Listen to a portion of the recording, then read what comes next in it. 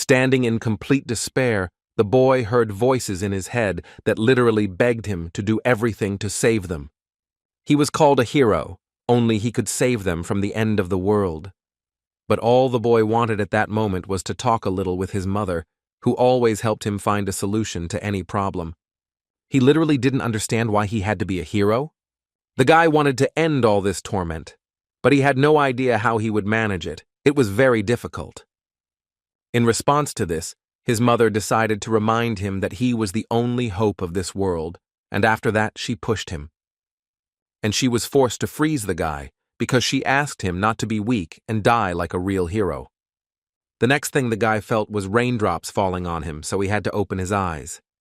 This guy's name was Kim Sun-in, and he was one of the awakened ones who appeared after the world was plunged into darkness. He just wanted to rest a little, but besides the rain there were other problems that prevented him from sleeping. After a while, Kim got used to this life and it made him smile a little, which was reinforced by the tiredness. His day started unusually. Some monsters came running in the few hours while he was unconscious. At the moment, the guy's magic coefficient was around 97, and his rank was 9th, which was enough to deal with all these monsters. Although even with so many different skills, it was still very difficult for Kim to defeat so many monsters. But it wasn't even the monsters that were the guy's main problem, but something more terrible, a huge monster with 2 horns, which was known for never losing. This monster's name was Fafnir, and he was literally going to destroy the only true hero on this planet. He repeated to Kim several times that the guy was a worthy opponent with a lot of inner strength, which after defeating Kim would become his strength. Considering Kim's condition, these words rang true and most likely will be. Kim's level of fatigue and helplessness at that moment reached almost 100%, so he himself began to think that this was really the end. He was not afraid of death. The only thing he thought at that moment was that he could not become the hero he was asked to be. His life will end with the fact that he will never achieve anything, and that will mean that he was nobody. After being hit by Fafnir, Kim opened his eyes and felt that he was still alive. It was true that it was strange for him to see some guys in front of him yelling at him and telling him that he should never faint so suddenly again, because the first thing they thought was that he was dead. He didn't fully understand what was happening, but first he decided to at least get up, and he did so in a rather frightening way.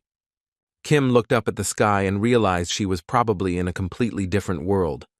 The guy was 100% sure that Fafnir destroyed him, and now he's somewhere else. Is this really some kind of dream? But he rejected that option when one of the guys standing next to him grabbed him by the clothes and started saying that since Kim woke up, it was a great time to hit him. At that moment, Kim's entire life flashed before his eyes, and he realized that this was definitely not a dream. It was life. Then his thoughts were interrupted when he noticed a fist flying towards him. Thanks to the fact that his strength from his previous life was preserved, he was able to block the blow. But the attacker did not stop there and continued to attack. But all his blows were unsuccessful, as it was not difficult for Kim to block all his blows. After that, he decided it was time to break up, and he retaliated in the guy's face. Because of this, he flew away from them. He didn't land as softly as he wanted. It was obvious from the faces of this hooligan's friends that they clearly did not expect such a turn of events. Kim decided to apologize for what he did. According to him, it was not his intention to hit him so hard. But apparently this bully wasn't going to leave everything to chance. But when he decided to attack Kim again, his friend suddenly shouted that the police had arrived there, so they had to flee. Kim didn't know what to do next, because he actually didn't even understand what body he was in, because he heard those guys and heard them call him by a completely different name. Then he tried to get up carefully and then figure out where he was going next. Almost immediately, he noticed a cell phone not far from him. When he picked up the phone, he saw his image there, which shocked him no less, because he saw in it a person he didn't know. In 2042, the world came to an end. After dungeons began to appear in different parts of the earth, monsters began to emerge from dungeons that had not been cleared and began to invade the real world. This event became known as the Outbreak and mercilessly destroyed world peace. But on the other hand, There were people who were born with a strength that aimed to combat this catastrophe. People all over the world started calling these people awakened, and one of those people was Kim. Even after all the people died, he was the last one left alive and continued to fight the monsters. Roughly speaking, Kim became the last representative of humanity, and consequently, the most powerful awakened one. Kim, after distancing himself a bit from what happened, decided to first go to the police so they could help him find at least some clue about who he really was. He introduced himself as Kim Soo-hyun. He remembered the name of the owner of this body, so he decided to use it. The patrolman then decided to ask the boy how old he was, and there were obvious problems with answering that question. Kim had to think a bit to accurately give the correct answer. Suddenly he noticed a calendar hanging not far from the policeman's desk, on which was indicated the year 2022. The guy thought that if his memory serves him correctly, then time had gone back 20 years. These thoughts made him say he was 19, but the man who accepted his application was surprised for another reason, namely that the boy knows nothing about himself other than his name and age.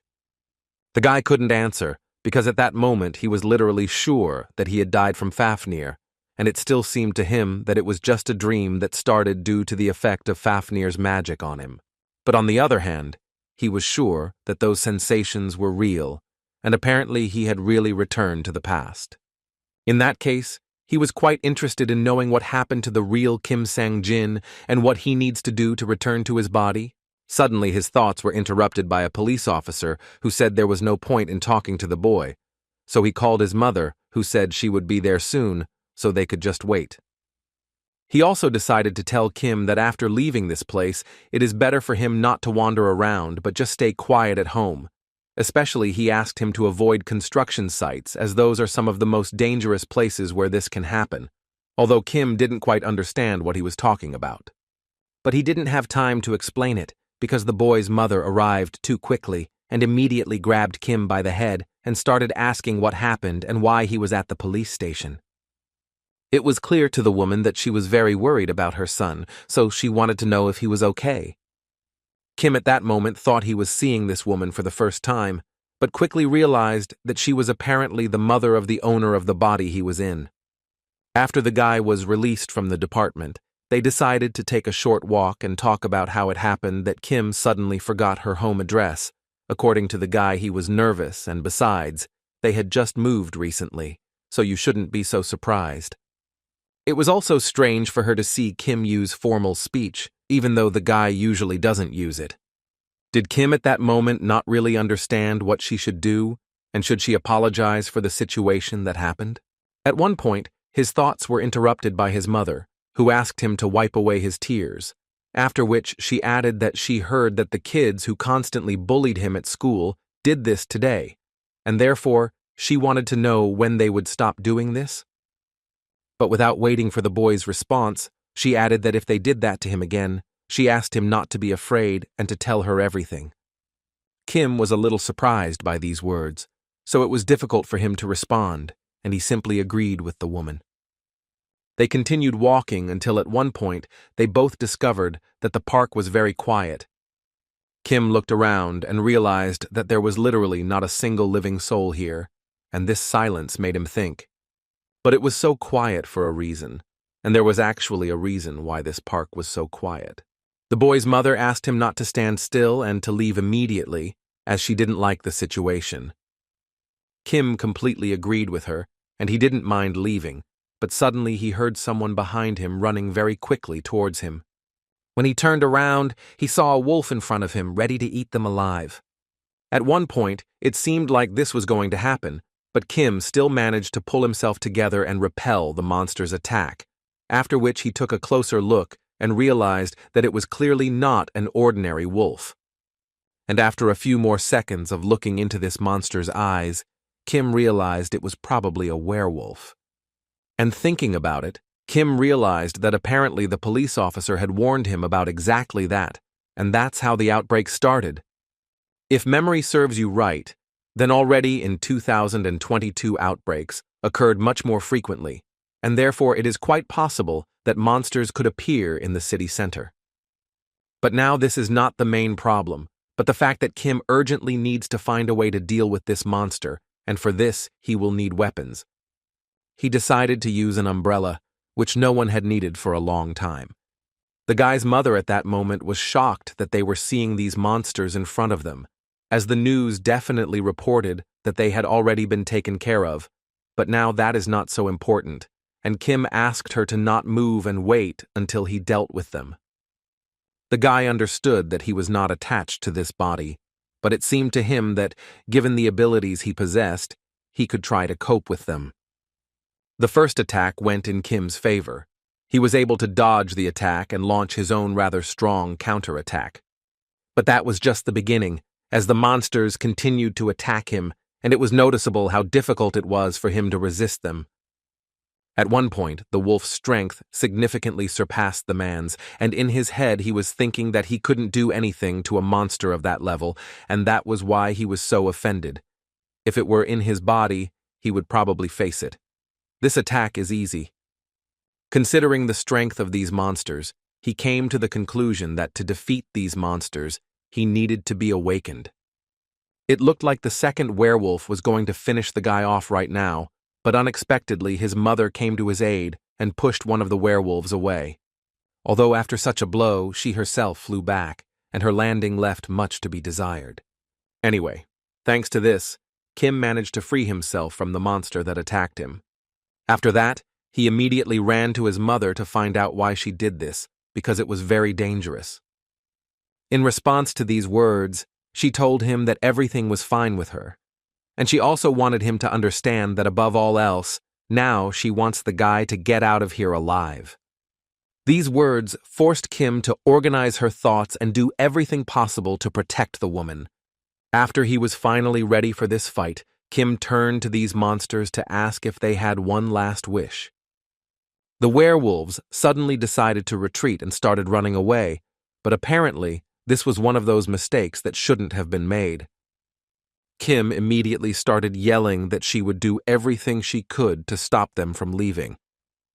But apparently he overestimated his body, which immediately after these words literally lost all its remaining strength, and he fell to the ground from impotence.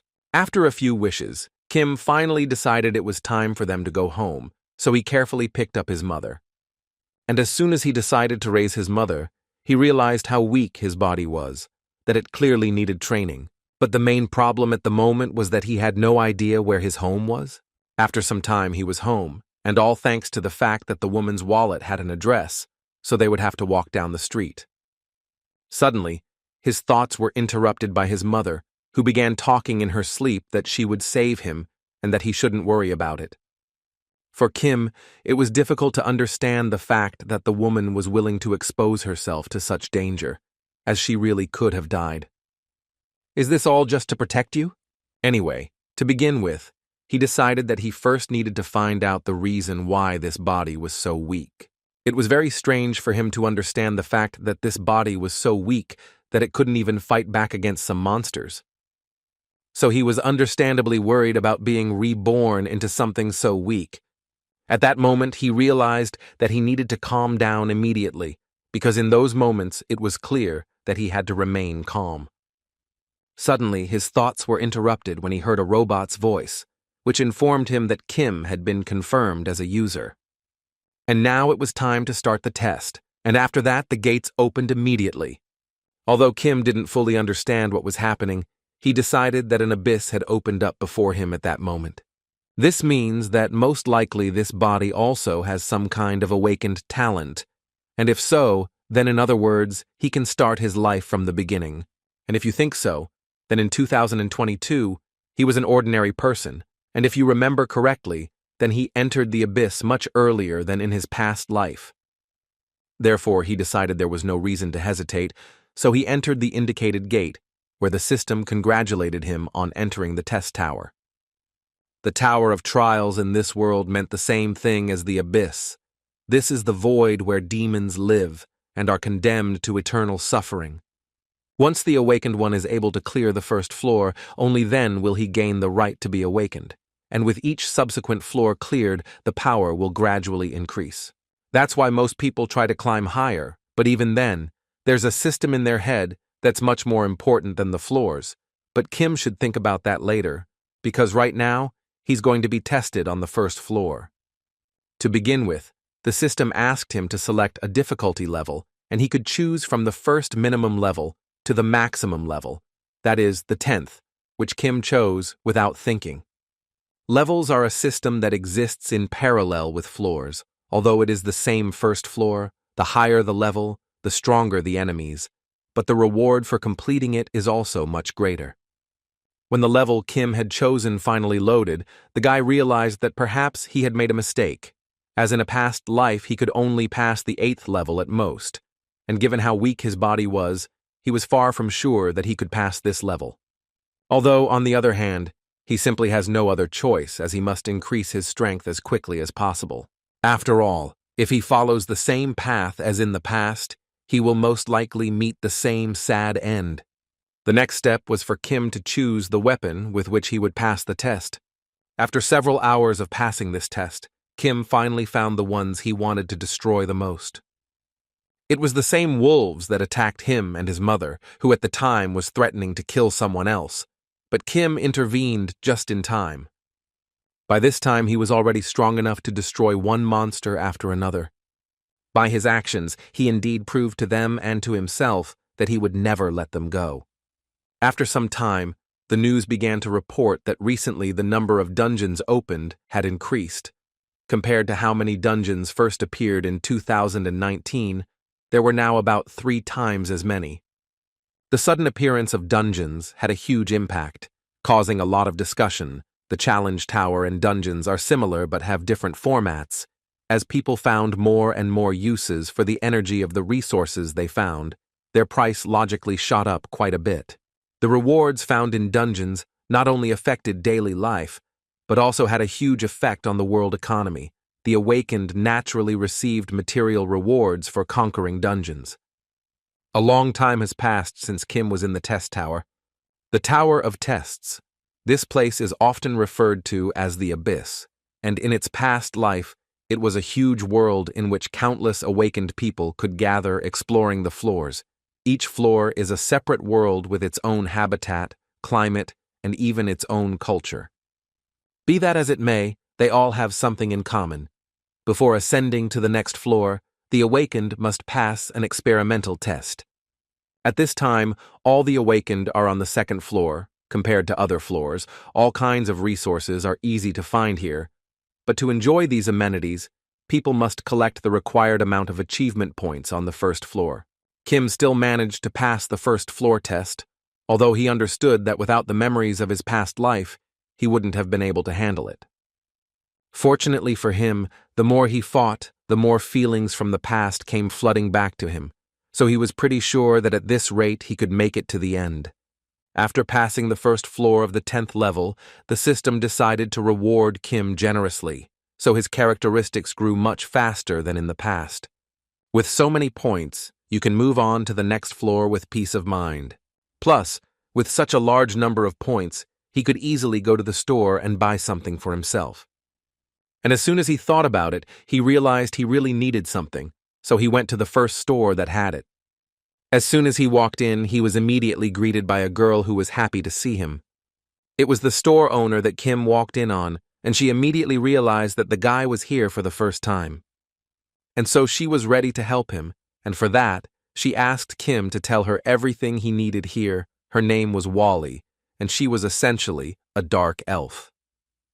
Kim knew that this was the same seller of various products, and as was clear, his way of enticing customers into thoughtless purchases had not changed, but he immediately decided for himself that this time it would not work for him, because he had already decided what he wanted to buy. According to him, he needs the jumping skill, and he wouldn't mind acquiring the transformation skill, which confused the girl a little, so she thought someone had given her some advice. But the worst part is that it costs a lot. For the jumping skill, he will have to pay 150 points, and for the transformation skill up to 1,000 points. Kim didn't think twice and simply paid the amount Wally asked for these 2 skills. She was so surprised that at one point she simply started screaming at him and saying that this was simply impossible because he looked like a person who had clearly just begun his path of awakening. According to her, no one has yet scored more than 1,000 points on the first floor, and so I would like to ask again, or did he definitely reach the second floor from the first floor? Without thinking much, Kim made it clear to her that there was no need to doubt it, and besides, according to him, he was just an ordinary buyer. After these words, he left the Valley store and began to think about taking a look, and for this, he took out his space bag, which people usually call inventory. Where were all the guy's purchases? He bought a sword, a spear, bandages, and medicine, and he also bought food. After that, he decided to analyze each skill that has the level of mana necessary to master it. The skills that a person masters will become stronger, but some of them have levels for which mastery alone is not enough. Such skills are called growth level, and they are very difficult to obtain, and there is only one skill with growth level that an awakened person can buy in the shop, and that is transformation. And to use skills, you need to have a mana catalyst. It will increase the mana level and regulate it accordingly. Kim could purchase it from a normal reward shop once her trials were over, as an item that would increase her magic power to the desired level without climbing the tower or conquering the dungeon. The guy thought it was very easy to miss because almost everyone is focused on getting to the next floor, but if you look closely, you can find many hidden treasures. Among them, one can easily find this low-level mana catalyst. This could be a useful item, as it can easily increase magical abilities at an early stage. The only downside is the taste, which was actually just disgusting. Kim didn't know how useful it was to have memories of his past life. The transformation and the magical catalyst were a very good thing, and it was really good that he had this information in the early stages. At one point, Kim's thoughts were interrupted by a guy who wanted to ask him for some attention. First, Kim was surprised that he couldn't sense his presence for a full 3 seconds, which clearly confused him. This guy immediately realized that he had surprised Kim quite a bit, so he asked her to forgive him for showing up so unexpectedly. As soon as Kim saw the guy's face in front of him, he immediately remembered some photos from his past life. He couldn't believe his eyes, because it was Han Hak-jun. Han Hak-jun. He was a genius among all those who awakened in the abyss, but in the near future he became the main culprit for the death of a great guild. And now he's right in front of Kim, but this way it's hard to say he's such a dangerous person. At one point, Kim's thoughts were interrupted by Han, who was embarrassed that his interlocutor was looking at him so intently, so he decided to find out from him the reason for so much attention. Kim immediately told him that he was actually just a little surprised, although in his mind he thought that in the past he had a much more bloodthirsty aura, but now he was quite interested in finding out what Choi wanted to talk to him about. Han told him that he had been following him since he was still in the store, and all because it seemed to him that Kim was buying a lot of different items, and therefore he thought he had a good eye for buying equipment. After these words, Kim became even more upset, and all because he was surprised that Choi was watching him, and he didn't even notice. But the guy kept surprising him, as the next thing he offered Kim was to join his team, so he had to ask the guy several times if he understood him correctly. The second floor of the test was that Kim would have to act out a story in which he, as the main character, stole the treasure of the Charles clan, and the evil members of this clan would soon come after him to take theirs. Kim had to use all her strength to escape with these treasures in this forest. He knew that Charles's clan were monsters and hunters who tracked their prey perfectly, so Kim understood perfectly that this would be extremely difficult to do. The guy started to think, because the mission was so difficult, what would be the reward in this case? After examining this treasure, he realized that it was absolutely useless to him, except for the fact that at that moment he had to protect it. There were many different thoughts running through his head, but he had to pull himself together and come up with a plan in which he could protect this treasure and not be caught by this clan. But suddenly he realized that one of the conditions of this task was that he survive in this forest. So without thinking much, he jumped to where one of the clan members was, which surprised him a little. And that was his biggest mistake, because before he had time to come to his senses, Kim attacked him with his sword. The fact is, Kim realized one important thing. Surviving in the forest meant he needed to destroy all the monsters around. So when other monsters started attacking him, Kim didn't run away. On the contrary, he was happy that they were coming to him. His skills were more than enough to destroy one monster after another. He understood that since they were now moving in groups, there was a fairly high probability that the battle would be long, so it would be much more profitable to come here with a team. But he remembered that due to the fact that the difficulty increases from the 5th level onwards, it would be quite difficult to recruit people for the team. In this conversation, Choi asked Kim to accompany him to pass the 8th level, and according to him, he had reasons to pass such a high level, but it seemed to him that he could not do it alone. And Kim actually had his reasons for this, but unfortunately the 8th level is too low for his purpose. Suddenly his thoughts were interrupted after he saw in front of him only a huge monster with some creature standing on top of it. Kim didn't run away because he understood perfectly what it was. It was the boss who finally showed up, and now he had the chance to complete this test much sooner. He was confident that he could defeat such a ferocious monster with just one blow, and after a few minutes, he actually confirmed his words.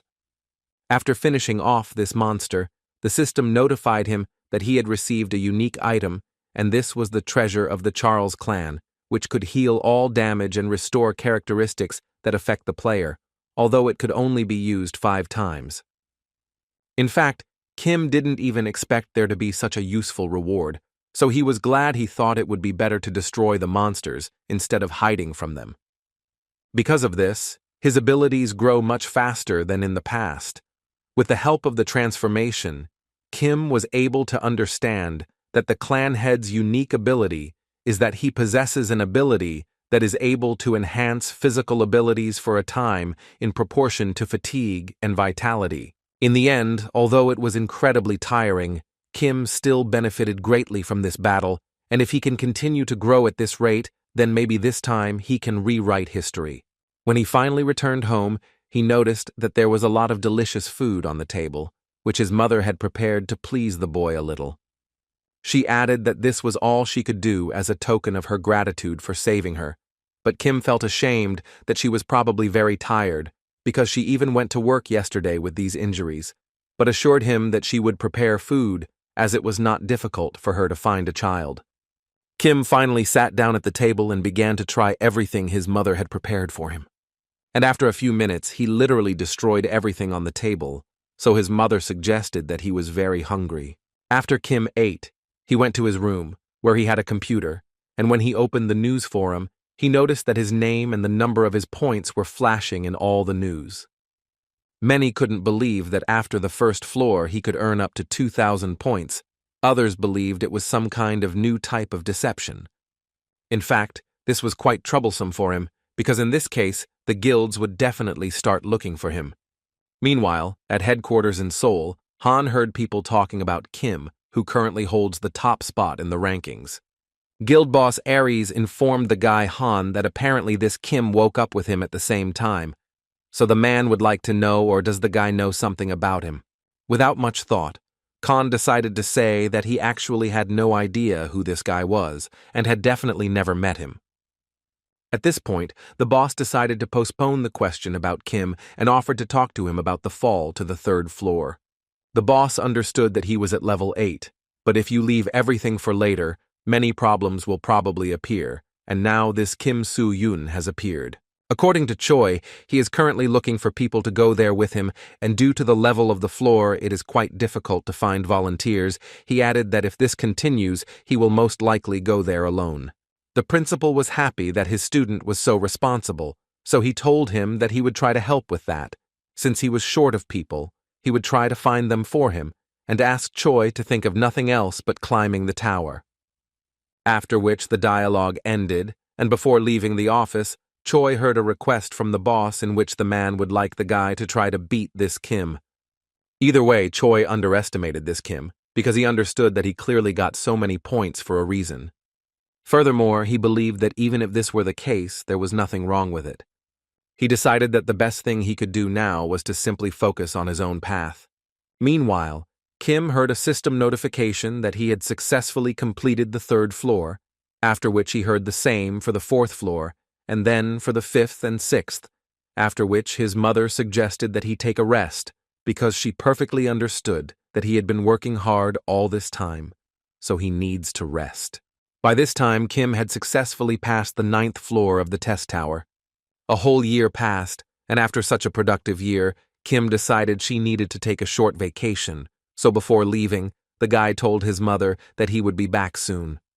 The first thing he did was go to the station, where he thought a whole year had already passed, and it always seemed to him that he could do it much faster. Kim was worried after passing his final exams, but he was still happy that he managed to get past the 9th floor. He understood that the 10th was coming, which would take much longer, and since he didn't know how long it would take to release it, he decided that an excellent option would be to go on vacation away from home. For the awakened challengers of the tower, the 10th floor is a barrier that must be overcome.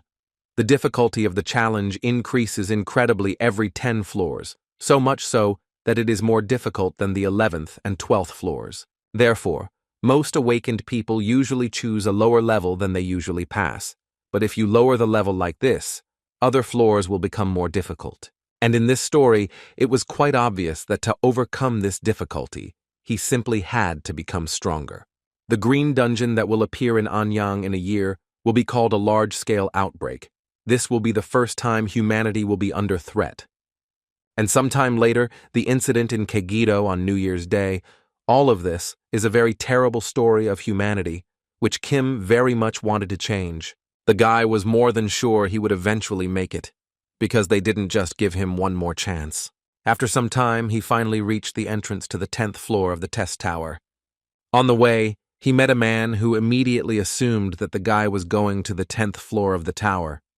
After that, he added that of course he wasn't trying to stop him. He was just there to ask Kim for a coin before the guy came in, and that man was the doorman on the 10th floor. Kim was thinking at that moment that most people, upon seeing this beggar, simply pass by, but this person's role is actually extremely important. And then the guy, without much thought, gave this man up to 5,000 achievement points. The man was incredibly surprised by this, because almost everyone ignores him and just walks away, and Kim is quite generous to an ordinary beggar like him. In response to this, Kim immediately said that this is not surprising, because the man is a valuable person. He was very pleased to hear such words, so he was happy to tell Kim everything she wanted to know. Kim didn't think for long, as he knew that above all else, he wanted to know information about the 10th floor, which surprised the man a little. After all, according to him, she is quite valuable, but he cannot refuse, having received so many points from Kim. So he finally made up his mind and said that the guy first of all needs to be careful with the village chief. After that, he fell silent. Kim clearly expected to hear more, but apparently the man ended there. He understood that this was somewhat ambiguous, but on the other hand, Kim knew that the gatekeeper's information was always correct, so he had no doubt that this would be more than enough, and with these thoughts, he entered those gates. And as soon as Kim chose the difficulty he wanted to complete this level on, he was immediately transported to the forest. The girl, sitting on a tree branch, thought she would never be able to collect a full basket, and today she was very lucky to collect a whole basket of berries. Therefore, she believed that since she had so many fruits, there would be no harm if she ate one. But her wish was suddenly interrupted by a monster who did not allow her to do what the girl wanted so much. She immediately started running away from this huge lizard with all her might, but apparently, she should have chosen a different tactic because the monster would quickly catch up to her at this pace. At a certain point, it became clear to her that this would be the end of her escape, as the monster was already very close. She began to say goodbye to her life, when suddenly, at the last moment, someone picked her up and helped her dodge the lizard's blow. It was Kim who at the last moment managed to save the girl and also launch a counterattack against this huge lizard. After a few more seconds, Kim managed to deal enough damage to finally defeat the massive salamander. After that, he finally managed to ask the girl how she was feeling and if everything was okay with her, to which all he heard in response was a scream. The girl was very scared and ran away, and Kim was only able to prove that he was not a kidnapper and that in general he wanted to help. But apparently those words didn't work, even when he said he was an ordinary stranger who was lucky enough to save a child. This child's mother chimed in and started yelling that she was sure that even if the guy was telling the truth, she still saw ulterior motives in his words. After that, she assured him that there was simply no point in trying to hold the child hostage, because there was simply nothing to steal in this village, so they better get out of here now. No matter how much Kim tried to explain that they misunderstood him, they still wouldn't listen to him. It was very strange for Kim to understand that he was considered a kidnapper. He basically did nothing wrong, other than that he helped this little girl, and instead of thanks, he got this response. In addition to this monotonous environment, the locals were also hostile towards him, so Kim already understood at that moment that this floor was clearly different from the previous one. But on the other hand, he was haunted by the idea that not only did he need to save the village and survive, but he was also sure that there was something else hidden behind it, and he essentially had no information as such. And it seemed very difficult for him to find out anything from people, because they saw him as an enemy. The people within the challenge are also known as in-game entities, similar in nature to the real player. The way they look and think is eerily similar to real people. At one point, Kim even seemed like they weren't part of the show. On this floor, the game's entities avoid people like the plague, and the village seems alarmed and desperate, much like the time Kim lived in. And then it was called the end of the world. The world was approaching the end. For people who hadn't experienced it, it would clearly be a new thing, so Kim wanted to know what all these people were doing. He decided that he first needs to meet someone who has information so that there can be at least some progress, but he doesn't even see ants. What can we say about people? When suddenly her thoughts were interrupted by a child's voice, which made Kim immediately wake up. It was the little girl he had recently saved, and Kim immediately remembered her. Instead of words, she unexpectedly ran up to the guy and put in his hands some fruits that she managed to collect in the forest. After that, she returned again to the same tree behind which she was hiding. And a few seconds later, in her calm voice, she carefully thanked Kim for saving her. Kim was very pleased that she had decided to thank him in this way, so he suddenly asked her to come to him for a while. Kim opened his inventory and took out a large amount of food. He understood that the girl would definitely like such a gift. She ate with joy, and it was clear from her face that she was doing it with incredible pleasure. Kim immediately realized that there was not enough food in this village, and the girl herself confirmed this assumption, adding that this was all due to the fact that everyone was indifferent to each other. They were afraid that the remains of their food would be stolen. The guy realized that now is a rather difficult time for ordinary villagers. The girl replied that in fact they are still holding on only thanks to the village chief. Furthermore, the girl assured Kim that the chief of her village was literally a hero who wouldn't let them starve to death, which confused the boy a bit, considering what he'd heard before entering those gates.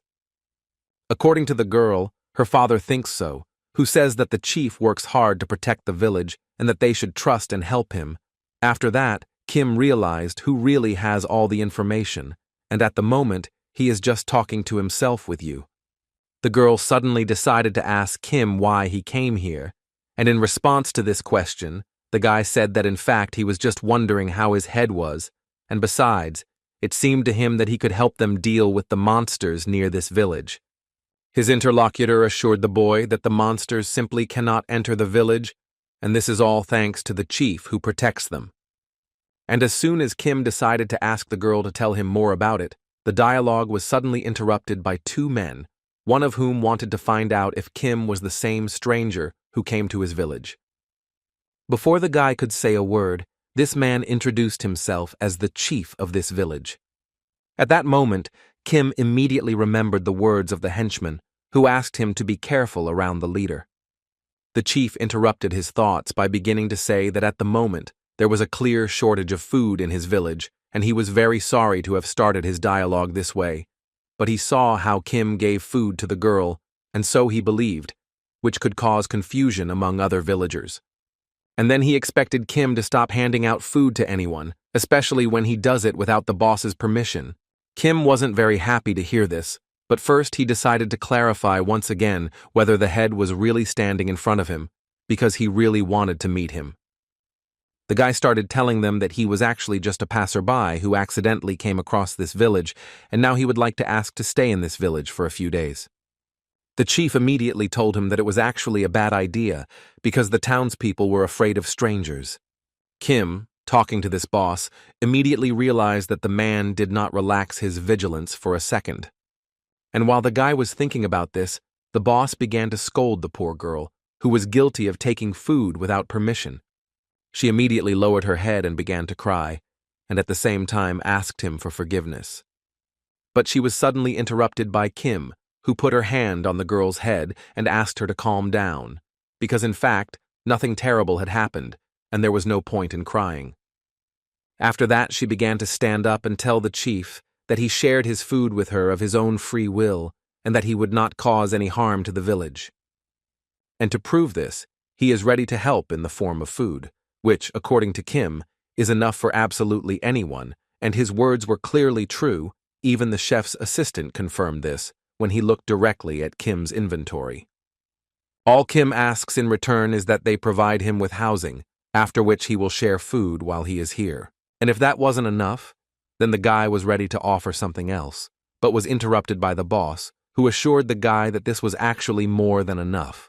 He then asked Kim to follow him so he could show Kim various housing options in the village. They walked with him through the center of the village, where most of the people Kim had not seen before gathered. All these people continued to pray, and this made Kim think that a religious ceremony is a completely normal phenomenon, and it is quite natural that they would trust in the gods. Moreover, this is not surprising for Kim. He has seen this more than once, but unfortunately this happens more often on the verge of death of the world. People literally start to go crazy. Some, in such situations, hide behind the face of faith, others deny reality and begin to do terrible things. But the worst part is that in the end, there is literally nothing left. Looking at these people, he understood that this is exactly how it all begins. But at least so far, they are not throwing themselves at each other. But apparently Kim will have to take back her words, because she heard one of them suddenly start shouting that today they were sacrificing this unbelieving and spoiled soul. And a few seconds later he completely cut the rope, and one of the residents of this village began to fall into the pit with terrible screams.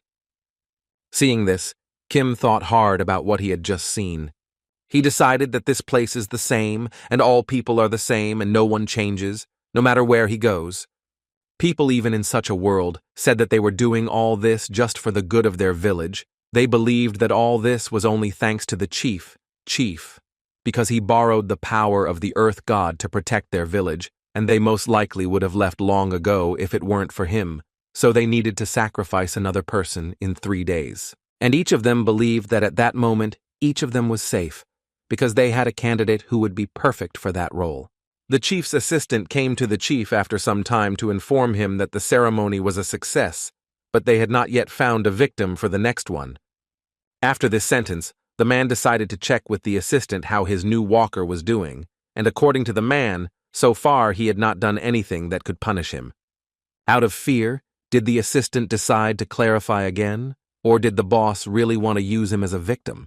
The man replied without hesitation that God had actually sent him here for this purpose, and he also added that they would give him this hypnotic drug and then throw him into that underground thing. He believed that this village was becoming more and more dangerous, so a small sacrifice was needed to save the entire village. A monster snake appeared under the village and only eats people. Fortunately, this snake prevents the rest of the monsters from invading the village, so the village remains safe. Right now, the whole village is in panic because they don't know when the monsters will attack them. And there is only one thing the chief can do: cost the villagers dearly, so he has no regrets. 4 days later, Kim's body was carefully placed where the hatch would open. The head was at the center of this madness, and it was he who approached the wanderer to ask for forgiveness for what they wanted to do to him.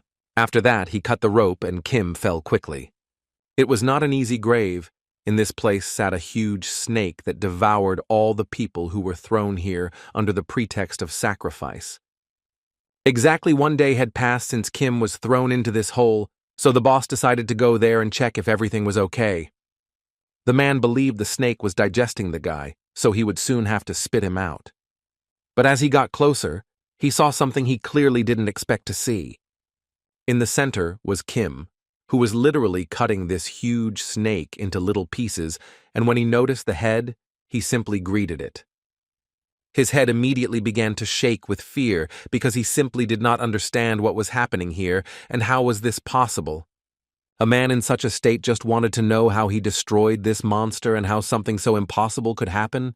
Kim responded with a smile that gave the impression that the boss believed this monster shouldn't have died. The man immediately understood what the guy meant, so he immediately began to yell at him and say that all of this was just for the good of the village, and if this snake hadn't marked this territory, then other monsters in the area would have started attacking them. Did all these words force Kim to clarify? Or is the boss sure this wasn't for his own benefit? After that, the guy added that he knows something about this monster. According to him, it is called a predatory snake, and it spends most of its time eating and sleeping. Like a lazy bastard, it also nests and marks its territory until it leaves it, because of which weaker monsters do not dare to touch it. And finally, he added one more very important feature. Whoever feeds this monster will not become its prey. This is just an assumption, but it seems that, knowing these nuances, Kim could safely say that the leader was pretending to be a hero, feeding this monster to the local residents, but his hypocrisy has clearly come to an end. As soon as Kim got out of this snake's nest, along with its head, he immediately went to the villagers to talk about what was really happening all this time, but most of them didn't want to believe it, even looking at this monster's head. They believed they were performing a religious ceremony in honor of the god of the land, but some still began to think about it, because if Kim was right, then they did not understand why some people from this village were given as sacrifices. After some time, after thinking a little, they began to think that most likely the head was actually deceiving them and simply trying to feed this monster. But now they believed that this was not entirely important, because now they wanted above all to know what Kim would do next.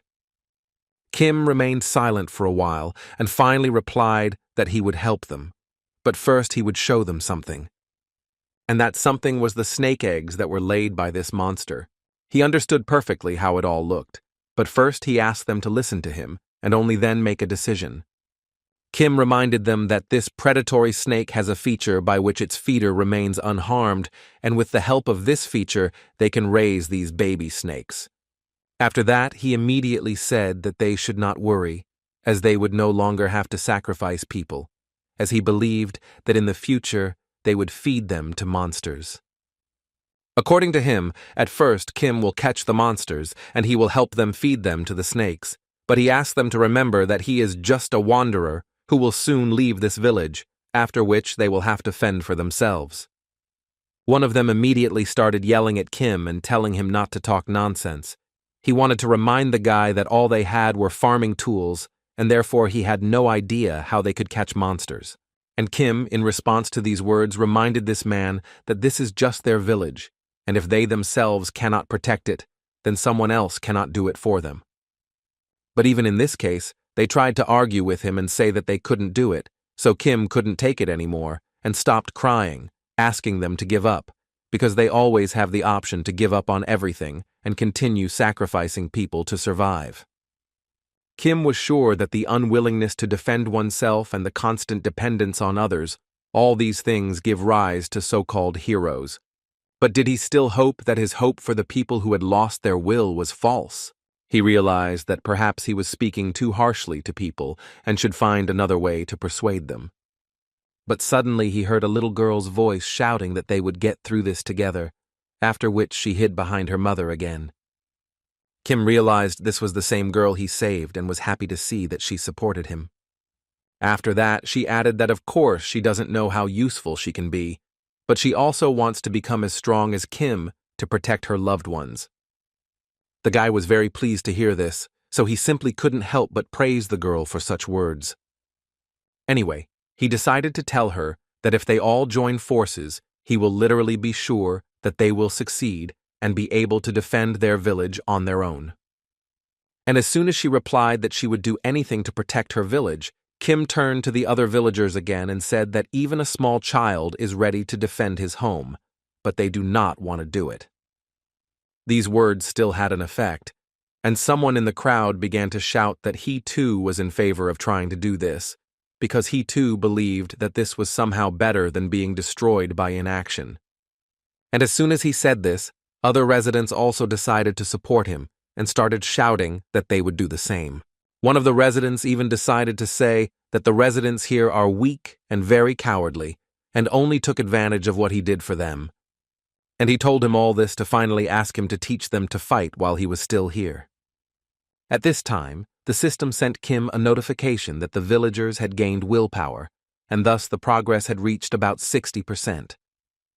The boss, however, went down to his secret room, on the way thinking about how Kim still dared to humiliate him so, without knowing the situation.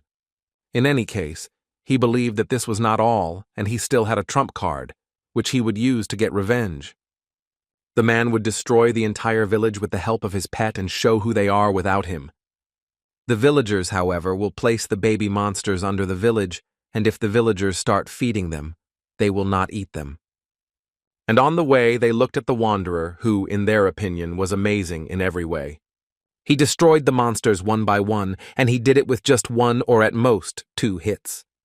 At one point, the villagers interrupted him to suggest that he finish this, as the sun would soon set, and then it would be better not to be in the forest, to which Kim agreed, so he said he would return as soon as he was finished with this monster. At this stage, Kim had completed 90% of his task, but what bothered him most was the fact that no matter how hard he tried, that progress bar still remained in place, and therefore he began to suspect that it was all because of the village chief's absence. At that moment, he most wanted to reach 100% and complete this mission, but at least he didn't understand what he needed to do so, when suddenly, in a moment, his thoughts were interrupted by feeling a small earthquake under his feet. But as I found out later, that wasn't the biggest problem yet, because a few seconds later someone landed a pretty strong blow right in front of him, and as soon as Kim raised his head, he noticed a huge blue bird, which apparently tried to hurt him. Unfortunately, the guy knew what kind of bird it was. It was the only predator that could attack a snake. That is, it was a divine bird of blue fire. Kim immediately realized that all of this was just because of that man, who couldn't just retreat and came back again, taking such a strong monster with him.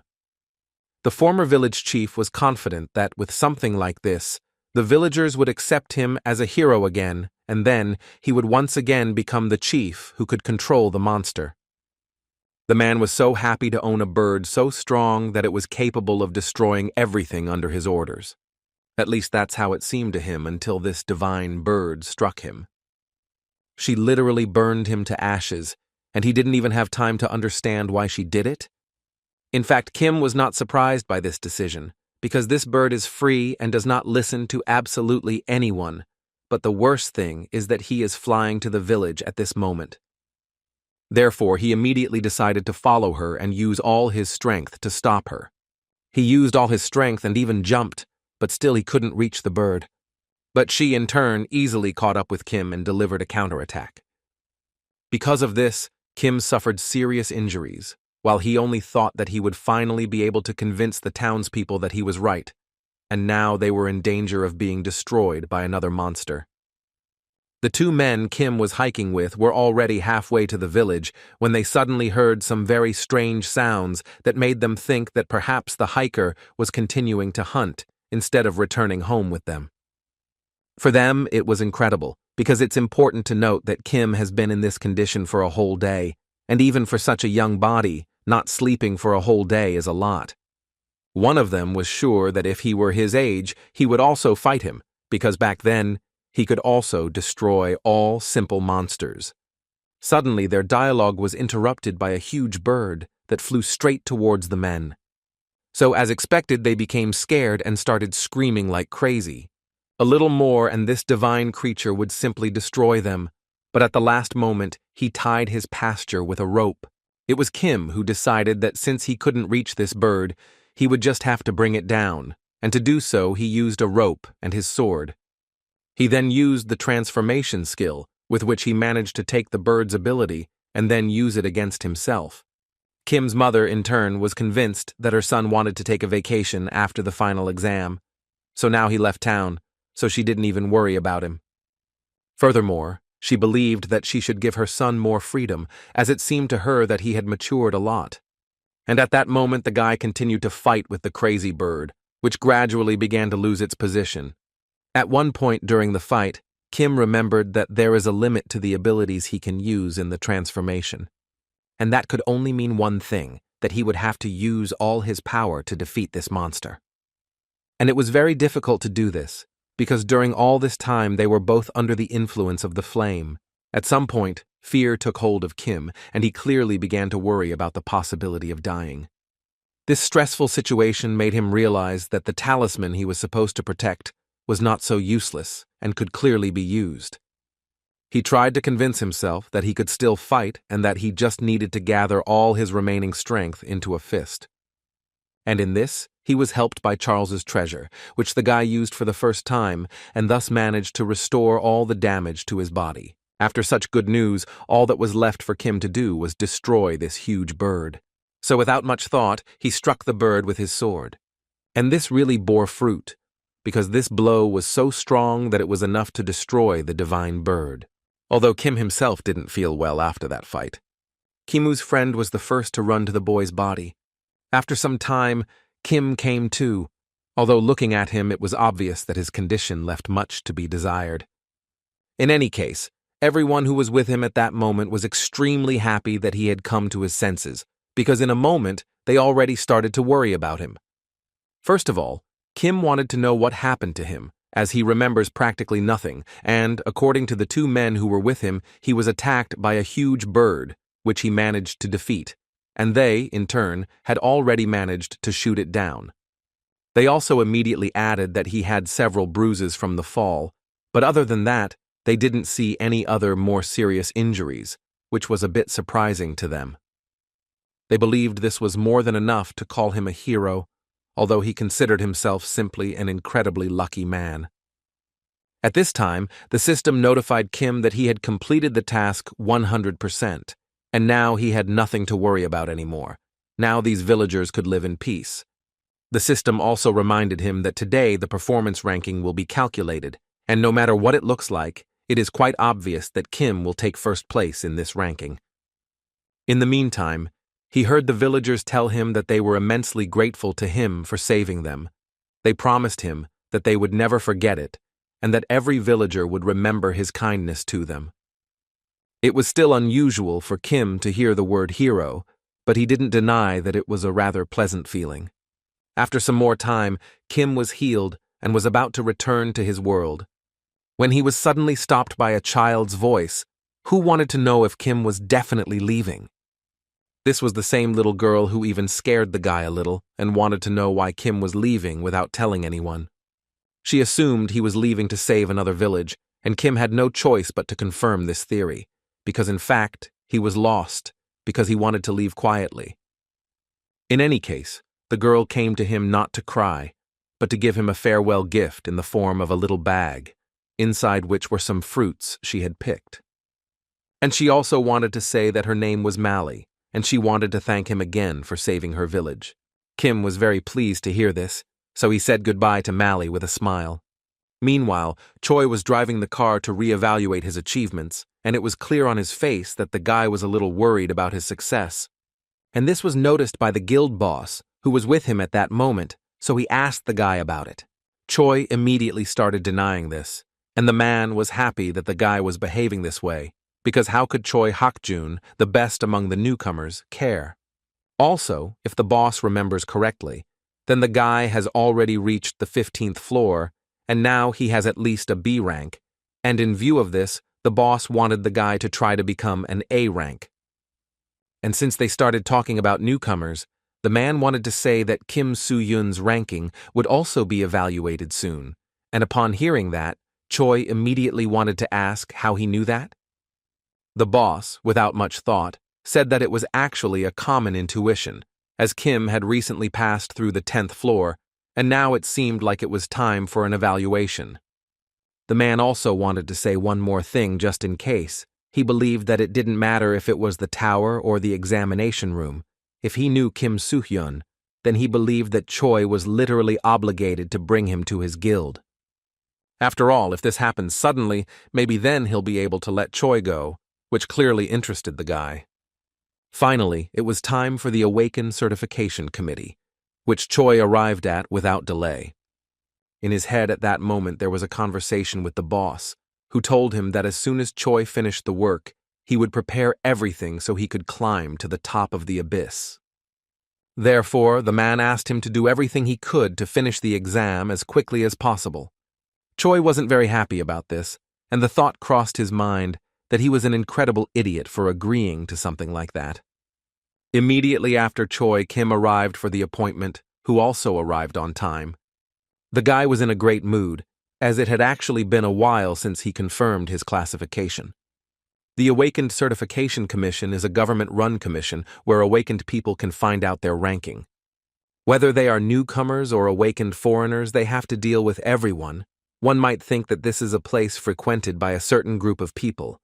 Many awakened people often visit this place. To enter the dungeon, you need to get an A rank and you need to enter them, because this is the only way to make money, although Kim actually came here just to visit the dungeon and not to make money.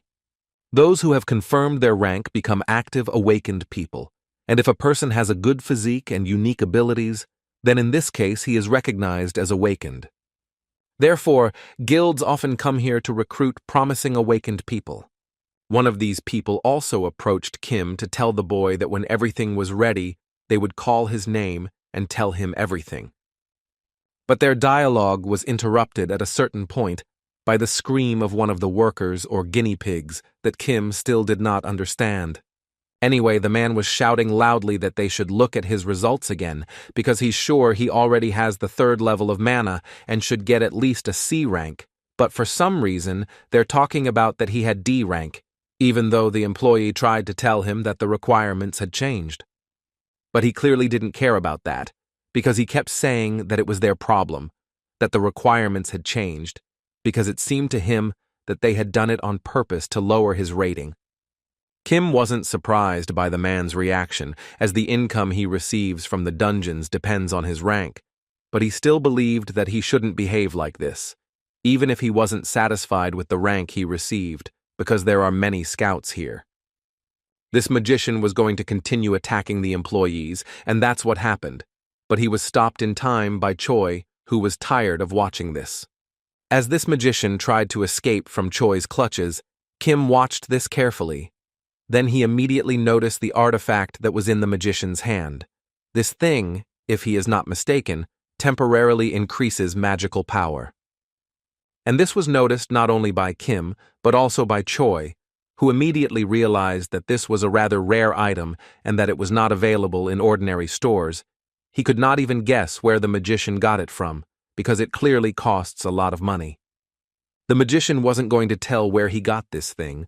On the contrary, he kept cursing Choi, so the guy had to remind him that people here aren't stupid and don't just look at skills.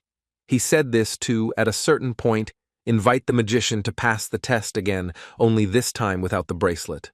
In response, he heard silence, and this was obvious, as Choi understood that in this case he wouldn't even receive a D rank.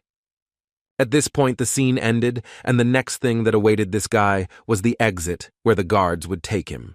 Choi, after this situation, thought that he was actually not in a good mood, because he was worried, and yet he believed that he should calm down as soon as possible. When suddenly his thoughts were interrupted by a very familiar voice, which made Choi freeze. It was Kim who greeted him, and added that she first saw him on the 2nd floor. Kim hoped Choi would remember him, and apparently he did. Then they started talking about how these were their first tests, but it was still clear that Kim wasn't that nervous. Choi decided to say that the A-rank test was usually taken a month after waking up, although Kim assured his new friend that he was a special case. Although Kim wants to mentally avoid situations where everyone looks at him, he cannot allow his mother to suffer any further. Choi, in response to Kim's words, assured him that he had personal circumstances for which he had not yet received an A rating. Kim immediately noticed this rather strange look, which literally radiated anger. Choi interrupted his thoughts, saying that if you think about it, then they don't even know each other's names. But they didn't have time to get to know each other, because Choi was called in for an audition. He immediately ran off and told Kim on the way that he would like to meet him again. Kim also heard that this guy is from the Aries Guild, and remembered this guild as it was the one that Choi would destroy in the near future, and now it seems that was the moment he just came into contact with it. Now it's even more interesting to find out why Choi did this. What was the main reason for such an act? After a few minutes of testing, the result of Choi Hak-jun of Aries was announced, who reached the 4th level and managed to reach rank B, which surprised many, as the guy was still very young. As soon as Choi returned to his seat, Kim immediately congratulated him on his achievement. But looking at Choi, the guy realized that his new friend was not particularly happy, despite having received such a high rating. Before Choi could answer Kim's questions, Kim Soo-yun was invited into the testing room. And what was Choi's surprise when he realized that the guy who scored the most points on the table was his new friend. At that moment, he immediately remembered what the boss had told him, that if he met Kim Soo-hyun in the tower or the testing room, he would need to bring him to the guild. Sometime later, Kim walked out of the audition room thinking she had messed up. A moment earlier, one of the employees asked the guy to send his mana to the meter. And as soon as Kim did that, literally the room at that very moment filled with a purple glow. Not only was it enormous energy, but it was also unclear what was wrong with this guy's mana. But the most interesting part came next, which clearly surprised Choi a lot, because according to one of the main staff members in the testing room, Kim only received a C grade. Which Choi obviously had little faith in, because he was sure that an energy of this magnitude must be at least A rank, or even higher. Han understood that it was unlikely that anyone else in the room would feel this energy.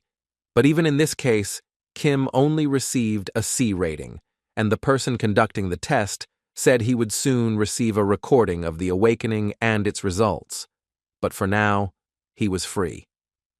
Everyone in the room was sure that Kim simply had the same name as the guy who ranked first, but Choi, seeing that burst of energy, was sure that this was the same Kim Soo-hyun. Although on the other hand, he was still plagued by doubts, as the gauge clearly showed that he was C-ranked, so he could easily make a mistake, although it was known that no one could carefully control his rank and the level of power acquired. He understood that even if Kim is a genius, only those who are awakened on a national level can do such things. Kim at that moment walked with the hope that everyone in the hall, including Choi, would believe that he was indeed very weak. Though only for a moment it felt like he was losing control of his mana. But fortunately, he managed to control it, otherwise everything could have ended very badly, and it seemed to him that all this was due to the sudden increase in his abilities. Although on the one hand, it could be said that this is absolutely normal, since his characteristics increased significantly after passing the 10th floor and the rewards were quite good. And the skill obtained after defeating the sacred bird is a fairly strong growth skill and is especially effective against demonic monsters, so it is very useful. He also noticed that his characteristics have increased a bit, and besides, what he likes the most is the store. The items in the store are impressive, as he completed the 10th floor on the 10th difficulty level. But he still believed that the main problem was that among all these delicious items, he bought this egg from an unidentified sacred creature, and the problem was that no one knew who might be born from it. He ended up buying it because it was the only item he didn't know how to get, but he was confused because he didn't know what would come of it. However, there was a case where some lucky awakened person took an egg and became a ranker with the help of a divine being's power from this egg. In fact, the guy has had this egg for a long time, but nothing seems to be happening, so he started to accept the fact that it might be an empty egg. Suddenly his thoughts were interrupted by Choi, who asked Kim to give him a few minutes so they could talk. First, Choi wanted to know from Kim how everything went, and Kim, without thinking much, told him that everything went very well and he received a C grade. After that, Choi wanted to ask Kim a question and immediately warned him that it was of a rather personal nature, But he didn't have time to do so, because at one point, he was interrupted by someone else's crying. This was the same magician who was still angry about the situation that happened between them, and apparently he had been waiting here all this time to get revenge on Choi. This guy was screaming that he worked so hard to get a C rank, and they just destroyed him. These words made Kim think that this guy is probably one of those people. Choi immediately stood in front of Kim and apparently wanted to teach this guy a lesson. Kim was happy that Choi had done just that, because he had always been interested in finding out how strong Choi was, and now, apparently, was a great chance to test him. But suddenly, the conversation was interrupted by another person who came up behind this magician and put his hand on his back, which is why he literally immediately started shaking. Was it the boss who came here to find out why Choi was suddenly late? Kim immediately wanted to find out from Choi who this guy was, and the guy immediately said he was the guild boss. But the strangest thing happened next, when the guild boss released his hand from the mage's body, and he literally lost consciousness immediately and started falling. In fact, Kim knew this man very well from a past life, the head of the Aries Guild, Jen Danyan, who had instilled fear in more than one awakened person. But looking at how he treats Choi, you can tell he's not that scary. Suddenly, Kim's thoughts were interrupted when he heard the guild boss tell Choi that he had apparently made a new friend. Choi immediately started making excuses, saying he simply met him at the training center and wanted to invite him to join the guild if his ranking was high enough. The guild head immediately started saying that since Choi was interested in him, then there was definitely something about him, so he decided he would check this guy out himself. As the man introduced himself to Kim, Choi tried to show something and desperately tried to convey something to his new friend. After a few seconds, it became clear that Choi didn't want Kim to reveal his identity. And at first it seemed like he understood him, but then Kim told him with great pleasure that her name was Kim Soo-hyun. Clearly, this was not expected by Khan, who had written on his face that there was no need to say this. But the boss, on the contrary, was very happy that the guy admitted everything himself, because it actually made his job much easier. Choi immediately started telling his head that this is not the same Kim Soo-hyun, because this guy is only C rank, and he is sure of it, because he evaluated him himself. But the man immediately made it clear that he would not listen to him and asked Choi to shut his mouth, after which he once again reminded him that he was the one who decided everything here. Choi was displeased to hear such phrases, but apparently he really will have to remain silent while Kim shows his awakened card to prove that he really is C rank. Looking at his card, the man actually saw a C rank there, which confused him a bit, as he saw the achievements board, where the guy scored an indecently large number of points. After that, he returned the identity to the guy and asked him to forgive him for the trouble, but apparently he was not the one the man was looking for, and this made him very sad, because if only he had been the one he needed, the man would immediately call him to his guild. Then he simply turned around and said that it wasn't appropriate for the guild boss of his kind to invite an ordinary C rank to him, so all he could say was apologize for bothering him, although on the other hand, if the guy was still interested, then the man wasn't against him going to the guild for a test. And Kim's response was not long in coming, and the guy responded quite sternly, saying that such a guild would never interest him. After that, he confidently said that even if he was Kim Soo-hyun because of the rumors, even in that case, he wouldn't have joined him. He believed that he would join a guild where the boss didn't know the value of people's lives, so he simply wouldn't know what would happen to him in the future. These words caused laughter in his head, so he began to say that since there was already such a person who challenged his guild members, they all deservedly received their punishments, so he asked Kim to stop until he got mine.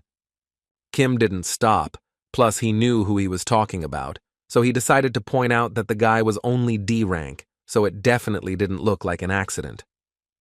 But oddly enough, this made the man laugh even more, after which he said that apparently the two thought differently. Then he decided to remind the guy that there is an unspoken rule that no one can enter the battle between the awakened, even if one of them dies in the process. The boss believed that the more awake he was, the greater his chances of getting away with it. A guild where the boss is so strong, a guild where nothing will happen even if they carry out a massacre. And taking that into consideration, Aries' boss believed that everyone just wanted to join this guild. Kim didn't fall for these provocations and simply told the man that they really thought differently than him. At that point, the boss decided it was time to end the conversation, so he said they had nothing more to talk about and started to leave, calling Choi after him. Choi, before leaving, discreetly asked Kim for forgiveness, although he did not want to respond. Instead, he reached out to him and handed him a small piece of paper, inside which was a message for the guy. Kim also told him with a smile that if Choi suddenly needed help, he could call him at any time. Jun Dongyang, the head of the Intermediate Aries Guild, and an A rank, has awakened. He used to be a common criminal and was known for throwing his fists into battle before waking up, and after waking up, he stopped crime and founded his own guild. But services, loans at interest, human and drug trafficking, all these are remnants of his past life. Aries is a dirty guild, or so they say. And indeed, today, Kim was once again convinced of this, because today the head of this guild simply destroyed a man without batting an eye. Kim could describe this whole situation in a few words, that a leopard would never change its spots, so the guy was sure that Aries' head was clearly hiding something. And considering the knowledge of his past life, Choi Hak-jun also has something against him. But no matter how much Kim thought about it, nothing came to mind yet. Did he try to find at least some information that would allow him to understand what really happened to Choi Hak-jun and the Aries Guild? And since he can't find the reason for this, he'll have to find out on his own in the near future. Suddenly, Kim realized that it was snowing outside, and at the same moment she remembered the proverb, "When the end comes, the world will be at peace. There will be no snow or rain." The situation was getting worse every day. At that time, Kim didn't know that peace and quiet is also a luxury. But anyway, at the moment there is still some time at this moment, and for now he wanted to relax a little. But apparently it won't be today, because at that moment the guy suddenly remembered something important. Because of the meeting with Hak-jun and the test, he has another reason to go to the tower. The reason Kim stopped climbing was not because of the position, but because he needed to obtain an awakening certificate from the Awakening Commission in order to participate in attacks. That's why he had to take the test, and he actually wasn't in a hurry, but unfortunately he couldn't wait any longer. After all, he knows very well that the incident will happen very soon, and he needs to arrive early to avoid the tragedy. But he was very worried that he wouldn't succeed even if he did fit in. Although after Kim looked at the Awaken's application, he realized that he wasn't the only C rank there, but there was another problem that according to the database, Kim had no experience in dungeons, so he doubted he could be selected. These thoughts made him have an idea in which he thought of deceiving everyone and making Aries work for him. A man and a woman sitting in a restaurant were considering applications from several awakened people for the raid, and among them were many C-rank people, although most of them already had experience clearing dungeons. The woman selected several candidates, among whom Kim was not, and assured her colleague that these guys should work well together and give them a good result. The man, without thinking much, assured her that in fact all these people were just mediocre loners. These words angered the girl, as she was one of the participants in the attack. This anger made her realize the fact that they really shouldn't care who was in the squad when a man goes with them on a raid. Sitting at the table with her was Lee Juho, a B-rank awakened, whom the woman tried to calm down, but he clearly didn't like something on this list. Therefore, at a certain point, he even said that even in this case he wouldn't go, and in his opinion they needed at least one more participant. But then they would receive less money, and apparently that was the girl's main problem. Furthermore, she simply didn't understand what the man was afraid of, as he was already a B-rank awakened. But Lee didn't explain anything to her. He just said that in their case, safety comes first, and besides, the death percentage in the dungeons has increased now. He also added that he stopped climbing the tower because he didn't want to waste his life, and he also didn't understand what the point was if he could die in one of the dungeons. Even though the girl assured him multiple times that this was just an orange dungeon, and there was clearly nothing to worry about. But on the other hand, she agreed with him, because he is the leader of the group and therefore can do whatever he wants. And if he really wants another member, then she is ready to help him. And as Lee looked through the applications of various awakened people, he didn't notice anyone intelligent, and just at that moment, a woman interrupted him and said that a guy had just applied, and his name was Kim Soo-hyun. The easiest way to show the difference in dungeon difficulty is through the colors. The closer the color is to purple, the harder the dungeon becomes. The orange dungeon is the second easiest dungeon in the rankings, and there is an opinion that if there is a B rank awakened in the group, then such a dungeon will be quite easy to clear. But this orange dungeon is a little different from the others, and only Kim Soo-hyun knew about it, who had already experienced it in her past life. It was with these thoughts that he arrived at this dungeon, where a detachment of people was already waiting for him, including Lee. Kim noticed that he was apparently the last one to arrive here, but Lee assured him that there was nothing wrong with that, and besides, they themselves had just arrived. The man decided to officially introduce himself again. His name was Lee Joo-ho, and he would be the leader of this squad in this attack. One of the cast, upon learning that Kim Soo-hyun would be on the same team as them, literally exploded with happiness, as he thought that Kim was the same guy who was currently number 1 on the list of achievements. Lee immediately denied this information, saying that they actually just have the same names and that Kim Soo-hyun is C-ranked, and this is usually his first time searching the dungeon. To be honest, at first I also thought it was the same guy who was now in first place. Kim was very happy that he still falsified his position. Now he will be happy that everyone believes it. The guy believed that now it was better for him not to show his skill level because it could cause a lot of new problems for him.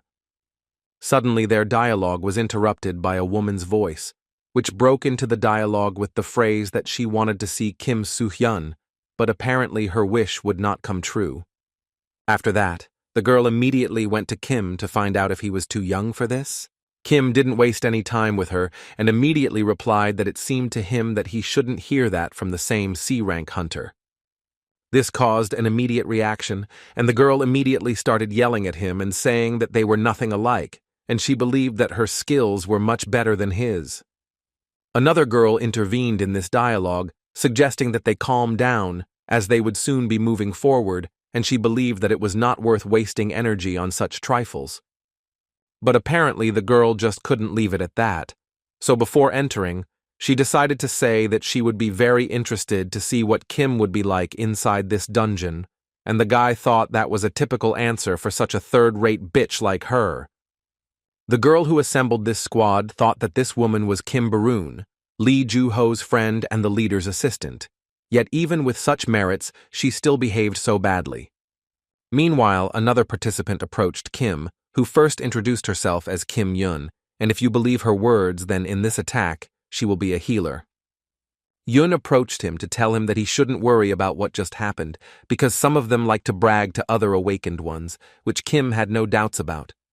But now Kim was interested in something else. That is, he wanted to know who this person was on the sidelines. Yun said that she doesn't really know this guy. All she knows is that Lee and Baroon don't know him either, so Kim just didn't understand what the point was. Why take a stranger with him to the dungeon? The girl said that this guy told them that he would not show his face or name for personal reasons, but the most important thing is that they make sure of his position, so she is more than sure that everything will be fine. Kim believed that this was clearly not as good as everyone thought, and this guy was probably hiding something. In fact, there's a reason he stopped climbing the tower and came to the orange dungeon, all because Kim knew that soon everyone here would die. On January 1st, 2024, all the members of the squad were destroyed in a dungeon, a strange incident that occurred in a dungeon with a not very high difficulty level. The reason why it attracted so much attention was that out of 6 people in the squad, 5 people died. And that could only mean one thing, that the real culprit for the deaths was among them. But this time, everything will be different, because due to Kim's participation, there are 7. But this only means that now, the culprit of the crime will have one more victim, unless suddenly Kim manages to change fate and find the real criminal. As he thought about all this, he lost all the rules Lee had told him and the others. After convincing them that he understood everything, Lee finally decided to open the dungeon and enter first. And when they started to enter, he immediately decided to convince himself that in fact, this was just an orange dungeon, and that it was unlikely that anything would happen to them here. He also wanted to assure them that there probably wouldn't be many monsters here, and even if there were, they would probably be in the form of small wolves, which they could easily deal with. But apparently, he was very wrong. After all, as soon as he finished speaking, they were immediately attacked by a huge Cyclops. Even Kim, who had seen a lot in his past life, didn't understand what Cyclops was doing here. They managed to dodge the blow of this big guy, and thus remained unharmed. Kim couldn't help but think that since the Cyclopes were in the orange dungeon, something was obviously wrong. After all, he knew that they only appear in yellow-level dungeons and above. And given this knowledge, he quickly came to the conclusion that this was probably a level-up dungeon. Just as transformation is a growing skill, there are also dungeons that gradually increase in level. This means that the reason for conquering this dungeon is an unexpected level increase. But on the other hand, he understood that in fact, this reason was clearly not enough for him to take such thoughtless actions. And moreover, it was clear from Lee's face that he was also surprised. Furthermore, even though they are criminals, they still cannot change the dungeon's level, although on the other hand, if they just wanted to kill everyone, then such a situation would be ideal. Kim tried to figure out who this person is, who among the surprised faces actually feels good. Barun couldn't take it anymore, and started yelling that they are all crazy here, and she thinks they need to run away from here immediately, because this is a yellow-level dungeon. She just didn't understand how they were going to destroy such a monster, so she immediately decided that she was leaving. But Kim immediately tried to stop her by asking her a question in which he wanted to know what would happen to the others if she decided to leave. Before she had time to respond, suddenly Cyclops started attacking them again and some more, and Kim would have had a hard time, but she still managed to dodge the attack at the last moment. The guy understood that he was lucky, and as for his team, they are not busy at the moment, and he needs to help them, as they will die quickly. And if it weren't for Lee, who blocked Cyclops' blow at the last moment, several people would probably have died on the spot. Looking at how he took the blow, one can conclude that Lee was definitely not lying, that he was rank B. However, even at this rank, he is still no match for the Cyclopes. After the Cyclops successfully attacked Lee, the others immediately began to panic, because if an awakened B rank couldn't defeat this monster, then they would definitely die here. Lee himself thought so, and had already begun to say goodbye to life, until at the last moment, Cyclops' blow was blocked by Kim. Other squad members immediately began running towards them to help. Kim, looking at Lee, thought that it seemed like he wasn't hurt, and that was good news. But now he was clearly thinking about the wrong things, because Cyclops wasn't just going to let the guy go and decided to strike back. Kim reacted in time and managed to dodge the blow using the skills he had acquired. The other members of the group were quite surprised that the guy had managed to dodge Cyclops' attack so easily. Their thoughts were interrupted by Kim, who, looking at them, rudely asked how long they were going to stand. He asked them to compose themselves immediately and understand that even if they wanted to run away, they still could not do so. They didn't quite understand what the problem was and why they couldn't just leave, and at that moment the same stranger entered into dialogue, who told them that the whole problem was that the path was blocked and they had no other way out. Kim added that from the yellow level onwards, entry and exit work differently, and once you enter, you simply cannot exit until you find a way out. Lee agreed with the boys, saying that he himself was surprised that the dungeon level had changed so suddenly. Their stories were interrupted by a sudden earthquake, which frightened the children even more. But unfortunately, it wasn't an earthquake. It was a bunch of monsters that came running when they smelled them, and at that exact moment, Kim realized they would have to fight for their lives. Lee immediately assured them that they could leave Cyclops to him, and they could fight the rest of the monsters themselves, but before he could finish speaking, Kim went into battle. Kim understood that there was no time to hesitate, as they were currently attacked by more than 30 monsters that could destroy them at any moment.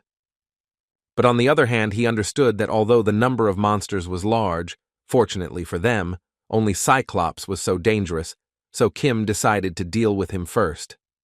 Although he wasn't used to trusting others, he used one of his skills, which allowed him to defeat such a large number of monsters with just one blow. After that, he again focused on Cyclops and entrusted the rest of the guys to fight the rest of the monsters. Kim knew that Cyclops' weak point was usually his huge eye, but it wasn't the eye on his head. His true weakness was his hidden eye. That the guy would destroy him first, and to do that, he needed to get as close to him as possible. And he managed to do it quickly, and from what Kim remembered correctly, that same faint eye was located on the Cyclops in his left hand. The reason he holds the club so tightly is because at this point Cyclops is not only attacking, but also defending. Therefore, when Kim completed his plan, he immediately heard Cyclops' incredibly loud scream, which sounded throughout the dungeon. At this stage, the guy was confident that he had finally managed to destroy this monster. At this point, the rest of the guys were still fighting the remains of the monsters, and it seemed like they weren't in any danger at the moment. At least that was the case until one moment, when Kim heard the other guys yelling at him to be careful. But it was too late, because when he came to his senses, the Cyclops had already grabbed him by the paw. Kim didn't quite understand how this was possible, and why this Cyclops didn't die, because he was sure that he had dealt him a strong enough blow, thanks to which it was possible to destroy him. At that moment, it occurred to him that this was apparently not the hand in which he held the gun. And as soon as he realized this, Cyclops immediately clenched his fists, and it looked like he literally crushed Kim. The boys stopped immediately as they understood perfectly what was happening and what had just happened. Each of them did not want to believe it, but apparently it was so. Kim was no longer with them. These were the thoughts that visited each of them. At some point, they had already started saying that it was absolutely useless to fight anymore, and that the best thing they could do was run away, but they changed their minds as soon as they saw that Kim had escaped from Cyclops' hands, which with all his appearance showed that he was clearly not rank C, and his abilities allowed him to do such things. The guy himself was glad that he managed to get out, because such an unexpected capture could really end badly. What saved him was that he borrowed this guy's skills in advance using the transformation skill, and the monster's skill was regeneration, which was quite useful to him. Now, considering the situation that had developed, Kim was happy that he had increased his skill level. Until now, he could only superficially copy his target's abilities, but now he can copy their full power. Kim was happy that she had gotten a little stronger than she expected, so she decided she should see how far she could go with this.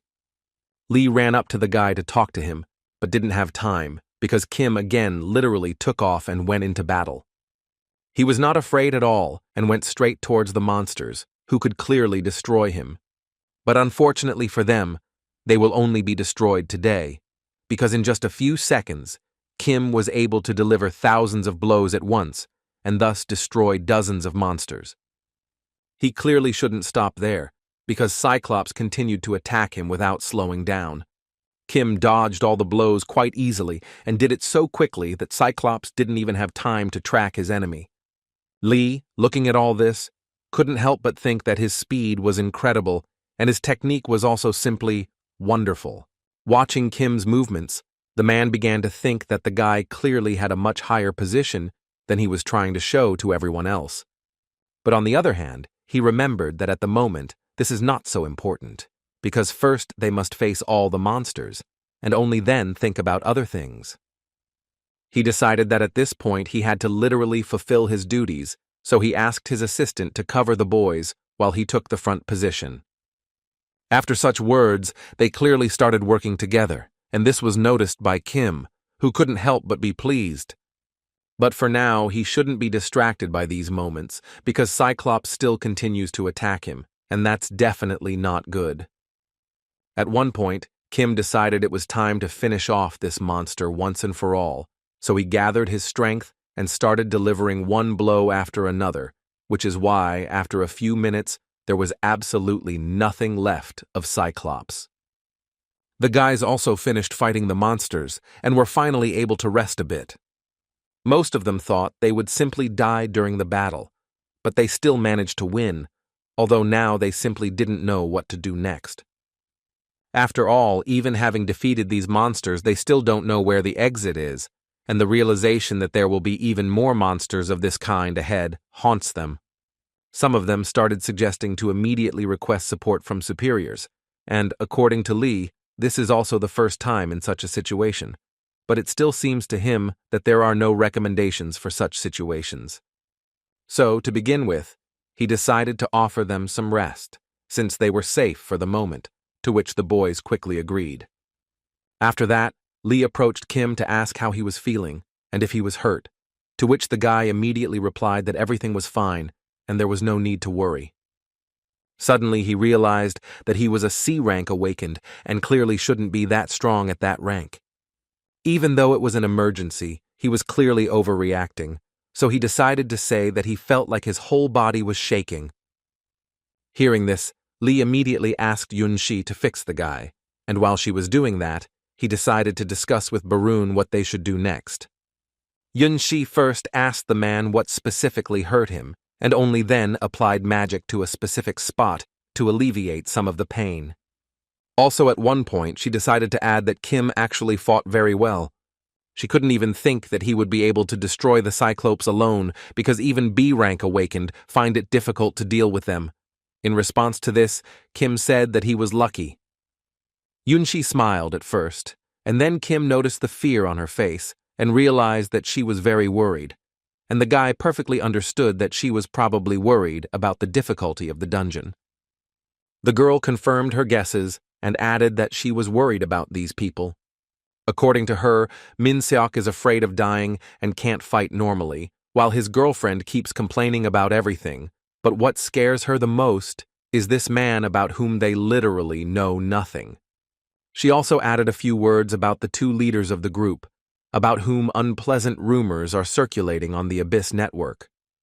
There are rumors that they are not distributing dungeon rewards properly and are making low-level excuses for their squad. Therefore, Yunxi was worried that even if they somehow ended the attack, they still wouldn't be able to receive the corresponding rewards. Listening to the girl, Kim began to understand what was really going on there, and it made him smile. With the same smile, he asked the girl not to worry about it, because according to him, he has everything under control.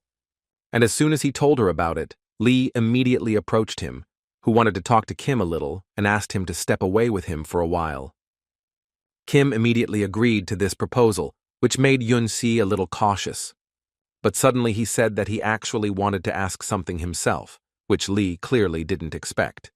After some time, they continued on their way again, and Yunxi realized that fortunately, she no longer sees any other monsters here, to which Kim replied that they had already dealt with all the monsters, so there was nothing to worry about.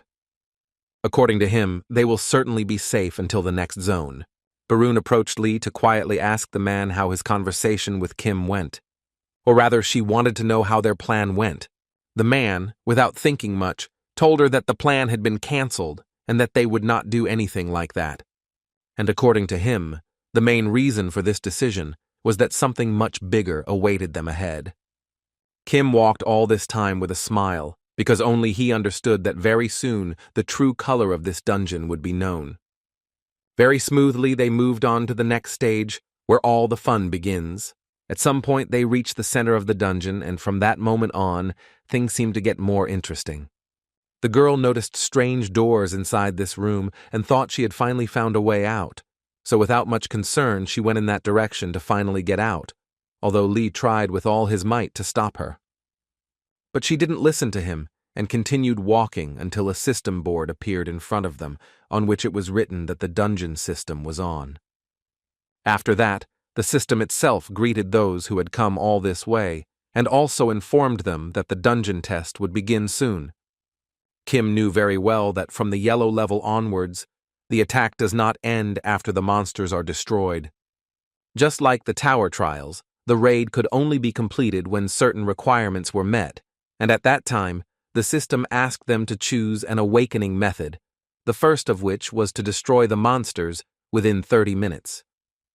The second way was to open the door in front of them and then run away from the monsters for 30 minutes. They had to choose within 30 minutes, and if they didn't open the doors themselves, then the path would be chosen randomly. Barun and Lee simply couldn't believe what they just heard. Yunshi decided that they wouldn't leave until they had finished with one of the options. Yunmi immediately started shouting to everyone that they definitely needed to choose the second option, because in her opinion, the difficulty was too high, and they wouldn't be able to fight them. The guy in the yellow jacket suddenly suggested that maybe they still needed to fight, because then the reward would be much greater, and, besides, before that, they seemed to be doing a great job. His girlfriend immediately started yelling at him and telling him that he literally has no right to say such things because he is useless, and if it weren't for Barun, they would have obviously fought with each other. After that, she turned to Lee to know what they should do next, but he couldn't give an answer so easily. He needed to think a little. And after some time, he added that the reason they were able to defeat Cyclops and get here was Kim Soo-hyun. So taking that into consideration, Lee decided that they first needed to ask the guy himself for an opinion. Yunmi clearly didn't like this idea, because then some C rank would be the leader of the attack, which clearly didn't suit her, and she simply didn't want to take into account the fact that he was the one who fought for everyone.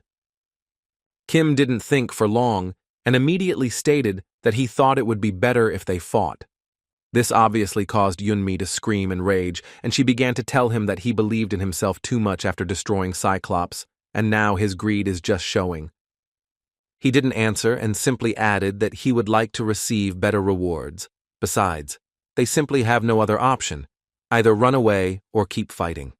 And at first glance, of course, it seems that it is much easier to run, but on the other hand, he asked them to think about it from the other side. It is possible that they will be chased by the very monsters that they cannot defeat.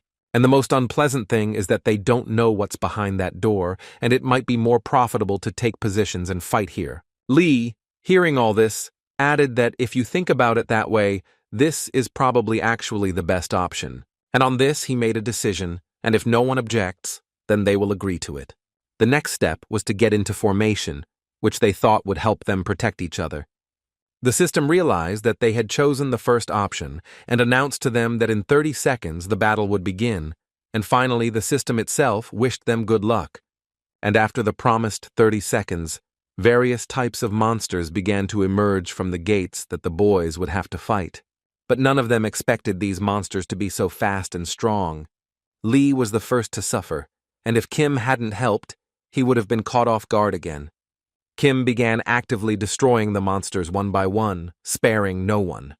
Every time he blew another monster's head off, he thought about how much time had passed. And though his friends fought well, still only a minute passed. But the most interesting thing awaited them ahead, and, fortunately, only Kim knew about it. He was very interested to know what they would do next. Would they show their real faces, or would they wait and see how it all went? And at some point during the battle, everyone froze, looking at the door, inside which something terrible was visible. This same stranger tried to pass through these doors and was met with thorns sticking straight out of the ground. This shocked the boys and added even more panic to each of them. Lee asked them to concentrate and not pay attention to all this for now, as they could still die. He was right. The wave of monsters had not ended yet, but suddenly their battle was interrupted by another strange phenomenon, namely, that the monsters at some point began to literally disappear. After which the system notified them that the first route was forcibly closed, and also, according to the system, they would restart the second route in 10 minutes, during which time the system advised them to pass through the gate and reach the exit safely. They didn't understand what was happening here and why the entrance suddenly opened. They only had 5 minutes before the end of the test. Yunshi at that moment was sitting and just crying, after which, through her tears, she was still able to tell that this stranger simply opened the door and ran out. Barun and Lee looked at each other with the understanding that they would hardly be able to defeat all these monsters. because it was clear that they were probably stronger than the ones they were currently fighting, and since they've already been in combat, they don't have enough health and mana to deal with them. But Barun also wanted them to take into account the fact that if they run, there will be traps. Although Kim at one point interrupted the dialogue and said that there was actually no need to worry about it and that they could move on calmly. Yunmi immediately started yelling at him that apparently he was blind and couldn't see all those bodies, and she was very interested to know where he was going now. Kim had to explain that what the system said about the second route means that the summoned monsters will chase them, and does not say that you need to avoid traps. But he doesn't say they won't be able to see the traps. All he can say for sure is that the system doesn't lie, and maybe they are only activated for those who refuse the chosen route.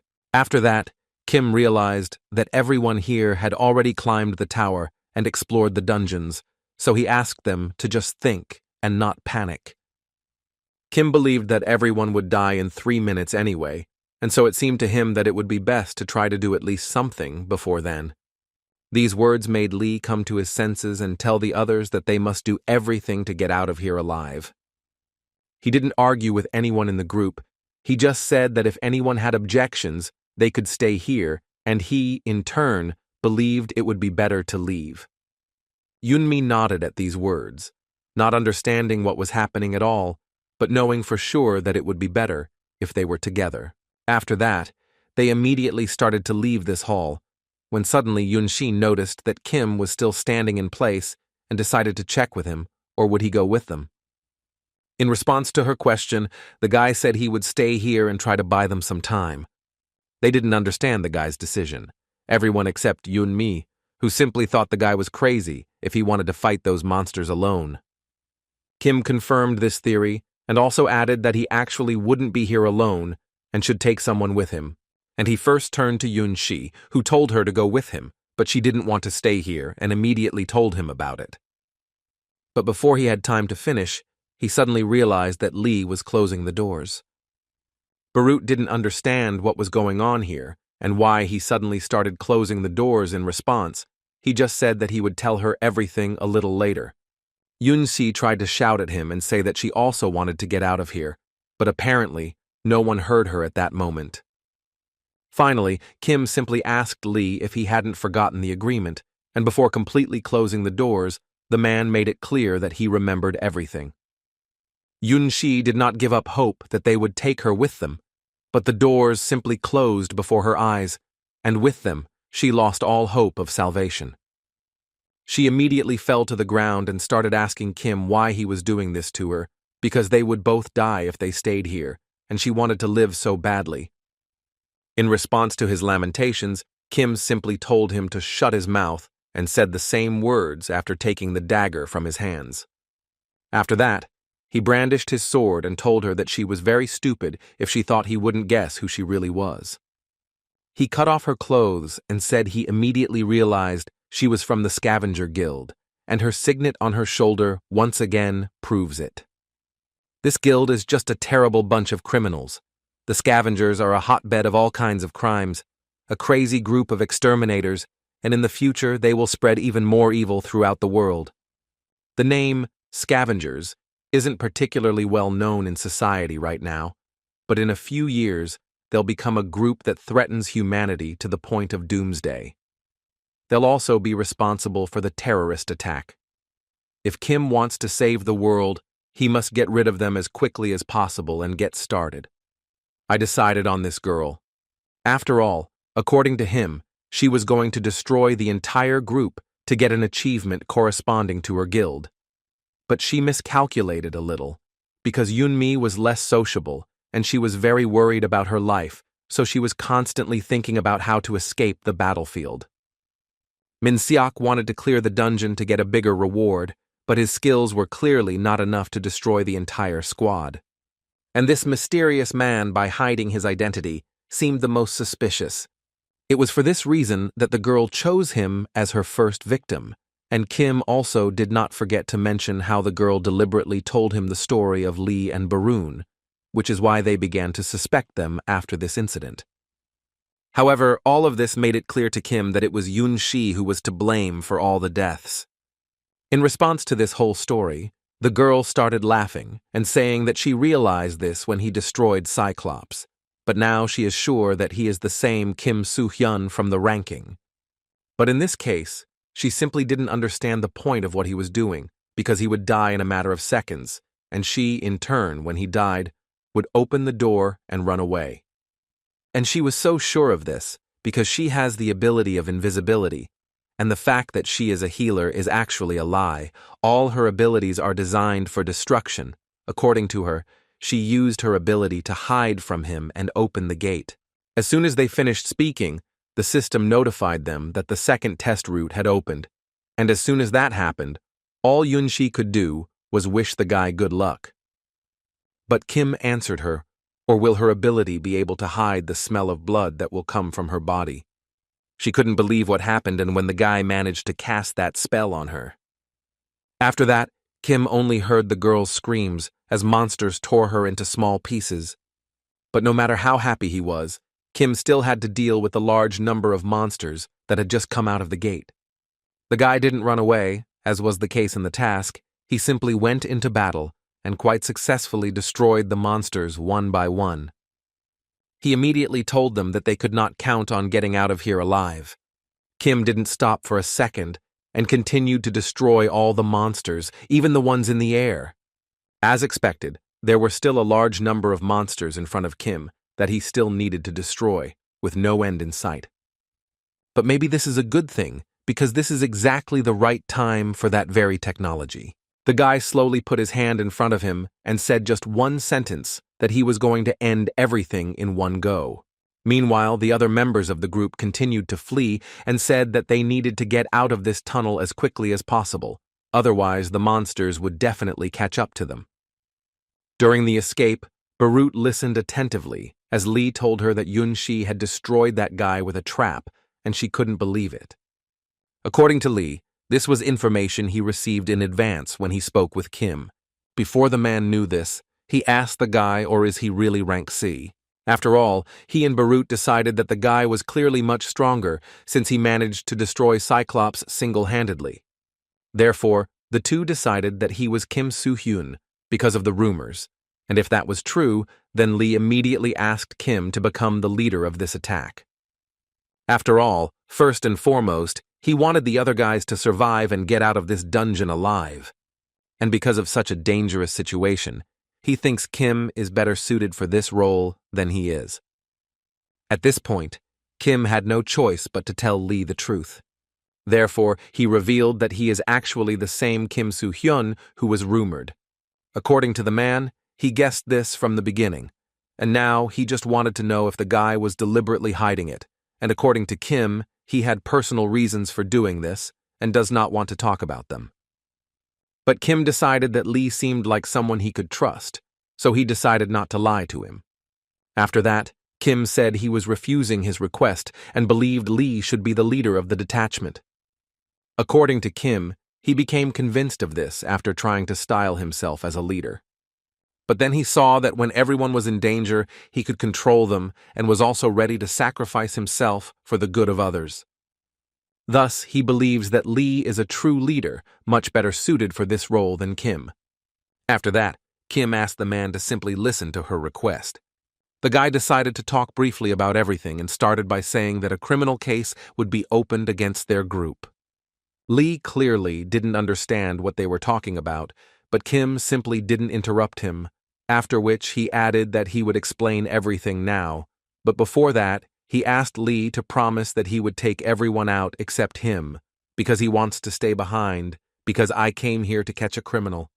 And now, when Lee fled with everyone, he thought that Kim was actually the strongest newcomer who had disappeared into the abyss, but still, even in this case, the man was not sure that thanks to his strength, he would be able to get out of such impasse situations.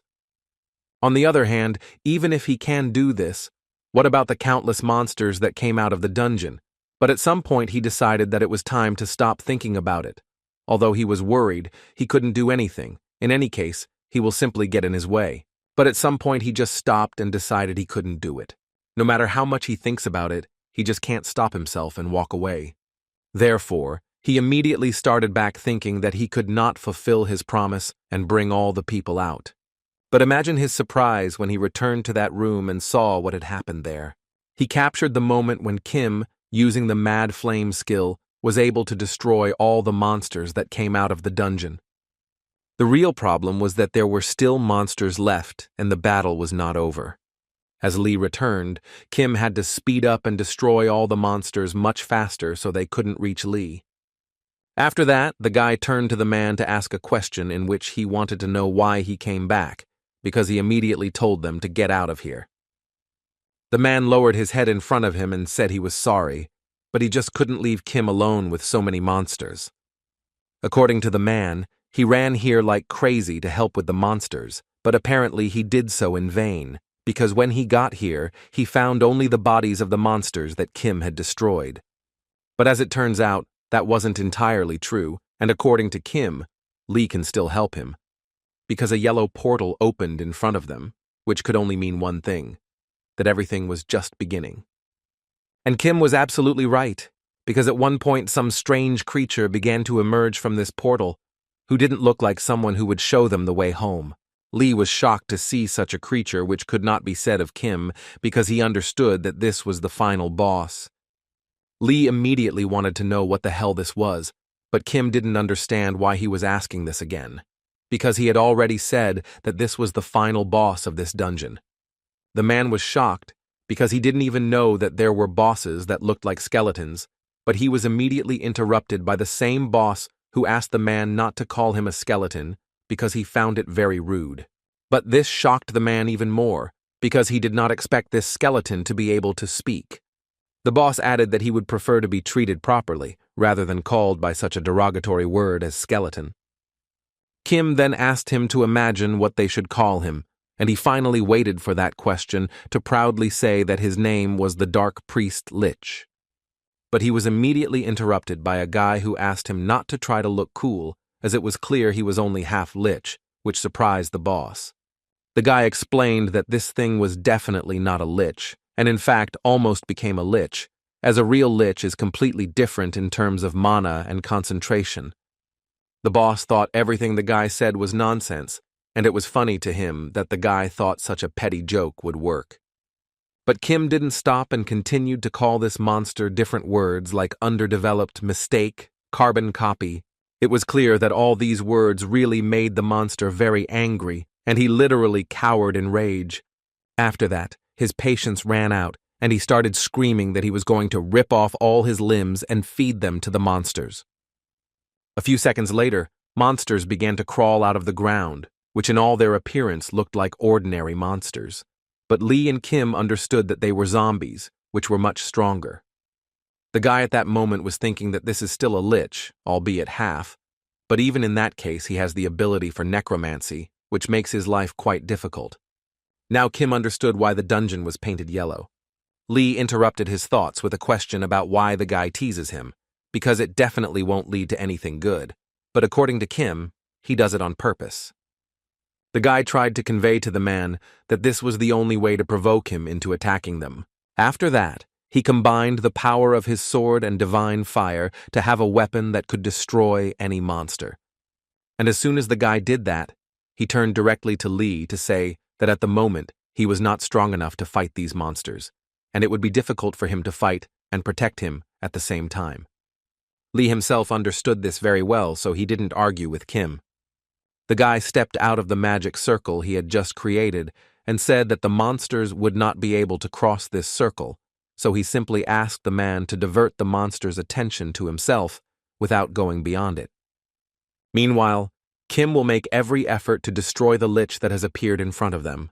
But apparently, it won't be that easy, because as soon as Kim struck his first blow, the Lich managed to dodge very easily, which the guy definitely didn't expect. It seemed to him that his speed was much greater than that of this Lich. Although the Lich himself certainly didn't think so, he finally managed to mock the guy in response, telling him that he was a rather fast person, although even in this case, he couldn't catch up to him. Considering how quickly the Lich had managed to change position, Kim realized that he must have used teleportation, as Liches normally lack physical combat skills, use undead to avoid attacks, and do all of this just to hide their fatal weakness. Kim knew very well that their weak point was the life crystal on their forehead, the mana crystal, which serves as their source of vitality. And liches must keep their distance from the enemy to protect this crystal. Their teleportation ability was also developed due to this feature, and either way, this also means that just picking it up is enough to destroy it, which is what Kim wanted to do, but to his regret, his blow missed its target again, and the lich was once again able to dodge the blow. But this time, not everything was so useless, as Kim noticed an interesting fact. The lich uses the cloak to create a blind spot in which the guy is constantly caught. In any case, he should have first repelled this monster's attacks to use this information in the future, and as he repelled the lich's blow, he created a divine flame and directed it at the lich. But even after such a huge explosion, when Kim thought he would be able to destroy this lich, he heard the monster's laughter and then saw it. The lich laughed and said that the guy was able to surprise him.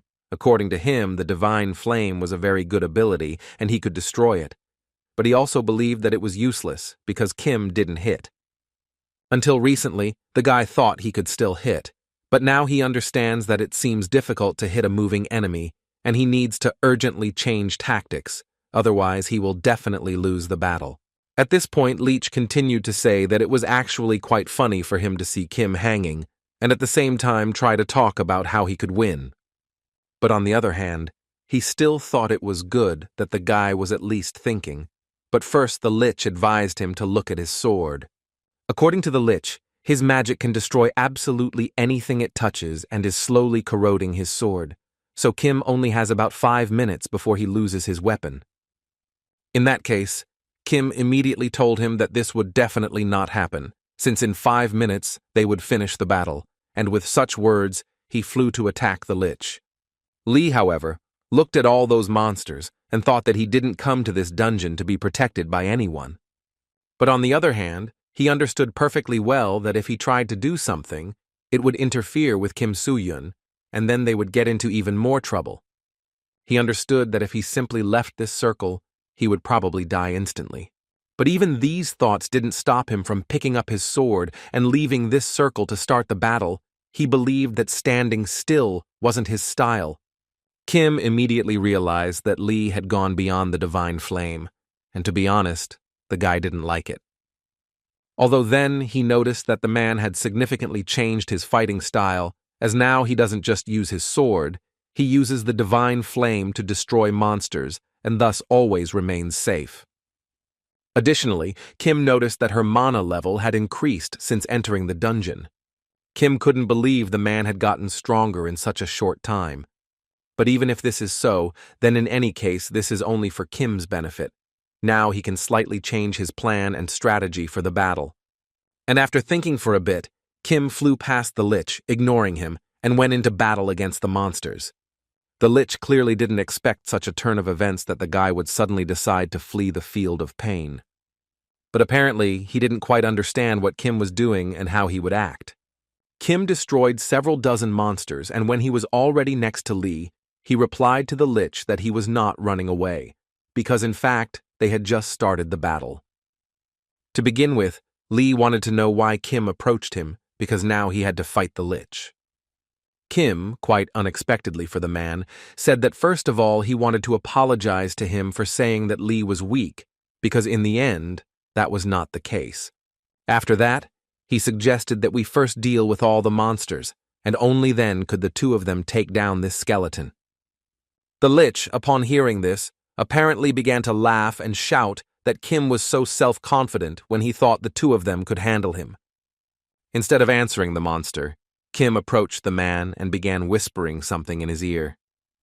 Lee was far from sure that Kim's plan could work, but he trusted him, and if the guy said it was possible, he would have no problem trying to do it. The lich, however, gathered his forces and was going to show these two idiots what he was truly capable of. But the guys seemed to have been expecting this, so they immediately engaged in battle with the monsters, which they managed to destroy one by one. After that, Lee came out of the shadows, who unexpectedly attacked the lich, which surprised him as he did not think that this time he would fight an enemy weaker than the previous one. But apparently he himself didn't take into account the fact that they could attack at the same time. And while Lee flew at the Lich with a physical blow, Kim created divine fire and sent it straight at the monster. Lich appreciated the boy's efforts, saying that a double attack was a very good plan, but still believed that they would fail. At least it seemed that way until Lee launched his attack, which he called the Storm Dance. Thus, they combined two attacks, Divine Fire and Storm Dance, which flew simultaneously towards the Lich. The monster clearly didn't expect this, and it was evident in his facial expression. So they still managed to reach him and delivered a pretty strong blow. But even so, they would not stop and decided to continue attacking this monster. This time the Lich decided that he would not fall for this trick anymore, and no matter how hard they tried, now he will destroy them and thus put an end to this battle. Lich thought until the end that this would be the end for them, and he could finish them off. But apparently he didn't take into account a very important point. And when he realized he was mistaken, it was already too late, because Kim finally managed to land the blow on the Lich's head. But as I discovered later, this was not enough to defeat the Lich, at least that's what the monster itself thought. He reminded Kim that he forgot his sword was cursed, and that's why it broke instead of delivering a really good blow. And now he just wanted to know how Kim would fight without a weapon, but the guy replied with a smile that no one said he only had a sword. Meanwhile, Lee appeared behind the Lich, who was also ready to attack the Lich and destroy him once and for all. What he did, in his own words, was cut the monster in two halves. But most importantly, he destroyed the stone in the center of his head, the weakest point Kim spoke of. After such a blow, Kim began to say that when they started fighting, the Lich thought that the guy was using Lee as a distraction. Maybe he also thought he had a chance to win, as his sword was broken. However, when they discussed the plan with Lee, they decided that Lee would be the one to destroy the Lich, as they believed he would be able to catch him in his mistake. But even in this case, the Lich would not give up and continued to say that this is not the end, and when the sun darkens, their king will be reborn again, and then he will punish them. Lee and Kim couldn't believe that it was all really over, and that they were still able to defeat the final boss. Even though everything was truly over, Kim still cared about the words the Lich said before he disappeared. They barely made it out of there, but they still couldn't just get out to the people. While Baroon was giving an interview, she literally couldn't stop crying, as she was literally sure that her colleague and friend had died in that dungeon. Lee was a little embarrassed to see such a situation, and also felt that she was the one who called the rescue team, and this could be bad for them. And he thought so, because he thought his new friend clearly didn't want anyone to know who he really was. Although it seemed to Kim himself that sooner or later this would happen anyway, he agreed with Lee, because now he definitely didn't want to face it. So Lee decided to go there himself, which was a little strange to hear from him. The man believed that he handled these situations very well, as he had dealt with these situations that arose with Baroon many times before. But before he does that, he would like to tell Kim about one condition for him to do so. He took a small pouch out of his jacket pocket and said that his share of the reward the guy gave him before, now Lee would like to give it to him. This was truly unexpected, because Kim understood perfectly well that such a number of stones would cost him hundreds of millions of won. In any case, the man assured him that, be that as it may, he still did not want to accept it, because it seemed to him that he did not deserve it at all. Kim did not understand why the man suddenly decided so, to which he replied that they were only able to destroy the Lich thanks to his help. Although the guy himself also believed that the man's help was no less important in destroying the Lich, and if you look at it from the other side, it was the man who destroyed him. But Lee was sure that if Kim really wanted this, he could easily deal with the Lich alone, but he only allowed him to fight because he wanted to help the man in his development. Kim listened to all this with a smile, because she understood that in fact everything was like that. Lee once again asked Kim to pick him up, and he also wanted to ask him to leave while he dealt with this issue. Lee suggested the guy call a taxi to the nearest road where he was going. Furthermore, He couldn't help but tell Kim that he knew a taxi driver who could come pick him up. Sometime later, Kim was already riding in a taxi, thinking that he would never have thought that the taxi driver would drive all the way to the mountains just to pick him up. This could only mean one thing. Lee was in a wide enough circle of acquaintances. Anyway, although they managed to capture the criminal, they couldn't save everyone, which left Kim a little sad. The only reason they managed to save at least someone was because Lee helped. Kim knew full well it would be incredibly difficult for him to handle this alone. This means he is not strong enough yet and needs to do everything he can to become much stronger. In the past, Kim thought he was strong, since he alone survived when everyone else fell, but apparently even then that won't be enough. Kim decided that she must become strong enough to change the future, and subsequently, she will call trustworthy people to her side. But of course, first of all, he must take care of himself, and to do so, he decided to first rest a little, as his fatigue level was approaching 100%. It seemed to the guy that after resting a little, he should start with something more. His assistant suddenly walked into the department head's office, who became a little excited when he brought him some news. The man didn't understand why his assistant was so concerned about a guy who only had a C rank. But in the end, the fact is that this guy, as he said, brought with him more than 500 grams of ethereal stone, and it was clear from the leader's face that he realized what was wrong with his assistant. After that, he himself went out into the corridor and began to ask forgiveness from the dear guest, for whom they were waiting. The man first approached the boy to say he was happy to get to know him better.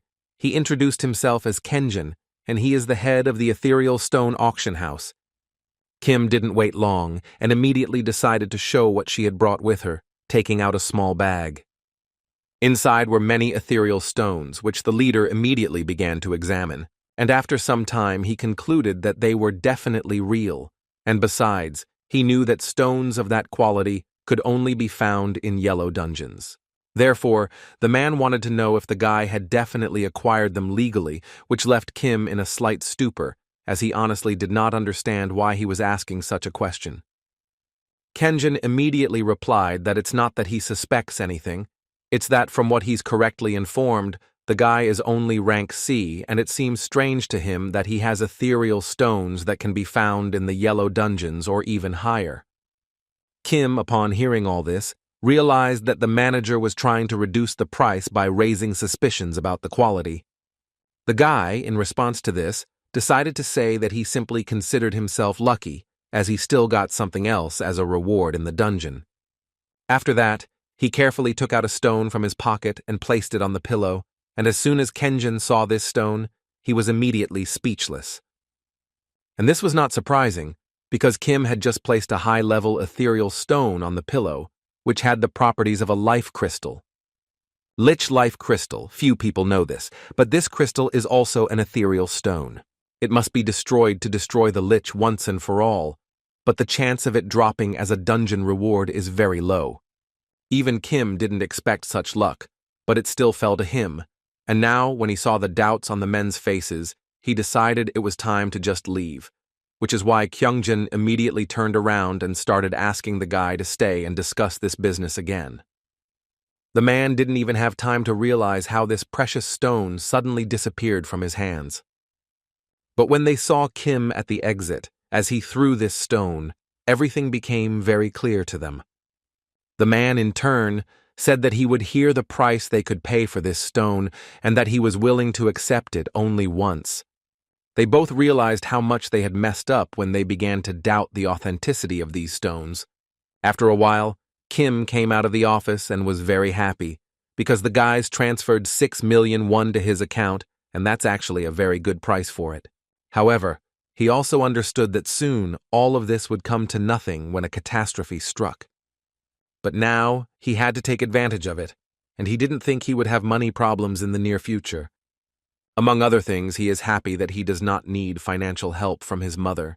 But his thoughts were interrupted as soon as he entered the house and noticed that his mother had some kind of scratch on her face. The guy immediately lost ground and was silent for a few seconds, thinking about what he could do about it. At first, the woman didn't realize there was anything wrong with the boy, and all she could say was that he obviously needed to let her know in advance that he was coming because dinner wasn't ready yet. But Kim didn't respond to her words. He just wanted to know what kind of scar was on her face. She thought for a bit and immediately told him that there was really nothing to worry about, because he probably remembered which restaurant she worked at, and such situations happen often. According to her, she only made a little money by separating the guests, but this caused incredible anger in the boy, and Kim immediately started asking her not to go there anymore, as she could get hurt there. She approached him and said that he would soon be going to college, and she would have to pay for his studies, and it wasn't cheap, so she asked him to understand. According to her, she is unable to provide him with good accommodation, but she really wants to help in any way she can. She has always been proud of her son and still wants to do everything she can to give him a bright future. At that moment, Kim remembered his mother from a past life, who constantly told him that he would never be able to become a normal awakened if he studied so poorly. She constantly told him that he should become so awake that the whole family would be proud of him. In other words, the woman literally made him a hero who was simply obliged to save the world from the threat. His thoughts were interrupted when he heard his mother scream in this life. After getting over the slight shock, he decided to talk to his mother and tell her a few things. She listened to him attentively all this time, and in the end, she just couldn't believe that he was actually awake. This was unusual for a woman, because the awakened had just started appearing at that time, but Kim still tried to convince her that he was respected in society and that he could earn the same as them, so he planned to work as an awakened one and didn't go anywhere. Which college? He also immediately wanted to apologize for not telling her about it sooner, but in fact, he always wanted to tell her about it, he just hadn't had the chance. The woman didn't scold him. Did she just want to know about him, or did he really want this? Did she ask him to think very carefully and tell her, or does he really want this, not for money and respect, but for his own desire? At that moment, images of his past life flew before Kim, where he could save the world, and therefore, when he made a second attempt, he was absolutely sure that he wanted it. And as soon as the woman heard this, she immediately breathed a sigh of relief and told him that everything was fine and that he could be whatever his soul desired. It was strange to Kim that she wasn't angry with him, because it seemed to her that she wouldn't like the fact that he didn't want to go to college and was hiding the truth from her, and besides, it was a very dangerous job. She didn't hide the fact that she would be worried about him, but she also knew that he had been hiding this from her for a whole year, and she understood that she wouldn't be able to convince him with a simple cry. Besides, she doesn't want to change his life by force. She just wants him to make his own decisions and be happy. But she only asked him one thing. She wanted him to tell her everything that bothers him. Kim was incredibly happy that she had reacted that way, for which he was extremely grateful to her. After that, he decided to tell her that he had already managed to wake up, and it seemed to him that this would be enough for her to immediately quit her job. She thought the guy was joking, but he immediately showed her his account balance, so she got a little shock. The woman literally started screaming because there was 6 million won in the account, and she just couldn't understand how they could get rich so quickly. She immediately threw the phone back to him and said she urgently needed to prepare something for dinner because this doesn't happen every day. Kim was very happy that she had finally managed to please her mother and gave her hope that everything would be okay. He had dreamed of this for so long, of this welcoming atmosphere that never existed. At times it was so pleasant that he thought about giving up everything and living such a peaceful life. But on the other hand, he hasn't forgotten that it's not the real Kim Soo-hyun who should live here, and this warmth should be meant for him. Although in reality the guy didn't care at that moment because he had a second chance to protect the world. Therefore, Kim wanted that when the owner of this body returned, he could continue to protect everyone so that he would not have to lose such a loving mother. The guy wanted to turn him into a hero, but for that, it was obvious that he needed to become much stronger, as he was still weak, as even the lich caused so many problems. And to become stronger, the guy understood that he probably needed to climb the tower, but first he wanted to acquire a normal weapon, and not the junk he received from the authorities, but a legal weapon. Blacksmith Kim Da-ho always did his job efficiently, and that's why his weapons were always popular. One day he was distracted from work. Someone knocked on the door and asked if anyone was there. Kim Da-ho paid no attention and continued working, and his uninvited guest kept knocking on the door and asking if there was anyone in the forge. So at a certain point the man couldn't take it anymore, and with incredible rage he opened the doors to find out who appeared to him. It was Kim who first said that he was very pleased to meet the blacksmith. The man calmed down a bit and immediately wanted to ask the guy who he was and what he needed here. Holy Sword Balmung. Its name means the holy sword that destroys dragons and was borrowed from the sword that Siegfried used. Kim also used this sword in his past life, when his name was Kim Sungen. It was the greatest sword of all time, created from countless rare materials and the efforts of the awakened, and its creator was precisely the blacksmith Kim Da-ho. Kim still remembers how, in a past life, he went to the blacksmith to take from the man what he had asked him to do.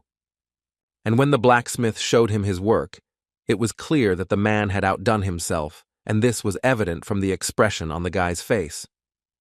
So it was one of the greatest masterpieces Kim Da-ho created in his entire life.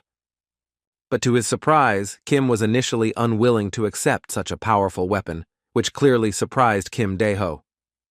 According to the guy, these were the materials he used to create the greatest masterpiece of all time. And given this, Kim simply couldn't afford to accept such an expensive gift because she hadn't even paid for such valuable work. In response to these words, the blacksmith decided to tell him that he had heard that they called him a hero, and had also heard rumors about the guy's exploits, although he rarely leaves the forge, which means that his achievements are truly known. However, it seems to him that the more famous a person becomes, the more tired and error-prone he becomes. Therefore, the blacksmith felt it was a bit unfair. People all over the world expected so much from him, although they did nothing in return. However, he still must live up to their expectations, even if it is difficult for him to do so. Kim didn't know what to say in response to those words, but he didn't need to say anything, because the blacksmith just wanted the guy to understand that he was the only one capable of becoming a true hero. Therefore, Kim Da-ho also decided to act dishonestly towards himself. He believed that people in the same way expect something from him for free, and in the same way they should do free favors for him. Kim Da-ho is Kim's master craftsman and savior, and was also one of those Kim was never able to protect in his past life. Now looking at her beloved blacksmith with a smile, Kim could only think that a lot of time had passed since the moment they spoke. But this time he promised himself that everything would be different, and now he would definitely be able to protect the man. But first he decided to get to know him like the first time, so he introduced himself. Kim Da-ho immediately responded, saying that this was the first time he had heard such a name in his smithy. After that, he thought the guy was just a big shot who didn't understand how he managed to become a blacksmith. The guy didn't explain who he was, he just said that he had heard that a man was making weapons for the awakened, which made the man start screaming, as he had no idea who could tell him such a thing. After that, without thinking much, he closed the doors right in the guy's face and said it was all a lie and that he didn't make any weapons. Hearing this, Kim could only smile, as she understood that her close friend had changed a lot and would have to find a different approach to him, which makes this process even more interesting. After thinking for a while, Kim told the man out loud that he had already prepared the materials needed to create weapons. And not a minute passed before the doors opened again, and the man began talking about how he should first look at the materials. Kim had no doubt it would work. Therefore, he did not think much before handing the man the same materials with which he wanted to obtain the weapon. From the expression on the blacksmith's face, it was immediately clear that he was very interested in the material Kim brought him. The man literally couldn't believe he was seeing a high-grade ethereal stone in front of him. This ethereal stone is another reward Kim received after the Lich's destruction. It's believed this item is now nearly impossible to obtain. It was only after breaking through the Gwangju dungeon that the world learned that the highest quality ethereal stone could be obtained as a reward for clearing a dungeon. so Kim also thought that he would have to clear the Gwangju dungeon to obtain this stone. The uses of ether stones are endless, though their greatest value is found in the creation of weapons. Therefore, the man's surprise was understandable, and it was not strange that he immediately wanted to find out where the guy got this stone, but Kim was not eager to talk about it. And in fact, the man didn't care where he got it, because at that moment, he was already thinking about how he would make a weapon with that material. So the next thing he asked the guy was what he wanted the man to do for him, and Kim was expecting an answer to that question, so he immediately replied that he would like a sword. The man decided to tell the guy that at first, the man thought the guy was nothing to do with him, but now he sees for sure that the guy knows his business, and that's why he chose the right place, and therefore he won't charge him any fees. Even so, he offered to see the contract, but Kim immediately stopped him and said she didn't need the contract. And this was already interesting to the man, so he immediately turned around and asked the guy if he was sure about this. The man once again repeated to him that this material is actually incredibly valuable, and the guy apparently doesn't understand this. But Kim interrupted him with a smile and said that he perfectly understands what kind of material it is. The thing is, Kim completely trusts the man, and therefore sees no point in signing a contract. Furthermore, he also knows that the forge is primarily attracted to the ethereal stone itself and the weapon-making process, not the sword itself. These words apparently hit the nail on the head, as the man started laughing at the guy's words.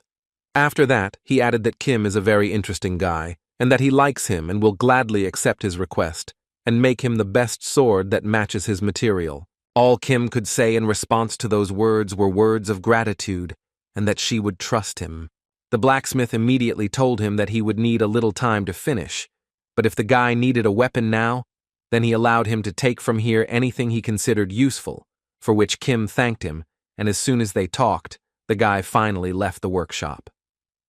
Kim left the workshop thinking that it would actually take about 10 months, so he needed to be patient and wait for this sword to be made for him, although in reality he was expecting something like this. But on the other hand, the weapon he had taken so far as a replacement looked quite good, as expected of a blacksmith of this class. Now that he had done all his business, Kim realized that at this point he could only keep moving forward and do everything he could to become stronger. He again entered the abyss, where he once again met the same veteran who already knew Kim well. They exchanged a few words, and Kim entered the abyss, thus beginning the test on the 11th floor. Thus, he passed from one floor to another, climbing the rankings of achievements again, although for most people, this was no longer something surprising. Days passed, and with them Kim completed the tests on more and more floors of the abyss. So, half a year has passed, and Kim has completed tests on more than 16 floors, which has strengthened him greatly. Meanwhile, Lee suffered a very serious injury and was taken to the hospital. If you believe the doctors, his treatment will last 6 whole weeks, and as Barut has told him 1,000 times, it's all due to the fact that he's constantly overexerting himself, and already at the hospital, Lee agreed with her that turning was much harder for him than he thought. The girl reminded him that he said he was challenging the tower again, and this time he increased the difficulty level to the 5th, and she reminded him of this to find out if this was too reckless of him. Before he had time to respond, the girl realized that fortunately this time he had limited himself to just cuts, but she was very interested to know what he would do if something more serious happened.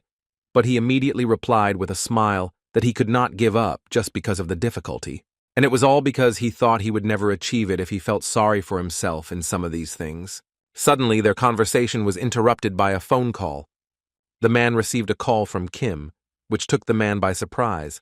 The first thing the guy said was that he was very happy to hear from the man, because an incredibly long time had passed since they last heard from each other.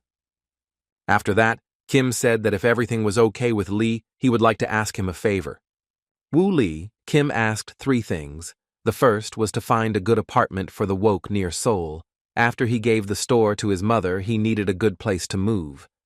The second is to find out about the scavenger guild, because they might be the guys who heard about the Gwangju dungeon. Kim Yoon should be the lowest in the guild, but her guildmates might wonder why she died without completing the guild task. Lee was ready to fulfill all these requests and at the same time would try to do everything not to get caught. And finally, the third request, before talking about it, Kim decided to first tell Lee that a major outbreak would happen on December 24th. According to the guy, there will be at least 10,000 victims. After that, it will be considered the biggest tragedy in history. At one point in the story, Lee suddenly wondered how Kim knew about this, but the guy asked him not to ask unnecessary questions, and besides, he simply couldn't tell the details right now. But as he said, he knows he might be asking too much, so he immediately said Lee could turn this idea down if he thought it was too much for him. Although, according to Kim, he told the man all this only because he hopes Lee will believe him. These words forced Lee to repeat once again that he would do everything possible to fulfill the boy's request. Kim was happy to hear those words, so she told Lee she would leave it to him. So the last request was a cry for help.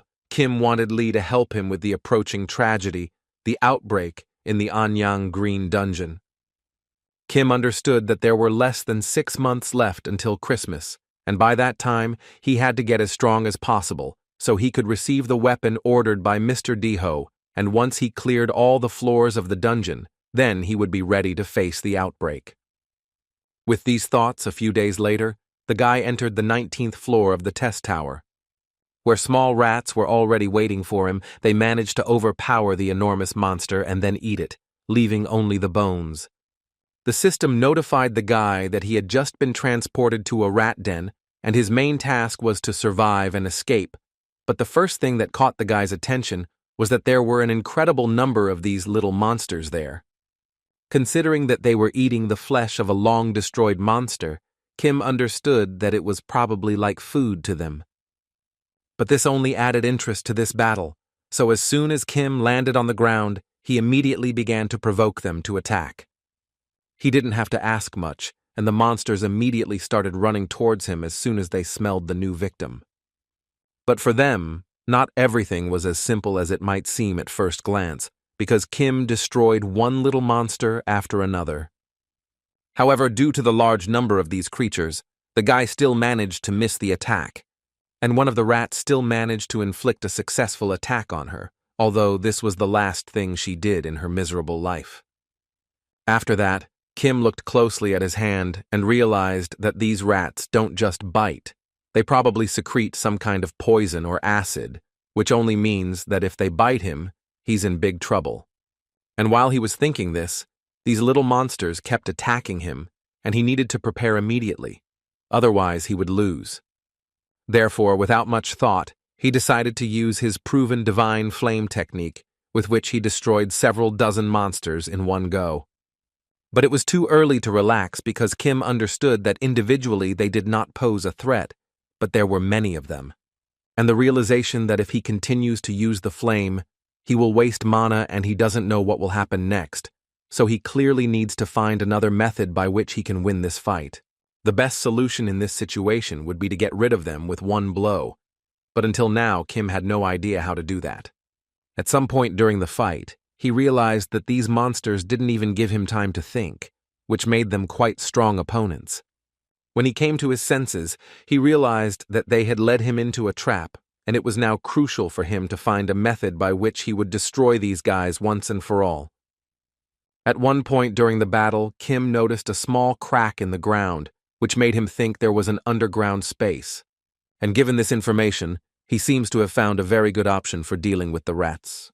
He gathered power in his hand and threw his sword straight into one of the crevices, using divine fire. His main idea in this regard was that he simply wanted to remove the land on which these monsters roam. And as soon as he did so, he found himself in a place unknown to him. At first, Kim was a little surprised that there was actually space here. Then he looked around and realized that the real test would most likely begin here. After such a blow, some rats still survived. But the most interesting thing is that Kim noticed that they suddenly began to be afraid of something, which became a small discovery for him. He couldn't believe that Mouse was running away and was afraid of it, even though it appeared that was the case. The guy didn't understand why, but he watched very carefully one of the rats, which, during its escape, suddenly stepped on a button that makes one of the traps work. After that, the mouse fell into a small hole, which opened after she pressed that mechanism. And then everything became completely sad for her. A large number of sharp needles entered her body and thus ended her existence. But apparently all of this was just a little warm-up, because at a certain point Kim started hearing a rather strange sound, which made him turn around and look horrified. He knew from the beginning that a bunch of rats was just the beginning, but he was still very surprised to see such a large snake in front of him. From her appearance, it was clear that it would definitely not be possible to defeat her like this, and here it would be necessary to use much more energy than in the case of rats. While Kim was thinking about how to conduct this fight, the snake began to actively attack him, so the guy had no choice but to start dodging its attacks. Of course, Kim not only avoided their attacks, but also tried to counterattack with his own attacks, which were not always successful. The guy just couldn't believe that even Uncle Daeho's sword didn't work, despite having a pretty high magic resistance. So he decided that magic should help him defeat this monster, so he started attacking this snake with the help of divine fire. But this monster didn't care one bit about all of Kim's attempts to harm her. Thus, Kim realized that this monster has both magical and physical resistance, which means that absolutely any of its attacks will not have much effect. But the snake kept attacking him, and the guy clearly needs to change something in his strategy if he wants to win this fight. It seemed to him that all the attacks of this snake until that moment were dangerous, but he retreated when it decided to eat him alive and used its simply huge mouth to do so. This monster was much faster than the guy could imagine, so at the last moment he had to block this monster's attack with his sword. As soon as he managed to escape, he immediately began to think that despite its enormous size, his opponent was very mobile, and it seemed that this snake had no weak points. The guy could safely say that if this battle had happened a month ago, he would have been an invincible opponent for Kim. But now the guy believes that it is not a problem for him. It was with these words that he looked at the huge snake that was flying towards him with another attack. The guy has half the mana remaining than he normally does after a battle before he completely uses it up. So he decided that he first needed to immobilize this monster, and only then could he decide what to do next. At a rather crucial moment, he realized that he didn't really care how high his magic level was. Because either way, this monster will hurt a lot more if it hits exactly this spot. After that, he used a rope to immobilize the snake, and it seemed to work. But it only seemed that way at first glance, because as soon as Kim thought he could relax a bit, another snake strike immediately flew at him. At the last moment, he managed to dodge. Such a blow could easily destroy the guy without leaving any trace of him. But on the other hand, this was a good time to launch his counterattack, which is what Kim actually did. He used his sword and divine fire in conjunction, which allowed him to destroy this monster's defense, and finally deal strong enough damage to it. From the snake's cry, it was clear that Kim had finally understood, and now the initiative had definitely passed to him. It seemed like this would definitely be the end of the fight, but apparently the snake wouldn't just give up, so it wanted to catch the guy above all else. But the smile on Kim's face wasn't just that. It meant only one thing, that he was ready for such a turn of events. Ultimately, he was able to capture this monster by mistake and thus immobilize it. Physical and magical resistance, as well as the ability to regenerate, such a monster had all three of these abilities, and was the first with such abilities that Kim had met.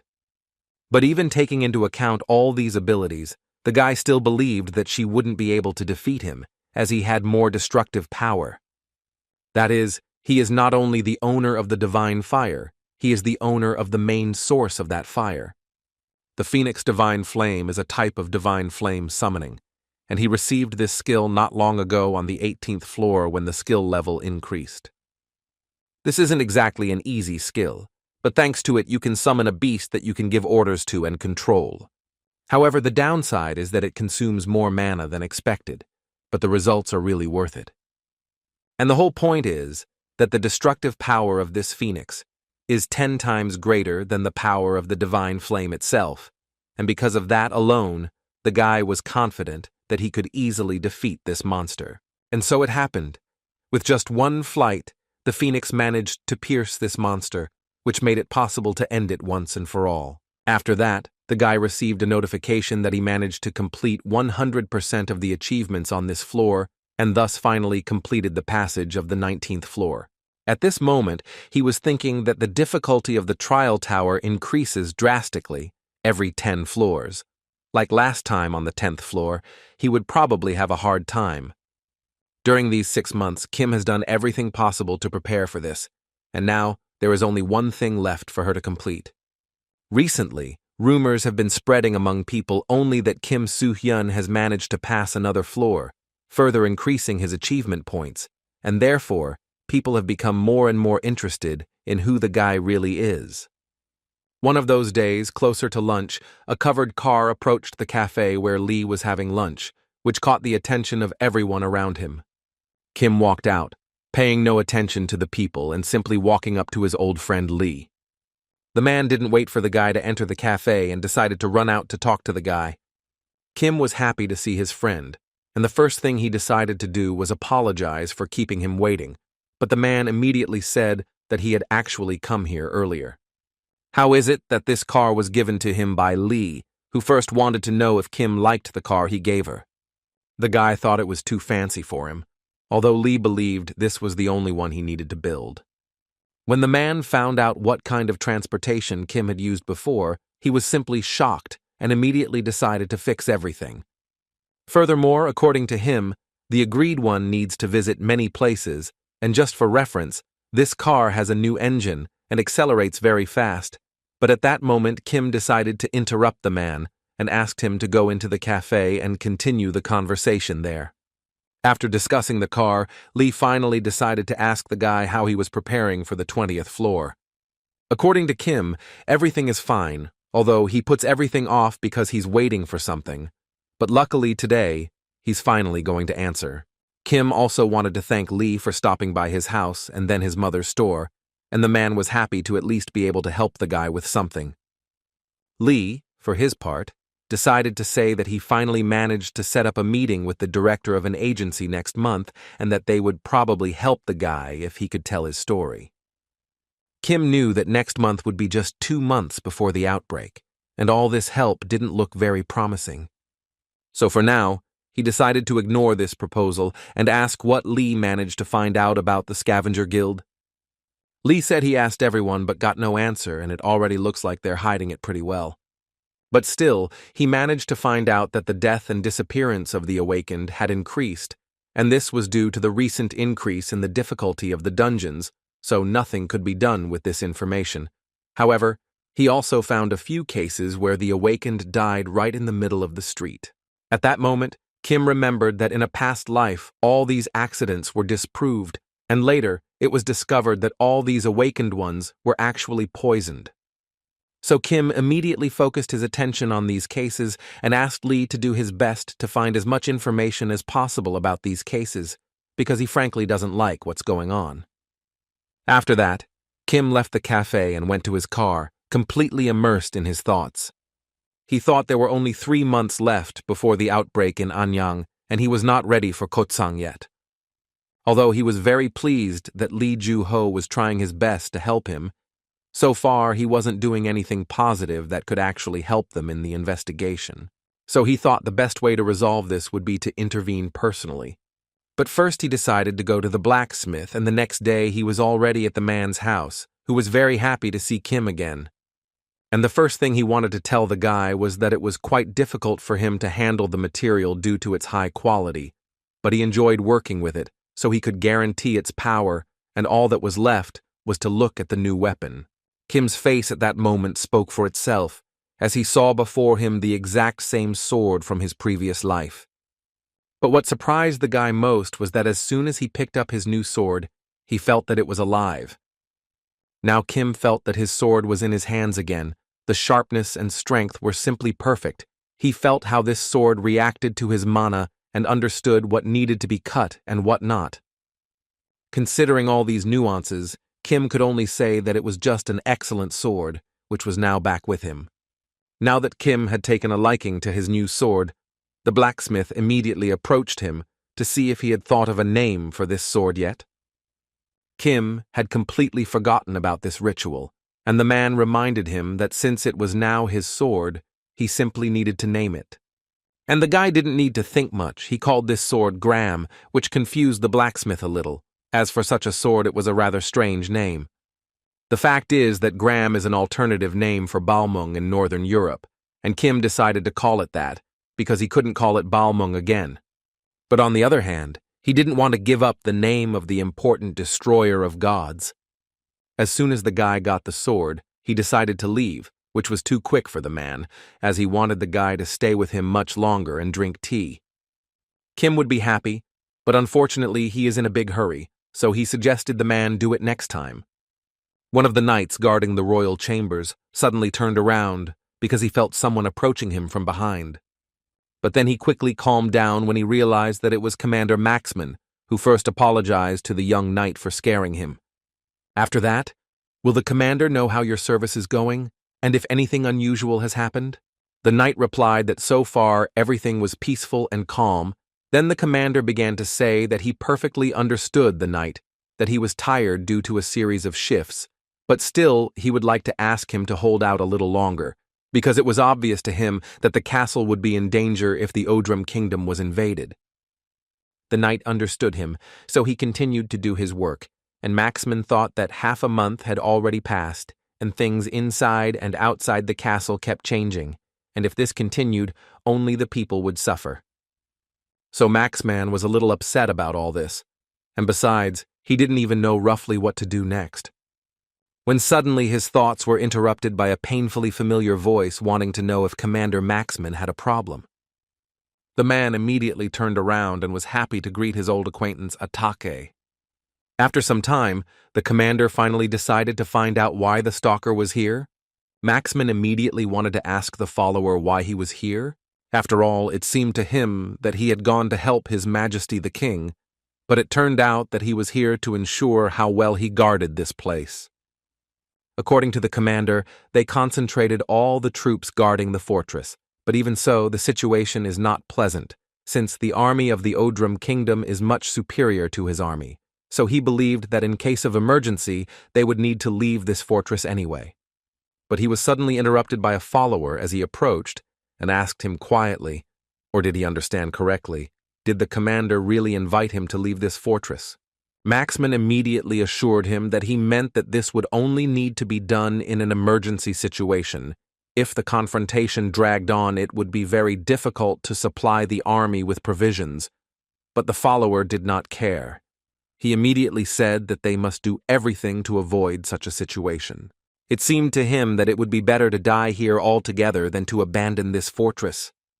The commander, upon hearing this, began to wonder how he could say such a thing, even though he himself did not participate in the battle and did not even know why soldiers give their lives. Soon after the declaration of war with the kingdom of Odrum, this man, who was a first-class follower of the king, became the commander-in-chief. Complete obedience to the orders of his superiors is a soldier's duty and a rule on the battlefield. But this man believes that the life of a soldier is equivalent to the life of an ant. Therefore, the commander did not understand how the king could appoint such a person as commander-in-chief, when suddenly his thoughts were interrupted by a follower who declared that, in any case, all this talk was a waste of time because there was only 1 month left to hold out. But these words only angered him even more, because he believed that even if they lasted for another whole month, nothing would change anyway. Suddenly, the conversation was interrupted by some kind of explosion, which caused a small earthquake. Commander Maxman was immediately informed that they were in trouble because there had recently been a sudden external attack. According to the knight, the fortress gates were destroyed by just one person. A few hours earlier, in front of the gates of the 20th floor of the test tower, the doorman on the 20th floor was surprised to see here a man who had not received guests for a long time. It was especially strange to see a man as rich as Kim here. At least that's what the man had in mind. The doorman immediately guessed that the guy had come for advice, and Kim himself made no secret of it. He wanted to seek help, but the man made him understand that it would definitely not be free and that he would only help him if he was satisfied with the amount mentioned. Kim knew perfectly well that everything would happen exactly like this, because the higher the floor, the more complex the doorman would be. So without much thought, Kim promised the doorman 10,000 points. It seemed to him that this was more than enough for a small job. These words immediately provoked laughter from the doorman, who for a long time could not calm down. And when that happened, he finally said that paying it off all at once with so many points that the average citizen would have to save for more than 10 years could only mean that the doorman's eyes hadn't failed him this time, because the guy is really rich. After accepting the payment, the man wanted to know where the guy was going, and Kim immediately told him that she was thinking about attempting the 10th stage, and so wanted to know what she needed to be careful of. All the doorman could say for sure was that the guy definitely wouldn't die, as he could destroy whoever he wanted. Still, he advised the guy not to destroy anyone, because that would only make things worse for him. And most importantly, the man asked him to have confidence in what he was doing. At that moment, the advice and parting words ended, and the doorman immediately began to escort the boy. Now Kim realized that 10,000 points was really too much. These doormen always say something vague. Although he still understood that this could help to some extent, after all this was his job, but suddenly his thoughts were interrupted when at one fine moment he began to fall. At the last moment he managed to react and landed well. After that, Kim raised his head and saw a huge castle in front of him in which Kim would carry out his next mission. And so it was. The system notified the guy that the 20th floor, difficulty level 10, had started from that moment. The fortress that Kim saw was called Grandalum, which is a fortress with iron walls, guarded by thousands of soldiers, and the guy's main task this time was that he needed to capture this fortress, but the system asked him to remember that he was not an enemy. The system also asked him to reveal the castle's secrets and stay alive, and this time the explanation of the task was much more, which could not help but please the guy. But on the other hand, he understood that the longer it lasts, the more conclusions can be drawn from it. He realized that the system had ordered to capture the fortress and reveal the secrets of this place, which means that the objective of the test is not just to overcome the siege. Besides the fact that he was not an enemy to them, the gatekeeper said something similar, if he could avoid pointless battles as much as possible. But for now, Kim simply did not understand how he could capture the fortress without battles. To begin with, he decided to think of a plan and paint it. He understood that the wall was so thick that it would not be an exaggeration to call it a fortress with iron walls, and the level of soldiers and mercenaries was also adequate. Furthermore, given the description, in this castle there were many who use magic, and all of this clearly qualifies for rank C. A situation where he is weaker both in numbers and position, and the fortress needs to be captured, and at the same time no one can be destroyed. And also to reveal the secret, and he has only a month to do everything, although there is plenty of time for testing, but the problem is that he simply has no freedom of action. After some thought, Kim finally decided how he would deal with all of this, so he approached the castle where the knights immediately noticed him. Kim at that moment was thinking that, as always, there was simply no point in him thinking about his plan for too long, because anyway, not everything would go according to plan. And the best plan in this case was to come face to face with the knights and this fortress, so he approached them carefully and said that he did not want to harm them, as he was just a traveler. And his main request was that he wanted to stay in the fortress for a while, but in response he immediately heard that he was crazy for deciding that he could just go to them, because now there was martial law throughout the kingdom. Kim understood that they weren't just going to let him in, and also that there were 2 months left before the outbreak, and he had to pass the test as quickly as possible and come back fully armed. So without much thought, he made the decision that he would need to use his sword. Kim decided that he would have to enter this fortress by force, and to do so, he used his strength. A few seconds later, the gates of this fortress collapsed, and Kim still entered this fortress. Having done this, the knights accused the man of being an invader and of deliberately destroying their gate, and now they must stop him. But the guy at that moment didn't care at all about their screams, as he was happy that the more he uses his new sword, the better he understands how wonderful it is. They were one with the guy, and through it, he can freely adjust the sharpness of the blade. Thanks to this skill, Kim was able to deliver crushing blows to the knights, but at the same time leave them alive. Though, on the other hand, he understood that there was actually nothing this sword could not cut. And at that very moment, he became convinced that he could do everything cleanly, without hurting anyone. But his battle did not end there, because the archers immediately began to attack him. While this wasn't a problem for Kim, he still lost some time fighting these guys. So he decided to finish off these guys as quickly as possible, and to do that, he needed to climb higher, and that's what he did. He continued to do everything possible to avoid harming any of the knights who were in the tower at that moment. Suddenly, Kim heard a man shouting and saying that everyone should retreat because he was supposed to be his opponent, although he was held back by all the knights who could do so because they had no idea what they would do if something happened to him. Considering this whole scene, Kim realized that this was the main one. Apparently, this was the commander they could negotiate with. But the guy also saw another picture, that despite him being in command, they will not obey his orders, prioritizing their protection. Thanks to this, Kim realized that in order to understand the situation, he was thinking of making a little noise here, but now he was sure that his commander's attack would accelerate events. But the knights weren't going to let the guy get to their commander that easily, so they used rope arrows. Although this didn't help them much because Kim was much stronger than any of them. So he easily pulled the knight towards him and went with him to the commander. And once he got as close as possible to the commander, he threw out his hostage and now aimed only at the man. And as soon as they came face to face with the commander, Kim finally realized that his enemy was strong enough. The battle with this commander will clearly not be a simple race, as it was before, and Kim understood this very well.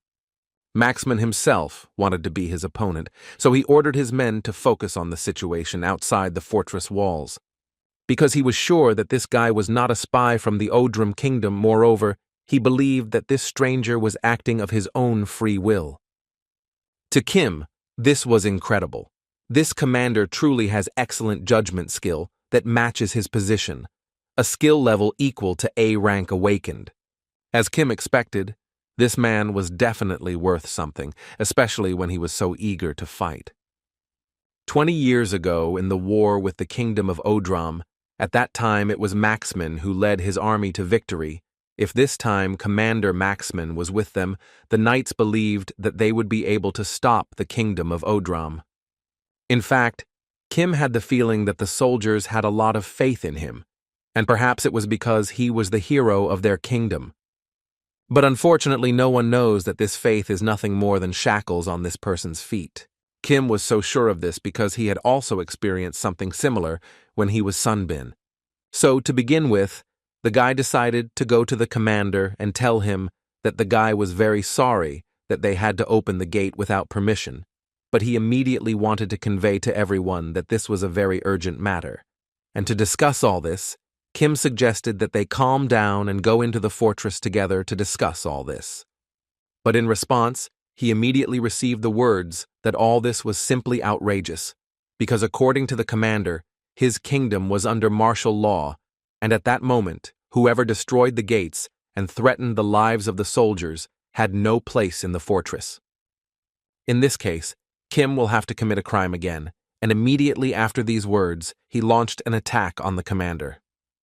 But he has not abandoned the idea that the way to capture the fortress without shedding blood remains the main one, and he still needs to convince those who trust this fortress the most. The commander fought with dignity, and at what point did he decide to ask the guy who he was and what he needed? But instead of responding, Kim took the moment to catch the man in an awkward position. The commander didn't even have time to notice how the guy used the same rope he was tied with before. But apparently he realized this too late, because Kim used her transformation ability and used it to create a huge magical hand. Kim was sure at that moment that through this man he would learn the secrets of this place and pass the test perfectly.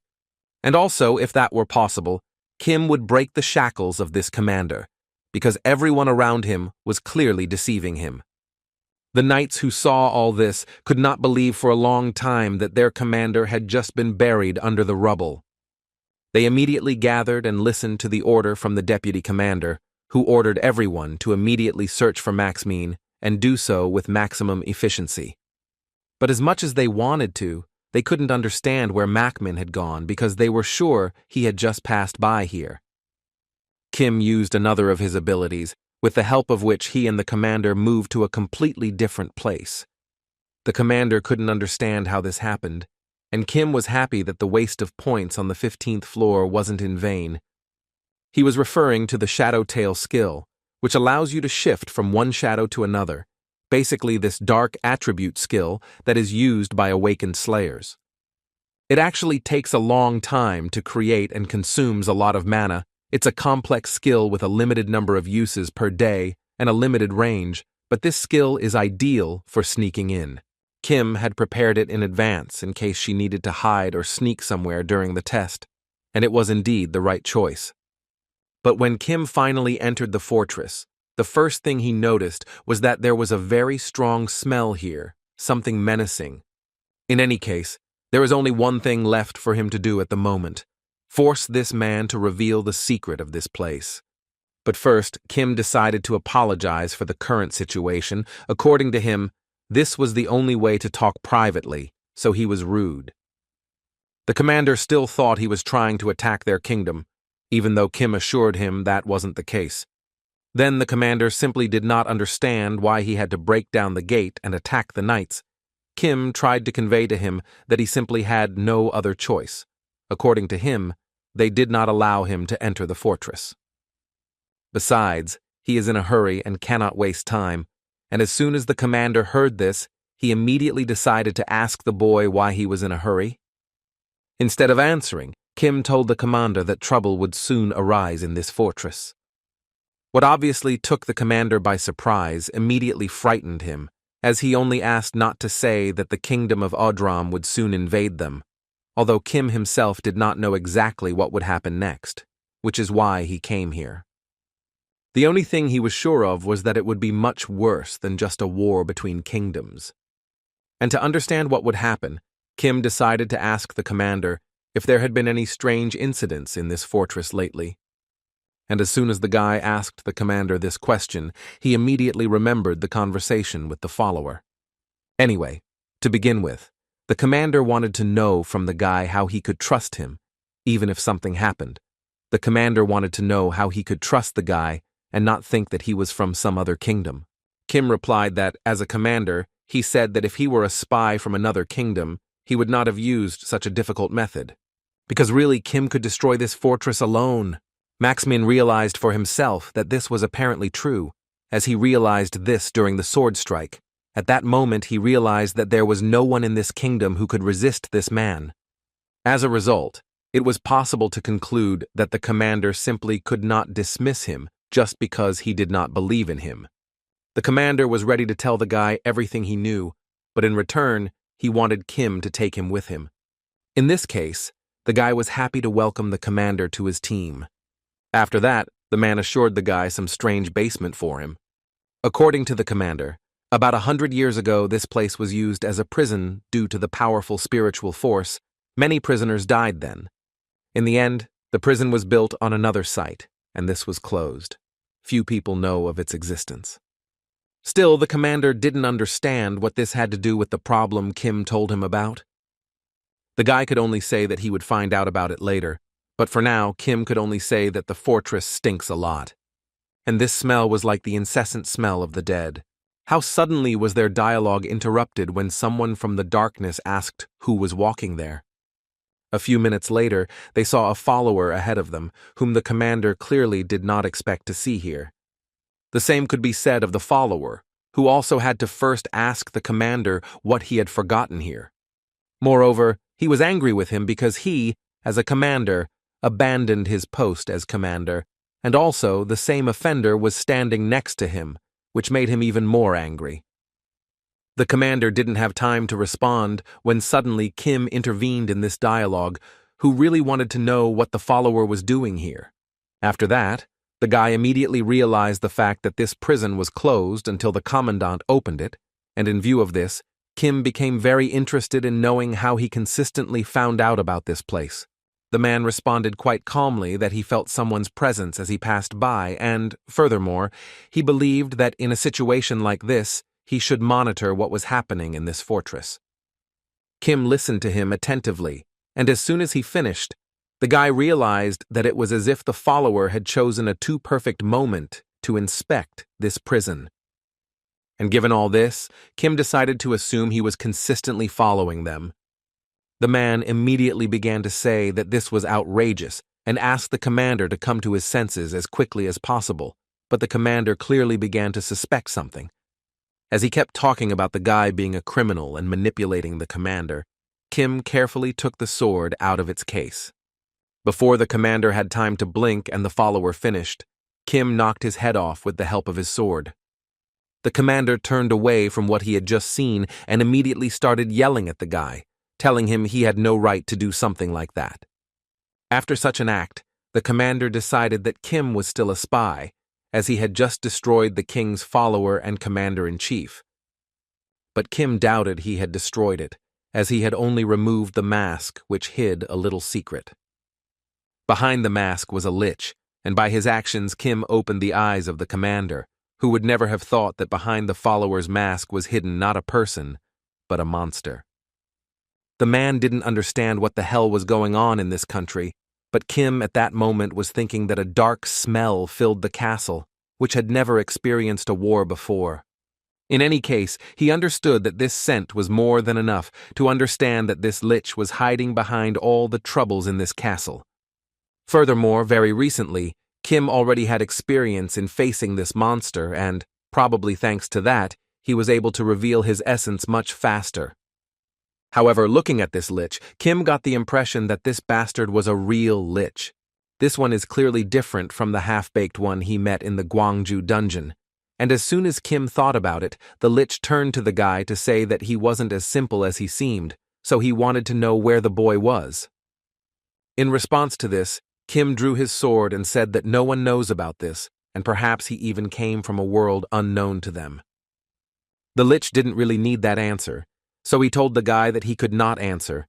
Anyway, his plans had changed long ago. Kim guessed what the lich would say now, and all her thoughts were more than justified, as this monster declared that he would now destroy them.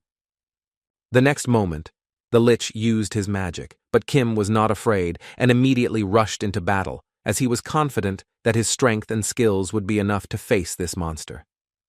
And he was absolutely right, because he easily managed to stop that monster's attack with just one move. This obviously shocked both the lich and the commander, who clearly didn't expect to see something like this. Looking at the guy, the first thing the lich thought was that this guy's resistance to magic was much greater than he could have imagined. He also quickly realized that this was all due to the fact that his sword was created with high-quality materials.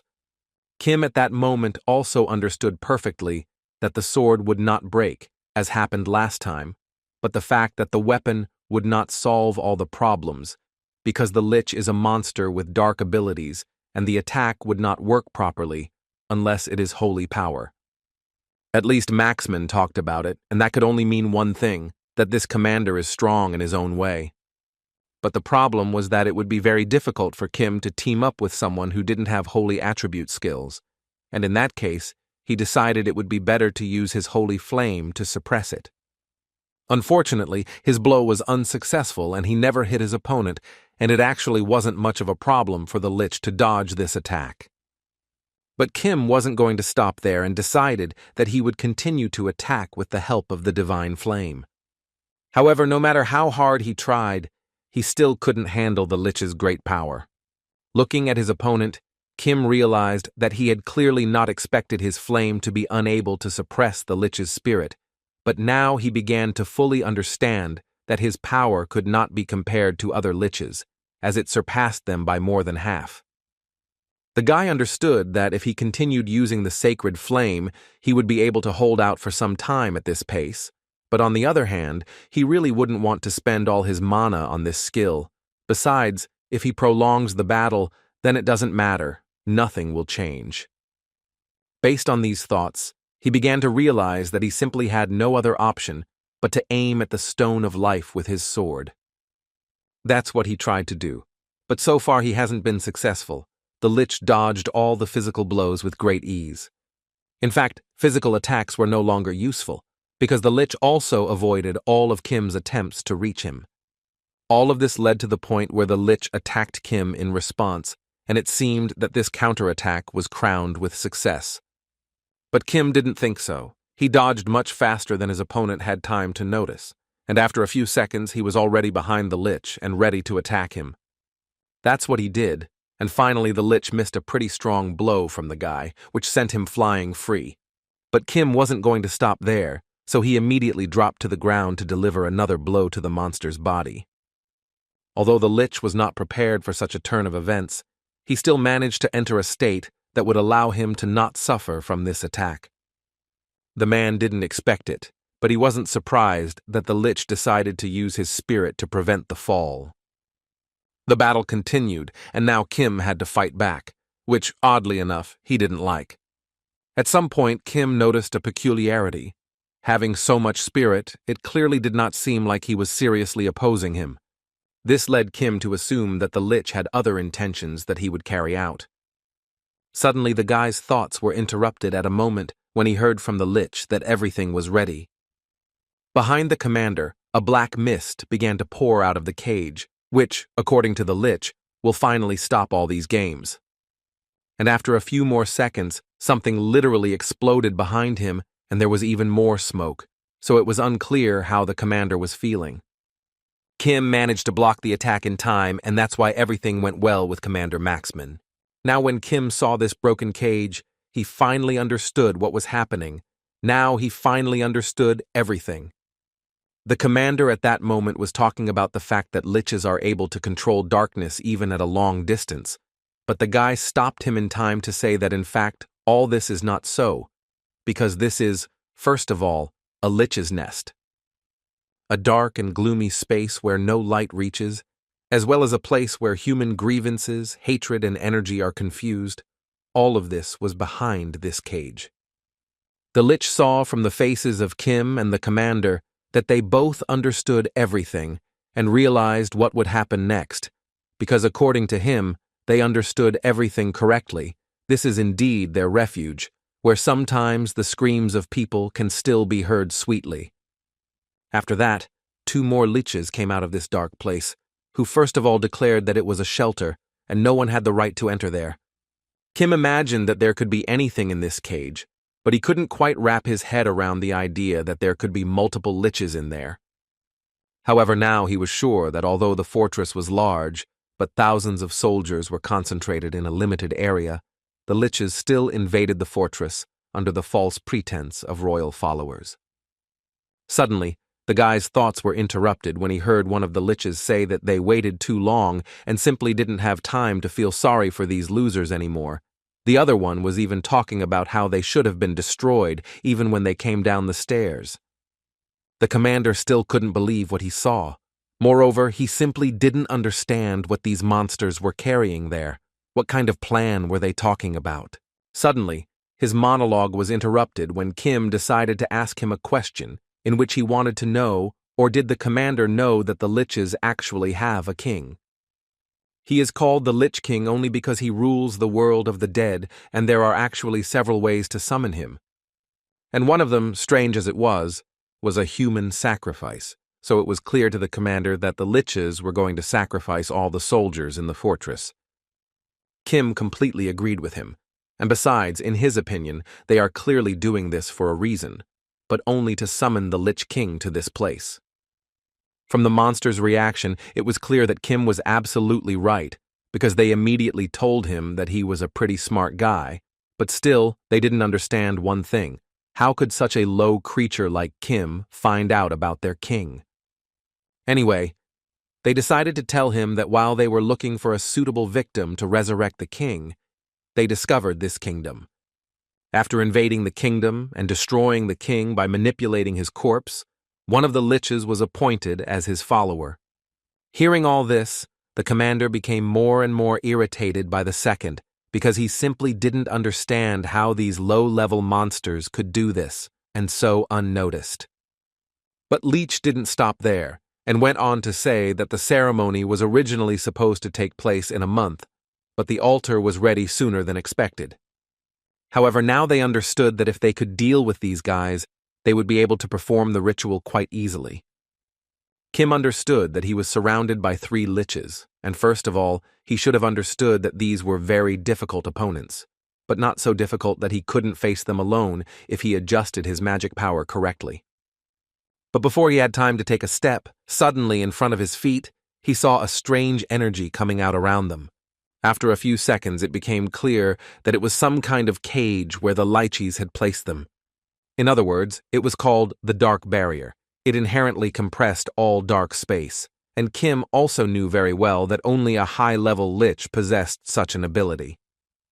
And this bothered him even more, as he understood perfectly well that an ordinary lich could not take advantage of this. Considering all this, Kim only had one option. He assumed that this lich might be the Lich King's apostle. Anyway, Kim didn't need to think about it now, because in a little while longer this trap would close, and then it was far from certain that he would be able to get out. But just as he began to think that this was the end, and that not even his sacred bird was able to help him, at that exact moment, that barrier collapsed, and apparently all of this was only thanks to the commander.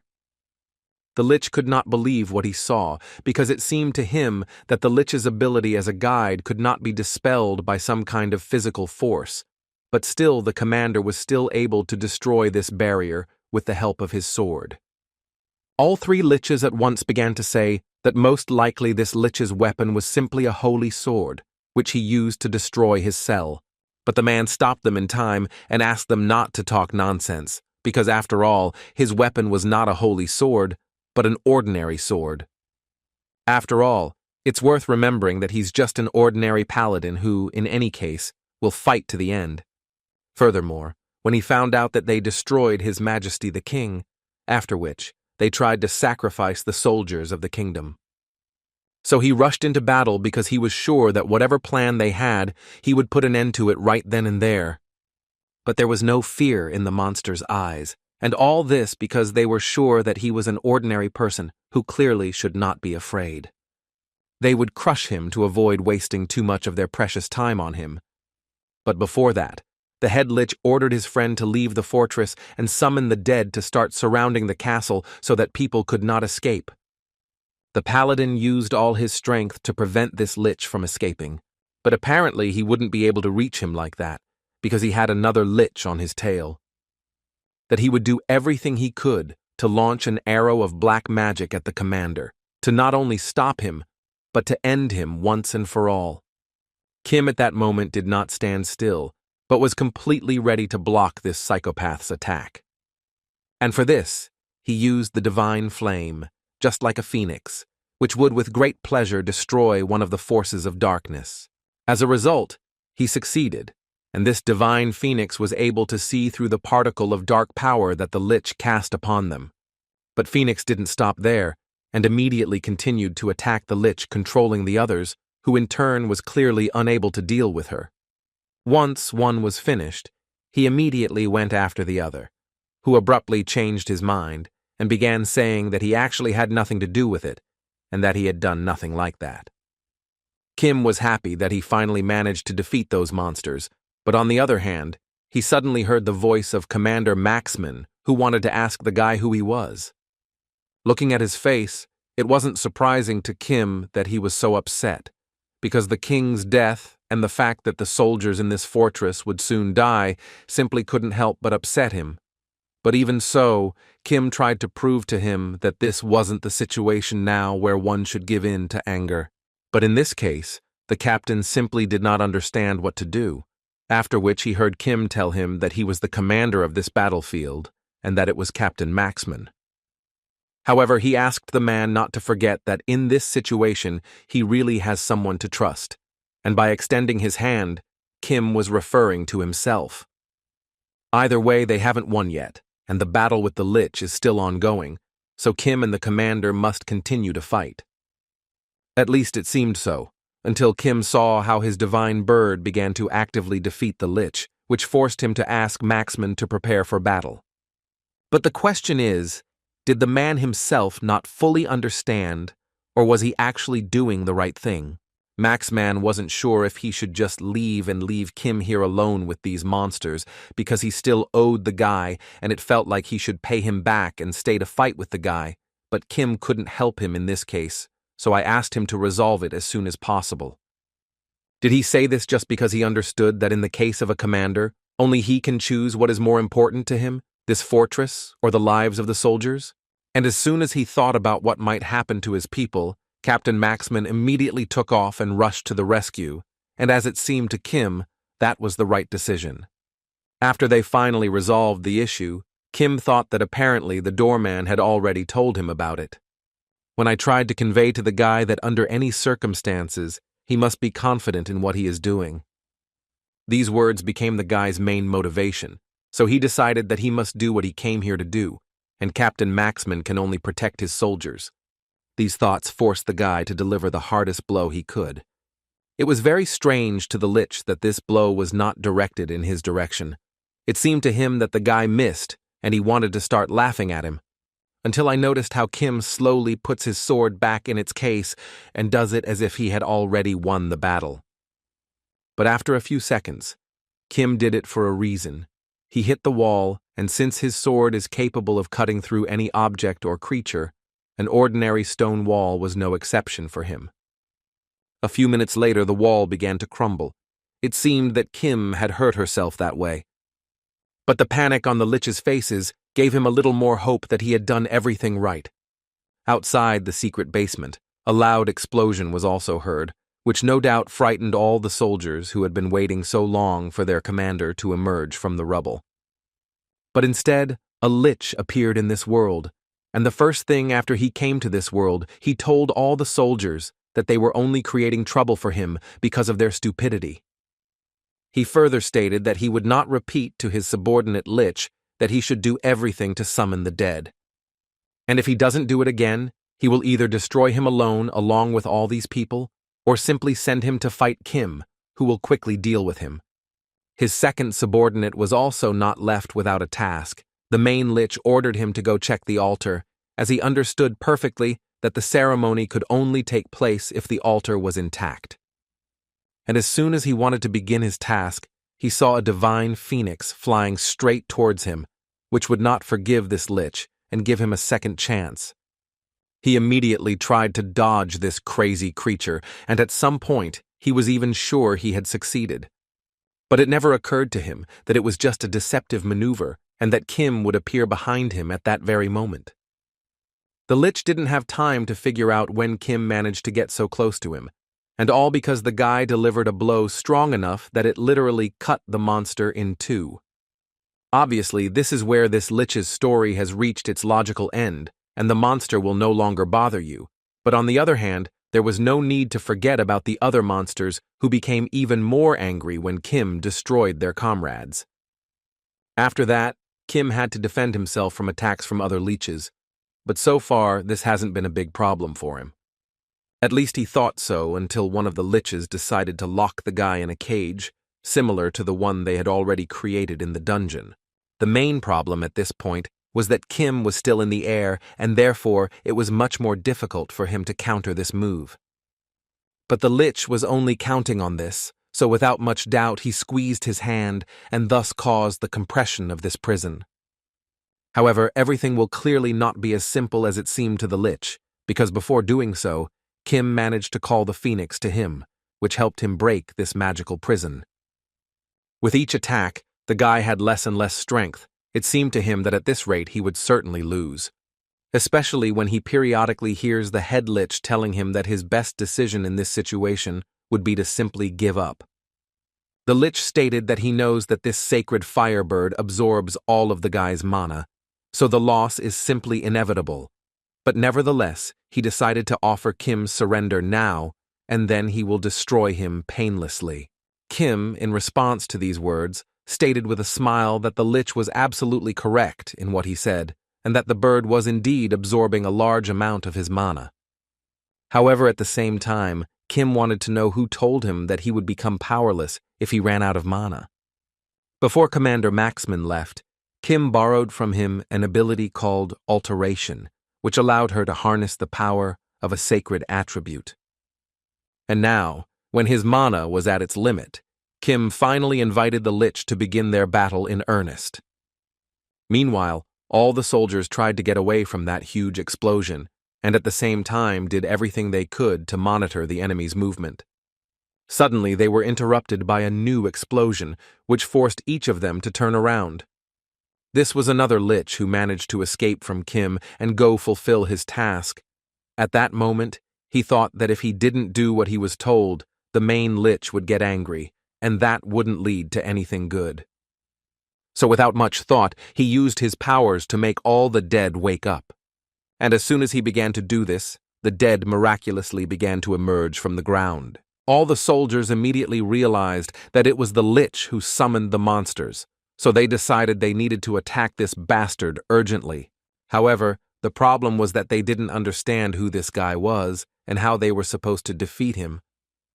Maxman showed up just in time and declared that this was what he came here for. His assistant immediately ran to the captain to tell him that he was very happy that Maxman was alive and that everything was fine with him, because after the capture of the fortress, it seemed to him that everything was over. His words were interrupted by Maxman himself, according to whom he evacuated all the nearest knights, so that there would be no casualties. He then added that, in fact, this was not the priority now. At this moment, he was interested in knowing if they managed to restore the fortress doors, and, if the deputy's words are to be believed, they have not yet managed to complete the restoration. Maxman heard him and immediately asked the man to block the gate in every possible way, because first of all, they had to preserve the fortress, and he, in turn, would take care of the monster.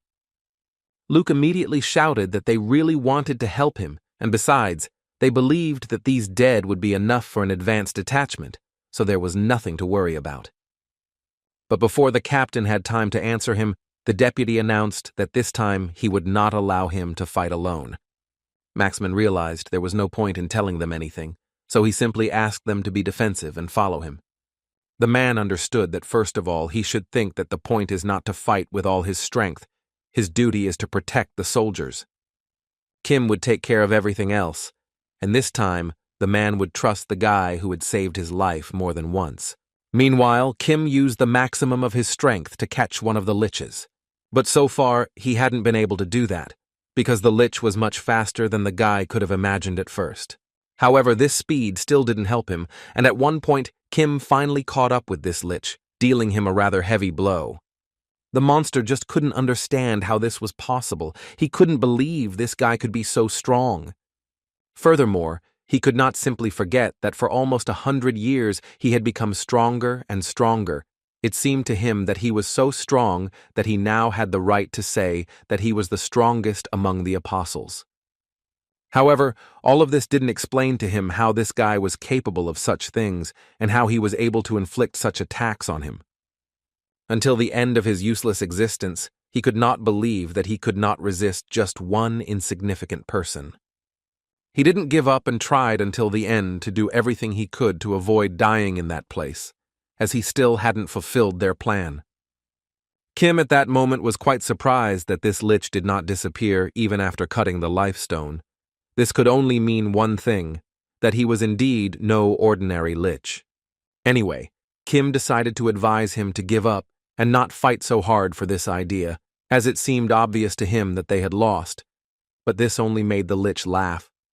After that, he started telling the guy that he was just a stupid person, because the only one here who was doing his job in vain was Kim, and he thought so only because they were not the only ones who were going to summon the king.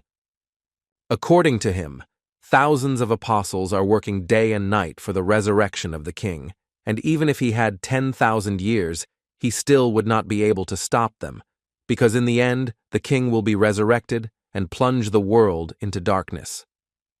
As soon as the apostle finished speaking, Kim approached him and said that this is why he says they are doing everything in vain. And the reason for such confidence was that Kim believed the Lich King would still die at his hands. These were the last words the Lich heard before Kim destroyed him. At that moment, Kim thought that what he told the Lich was true. After all, the Lich King who invaded the world in his past life and who destroyed it was Kim. Anyway, now he was thinking that they started to remember the Lich King a lot, and therefore Kim started to think that most likely his resurrection would happen much sooner than he thought, and if Kim was right, then everything would be much more complicated than in his past life. In any case, first he decided that he needed to deal with everything that was before his eyes, and only then could he think about the future. Besides, he still had to deal with one more Lich. He decided to go to the rescue as quickly as possible, as he had no idea how the captain was dealing with it there. At that moment, he thought it was difficult to resist him, since his movements were unpredictable, and this Lich actively took advantage of his weakness in aerial combat. But on the other hand, he remembered that in fact his main task was not to shoot him down. First, he needed to be careful not to get too close to the soldiers, and besides, that guy should come soon, but for now they need to hold on a little longer. At that moment, the Lich was suddenly shot in the head, and this was a sign that his friend had just been destroyed. At the same moment, 1,000 questions began to arise in his head. He wanted to know why this happened and how, but unfortunately he simply had no answer to a single question. Maxman heard what this Lich was saying quietly, and the information he repeated could not help but please the captain, as he understood that Kim had finally completed his part of the plan.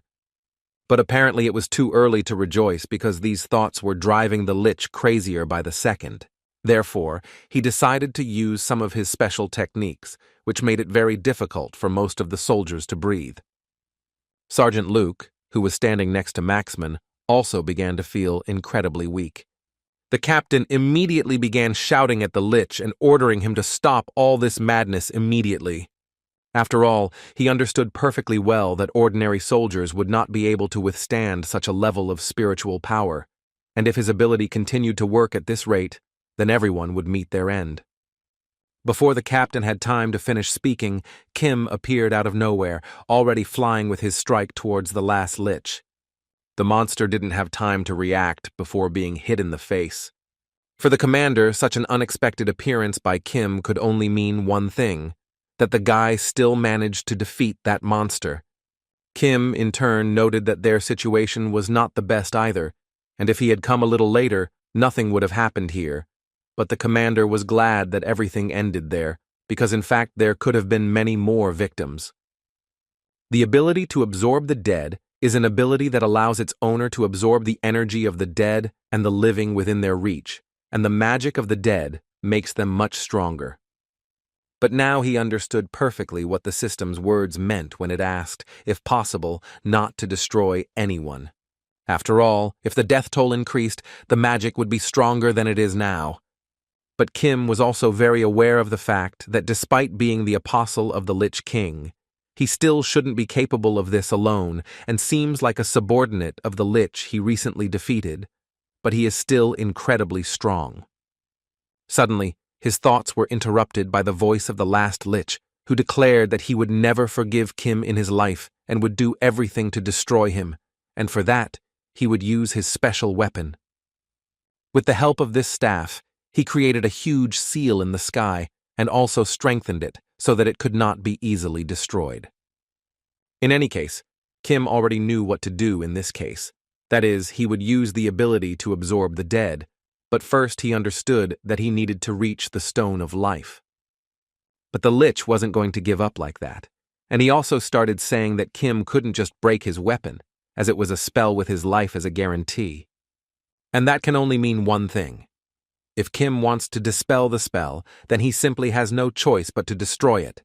Kim didn't respond at this point, he simply continued to attack this nasty monster. The guy was clearly aware that he simply couldn't break through this barrier, although on the other hand, he needed to grab this bastard as quickly as possible, because if he took any longer, he would be in big trouble.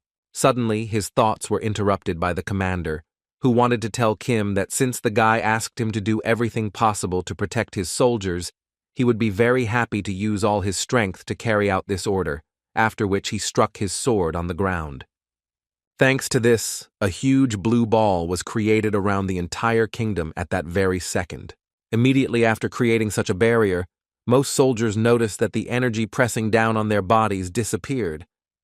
Kim couldn't believe what he saw because he understood that the commander was most likely using a skill called Sacred Place.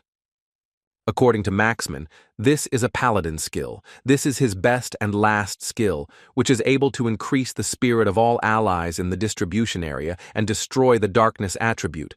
But the problem is that this skill takes away their life energy. But either way, the man was sure that even if this was his last breath, he would definitely do everything to protect the knights. So all he asked Kim in the end was to take care of all the knights who would survive. Kim understood perfectly at that moment that everyone was fighting desperately, risking their lives. And therefore Kim really wouldn't want to disappoint Commander Maxman, who has so much hope for him. But the Lich at that moment continued to attack the guy, saying many offensive words to him, as if he was a weak, helpless worm incapable of anything on his own.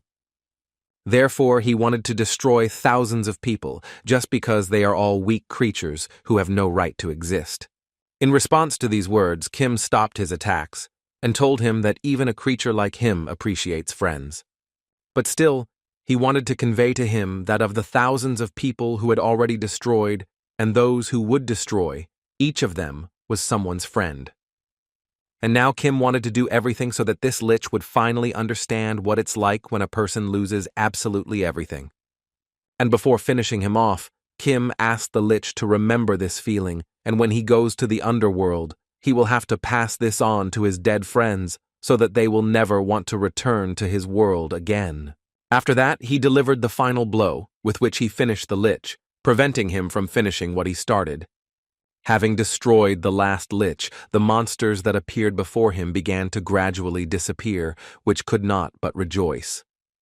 The only one who didn't feel as well as he would have liked was Captain Maxman, whose condition was very bad, and he didn't quite understand whether all this horror was over or not. A little more, and he would definitely have lost consciousness, but Kim approached him in time, thanks to which he managed to catch him. And after the commander looked at Kim, the first thing the guy wanted to say was that the man really did a great job. Maxman thought he would probably die without seeing how it all ended, but how happy he was that he was still able to live until that moment. He sat down carefully, leaning against the wall, and said that before he could begin to rejoice in his victory, he needed to rest a little. But apparently, he wasn't the only one who wanted to get some rest, because as soon as he turned his head to Kim, he saw how he could barely breathe. Meanwhile, at the Awakened Management Agency, Song Kyung-tae, who served as the director of Awakened Management, yelled at his subordinates because he didn't understand how, 3 months later, a dungeon appeared in Anyang City and immediately caused such an explosion. And in general, he didn't want to believe all this nonsense because to him it seemed implausible. Lee, hearing all these screams, no longer felt like talking to the director, but he knew he still had to.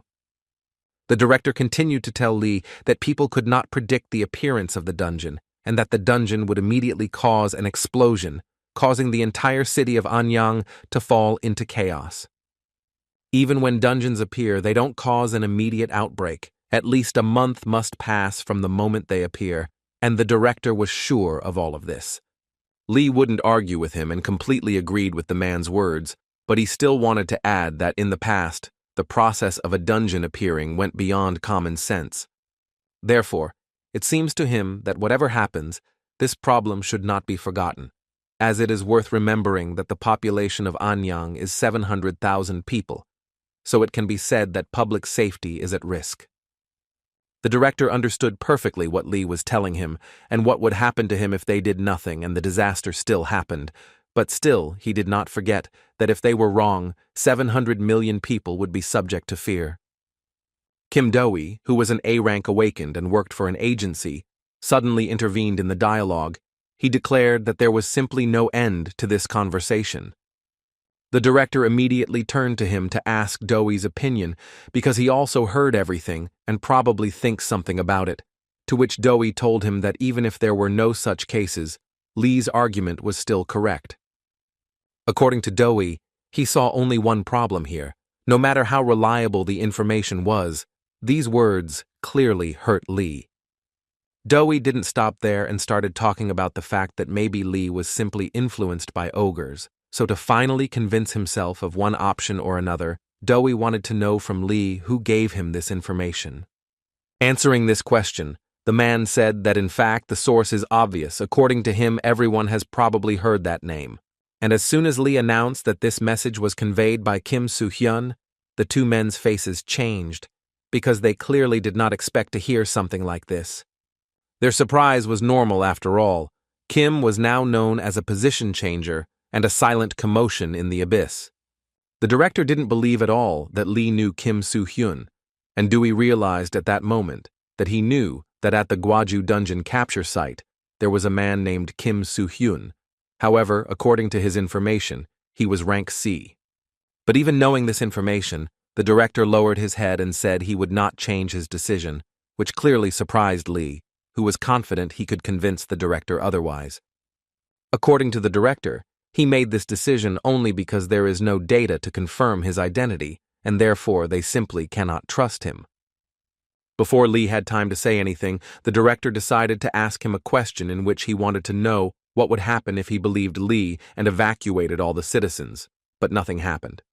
As the warden, he will have to take responsibility for everything, so he asked Lee to listen to him carefully. On the other hand, the dungeon is a kind of natural disaster, and in his opinion, even if a small number of citizens die, he will not be held responsible for it. Until recently, Lee didn't want to believe that the director would pretend he wasn't aware of the situation, and only because he didn't want to take responsibility. But no matter how angry Lee tried to be, the director still believed that the decision was his, and he was also responsible for everyone. Lee still tried to respond to these words, but he didn't have time, as the director decided to end the conversation there and asked the man to do everything so that no one knew that this conversation had taken place. Kim rested a bit, and a few minutes after destroying the lich, he received a notification that he had passed the test on the 20th floor perfectly, thus earning 100,000 achievement points. But until now, there was no joy on Kim's face, because he still couldn't forget that it was incredibly difficult, because even 3 apostle-class leeches fought with him, and this happened to him only on the 20th floor and the 10th level. However, this was actually a significant achievement for him, considering the fact that he increased his stats quite a bit. His coefficient is 60, and the 7th level of magic power corresponds to the S rank level, which he originally intended. But at that time, the system notified him that it was still counting achievements, which confused the guy a little. Ultimately, he could ask for help from a large number of people in this kingdom. And taking this into account, he concluded that he had gone into the red by working so much alone. Although, on the other hand, he looked closely at Maxman and thought that in fact this time, he was not alone. The captain at that moment was talking to his warriors that the matters in the fortress were almost resolved, but the war with the kingdom of Odrum was not yet over. So he wanted to ask his knights to spend more time repairing the fortress walls and the gates. While talking with his knights, Kim approached him, whom the man was looking for, as he thought Kim had left without saying goodbye. Maxman wanted to thank Kim again for helping him save the kingdom and for all the work he had done, but Kim didn't really like hearing him praised. Suddenly, to the guy's surprise, Maxman told the guy that the same thing had happened to him once. After his contribution in the last war, people began to call him War Hero Maxman. Of course, he understood that it was an honorary title. But on the other hand, he understood that the more time passes, the harder it is to carry this burden, from which he began to feel how this burden weighs on him, waking up every day with the thought that he is a hero. Kim began to understand that apparently Maxman was feeling the same pressure he had felt in the past. However, Maxman also wanted to remind Kim of how he told him that his task was to protect the local soldiers, and only thanks to Kim did his mind finally return to normal. And indeed, Kim believed her new friend, because it was clear on her face. After that, Kim realized the fact that the answer is always closer than a person can imagine, and the captain simply could not agree with him.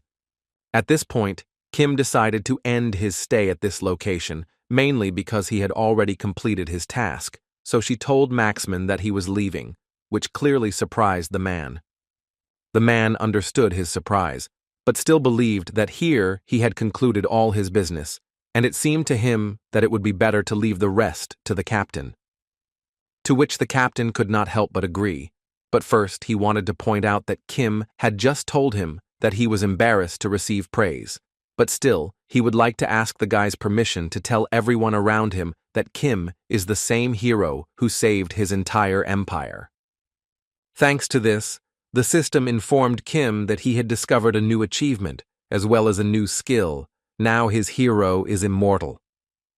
A girl who was working out at the gym started yelling at her friend to answer his phone because she wasn't going to hear that old-fashioned ringtone. That friend was Lee, who picked up the phone and heard the voice of his friend Kim, who had disappeared. But as soon as Kim said something to Lee, he immediately realized that this was not a joke now, and it was clear from his facial expression. Kim left the hospital with a slight scandal, as the doctors didn't want to let him go, even though he told them several times that he was fine, and so he didn't understand why they were making such a fuss. But apparently that was just the beginning, because as soon as he left the hospital, he was immediately greeted by Lee, who first of all wanted to ask the guy how he was feeling. After Kim told him everything in detail about his adventure, Lee calmed down a bit, although he still didn't fully believe the guy, as his hand didn't look as good as Kim himself described. But most of all, Lee was surprised that the guy managed to get past the 20th floor in just one day, and as he sees now, the guy wasn't badly injured, so the man would appreciate advice from someone so experienced. Warrior. Kim didn't understand what the man wanted to talk to him about, so he immediately said he didn't have any advice because he didn't really know much. Lee didn't expect any other answer, but it suited him to understand that he didn't need to worry about this guy. Anyway, Lee also wanted to talk to Kim about the fact that in the end, he failed and he was very sorry. Moreover, his identity was revealed.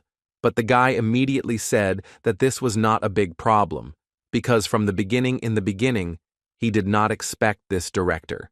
In a past life, Kim was awakened directly under the agency's management and therefore knew who this director was. One way or another, Lee stated that the persuasion was unsuccessful, and he also had information he learned from an assistant close to director Kim Dewey, saying that a green dungeon had appeared in Gyeonggi-do Ansan and they were planning to raid it, and some awakened ones were gathering in Ansan. Hearing all this, Kim understood perfectly that that very day was gradually approaching. In his previous life, he was also called there, which made him unable to prepare for the sudden outbreak in Anyang. Director Song Kyung-tae was too busy dodging responsibilities that day, so the late response played a big role. Kim was so angry that Song Kyung-tae was an idiot who only cared about himself. But Lee interrupted Kim's thoughts to find out how the guy knew the time the dungeon appeared. The guy, in response to this question, thanked Lee for his effort, and if so, he would like to act on a different plane, in which he would work alone, which shocked Lee. Kim asked him not to be too surprised, as he had actually already received a lot of help from Lee. But the man didn't even want to hear that, because he was sure that what he did was not enough. Lee wanted to tell the guy that he was now in a position where he couldn't wait for the agency's cooperation, and he was also sure that in Kim's new plan, there would be a case where Lee could still help him. Kim clearly didn't expect anything like this. It seemed to him that Lee would quickly agree with him and wouldn't want to continue helping him, but apparently he was wrong, so he happily decided to tell Lee his plan. 2 months later, on December 17th, a week before Christmas, a lot of different news began to come out that terrorist attacks were taking place in the cities of the country, so the situation on the internet is heating up all the people, including the Abyss. Nobody at that time understood whether the prediction about the Domp Guild was actually true or not. Many people didn't even believe in the existence of the Domp Guild, but not Lee, who openly declared to all journalists that he personally experienced all of this and did all of this for a reason, but only because Kim Soo-yeon entrusted him with this work. Lee spoke on TV about how he nearly suffered significant damage from the recent capture of the Gwaju dungeon, something that even those close to Lee had trouble believing. But the agency director wasn't the kind of person who would just let all this go, and as soon as he saw that Lee was using journalists, he immediately became angry and started yelling. His head was already spinning from the appearance of the dungeon in Ansan, but here he had even more problems in his head.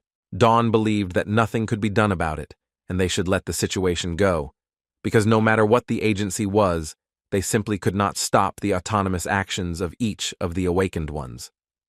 The director was sure that this was Kim Soo-hyun's doing, so he asked his deputy to find out this guy's identity as quickly as possible so that they could deal with him and thus solve all their problems. According to Dawn, Kim Soo-hyun settled into the abyss a month ago, but the only thing that was unclear to him was why this guy was making so much noise. Kim, in turn, was going crazy. His body was so relaxed that at times he didn't even understand what was happening. But his strange activity was suddenly interrupted by a knock on the door. It was the owner of the apartment, who came to the guy because the rent was late for a month and there was no answer for several days, and the man came here to find out what the guy was doing there and also to take his money. The man decided that since the guy didn't answer, then most likely he would die. So the man decided that first the guy should pay him, and then he could do whatever he wanted. But as soon as he opened the doors, he immediately saw what was wrong with his guest. Everything is fine and you can demand payment. But he was so brave until a monstrous energy captured the man. The next thing he heard, the guy apologized and said he would pay extra for the trouble he caused. Then he added that he was actually about to leave, and the man would most likely never see him again. These were the guy's last words before he disappeared, leaving behind a small bag of gold. But even at that amount, it was simply a huge payment for such a room. On December 23rd, a month had passed since he entrusted the task to Lee Joo-ho and arrived at the tower. Kim purchased an excellent magic catalyst with the accumulated achievement points, which were approximately 2 million points. So by locking himself in a room and drinking a catalyst, he trained himself to tame the magical energy. The taste and smell were simply disgusting. But thanks to this, he managed to reach such a wonderful state as he is now. Kim was simply in a great mood as he realized that tomorrow would finally be the final battle, which he would definitely need to win. A guild official at the appointed time came to the guild chief's office and informed him that it was time for them to move on. The boss completely agreed with him, and as soon as he stood up, he immediately turned to Hak Jun and said that he should go with him. Reading all this news, Hak believed that all of this was being done by a criminal guild that was in the shadows, and now their existence has come to light. Maybe they even have an informant. Although he wasn't actually sure about this either, it seemed to him that there was a possibility that the start of a terrorist attack when a green dungeon appeared in Ansan was quite plausible, but it was still unclear why this would happen. But at one point, the boss interrupted him to say that he was actually talking about the guy who posted that post. According to him, few awakened people know of their existence, and to find out who brought them to the surface, he carried out some kind of investigation. And thanks to this research, the boss determined that the person who posted this post is Kim Soo-hyun. And as soon as the man said this, it was clear from Han's face that he was familiar with that name. Furthermore, the man added that he was considering conducting another investigation to understand why this boy was framing the Domp Guild. As they got into the car, Khan became very interested in knowing why the reader, who does not benefit from writing such things, cares about such a subject, and why he cares about the Domp Guild. But at some point he began to suspect that the Aries Guild and the Domp Guild were connected, and that's why the man was so worried about it. Furthermore, he didn't forget the fact that Kim Soo-hyun is just a C-ranked person, and therefore it seemed to him that it was definitely not his fault. But in a somewhat strange way, Han still thinks about how Kim gave him a small piece of paper and asked the guy to contact him when needed. Meanwhile, in Ansan, it was an incredibly quiet Christmas. Even the hooligans, who usually have something to do, were very bored. One of them said that maybe they should also run away better, because they say that a disaster will happen here.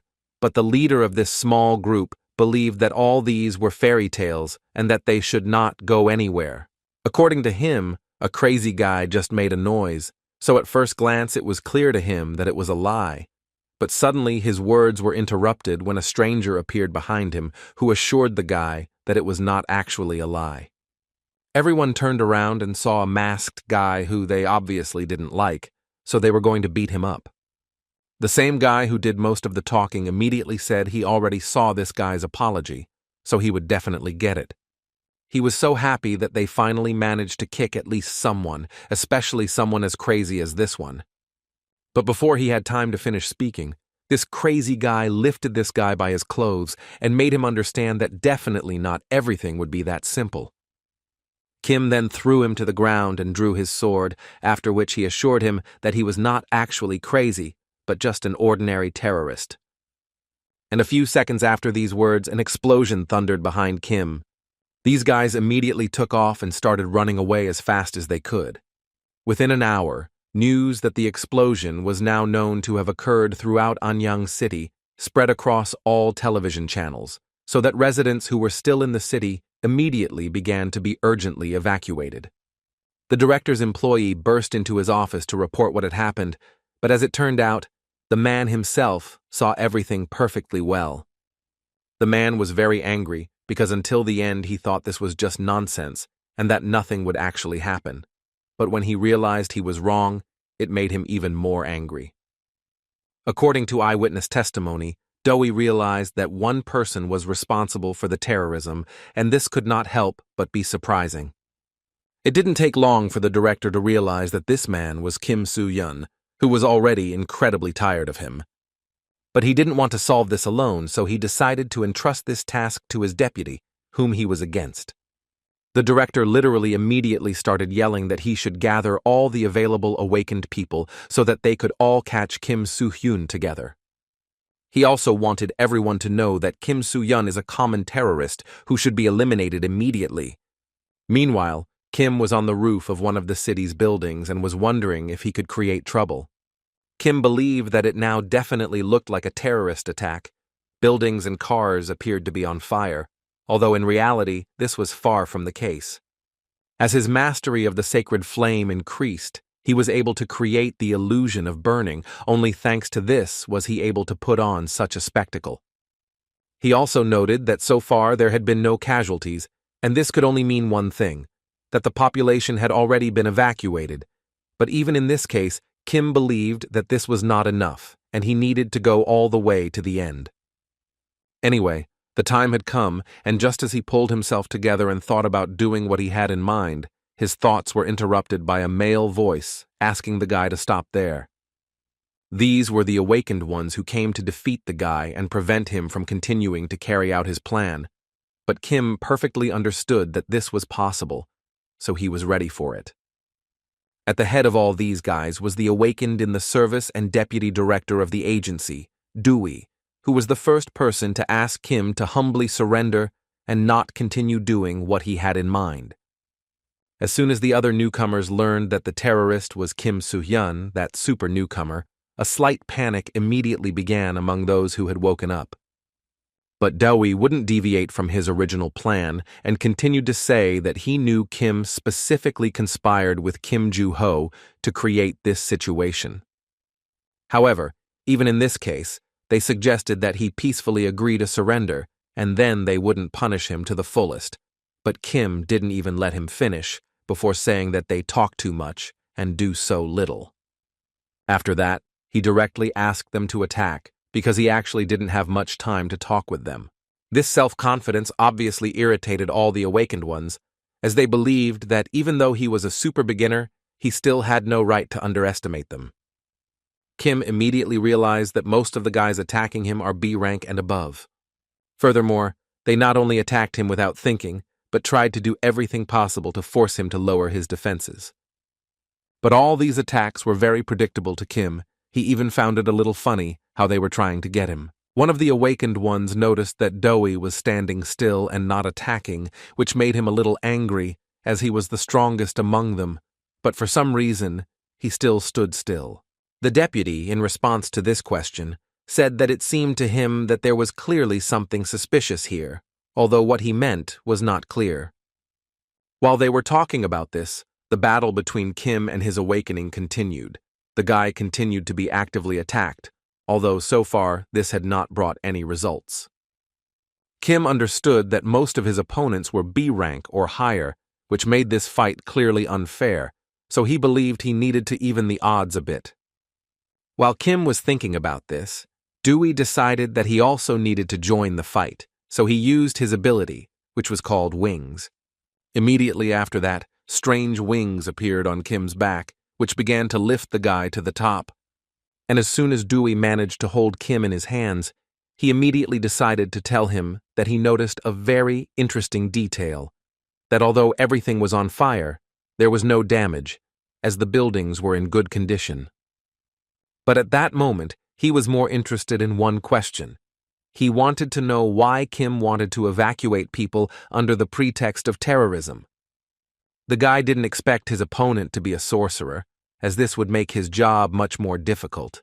But in any case, he wasn't going to talk to him, and immediately told Dewey that first he had to defeat him, and only then could he ask him about something. In this case, he had no choice but to heed Kim's request and defeat him before he could execute his plan. After that, he threw Kim off a huge building and followed him in free flight. To use his magic, he used a book, each page containing various types of spells. His next skill was Lightning Strike, which had all 5 stars. But even after such a powerful blow, Kim managed to land on his feet without any problems. At that moment, Dewey was thinking that the guy had been attacked by so many awakened people, so it seemed to him that it was simply impossible to dodge in the air. But how wrong he was, because as soon as the guy landed, it was immediately clear to him that he didn't have a single scratch on him. And this was a problem, because Dewey used one of his most powerful blows, and this can only mean one thing, that even he cannot defeat Kim, and the awakened himself at that moment evaluated Dewey, and it seemed to him that the magician was clearly no less than A rank. Anyway, it seemed to Kim that the sorcerer showed him a lot at this stage, but all this just confirms that Dewey is just a useless awakened. Dewey was really surprised that even in such a situation, the guy could say such a thing, although he realized that his strength would not be enough to defeat them all. When his colleagues finally came to help him, the first thing Dewey asked them was to buy him some time. According to him, this had to be done so that he would have time to send a request for help to the agency. He believed that all the forces of the awakened needed to be mobilized at this moment. After these words, all the awakened ones immediately went into battle, although Kim dodged all their attacks and did everything to not harm them, and this seemed to anger them even more, and they asked him to fight normally. Although everyone understood perfectly well that the person they had to fight at that moment was much stronger than they thought. One of them even heard that this guy passed the first floor in less than 2 years. They also just couldn't help but notice that this guy has a special magic sword that he fights with. But the strangest thing is that he doesn't use anything else besides that sword. In any case, looking at this guy, one can safely say that the level of his skill is simply incredibly enormous, and this despite the fact that he has not yet fully shown himself. Dewey still couldn't understand, despite all his fighting strength, why he hadn't revealed his identity yet. What was the problem? Kim at that moment decided to tell everyone who had already shown her all her uselessness, and that's why it seemed to her that there was simply no point in continuing this fight.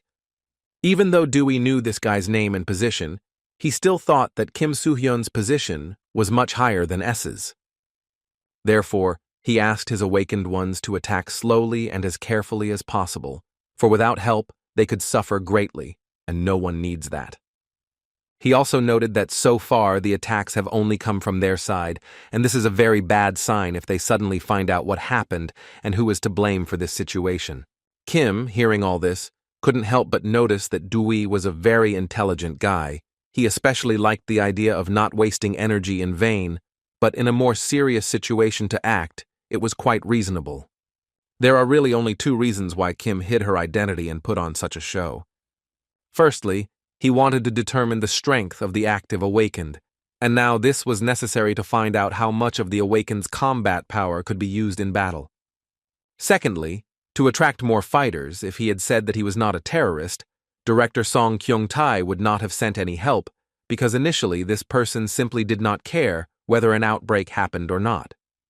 But when he organizes terror that threatens national security, things immediately take a different turn because it hits journalists and television.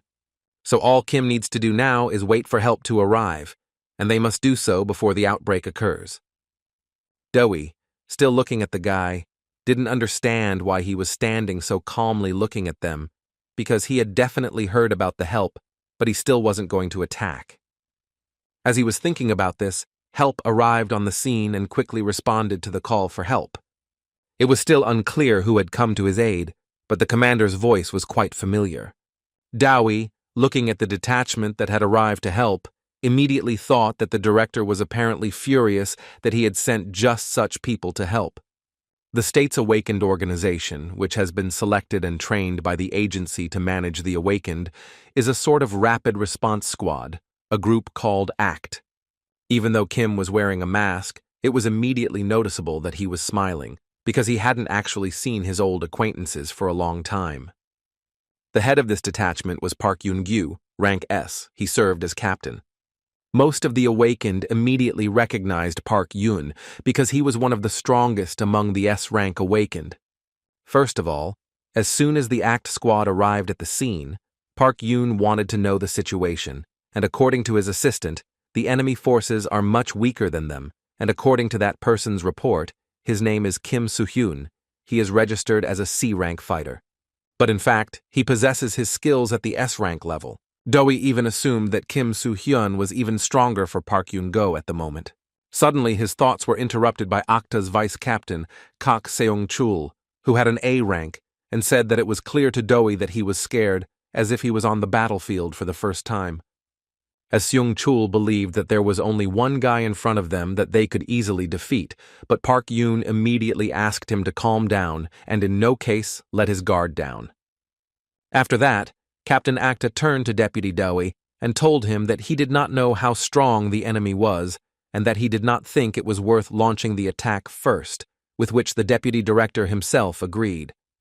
But, as it turned out later, he had only himself in mind, so he sent his squad into battle, which, in his opinion, would be the first to launch the attack. How the son attacked his new opponent with a smile, as he believed that he could now easily deal with this guy.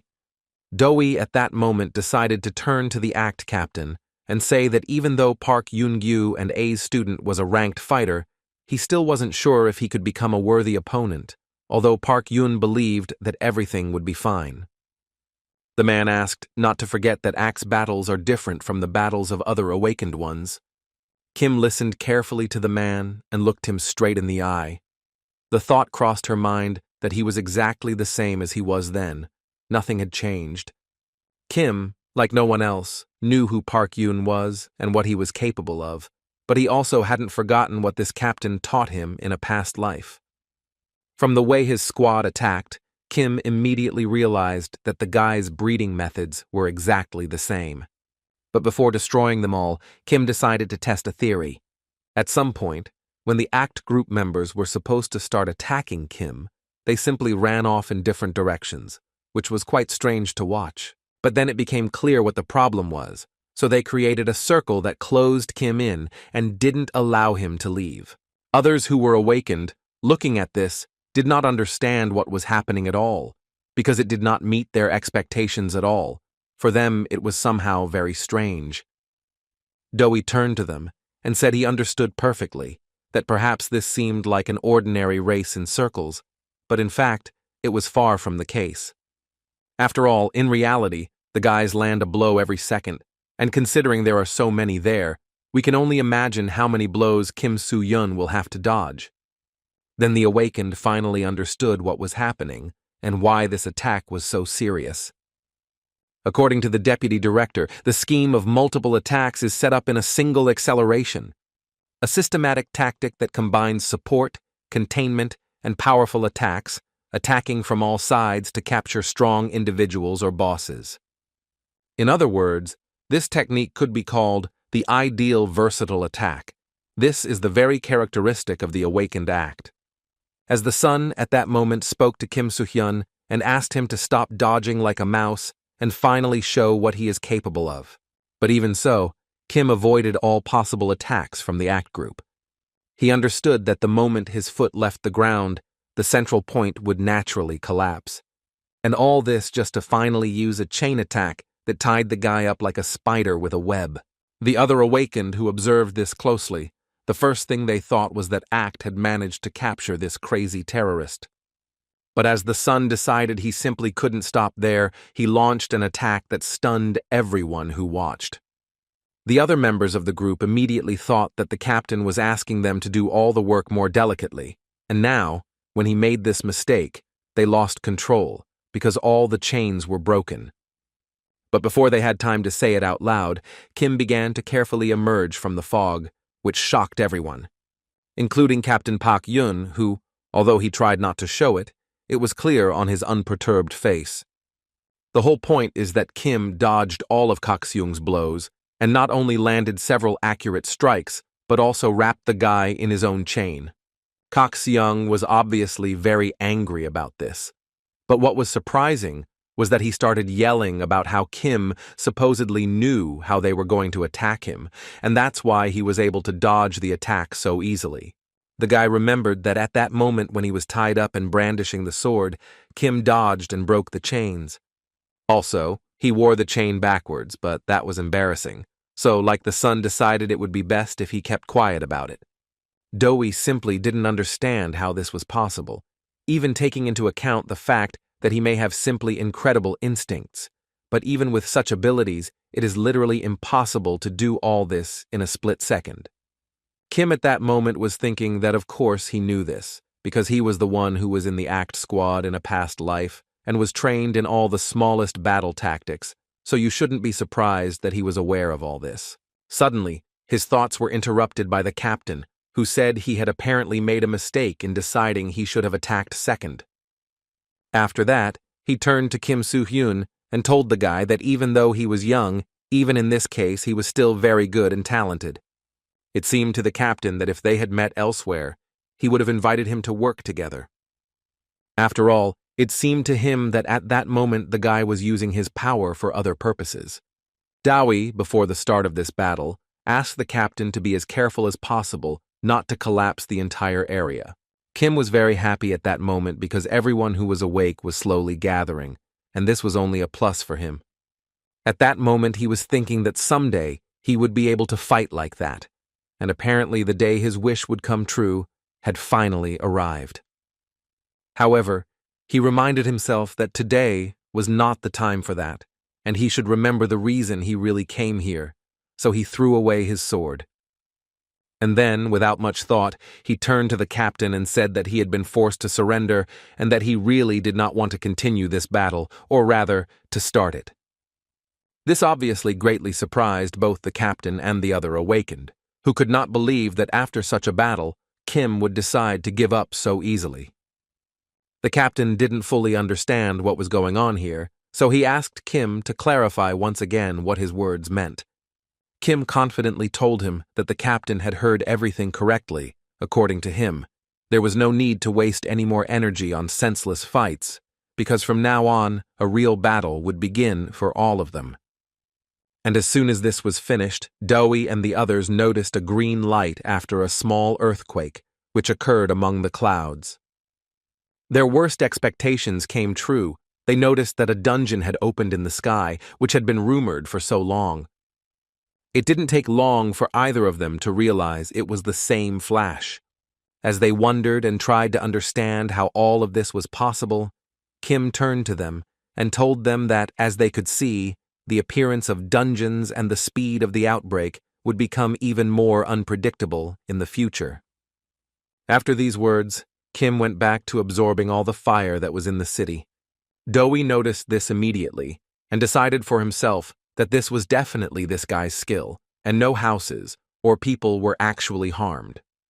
At this point, Kim continued to tell them that they might be confused and hate him for not telling them the truth from the beginning, but now he would like to make just one request. And the essence of this request was very simple. He just wanted them to fight together. After all, Only then will they be able to protect the city of Anyang, which without their help could disappear from the face of the earth forever. Dewey couldn't believe that this man in front of him was really Kim Soo-yeon, who had been rumored so much. The sudden outbreak in Anyang City is the beginning of an anomaly that will threaten the world in the future. It was known that the outbreak is a phenomenon that occurs when a dungeon is not attacked for a certain period from its occurrence.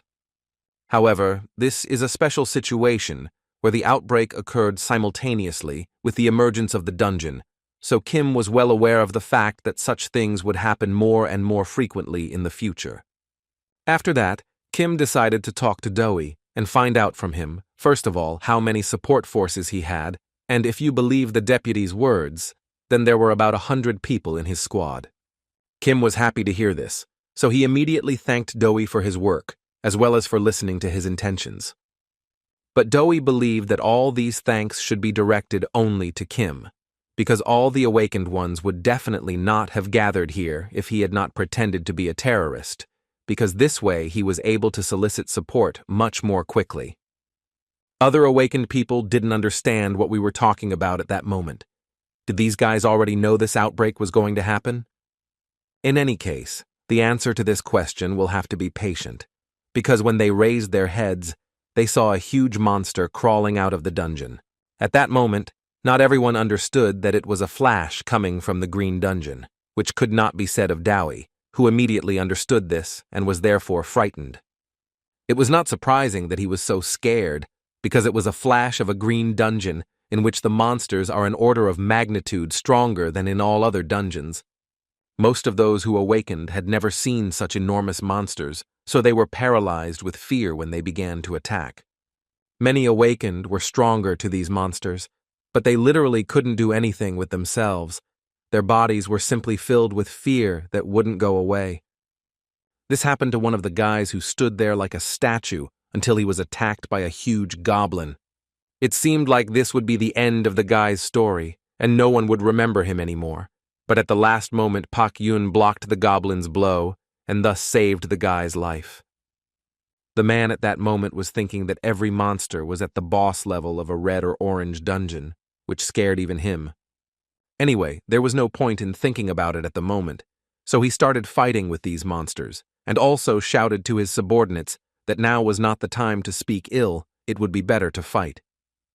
As the sun also began to scream and panic, even though his original task was to calm his colleagues and bring hope to the hearts of each of the awakened. But unfortunately, he didn't, and Kim decided to tell him about it, who appeared out of nowhere behind the guy. The guy once again reminded him that he is from a special organization called ACT, which in such moments must show its strength, so Kim once again asked him to pull himself together and use his position to calm the awakened and transfer their fear in the right direction. The sun didn't have time to respond before Kim jumped high and flew straight to the center of the green dungeon, where there were more monsters. This further angered Vice Captain Act, because he didn't understand what was wrong with this guy, because he spoke exactly the same as his mentor. Kim used all his strength and all his resources to destroy as many monsters as possible with his sword. Although he succeeded, at some point it seemed that the number of these monsters was simply infinite. But it still seemed to Kim that Pak Yun should help him deal with the monsters in the green dungeon, and since the whole act is here, then the evacuation of the citizens will be much easier. Thanks to this, he doesn't need to worry about the smaller monsters. He can destroy the boss of this dungeon, the huge dragon Egolas. The size of this dragon was incredible. It was so big that the skyscrapers in the city center seemed so small. When Dewey saw this monster, he immediately realized that they needed to evacuate all the citizens as quickly as possible, and so far they have only managed to do so with half. At that moment he was thinking that, thanks to the early evacuation, there were still no casualties, but still the thought was that if they didn't stop the monsters, there would be much more damage. And looking at this big guy, one can assume that not only Anyang City is in danger, but the entire country. Therefore, they decided that it would be best not to let any monsters leave Anyang, and all people were asked to remain calm and follow the instructions of the awakened ones. Meanwhile, Kim Soo-yeon was organizing his thoughts, as he would soon have to destroy a huge dragon, although he did it in his past life, but that doesn't mean that doing it a second time will be much easier. Doe believed that the only hope left at the moment was Kim, however. Given the strength of such a dungeon and the immediate departure of all the monsters, it was difficult to be sure that the guy would handle everything for sure. Doe's thoughts were suddenly interrupted by heavy breathing behind him. Because of this, he turned around carefully and hoped until the end that he wouldn't see a monster behind him, but unfortunately, that wasn't the case. At first, it seemed like Doe was finished, but suddenly this huge goblin fell right in front of him, and Park Yun was sitting on the head of this monster, who only realized that Doe had lost his vigilance and needed to pull himself together. After that, he decided to rest a bit and explain to Doe what was going on here. According to him, he and Act will take care of the extermination of monsters and the evacuation of citizens, and he would like to ask Doe to continue summoning the awakened. As they were talking, Kim jumped up beside them, who also wanted to say a few words. But as soon as he wanted to speak, he was approached by Park Yun, who wanted to know if he could entrust this enormous dragon to him, and the answer was not long in coming. Kim replied that this was all he needed now, after which he summoned his sacred phoenix, with whom he would go into battle. The guy flew high enough to catch the monster in an awkward position. Kim attacked with all his strength, but as soon as the sword touched the surface of the dragon's body, instead of causing damage, it couldn't even penetrate the surface of the shell. After that, he immediately jumped back a short distance, and the first thing Kim thought was that the dragon was incredibly strong, and it was unlikely that his usual blows would be able to reach this monster. It was now more than obvious that defeating this creature would not be easy, and that it would obviously require something much stronger and more powerful than ordinary sword strikes. Kim decided that he would first try to attack this creature with the help of his phoenix, to at least somehow distract it from himself. But all these thoughts distracted the guy, and he completely forgot that this huge monster is also capable of attacking back. That was the main reason why Kim missed the blow. Although it was quite a heavy blow, Kim obviously had no intention of giving up after that and immediately started to get up. At that moment, the guy thought that this dragon had withstood 2 blows, from which any monster would have already died, while he felt as if nothing had happened. But this only confirmed that the guy should recognize the enormous strength of his opponent. Especially when he remembered that in a past life the outbreak in Anyang was recorded in the protocol as a disaster. The losses totaled more than 100,000 people, about half of whom died precisely because of this dragon. Due to an unexpected anomaly in the dungeons, the number of awakened was insufficient. After conquering the dungeon, he entered the battle, but unfortunately, Kim was unable to completely defeat this reptile. Be that as it may, Kim still decided for himself that he would do everything to cut this dragon in half in this life, and avoid losses as great as in his previous life. And in this, he should have been helped by his knowledge of how this dragon fights. For example, he knew that after the eruption of the flame, this dragon needs to rest a little. That is, it takes a break. So this moment is more suitable to hit him with his own punch, which is what Kim was going to do and used a jump to start. After that, he realized that the dragon's neck is the most vulnerable area, which probably won't be able to withstand the guy's blow. But this time, he decided to attack not with his sword, but with the help of a dragon spear. This is a weapon that is made based on the mythical spear Gunner and is sold in the Abyss store. It is quite expensive. The only disadvantage is that it is disposable. Although, on the other hand, this disadvantage is offset by the fact that it is so powerful that just one hit is enough to inflict colossal damage on the enemy. It was with the help of this weapon that Kim would ensure that no person in this city would die because of this dragon. 1,000 small spears flew at the dragon, and after a few seconds they hit its body, which is why all those screams were heard. After a few seconds of looking at the dragon, it became clear that this was where his story ended, and he could no longer harm anyone. This monster fell from a great height after being hit by Kim, which made it clear that the guy was able to destroy it. Kim was very happy that she was able to deal with this monster so quickly, before it destroyed other people. But after a few seconds, he realized he was a little hasty in his conclusions, as strange creatures of incomprehensible shapes began to appear on the dragon's body. As soon as the guy saw them, he immediately thought that perhaps this creature only appeared after inflicting serious injuries on Igolas, but Kim was happy to see it. If he remembers correctly, this is how part of Igolas's soul manifests itself. Part of this dragon's soul, incredibly, could speak, and the first thing she asked Kim was who he was. The guy, answering this question, immediately told him that before asking him this, it would be good for him to think about who he was. These words made this monster think, because in truth, he didn't even know who he was or what he was. All this demon could say was that he was in incredible, unbearable pain. At this moment, while this creature was angry, thousands of arrows began flying towards Kim. Kim didn't dodge them, because he understood that it was actually useless. He tried to block this attack a little with the help of divine fire, but it didn't help him much. A few seconds later, the dragon's body came back to life and instantly hit the guy's body, sending him flying several meters away.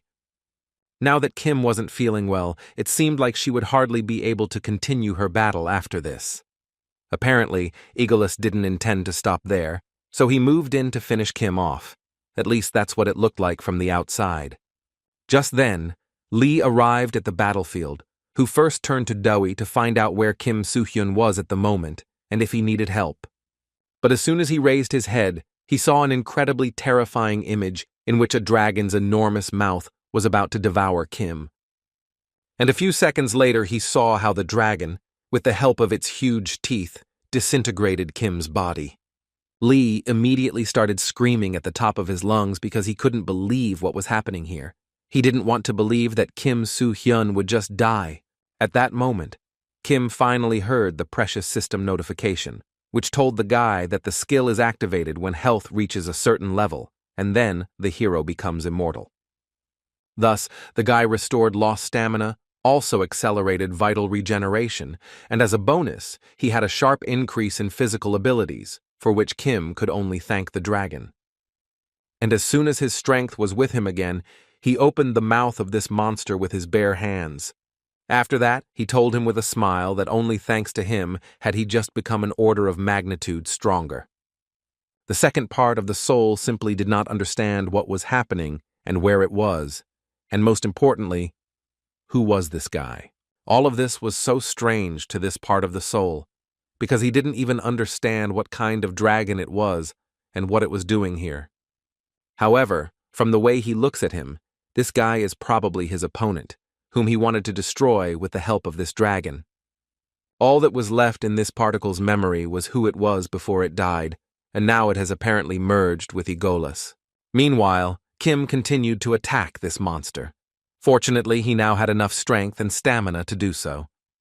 The guy couldn't get out of his head the fact that at the moment he is in the best condition, because his body is so light in flight that this gives him the opportunity to use his skills several times better. He understood that it was probably just the effect of a skill that helped him survive, but either way, it's not that important now, because the dragon is still flying, which means it can theoretically cause a lot of damage around the city. Even in such a heightened state, Kim still couldn't land a blow strong enough to finally defeat this monster, but he still wouldn't give up and did everything he could to finally find this dragon's weakest point. He struck 1,000 blows in a few minutes, and at one point he finally noticed a huge wound on this dragon's body, which allowed him to come up with a completely new plan of action. And actually, there was nothing complicated about it. He just needed to cut off part of the dragon's body using this wound. After such critical damage to the dragon, it was obvious that it would hardly have time to recover. But Kim was not referring to the dragon itself, but rather to whoever controls this creature. This part of the soul was called Falcon, and it was he who controlled the dragon at the moment, although he himself did not suspect that he was doing so. Now all that came to mind were memories of how people had asked Falcon to save them, because they believed in him and knew for sure that he would do everything he could to keep them from dying. His main task was to stop the dragon Igolas, because once upon a time, Falcon was the only one who could be entrusted with such an important task. So Falcon decided that since he couldn't defeat this monster, he should subdue it himself, but he had no idea what all this would lead to. Kim interrupted these memories to ask Falcon what he thinks, the people he protected and those he failed to protect. Would they like him looking so pitiful now? It was obviously very difficult for Falcon to answer this question, so he was silent for a while and thought about what to say. He understood that it made no difference who he protected and who he could not protect, because in the end, he was never able to defeat this monster called Igoglas.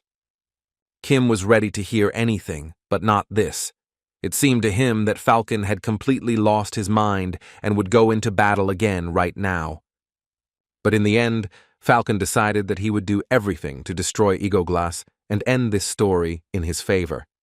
After that, he turned to Kim and asked this stranger to put an end to this and finally destroy the sinister dragon, which for a long time had only brought sadness. Kim didn't wait long and released the same tattered arrow, adding a bit of divine flame to further increase the weapon's power. This was more than enough to cause damage that would destroy Falcon, and with him, the dragon he owned and controlled. After this blow, the dragon began to fall successfully, thus giving hope that everything would finally end. The first thing Kim wanted to ask after landing was if Falcon's memories had returned. Falcon immediately replied that everything that was forgotten had passed along with all the mistakes and failures. He is a knight of the Tessaram Empire.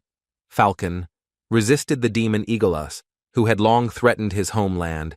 Due to the prolonged war, the damage to his homeland increased every day, and in the end he, using magic, lured him and himself into another dimension. But as a result, in an endless battle, he and Igolus merged into one, and even after leaving that dimension, they fought fiercely within one body to destroy each other. However, every time Falcon tried to put an end to all this madness, he kept destroying people. Kim told him that, in fact, it had been a long time and there was simply no point in regretting it. Now, for him, it is important to think about what he can protect and not what he has lost. And besides, just think about the fact that if he had not saved his empire, even more people would have died. Falcon smiled and said that this was a somewhat awkward consolation on Kim's part. The guy honestly admitted that he had no skills in that area, but he spoke from the bottom of his heart. Even so, the knight said that it seemed to him that Kim's words were true. He would be lying if he said he didn't regret it, and even if Falcon returned to the past, he would probably make the same choice. Kim said those words in her head and thought about what she would do in the end. His thoughts were interrupted by Falcon, who suddenly pulled a glowing ball out of nowhere and began saying that since the guy saved him, he would like to give him this gift. According to him, it was the armor that was made for him in the Tessaram Empire. It was the strongest armor one could dream of and was created specifically to resist Igolus. In fact, Kim was very happy to receive this gift, so she immediately thanked Falcon for it. Before leaving for another world, Falcon once again decided to thank Kim for her help, as it was actually a very long battle. After these words, he was finally able to go to another world with a peaceful soul and rest there for a while. Kim bowed her head to him in respect to the great Tessarama warrior. And as soon as Falcon completely disappeared from this world, Kim immediately heard Lee and Dewey screaming and running towards him behind him. First, Lee examined him for injuries, and at first glance it was clear that there were no serious injuries, although this was quite strange for him. Kim told him that the monster was much stronger and he almost died, but these words confused Lee even more, who began to worry even more about the guy. Dewey interrupted Lee's panic to say that he was very happy that everything was okay with Kim, as it was only thanks to him that there were no casualties. Dewey added that the department head may not accept such behavior, but he didn't mind and would like to apologize to Kim on behalf of the institution, and also thank him for his work. Kim smiled in response and immediately said that there was actually no need to apologize so much. He was just happy to know there were no casualties. He went on to say that a weight was also lifted off his shoulders when he discovered there were no victims, but he never managed to finish because at one point he simply started to black out and eventually lost consciousness. Lee caught him in the process. Before the guy fell to the ground, this state of the guy made the man think again that something had happened to him, and he was obviously injured somewhere. Dowie assured Lee that due to the high energy consumption, he must have been very tired, and fortunately, there were no serious injuries, and mentally thought that when the situation was resolved, a storm would rage around this guy. And the reason for this storm is that he is the protagonist of the event, and now the world can sleep peacefully, only thanks to this guy. The next day, all the news channels in the country reported that citizens had been evacuated from Anyang City due to an outbreak, and everyone also said that a terrorist attack by the Domp Guild had been predicted in Anyang City, and all these incidents were directly related to Kim Soo-hyun. Kim was lying in a quiet hospital room at the time and had just opened his eyes. But then the memories came back to him, and he immediately jumped out of bed like a madman. The first thing he did was look around, and when he did, he finally realized that it was a hospital. But he couldn't remember when he lost consciousness, so he began to suspect that he was severely physically exhausted. Then he picked up his cell phone and realized that today was already the 27th, which meant he had slept for 3 whole days. But those thoughts quickly left his head when he noticed a small note on the table. He immediately started reading it, inside which was a story about how he came to visit Kim when he was sleeping, so he decided to leave this note. He also said that because of this situation the world was worried, and it seemed like everything needed to be put in order for him, so now he is dealing with annoying calls and requests. Also, the person who wrote this message to him understood that it was more of an arbitrary thing, but it still seemed like Kim would understand him, and from the guy's smile, it was clear that he understood him perfectly. Lee really did a good job when he decided to put his hand in. In this letter, it was said that Kim saved a large number of people, and he must have been very tired, so the author of the letter wanted Kim to rest more and not think about anything, and finally asked him to eat all the fruits because the guy probably wakes up hungry. Kim took the apple with a smile and thought that he was actually very grateful to Lee for taking such care. It was very important to him. There were thoughts in his head that after the Gwangju dungeon, the outbreak in Anyang was successfully prevented and his efforts were not in vain. Now it is safe to say that everything is radically different from his previous life. But he also could not forget that he still has a lot to do, so he must remain vigilant. And at first he decided he needed to figure out what to do now. Suddenly, his thoughts were interrupted when he heard someone knocking on the door. Imagine Kim's surprise when he saw Choi Hak-jun enter the room. Kim noticed for the first time that this guy seemed a bit strange, but still he was the first to turn to him to find out if the guy had come to visit him. Next, Kim would like to ask what happened to his face, but in the end he never received an answer to any of the questions, because Zhang simply ignored all of it to ask his question. He placed his hand on the bed and asked Kim in a somewhat gruff voice if he had considered joining their guild.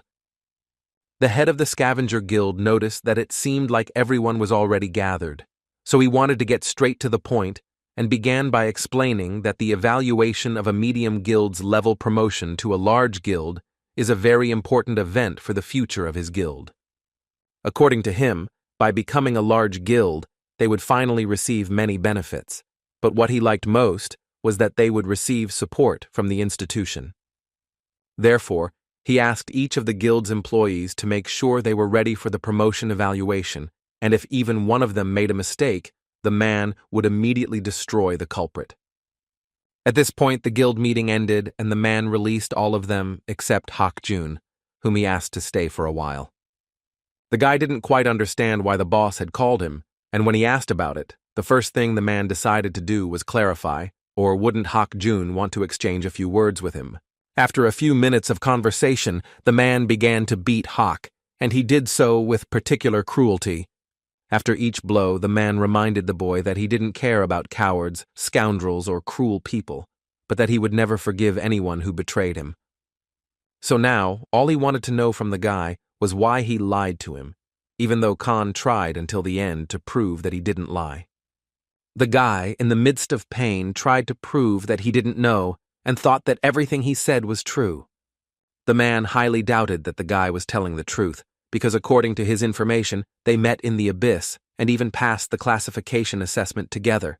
But even so, the guy says he didn't know. The boss had already started yelling because he couldn't believe the guy didn't know what Kim Soo-hyun was. Anyway, he was already tired of messing with the guy, and so he decided to give the guy one last chance. That is, he needed to bring Kim Soo-hyun to him, because having him in the guild would give them an advantage. Promotion. Han didn't understand how he should bring Kim Soo-hyun, because they only met by chance a few times and never contacted each other again. In this case, he can't even use force, because everyone knows perfectly well how strong that guy is. In response to these words, the man could only once again call Khan stupid. After all, he couldn't understand that this wasn't something that should concern him. If he said to bring it, then it needs to be taken and brought. The details of how he was going to do it didn't bother him at all. Well, if this time he couldn't fulfill his request, then the man would show him what true pain was. And as a result, he decided to warn him for the last time that before the promotion evaluation starts, he will have to bring Kim Soo-hyun to him. Immediately after this incident, Khan went home, where his wounds were treated by a girl, on whom he endured the pain and said that all these wounds only stung him a little. She didn't believe him, and so she decided to find out who did it, and the first person she thought of was Yong-dong. The guy immediately changed his face and started saying that recently the monsters in the dungeon have become much stronger, but she didn't listen and interrupted. She started to get a little hysterical, so the guy got up and started to calm her down. He realized that ordinary words would not help here, so he immediately found the necessary medicines, which he handed to the girl so that she could take them immediately. The illness that makes her suffer so much is an illness that modern medicine cannot cure, and he couldn't even imagine what she would do without him, because in those moments, only he can give her a painkiller that works. The fact is that the head of the guild gives him this painkiller, with the help of which he blackmails the guy, which happened this time too. He told Khan that the guy would have to try if he did not want to see her die. Khan told the girl that she was not well, and when she felt so bad, he did not feel well either. Therefore, he decided for himself that until his girlfriend gets better, he will not give up under any circumstances and will fight for her until the end. After all, in fact, he is ready to do anything for her. That's why he came to the hospital to see Kim. He asked the guy to think carefully about his proposal. These are not bad conditions. According to him, he will definitely receive many calls from various guilds and associations, but if he joins their guild, then Khan was ready to guarantee that then no one will bother him. All that was needed for that was to join the guild, but his words were suddenly interrupted by Kim. He wanted to admit to Khan immediately that, at that moment, this all seemed incredibly implausible. Therefore, Kim suggested to him that before joining the guild, it seemed like it would be best to tell him what happened. At that moment, Han started to get extremely worried, but he still decided to check with Kim, or did he really want to know what exactly happened? But before Kim could answer his question, Han drew his sword and told Kim that he would tell him everything, but to do so, he would have to fight him. Han promised Kim that if he defeated him, he would tell him everything, but if he lost to him, he would join the Aries Guild without any fight. Choi Hak-jun, the youngest A-rank awakened member of the world-class Aries Guild, was called a genius and predicted a promising future. The night before his promotion to S rank was evaluated, he destroyed all the members of the Aries Guild. Even during Kim Song-in's time, they met him several times, but they couldn't agree on anything in common. After all, Khan in that life sincerely didn't understand why he should think of anyone other than himself and save the world from people who wouldn't even thank him later. He had a completely different image than he does now, but today's Choi Han-jun is different from that time, and Kim considers him a good person. Even when they met in front of the establishment, he seemed to have something to say, but in front of Young Dong-yeon, he tried to pretend he didn't know him. In Anyang, he saw that he fought to save people, so now Kim wanted to find out why such a guy wanted Kim to join the Aries Guild so much. But apparently he will have to do it using the method proposed by Khan himself, because he was the first to decide to attack Kim. Han attacked Kim with the words that if Kim remained silent, he would consider it consent. In response to these words, Kim told him that she would like to know why the guy had changed so much. So far, Kim has only had to dodge Han's attacks, and that hasn't been so easy to do. He's still an A-rank awakened. Still, Kim's speed was enough to finally catch this guy and force him to slow down a bit. He understood that if chaos reigned in the hospital, it could harm everyone, and so he wanted to resolve this situation as quickly as possible. But first, he had to find his weapon. Looking around the room, he found that his sword was not far from the window. But Khan would not stop, so he continued to attack, despite being the only one with the sword in his hands. Kim needed to distract this guy's attention a little, and to do so, she decided to use a tablecloth. After that, the guy took off and started running with all his strength towards the sword to continue this fight with equal strength. And as Kim ran for his sword, he heard Han saying that he would not allow him to take the sword in his hands, because he knew that if Kim took the sword in his hands, he would definitely lose. So without much thought, he used the power of his sword to stop Kim. This resulted in an explosion that erupted throughout the city, which would obviously attract a lot of attention. Kim flew out of the room and began falling towards the incredibly tall hospital building. At this moment, he thought that he luckily managed to avoid the attack, but this is a strong wind, although he was prepared for it because he knew that Choi Hak-jun was strong. He still couldn't pick up the sword, so he decided to pick up a kitchen knife to even out the odds of victory at least a little. Furthermore, he knew that there were many innocent people below, and their fight could have unpleasant consequences, so he decided it would be best to lure Khan to the roof. And to reach the roof, he himself used a phoenix and divine fire. Han, watching as Kim flew to the roof, understood perfectly where this was leading, but he also understood perfectly that he really had no other choice and would have to follow Kim. Kim, standing on the roof and waiting for his opponent, thought that, in fact, even if he fought Khan with his bare hands, it was still unlikely that he would lose.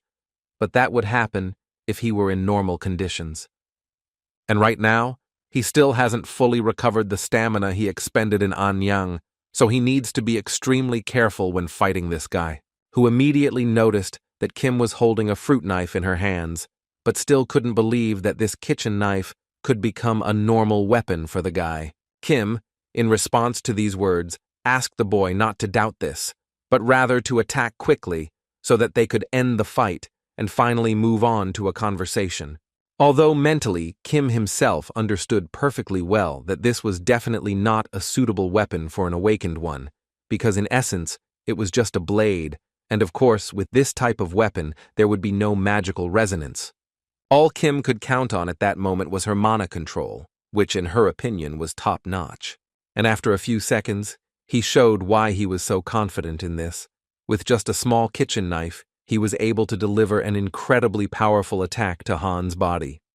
The damage was critical because Khan's shout spoke of it, but it seems that this technique didn't stop Han, but rather angered him even more, as he decided that he would use the full moon's explosion to finally get Kim. This technique apparently caused a huge explosion, even louder than the previous one. A few minutes after the two explosions, police and a group of rescue service personnel gathered under the hospital building to help the injured and wounded. At this moment, Han was already rejoicing in his victory, thinking that not even Kim Soo-hyun could withstand such a close attack. But as the fog began to clear, he saw Kim's silhouette, and now his smile grew even wider, although now it was hysterical as he realized he still wouldn't be able to defeat Kim. The whole point is that Kim, with the help of a small knife and mana control, was able to block such a strong blow from Khan. Kim suggested he end it there and asked Han to tell her how things were with him, no tricks. Guak Yoon-seong. That was the name of the man Han wanted to make happy. Yoon-sung and Han spent their childhood together. He was a childhood friend he simply couldn't let go of. And recently he started calling her his girlfriend, although she was so dear to him that for a while it even seemed to him that she was his sister. After graduating from high school, Yoon-sung inherited his parents' flower shop and helped him a lot while he was unemployed. She always encouraged and supported him anytime and anywhere, and even after the guy woke up, he was very happy to have such a girl by his side. However, one day everything changed. Khan returned to the girl's store once again, where he saw her crying on the floor, which immediately made him understand that something had happened. He immediately tried to find out from her what was going on and who was to blame for this mess. A man walked into a flower shop wanting to buy flowers for his beloved, but for some reason, he immediately realized that things were very bad in the store. Khan immediately turned to see who the man was and saw the guild leader Aries there, which was a bit surprising at that moment. Then the man began to say that judging by the girl's condition, it can be assumed that someone had poisoned her, and very strongly, and he spoke with such confidence only because he knows a little about poisons and antidotes. He thought this was an incredible coincidence, and also believed that since he had already come here, he could help them figure everything out. Kim listened to this story carefully and finally came to the conclusion that the guy was doing all this just because his girlfriend needed to take medication constantly, which only Yeon could manage. Han confirmed all of this and immediately afterward reminded Kim of the day he promised to help him if he ever needed help. And he did this just to say that he was now seriously counting on these words. That is, he asked Kim for help to finally escape from Jong Dong-yong's clutches. But then again, he believed that if he received help from others, he would not be able to defend himself and would likely continue to be deceived, just like Jong Dong-yong did. It seemed to Khan that if he could not protect anything alone, everything would be the same in the future. So now that he believes that there is no other way and that it would be better for him to go and end it all once and for all, Kim helped him make this decision, for which the guy was extremely grateful to him. The man, holding a small piece of paper in his hands, read what was written on it and did not completely believe that things were so. But the man who provided him with this information reminded him that he makes money by providing information, so there is simply no point in thinking that he lied, and he also asked him not to forget that all of this is top secret, and he only told him this, so he better be careful with it. Lee understood him perfectly, so he decided not to speak to him anymore, and just as he was about to leave, he heard the man shout behind him that under no circumstances should he dare drag him along with him. The man heard him and immediately picked up the phone to call Kim and ask how he was feeling, as he already knew he had been attacked at the hospital.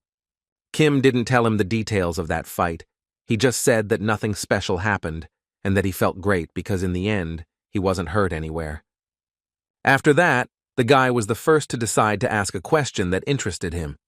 And as soon as Lee heard what Kim wanted to tell him, his face changed immediately, after which he said that now a picture had been drawn in his head and he finally understood what was happening. He also wanted to tell him some interesting information directly related to the Aries Guild, which clearly interested Kim. The guild chief, Aries, meanwhile, was smoking a cigarette in a relaxed manner, and this continued until a guest entered his office. It was Hak Jun, who became a rather unexpected guest for the man, as he had only gone on vacation for a short time, yet he showed up at the office. The boss immediately wanted to know what brought the guy to him on his day off. Khan looked at the head with a smile and said he was just here to ask a single question. He wanted to understand when an awakened person uses their powers on someone, and if that awakened person dies, then their powers also disappear forever. The boss also smiled in response, as he wanted to know why the guy needed such information and what he would do when he found out the answer to this question. On the same day, it was urgently broadcast on all television channels that an awakened had attacked Sonil Hospital, located in the Gangnam area of Seoul. Fortunately, there were no unnecessary casualties, and the awakened control department is currently clarifying the details. It was also announced that the prime suspect is the awakened Aries Guild member, Choi Han-jun. His girlfriend immediately started calling him to find out what had happened, but unfortunately for her, the signal was not established, so she became even more worried. She just didn't understand that her boyfriend was doing such a thing, that he was now the prime suspect in such a crime. The girl was very worried when suddenly someone knocked on the door, which made her even more scared. She opened the doors very carefully and immediately asked who came to visit her, and his visitor was Kim Soo-yoon, who introduced herself with a smile. She let him into the house and made him some tea, after which he said that he came here unexpectedly, so he should also thank her for letting him in. In response to these words, she said that she actually knew him very well, because he was quite a famous person, and besides, she had heard about him from Han Jun, so she wasn't as scared as he thought. The girl also added that Han always said he really wanted to be like him, but she didn't understand what was happening at all, because the news reported that Han had attacked Kim, and she believed that it wasn't him who would do such a thing. Kim decided to tell her that in fact he is also not aware of the details, but he knows very well that Jung Dong-yeon is giving medicine to Yoon-sun, and thus blackmailing her, so it seems to him that the reason Han came to him is what the guild ordered him to do. The guy also told her that when he came to him, he seemed very desperate, but he didn't say what was going on, and Kim just couldn't hold him back. Therefore, he came to the girl to finally discuss all the details of the situation and try to find a solution to this situation together. The girl immediately remembered their last conversation, in which Khan made him believe that if the girl felt good, he would feel good too. These memories made the girl cry and say that in fact everything was very bad for her. Therefore, she could only ask Kim not to leave Han Jun alone, because then anything could happen. Kim immediately told her not to worry so much, because he actually wanted to hear those words from the beginning. The guild boss, Aries, meanwhile, was fighting Khan, and it seemed like he was stronger than the guy. Everything was so bad that Khan was bleeding, and at the same time he heard the head laughing at him, saying that he was simply unworthy of him.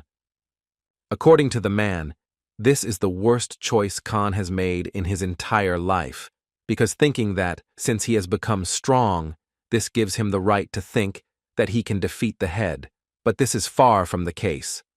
Khan tried not to listen to what his head was telling him, but the idea that he could lose this battle did not leave him, because his body literally did not listen to him.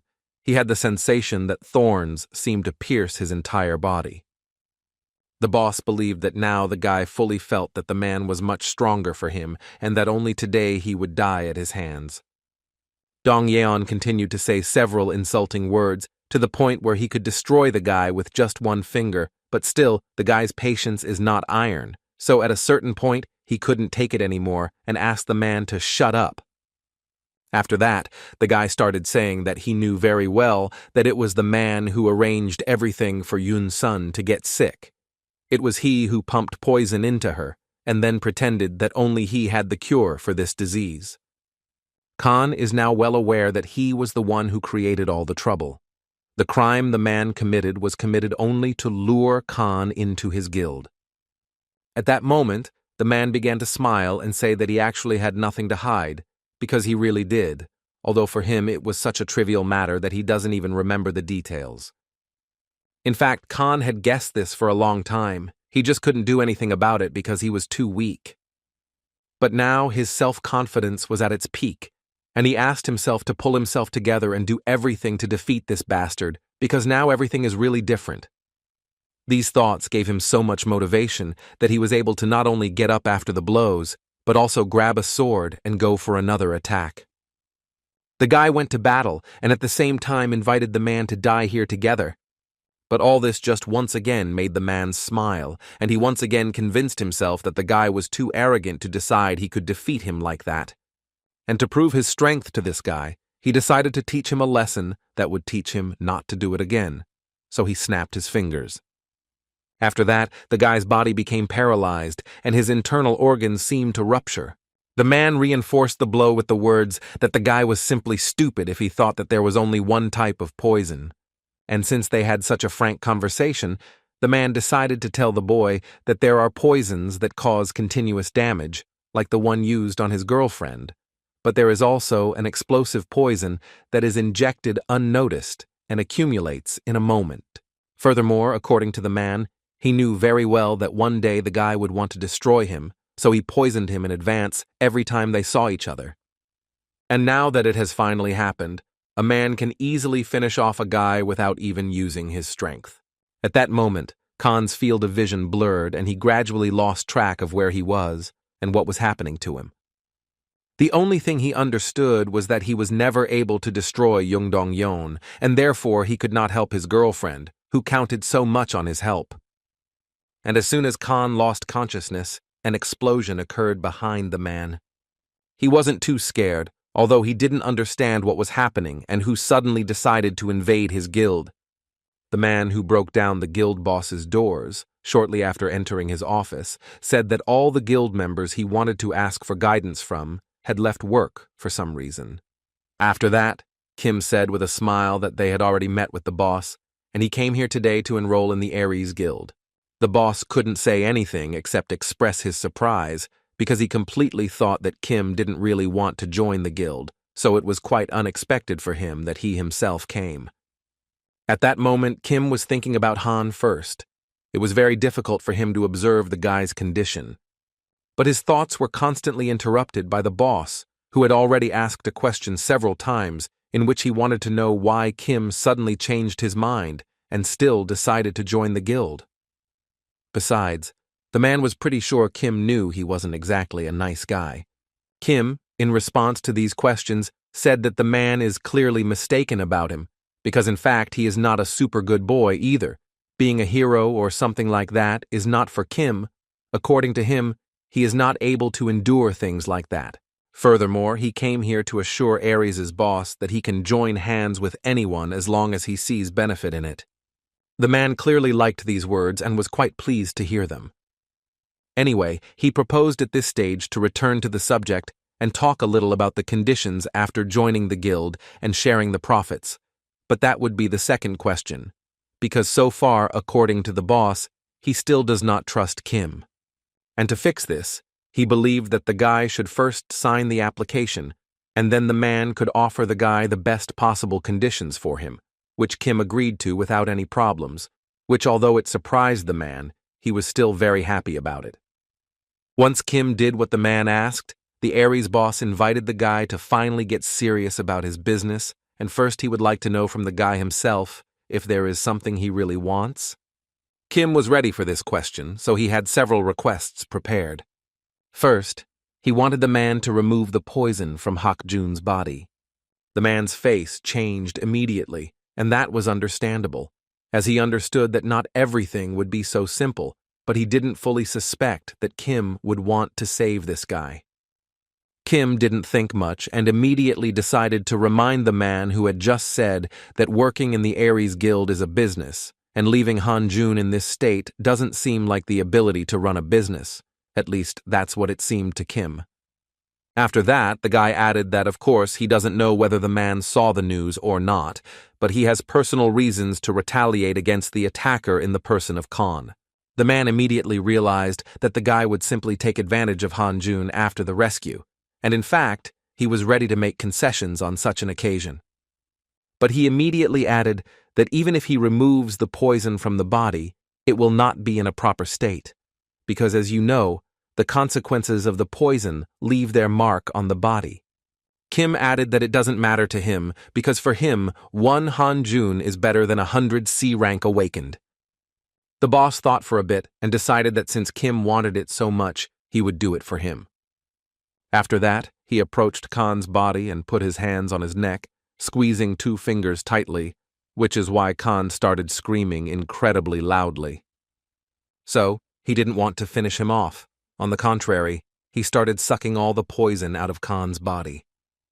This process didn't last long, and after a few minutes everything was ready and all the poison was removed from the guy's body. And when the man finally did so, he decided that they now needed to talk about profit sharing and other details.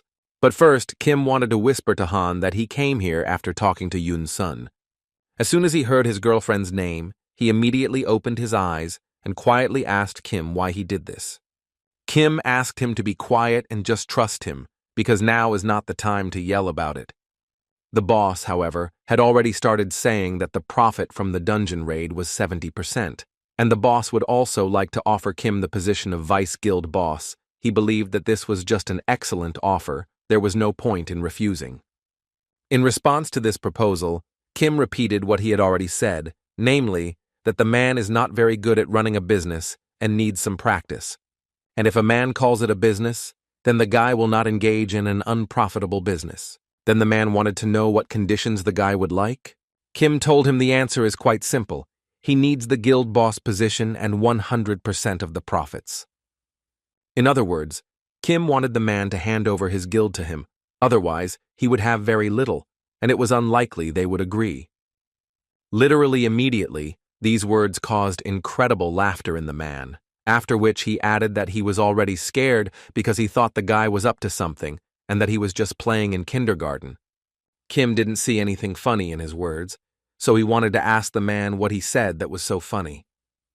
Without waiting for an answer, Kim told him that he created this guild using violence, and in this case, Kim will also use this method to take over this guild. The boss believed that Kim was very arrogant, and the man was convinced that he uses people legally and never forces them to work for himself. Indeed, in this case, we could sympathize with the herbivores who are destroyed by predators, but in any case have no reason to live because in their opinion, they are weak and stupid. According to him, all the weak are destined to be eaten, but he successfully used them, and furthermore, he transformed them into people capable of living in society. Weak strength, weak spirit, lack of intelligence, this is the worst thing in the jungle world. This is the world of the awakened. Kim smiled, understanding perfectly that the man himself fit each of those points perfectly. Furthermore, he completely forgot that even the weakest herbivores sometimes bite a predator to protect themselves. Khan appeared behind the man, who didn't think twice before attacking with his sword. So Kim wanted the man to finally feel the despair he had brought to so many people throughout his life. After such an act, all Han wanted to know was how it all happened, as he was sure he was dying from the effects of Chongdon's poison. Even when he detoxed, he was still simply poisoned, but he wasn't completely cured, and his body would never have had time to recover in such a short amount of time. At that moment, he only had a feeling, as if his entire body was numb, and in his eyes there was only a fog that prevented him from acting. But then he felt the touch of Kim's hand, after which his body was immediately restored. All he wanted to know at this point was why would Kim do something like that? Han just didn't understand why Kim was helping him, why he did this not only now, but also the first time they met. Why is he doing all this? Kim would probably like to answer all your questions, but unfortunately, now, in her opinion, is not the best time for dialogue. After all, the whole point was that they weren't finished with Ares' head yet. The man started to get up, saying that the two boys had given him a rather pleasant surprise, and he was also pleased to realize at that moment that he had trained Khan correctly, as he had turned out to be vile. Jongdon used his hemostasis ability, which allowed him to heal all wounds, and depending on his skill, his healing speed increased. Kim observed the man carefully, so it wasn't surprising to him that he used the ability to handle poisons and medicines, but it was a bit surprising for him to realize the fact that the man was able to use healing abilities. Han, at that moment, did not choose his words and asked Jongdong to give up, although he wanted to destroy him, but he asked the man not to forget that in a 2-on-1 situation he would not be able to defeat Kim Soo-hyun. So they offer him another chance. If he stops there, they will spare him and let him pay for his sins in prison. But apparently, Jongdong wouldn't even consider that option, as he was sure that he would be the one to decide whether to spare the guys or not.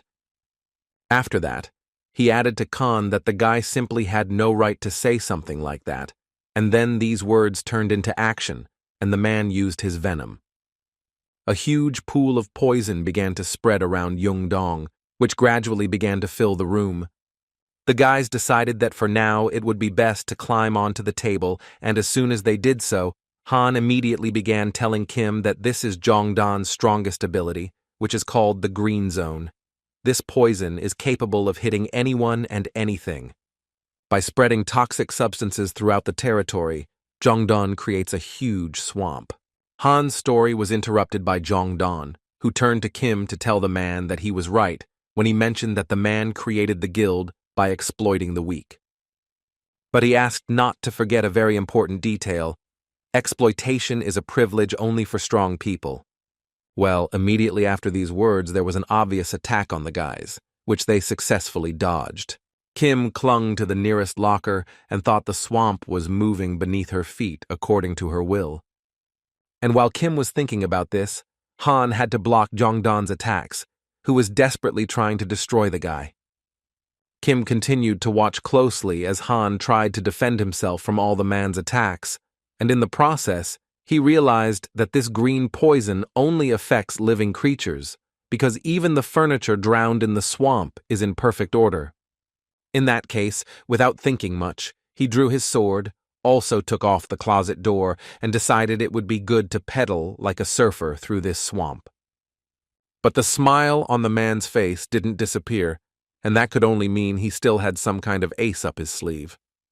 And so it was, because after a few seconds, he raised his hand and cast the next spell, the essence of which was to summon a purple swamp, which was supposed to be full of acid. And indeed, this was a problem for Kim, because within seconds his board turned into trash. It was now clear that the green zone's poison skill simultaneously performs attack and defense, but the purple zone's acid skill blocks sudden attacks, all that could be noticed was that this was definitely a well-balanced skill.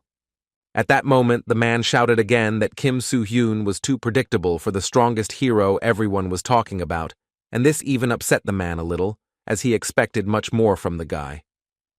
In response to these words, Kim agreed with the man and told him that he had indeed made a mistake, but was now ready to correct it. There was fear in Khan's eyes at that moment, because an image appeared before his eyes that was in Anyang when that dragon attacked the city. Kim didn't say much and simply turned all those arrows into needles, which he shot straight at the man. And only after that did Kim invite the man to play a little game in which he would have to dodge all the arrows, as he considers himself a very strong person. Jongdon tried until the end to dodge all these arrows, using all his strength and speed. But he clearly shouldn't have forgotten that besides Kim, he has another opponent who also doesn't stand still. Now they started working together, which worked very well for them. As soon as Han destroyed the poison protection, Kim again created several dozen needles and launched them directly at the man. But the main problem was that because of this, he constantly lost sight of Han, who skillfully approached Jongdong from behind. Although even in these moments he miraculously managed to counterattack Khan and thus avoid being hit. And he blocked the arrows with the help of his poison, creating a huge wave that protected him. This was starting to irritate Kim a little, as the second attack on this guy had already failed.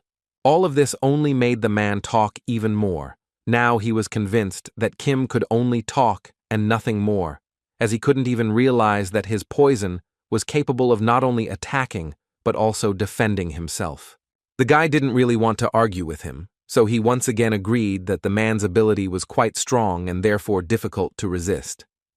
However, in this case, Kim can simply burn everything here, and then there will be no wet spot left of the man. Kim didn't waste words and even used divine fire, which he directed straight at the man, which unfortunately he couldn't block, so all he could do was endure incredibly intense pain. After that, he was not in the best condition and had already admitted to himself that he would probably lose the fight. Until recently, Khan couldn't believe the fact that the poison ability had been deactivated and all the poison was returning to him.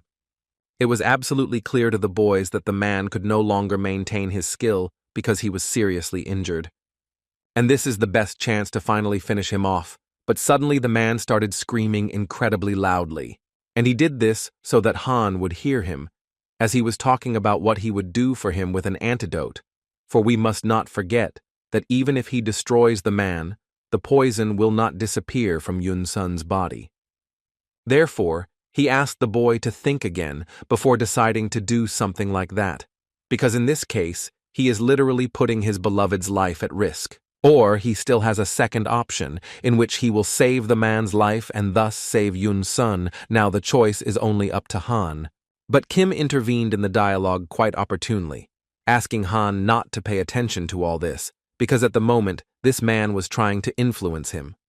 After that, Kim consciously stepped forward to enter the pot with the remaining poison, and as soon as he did so, the poison immediately began to penetrate his body. The man immediately rejoiced, as he believed that Kim had made a big mistake by entering the poison, as in this case, Kim would soon come to an end. At least it seemed that way at first, but Kim angered him when he used one of his abilities that forced the man to close his mouth. Kim used a healing ability that allowed her to deal with the poison. Han stared at Kim with his mouth open and couldn't believe that the poison that was in Kim's body had simply disappeared. Moreover, Han felt as if the guy's mana was being replenished. It's the same thing he felt a few minutes ago when Kim touched the guy with her hand. And as soon as Kim completed the healing phase, he told the man that in fact his poison now had no effect on him, and that the man could not count on victory in this fight. Jongdan had no idea what was happening and what kind of light was around the guy and how he managed to recover from a direct hit of poison to his body, because before that, it was simply impossible. Treasures of the Charles clan, this is a reward for the second floor trial. If you reach the 10th stage and complete it 100%, you can obtain this item, which heals all damage and removes all negative effects from the owner's body, such as poison. However, the disadvantage of this item is that it can only be used 5 times. The first time Kim used it was when he was on the 10th floor of the testing tower, and then again on the 15th floor. The third time was when he healed Han, and the fourth time was just when the poison started to affect him. So there is one last use left, which I would like to give to Khan, who knows exactly how to use it for its intended purpose. Khan immediately saw a photo of his girlfriend saying that one day she would definitely be fine, and now everything became clear to the guy. Because of this, he could barely hold back his tears as he understood that all this horror would finally end and his girlfriend would be healthy again. He was truly grateful to Kim for her kindness and what she did for him. After that, he didn't wait for Kim's reply and immediately ran to his girlfriend and brought her the good news, without even paying attention to the fact that Choi Dong was calling him. Furthermore, the man had someone to look after, as Kim immediately approached him and grabbed him by the neck to explain where he was wrong. After that, the guy added that from now on he will not hold back and the man better choose his expressions more carefully.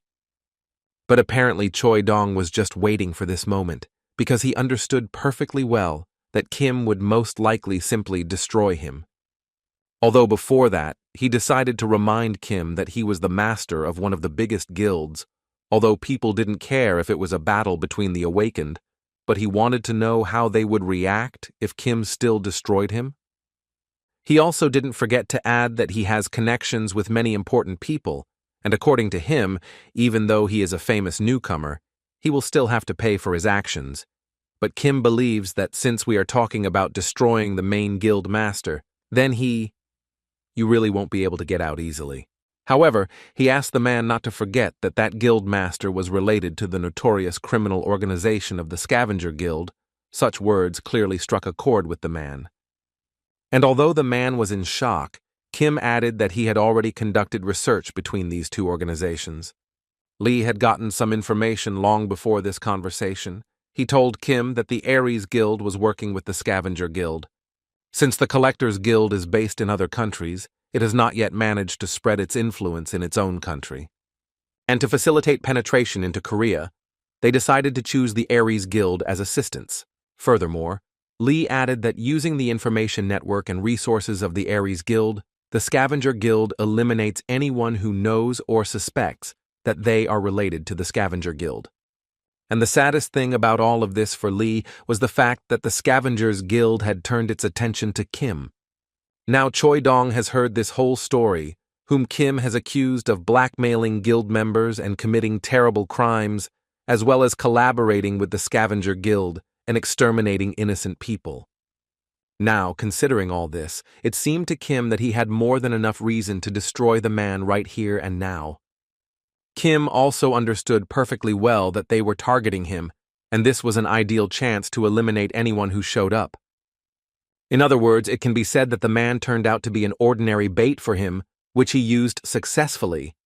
Choi Dong tried his best to do everything possible to get out of this situation, so he decided to use poison on the guy again. It seemed to him that it could destroy him. But whatever magic the man tried to use on the guy didn't work. This still surprised Choi Dong. He had never seen his poison disappear from a person's body so quickly. Kim smiled and decided to tell him the secret, which was that her poison didn't work against his magic circle, so all these attempts were simply useless. The man invited him to talk about something else. He was interested in the man's incredible ability, his venom. Kim wanted to see what would happen if he used the venom on the man himself. Choi Dong didn't have time to say a word before Kim used his own ability against him. And after just a minute, Choi Dong felt an incredibly strong pain that pierced his entire body. He immediately tried to take an antidote from his jacket, only he could save him at that moment.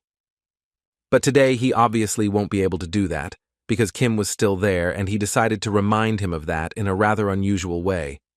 He drew his sword and cut off the man's fingers where he kept the pills. Kim immediately told him that it was better not to do that. Besides, Kim was sure that the man was clearly mocking people, using this antidote as bait, and now Kim really wished the man could feel this pain too. Within seconds, the man was screaming at the top of his lungs in pain and literally begging Kim to destroy him. Since Kim had no intention of doing so, the man decided the best thing to do would be to simply jump out of the window, which he did. Kim looked at this man with disgust because it was so painful for him that he was ready to jump out of the window without a second thought, but he injected this poison into other people without any hesitation. In any case, Kim now believed that everything this man had achieved through his dark ways should be wiped off the face of the earth. At that time, Khan stood in front of his girlfriend and saw how this magical pendant was helping her recover from a terrible illness. After a few minutes, she felt much better, so she had a smile on her face. Khan was so happy that he couldn't contain it, so he happily hugged the girl and also admitted that he received a lot of help, and not only from her. Therefore, he would like to say that he wants to do everything to repay what you did for him today. Yoon Sung interrupted him and decided to say what he had said many times before, that he should never carry the burden alone. She also told him with a smile that although she cannot fight him on equal terms, she can always be by his side and support him. Thus, on the 1st of January 2023, the Aries Guild was successfully destroyed and all of its assets burned in the fire. According to all the news, yesterday around 9 o'clock in the evening, an accidental collapse occurred at the Aries Guild headquarters in the Gangnam area. No casualties were reported as a result of the collapse. It was also known that the body of the awakened guild leader Aries was discovered at the bottom of the building the police are investigating. It was later discovered that the exact cause of death was a fall, but signs of a struggle were visible on the body. At this point, the director of the association turned off the TV and asked me to explain what was happening.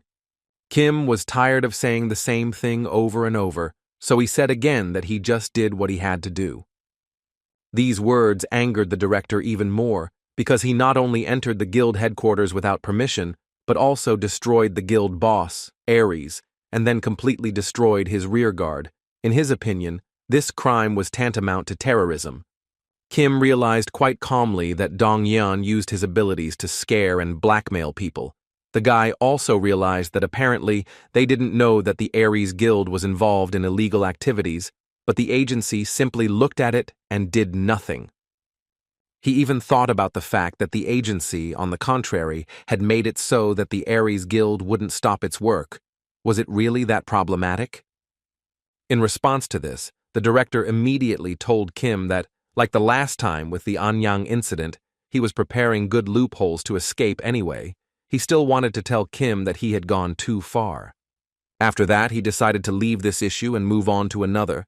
That is, he wanted to talk about the Domp Guild. He wanted to hear some clear evidence on this matter. Furthermore, he believed that even if the Aries Guild did something illegal, in his opinion, the guy still wouldn't be able to prove it. The director once again noted that if a guy thinks he was applauded because of the Anyang incident and therefore can consider himself a hero, then that is far from the case. Kim could only sigh in response and say that he never asked to be called a hero, and after hearing that, he concluded that they were all the same. Besides, he was so tired of talking to them that it was becoming increasingly boring for him. Doi tried to say something, But Kim wasn't finished yet, and added that there was one more thing people didn't know. He was far from a hero. Risking his life to save the world and help others, at least that's what Kim always thought. But now he understands perfectly that that's not true. Anyway, for now, all he would like to ask is that these two be very careful, because if he wants to do something, he will be ready to even destroy them. The director started laughing nervously, so he wanted to show that he wasn't scared, even though it was obvious from his appearance that he was scared. But anyway, he wanted to know from Kim why he reacts this way. Is the title of hero really so insulting to him? Without waiting for an answer, the man added that he could help the guy out of this situation if he accepted just one condition, but in that case, they would solve his problem. In fact, Kim immediately guessed what was going on here, so he assumed that the man would want to offer him to be woken up during the organization. What was the man's surprise when Kim realized exactly what he would have to do? But Kim immediately realized that this way they wanted to lure him into the organization and use him as they pleased, so he immediately decided to refuse the offer. Although the director didn't want to stop there and began to tell Kim Soo-hyun that this wasn't something he should take so lightly because he shouldn't forget that he is guilty of a great crime. The man also yelled something about how, no matter how strong the guy was, he couldn't do anything without the help of the state and other awakened ones. But Kim didn't listen to him anymore. He just wanted to pick up his cell phone at that moment to play the recording of the conversation the man had had with Lee before the Anyang outbreak, when the director had directly stated that he didn't care about 700,000 people. The man then said absolutely that if some people died, then that would not be his responsibility. The director understood perfectly why the guy called him the recording of this conversation, but still wanted to clarify what the guy meant by that. Kim very calmly asked him a question in which he wanted to know which of the motives would cause more criticism, the awakened one who destroyed the criminal guild, along with its boss, or the director of the organization who takes the safety of its citizens seriously. The guy further added that the director of the organization, who was unable to fulfill his role and responsibilities, Kim did not think he would get help from such a person, which made the director very angry, and in fact was not at all surprising. But then Kim asked the man not to take everything so personally, because in fact he was just joking a little, and it was better for him not to be so demanding about it, although he understood that these words would hardly help the man in any way, or will calm him down. Kim, returning home, wondered if he had angered the director too much, but immediately remembered that the director wanted to take a bigger bite and, moreover, talks a lot, and even makes several threats. Anyway, the guy was happy about it, as everything ended well. However, he didn't want to create any trouble, so he thought about hiding in the tower for a bit. He also thought about the fact that everyone around him called him a hero before. It irritated the guy so much that he literally dreamed of running away from it. He constantly remembered his mother's words, who repeated to him over and over again that he literally had to become a hero who would end up saving the world. However, he remembered so many people he had managed to help that his opinion changed in an instant, and he was already thinking that being a hero wasn't actually that bad. This made him think about becoming a hero, as that path was destined for him. In a dark basement, a meeting of people was held, discussing the fact that Young Dong-yeon had died, and therefore they could be in big trouble. But not everyone was sad about this. Some were, on the contrary, happy to finally stop seeing this man. Although still, if you put aside your emotions and think with your head, then each of them understood that there was definitely nothing good in this, because the path to advance to Korea was blocked. But the plan for their penetration into Korea was not yet cancelled. They continued to present details with which they could penetrate this fortress. And the first problem they encountered, which clearly prevented them from executing their plans normally, was Kim Soo-hyun, who clearly irritated them greatly. Their informant reported that Kim had gone to the tower, at least his last known location was recorded there. Upon hearing this, they asked him to assign a spy to the man, who would report back as soon as he left the tower. Well, at the end of that meeting, one of them laughed and said that the time had finally come to deal with this guy and destroy him once and for all. After the fall of the Aries Guild, public opinion was divided into two camps. Someone believed that Kim was nothing more than a hero who had already saved the city twice, and someone called him evil, who exists only to show his power, and at a certain point he will begin to demonstrate it to ordinary citizens. These disputes continued for a long time. Some said that without Kim Soo-hyun, the entire population of Anyang City would have died, and her quick decision-making and strength saved those people. Others cried out that he was just a power-hungry man who constantly wanted to show off his virtues. These people also proved to everyone that the Aries Guild is an important part when it comes to dungeon exploration, and are excellent proof that Kim Soo-hyun will destroy anyone he simply doesn't like. However, not only has he not suffered any punishment, but he also continues to receive special treatment in the form of a dungeon exploration pass, despite being only a C-rank awakened, and it being quite obvious that he has connections in the association that allows him to do so. The number of dungeons he has cleared, including Anyang, is already in the dozens, and if he really wanted power, he would have climbed the Tower of Trials, and this was the main argument of those people who continued to defend Kim Soo-hyun. Heated discussions continued while Kim was in hiding, but despite all the criticism from the community, he absolutely didn't care about anything that was happening. He continued to train and prepare for that day of judgment, which, by the way, will arrive very soon. All he wanted was to achieve maximum strength, which would allow him to face any difficulties in the future. Lee was working quietly in a cafe near his office when he was suddenly distracted by a familiar voice. It was Han who was surprised to see Lee here, working after everything that happened to him.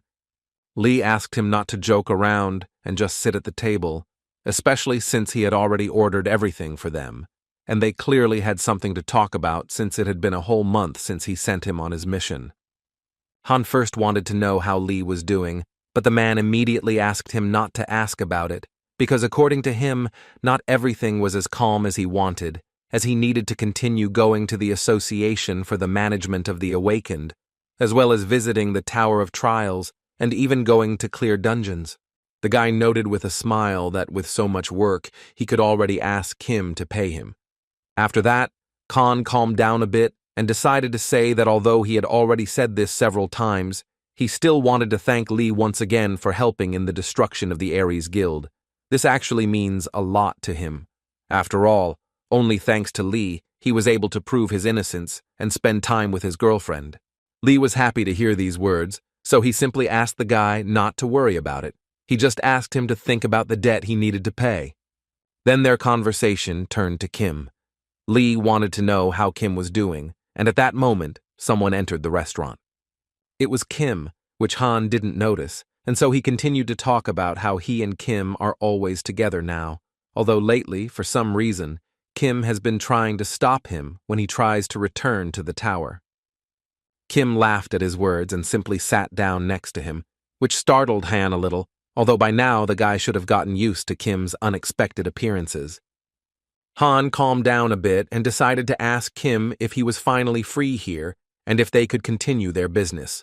But unfortunately, Kim still had some things he needed to take care of. Before the guys had time to ask what he was talking about, the guy, quite unexpectedly for them, took out a huge egg, which immediately surprised the guys, which was not surprising, because they knew very well that this was the egg of a divine beast, which Kim received when he raised her to the 10th floor. According to Han, it was an incredibly rare thing, and he heard it must have special properties. Kim noticed that this egg did not react in any way until he climbed to the 20th floor, and only then did the system notify him that the divine beast egg had begun to heat up, although after that, nothing special happened. So Kim decided that since it was a living object, it would be best to ask an expert about it. He considered the S-rank awakened, Song Hyun-ki, the expert, according to rumors. There is no one who knows divine beasts better than him. Lee agreed with the guy about his professional skills, but even then, the man was not completely sure that the awakened one would be able to help him, as Song Hyun-ki is known for not accepting offers from anyone, since he is in the highest third-generation conglomerate. Khan, in turn, added that although this person is S rank, it is almost impossible to contact him, as he is not associated with any of the famous guilds. But Kim assured them that there was really nothing to worry about because this guy was a big fan of divine beasts. Therefore, in order to get help, Kim understood that he would need to be patient, and when the time came, he believed that Sun Hyunki would personally come to them. Song Hyunki was sitting in his room at that moment, attentively watching all the advertisements related to the divine beasts, until suddenly his assistant knocked on his room. The assistant made another report about Kim Soo-hyun, which Sun Hyunki asked to verify. According to the assistant, Kim Soo-hyun is an awakened mage who is proficient in swordsmanship and magic, but what surprised the guy the most was that this famous awakened is only rank C. Song Hyunki also paid attention to this, as he didn't understand how this guy dared to use the community chat to contact him when he was only C rank. The assistant pointed out that this was only what was listed in the official record. However, he was currently ranked number 1 on all floors of the test tower up to the 29th floor.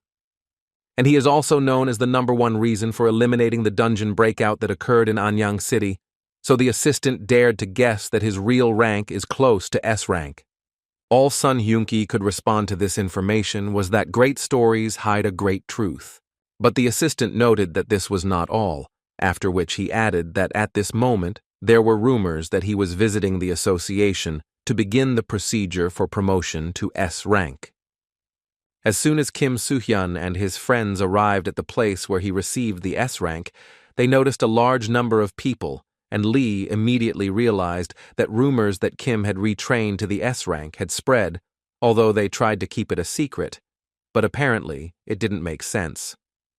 What bothered Han the most was that Kim kept walking around with this egg, so he wanted to know about Kim or if he would train with him again. Kim has already told Han about this, but if necessary, he is ready to repeat once again that he will force Sun Hyunki to pay attention to this egg. And as soon as he said those words, the journalists immediately went crazy and started shouting that they saw Kim Soo-hyun in front of them. After that, everything was normal. They started photographing him en masse and also asking him rather stupid questions that had nothing to do with him. Han and Lee tried to separate them from Kim so they wouldn't interfere with him before he took the advanced training exam. But they continued to climb, and Kim wouldn't answer a single question until one of the journalists asked Kim what kind of egg it was and why he brought it here. Before Kim had time to say a word, another journalist immediately started shouting from behind that this was the same egg that was the hero of all the rumors. Kim didn't hide it and without a doubt said he was right. This is the same egg of the divine beast.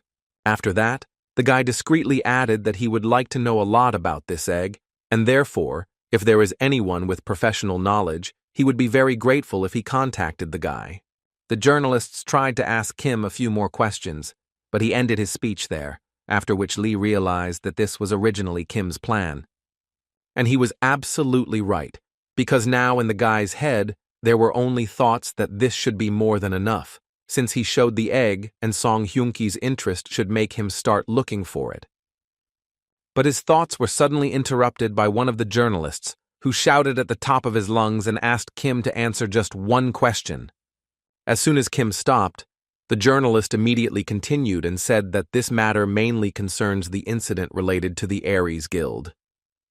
According to the journalist, there are sources who claim that Kim is a terrorist, so the man would very much like Kim to share his opinion on this matter. Kim began to turn her head carefully, and at the same time say that it began to seem to her that people were becoming more and more courageous. After that, he completely turned around to ask a question in which he wanted to know what they would do if they found out he was actually a terrorist. It was clear from the journalists' faces that they were not very eager to know more about this now. At this point, the questions ended, and the guys managed to calmly leave this annoying crowd of journalists, after which Han and Lee noticed that Kim answered the journalists quite harshly, although Lee was not entirely happy about this, because in this case, their image fell to an all-time low. Kim asked him to forget about it because she believed that if he started worrying about these things, he wouldn't be able to do anything, although now all he could do was just wait, because the bait had already been dropped. Before entering the research center, he was greeted by several people. In the center among them was a man in a robe who introduced himself as So-hyun. And before Kim enters the assessment room, would he like to ask Kim, or is the guy ready to allow others to watch his exam? Kim was apparently prepared for this question, because he immediately said that only his two friends were allowed to enter, so Seo-hyun had to shout to all the journalists that they were not allowed to enter and could leave. This was quite surprising to everyone, as in this case it was clear to them that Kim did not plan to join the guild, as she did not allow viewing. In the middle of this crowd, there was a man who didn't say a word, and all he did was watch closely what Kim would do, and as soon as the guy made his decision, this man picked up the phone and called his boss to tell him about it. This guy's name was Seok Jin. He was from the Reaper Guild. His next order was to simply wait, which he was ready to do without any problems. Before starting the test, Seo-hyun decided to first explain to Kim the conditions he must accept if he passes the S-rank assessment. Firstly, S-rank awakened will receive an allowance on the first day of each month. In return, all S-rank awakened will regularly visit certain dungeons, alternating with other S-rank ones as an assigned duty. Now it was time to talk about the test itself. It was clear that Seo-hyun was quite nervous when she told all of this to Kim. Suddenly, his story was interrupted at a certain point by someone else, who suggested that the professor end it there and pass on the opportunity to tell Kim everything to him. It was Dowie who first claimed to be a member of the Awakened Association, meaning he had the right to join and observe all the tests that took place. And above all, he himself simply couldn't miss the opportunity to see what the best newcomer of recent times could do. Kim wasn't actually that surprised, as he expected something like this, and while he was thinking about it, Dowie continued talking about how he would explain the rest of the procedure, and for that, Kim needed to move on to the next step. According to him, the S-rank score is different from the usual scores, and first he will need to pass a test, which will be similar to the Tower of Tests. Kim at that moment was thinking that the test would test the rank and capabilities of physical and magical abilities, as well as the ability to control magic. He was well aware that not only the general indicators would be checked, but also all the factors that could affect the battle. The system for this test and the stage itself are all the abilities of an awakened person, regardless of time and place, in order to create a field where awakened people of the most different S ranks can demonstrate their capabilities. This is the ability of a high-ranking American known for his hallucination-based abilities, Johnny Brad. While Kim was thinking about all this, Dewey kept telling him that the guy should try not to resist the magic he felt from the device. According to him, he just had to accept it. In fact, this is not the first time Kim has taken this test, so he knows what and how he needs to do it, which allowed him to close his eyes with absolute calm and start the test. A few seconds after starting the test, the guy found himself in a virtual area where everything was just like in real life. Even after a long time, he couldn't get used to this incredible hallucination. He really wanted to lie down for a bit and think about what would happen next, but unfortunately he wasn't placed here for that, so he had to immediately dodge the monster's attacks. His first opponent was a huge ogre who didn't even give Kim a chance to look around, and his friends followed suit, literally forcing Kim to draw his sword to even the odds a bit. To assess S rank, the ability to complete the dungeon is tested. Furthermore, not only the overall performance of the awakened during battle is tested, but also their ability to survive in difficult situations. During this process, physical survival capabilities, the strength used during attacks, and even mental fortitude during the test itself are tested. Don't forget to look at resilience, decision-making, self-control, vision, and predictability. And the most important thing is that he is so awake and courageous, because other indicators depend on this, which may not fully manifest themselves. However, Kim knew very well that he should not be too self-confident and should not succumb to the illusions created for this assessment, for the number of heroes who died out of pride and weakness was in the hundreds. Once the awakened person realizes what they are capable of in the present, they will have to move forward into the unpredictable future and survive. And in the process of all this madness, Kim would finally prove to himself that he was the true hero. The first test with such thoughts was completed in just 15 seconds, which surprised literally everyone, including Khan. Dewey at this moment was thinking that this time wasn't much better than other S-rank awakened ones. On the other hand, there were also thoughts in his head that first of all, the first test should assess survival ability, especially in situations where the awakened one is faced with a large number of monsters, and even in this case, there are not many people who pass the first test. However, he would not forget that this man managed to pass the test and still seemed to be having fun. Kim was really having fun at that moment, because until now all these monsters were funny to him, as they were very weak, so he is looking forward to the second test, which he thinks will be more difficult. A few seconds later, the second test officially began, without Kim having time to rest. He kept wondering what would happen next, and what monster awaited him next. These thoughts were interrupted when strange silhouettes of creatures began to appear behind him. If Kim is not mistaken, then the second test tests experience and talent in controlling magic, which Kim seems to be doing well with. First, the guy uses divine fire to test these creatures, but after a few minutes it became clear that his magic didn't affect these creatures much. There were thoughts in his head that even if he defeated them, they would immediately recover thanks to their cores, so he decided that he needed to find the hidden core and destroy them all with one blow. And for that, magic, resistance, speed, precision, and concentration, all of this must be perfect. And Kim had it all. He destroyed one monster after another without a problem. All this continued until he finally found the core. By destroying it, all these monsters would disappear. That's what he did because he understood that he didn't have time to continue this fight. Thus, the second test was completed in just 17 seconds. Lee could only laugh at Hana, because this guy once decided to fight Kim. Han noted with a smile that he really had no other choice, and besides, he never would have thought Kim would become so strong. Lee, looking at Dewey and the teacher, realized that they should probably also be surprised at how strong Kim is. It also seemed to him that the director sent Dewey here so that he could find Kim's weak points. One of the assistants noted that for the first test, although it takes some time to assess his overall abilities, more than 15 minutes should be enough, but he had no idea that the guy would complete his second test 17 seconds after the monsters appeared. Considering all this data, it was absolutely certain that Kim had just broken Park Ji-young's old 40-minute record. He couldn't even believe he was able to see it with his own eyes. Dewey seemed calm and had not yet reacted to these words, although he was mentally thinking that Kim was simply amazing. Furthermore, he believed that Kim could become the most powerful awakened, not only in Korea, but in the entire world. When suddenly his thoughts were interrupted by a terrible image, namely that a strange error had appeared in the test. According to the assistant, the connection was interrupted, which did not mean anything good. While the guys were trying to solve this problem, Han and Lee turned their attention to Kim, who was at that moment creating a small purple beam.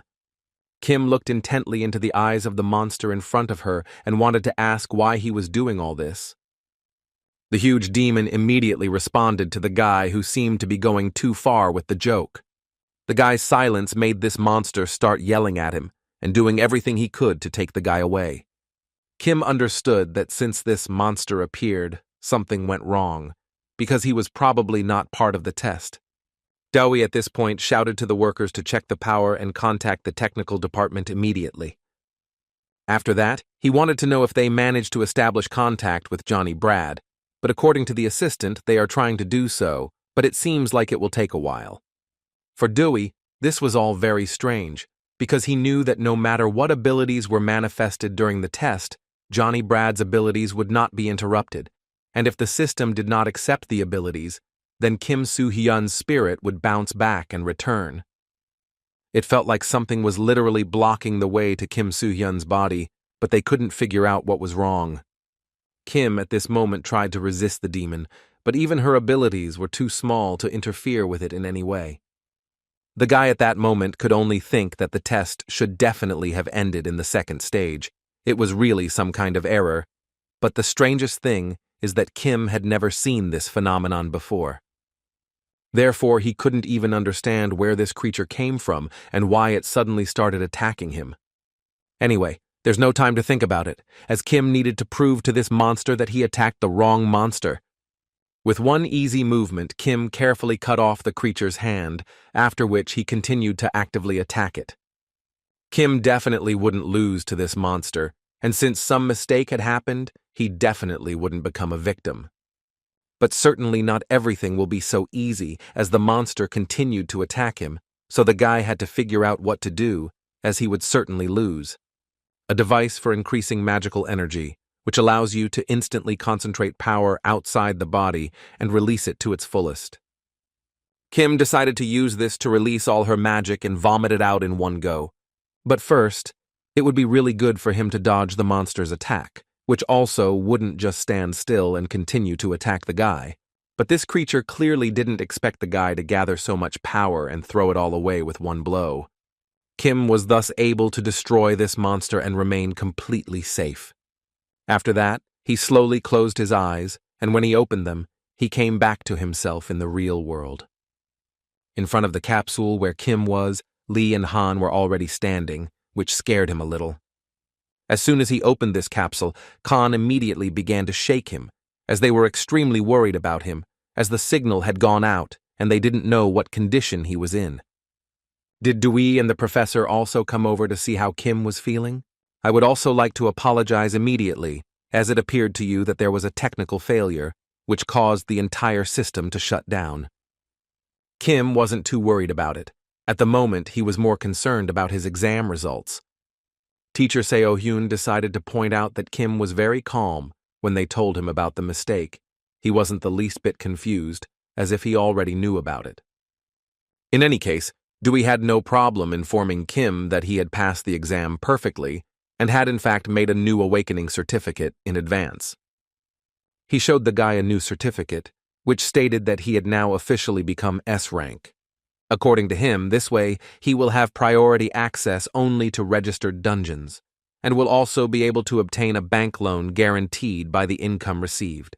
At that moment, Kim himself understood perfectly well that in fact, with an S rank, he could gain many advantages, but in reality, there was only one reason why he received an S rank.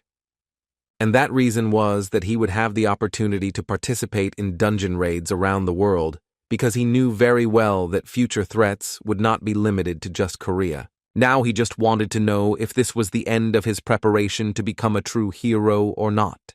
But suddenly his thoughts were interrupted when he heard the terrible sound of a dragon, which he had heard often in a past life.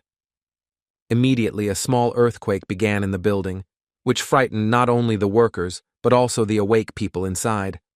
But the earthquake wasn't actually the main problem, because after that they began to feel incredibly strong pressure, which didn't allow them to breathe normally. At that moment, Kim relaxed a little, and a smile appeared on his face, as he saw what he had long wanted to see. It was the same professional magical animal who had apparently already taken the bait and was ready to talk to Kim.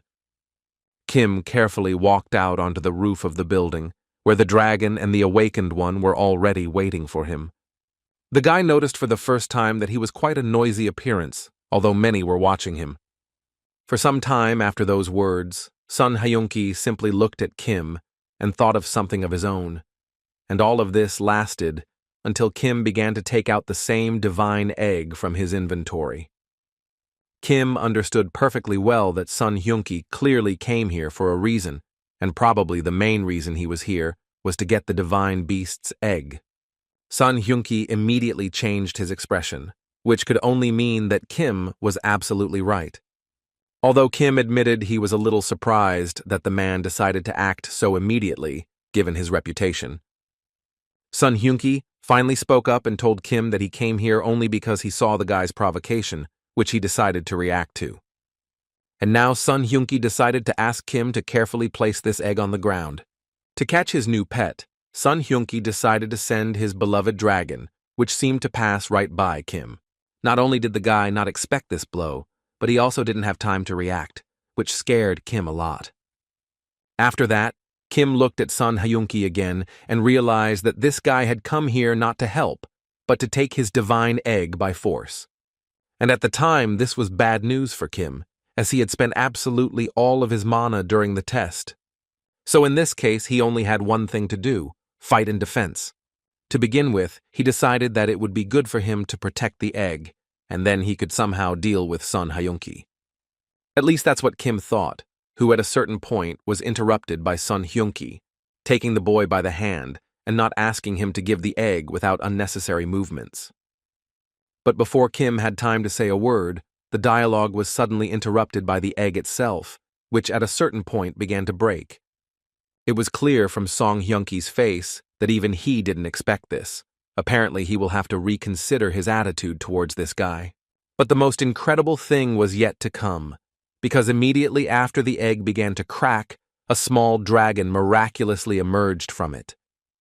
Kim couldn't believe what he saw, even though it was small, but it was a dragon anyway, and as it was known, dragons are considered one of the best divine beasts, and considering all this, it was safe to say that Kim was incredibly lucky. And as he was thinking this, the first thing this baby did was attack Kim's face. It was like a hug. Kim asked him not to do anything like that, because now is actually not the best time for that. Dragon Sun Hyunki at the last moment failed to complete his attack and returned to his owner, who first of all wanted to ask the dragon what happened and why he stopped. Yong, that was the name of the dragon Sun Hyunki, and he literally shed a tear when he saw the one that hatched from the egg. This was the first time this happened to him, which clearly surprised Sun Hyunki himself. This turn of events forced Sun Hyunki to change location and speak in a different environment, where he first told Kim that he received this baby as a reward for passing the test, which Kim confirmed and added that he received this reward after passing the test perfectly. After that, Sun Hyunki admitted that Yong told him that this boy had a higher rank than him, which surprised Kim because he didn't even know that there were ranks among dragons. He had never thought about it. Furthermore, at this point, he wanted to know more if Sun Hyunki was still planning to take him away, and the guy immediately assured Kim that he really had nothing to worry about because he had changed his mind about taking him. Sun Hyunki, in response, decided to ask Kim a question in which he wanted to know whether or not Kim knows how long dragons live. Kim wasn't sure of the answer, so Song Hyun-ki told him that even if they drank dewdrops, they would grow up completely in 3 years and live for another 1,000 years after that.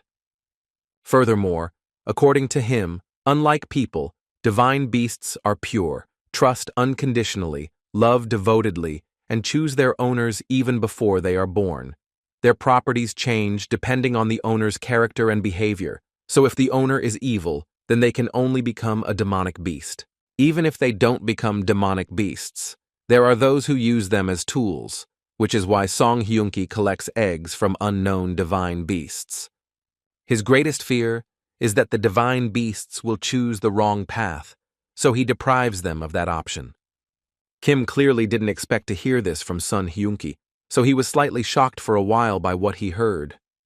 After that, he decided to ask Sun Hyunki how old his dragon was, and the answer surprised Kim a little, because if you believe the guy's words, then his dragon is only 5 years old, and although you can't tell by his appearance, he is still a child. What upset Song Hyunki the most was that he could only live to be 100 years old, and his beloved dragon would have to live another 900 years alone. So the man planned to make sure the dragon could forget about him for the rest of the remaining years of his life. Kim listened to Song Hyun-ki very carefully, and the whole time he thought that at first glance, it seemed like this guy was just an immature rich kid who collected divine beasts as a hobby. But now he sees that Sun Hyunki is actually a thoughtful and intelligent guy who doesn't just think about himself. Song Hyunki suddenly interrupted Kim's thoughts to tell the man that this little dragon had chosen him, because as was known, the divine beast will not hatch if it is not favorable to the person or their mana. So for now, Sun Hyunki decided that he would just observe this dragon, and if suddenly Kim raised it wrongly, then he would immediately take it away. After that, he decided to threaten Kim a little, calling him lucky that if he doesn't take care of this child, he will be punished a lot. At this point, all those questions were closed, and Sun Hyunki wanted to know if Kim had chosen a name for him. After some thought, Kim said quite confidently that this little dragon is now called Mir. After a brief conversation with Song Hyun-ki, Kim went home thinking that the collector actually turned out to be much nicer than Kim initially thought. The guy was a little worried, because in his past life he was quite unpredictable, and it was quite difficult to understand how Sun Hyun-ki would behave now. And most importantly, Kim definitely didn't expect such an attitude towards him after Sun Hyun-ki found out that the dragon had chosen him as its owner. Anyway, now when Kim looks at this little dragon, he feels good in his soul. He was so happy to now have such a friend, with such a wonderful name, Mir.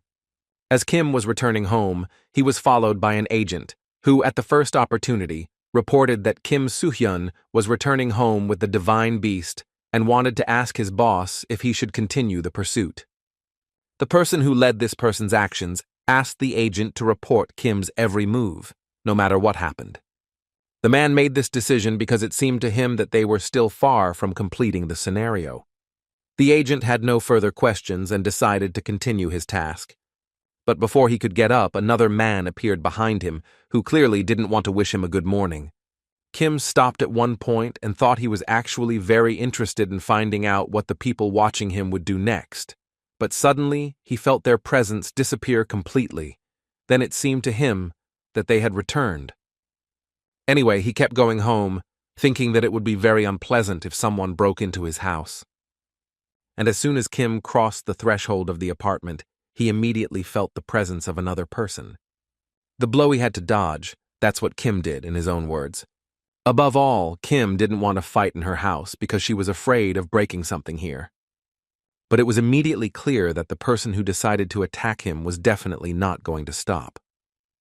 But Kim wasn't planning on giving up either, so they continued the hand-to-hand combat, in which Kim didn't fight with full force, as he didn't want to wake up his new friend. But on the other hand, he perfectly understood the fact that this man would definitely not leave him alone. And while the guy was thinking about this agent struck him directly in the body. Kim managed to block this blow and decided to add that she understands why he broke into her house, but she still strongly advises against this man insulting Mir. The guy understood that now he shouldn't have any problems with the fight, since he had restored his mana and he couldn't leave the world alone until he discovered his goal. But after thinking a little more, Kim finally understood why they only fought hand to hand. Apparently, this man wants to test his strength against him. Kim carefully placed the world on the table and turned to the villain, saying that at first it seemed to him that he thought the guy came here for another reason. After all, it was very strange for Kim to see him break into her house just to fight hand to hand, but since he wants to test his strength, Kim is ready to show everything he is capable of. After such words, nothing but a fight could happen. Blow by blow, they found out which of them was stronger and who was more prepared. And at one point, Kim even missed a body blow, which was quite unpleasant and unexpected for him. But he wasn't going to go down without a counterattack, so as soon as he had the opportunity, Kim launched his own counterattack against his opponent's body. At that moment, the two realized that it would be best to end this sparring, and as soon as they did so, Kim realized that his opponent was actually a girl, which confused Kim a little at first. But she was quite confident in herself, because she immediately decided to invite him to join the Reapers Guild, and this girl's name was Park Ji-yeon, and she was the head of the guild. Kim just stayed silent for a while, thinking about what was happening, and at that moment the girl asked him to think a little faster, as she didn't have much time left. Finally, the guy spoke, and the first thing he wanted to ask her was a question that interested him to know, or is her proposal for recruitment into the guild necessarily done through a surprise attack? She thought that since he didn't die, then everything was fine. She was more worried because he suddenly started talking to her so informally, although Kim noticed that she was the first one to start doing it, and besides, they have a small age difference. Kim knew this man from his past life, and all that bothered him was that Park Ji-yeon wasn't such a simple person who would just come to compete. Park Ji-yeon, she is an awakened S-rank with excellent skills and beautiful appearance. In her previous life, she always attracted people's attention and was appreciated as a leader to lead humanity. However, Kim did not forget that before the flower fully bloomed, In an all-out war with the Domp Guild, she lost her life. Based on this experience, it can be assumed that Pak Ji-yeon, or rather the Reaper Guild, has a hostile relationship with the Domp Guild. And Kim is a person who, albeit for a short time, used the name of the Domp Guild for himself, but now the guy wanted to know the reason why the girl came to him.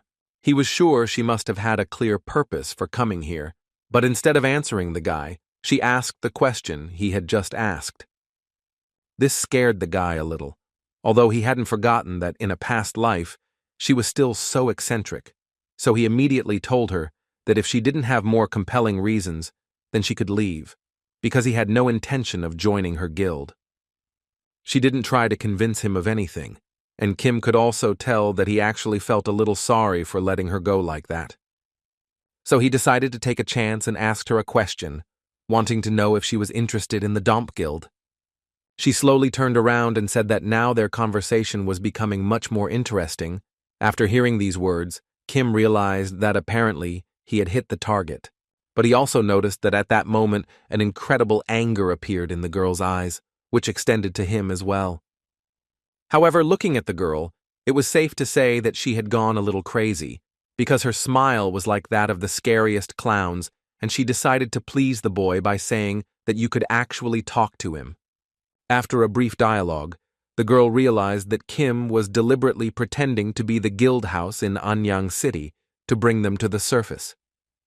Kim added that the guild works in the shadows, so the bastards are hard to find, and above all, because it is a divided organization, even if you grab it by the tail, it will still be impossible to completely get rid of the root. Hearing this, the girl realized that apparently the guy knew this system much better than she expected him to, and apparently for the same reason, he destroyed the Aries Guild. Kim didn't deny this because there is actually some truth to it. But the main reason was that he wanted to save some guys who were under the influence of the boss of this guild.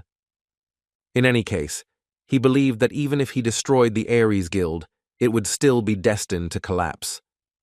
But he didn't forget to notice that it was the girl who was attacking all the Korean guilds associated with the Domp Guild, and from her facial expression it was clear that Kim was absolutely right in this case.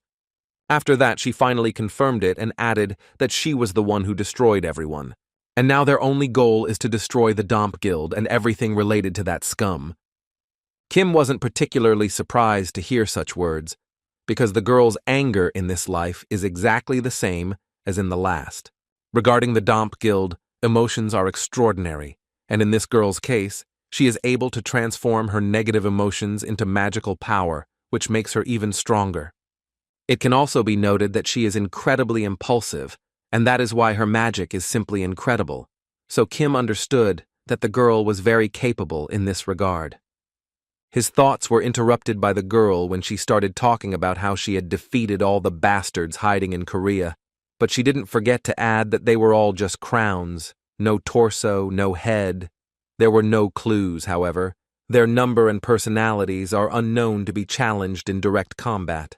Therefore, she understood that the only option left for her was to simply wait until the head moved, and Kim himself added that at that moment he appeared, and that is why the girl came to him to talk a little. She confirmed this theory and said she assumes that's why the Domp Guild is moving, and she can't miss this chance. So it wasn't hard to guess that she wanted to use Kim for this, even though she asked her not to think that way. According to her, the enemy of the enemy is considered an ally, and as for the Domp Guild, she plans to actively support it. Kim didn't mind collaborating with her in this way, but first he wanted to ask her a quick question. This question was that he really wanted to know why the girl was so obsessed with the Domp Guild. At that moment, a very sad image appeared in her head, in which she lost her loved one. But she decided to tell Kim that she just had a small grudge against them that she wanted to resolve, so she wanted to get closer to them. To be more precise, she would like to be with the boss of this terrible guild. Kim didn't know how to respond to those words, so she simply remained silent for a while.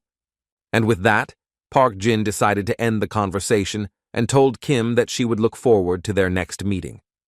And when she was already gone, Kim began to understand why, in a past life, the Reapers Guild persecuted the Domp Guild so much.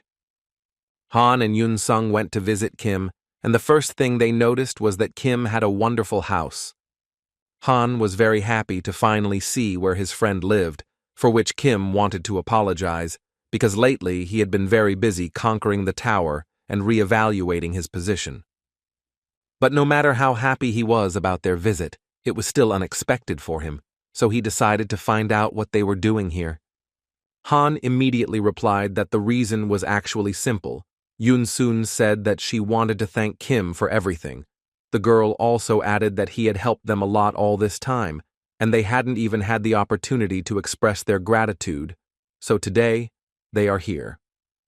She also realized that it was thanks to him that she and Khan were alive, so they asked him to accept this small gift from them. After some time, the girl noticed that the guy had a pet, although Kim wasn't sure if it could be called that since it was a dragon, even though it was small now, but apparently this only interested the girl even more, and she wanted to see that there is even more of it. Kim tried to say that he was currently sleeping now because he was still little, so he needed a lot of sleep, but Mir didn't think so, so he jumped on the guy's head. The guys started admiring him as soon as they saw him. In their opinion, he was incredibly cute. The world, after sitting on Kim's head for a while, decided to approach his guests, among whom he liked Yun Sun the most. Kim was shocked by what was happening, because before the dragon had never gotten so close to anyone other than him. Apparently, he was as comfortable with the guys as he was with Kim. Although Han extended his finger to him, Mir almost ate it. Apparently, he only liked Yun Sun. Their conversation was interrupted when a call came into Kim's phone. He received a call from Park Ji-yeon, who was known to everyone in this room because she was an S rank. Even Yun Sun saw her once on TV, but Han compared these guys to the superheroes they see in movies. As soon as Kim picked up the phone and asked the girl what the problem was and why she was calling him, he immediately heard the news that a green dungeon would soon be opening in Busan. Park Ji-yeon was a little scared because she had never seen green dungeons appear so frequently before, so it was difficult for the association to predict their difficulty. Kim mentally agreed with her, because even in her past life there weren't many cases where green dungeons opened one after another. Of course there were exceptions, but there shouldn't be any now. The guy didn't understand whether he should expect something like this or not, but recently he realized that the future was changing a bit, and this could be clearly seen when, during the evaluation for S rank, he had to fight an unknown monster. Then Park Ji-yeon said that Sun Hyun-ki was appointed captain of this cleanup, but he refused at the last moment, so Park Ji-yeon called Kim to ask if he didn't want to participate in this. Kim was happy that she offered this to him because he wanted to be sure of everything himself, so he immediately agreed and said that she could safely count on him. Although he understood that in return, Park Ji-yeon also had a request, which Kim asked to announce right now. She could only tell him that they would resolve this issue a little later. The only thing she wanted to add was that she would take on any problems that might arise with the Domp Guild. Kim recalled how, in the past, the Domp Guild simultaneously carried out terrorist attacks in America, China, Korea, Great Britain, and France, thus showing their true colors. It all started when the first blue dungeon appeared in America. While clearing the dungeon, they destroyed several awakened S ranks, after which the dungeon was not cleared, and there was an invasion of monsters. As a result, an unimaginable number of people died, so Kim, without much thought, decided to let Park Ji-yeon deal with the Korean Domp Guild, and Kim himself wanted to start conducting an investigation here. Before hanging up, Park Ji-yeon asked Kim to be extremely careful, otherwise he could easily be destroyed, but the guy believed there was no point in worrying about it. Although the girl didn't think so, it seemed to her that danger could lurk at any moment, so under no circumstances should she let her guard down. Then the girl sent some details of the raid to the guy over the phone, among which there were quite serious guilds, so Kim was not sure if they would listen to him. So it was. One of the guild bosses was quite surprised when he learned that the captain in this attack would be Kim Soo-hyun, who had recently received the S rank. So it seemed to them that the associations were simply not important to the lives of their people, since they decided to leave such a task to a newcomer. Lee Kang-hee, the boss of Papian, thought so. Lee Kang-hee thought a little more and decided that he would not accept another S-rank awakened unless it was Song Hyun-ki or Park Ji-yeon, so his interlocutor was forced to say that in that case they could only refuse to participate. Although they both understood that this was all just a joke, they started laughing a lot at the fact that they were being controlled by some guy. The man's interlocutor didn't understand why everyone had such a reaction, but on the other hand, he understood that it seems like his previous achievements in the trial tower mean nothing, which means that Kim Soo-hyun is still nobody to them. Even so, he said that Park Ji-yeon personally chose Kim Soo-hyun as the leader of this operation, which clearly surprised Lee Kang-hee. Therefore, the man could offer Lee Kang-hee to observe Kim for a bit first. Maybe in this case he will change his decision. The next day, Lee and Kim walked along Busan Beach, and the whole way, Lee complained that it took them so long to get here. At some point, Kim decided to ask Lee why he went with him.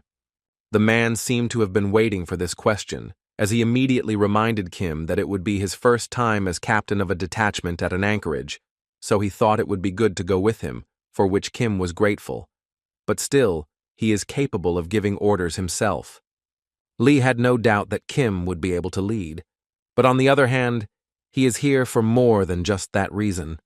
Being a more experienced person, he can't keep up with him and Han, so he needs to do everything he can to become stronger. Kim didn't know how to respond to this, so he simply wished Lee good luck, which is why the man got the impression that the guy was just laughing at him, although Kim said he was very serious. The dialogue ended as they approached a part of the beach where there were 50 or more people, and that was quite good for the first attack. All of these awakened people turned and looked at Kim and Lee in an instant, and each look was incredibly frightening. Lee immediately realized from himself and Kim that all these guys were unhappy, why they became like this when they saw the guys, but Kim understood that they could not do anything about it, because in their eyes, he was just a beginner, with no experience in dungeon raiding. Suddenly, his thoughts were interrupted by a man he immediately recognized as Kim, who would become his new captain in the new attack. It turned out to be the Papian guildmaster Lee Kan-hee, who was very pleased to meet the new captain. Before Kim had time to introduce herself and say how happy she was to meet him, the man realized that the guy was very young, inexperienced, and therefore, in his opinion, probably nervous. The smile on Kim's face disappeared immediately, and that wasn't surprising because those were definitely not the words Kim wanted to hear. Lee Kang-hee came to this conclusion after seeing that Kim attended a meeting with the guards. Lee immediately began yelling at the man and telling him that this was definitely not the right thing to say to the new squad captain. Without much thought, Lee Kang-hee immediately said that he was actually just joking and that if he needed help, Kim could just say the word. According to him, he is a veteran in going to the dungeon, but Kim immediately interrupted him and said that he was very pleased to hear that, but still expected him and his people to obediently carry out his orders. This behavior clearly irritated the man. It was evident from his facial expression, because he did not expect Kim to be so persistent. At the same moment, the head of the Red Devils Guild, whose name was Kim Tak-hyun, approached Kim, and the first thing he wanted to say was that he really wanted to wish everyone good luck in the next raid. He also added that it took a while to get used to the guild boss Papian, as everyone knew that in this guild everyone was proud of themselves. And now that you've mentioned it, I'd like to introduce Kim to Moen. This girl's name was Park Moen, and she was the head of the Gambler Guild, and according to her, she was also very happy to meet him. Kim, talking to these people, already at that moment understood that it would be very difficult for him to complete the attack. After all, he immediately realized that most of the people behind him have their mana at the limit, despite their smiles, but on the other hand, there are those who know how to hide their mana, which actually isn't very good either. And even if you didn't pay attention, Kim still understood that it would be impossible to hide the smell of blood. These thoughts were interrupted at one point by Park Moyeon, who didn't understand why Kim was looking at her so carefully. She thought there was something on his face, but the guy immediately came to his senses and said that it was actually okay, he was just looking. In any case, he was ready to leave, and with this question, he addressed the guild leaders, who immediately told him that they were just waiting for his order.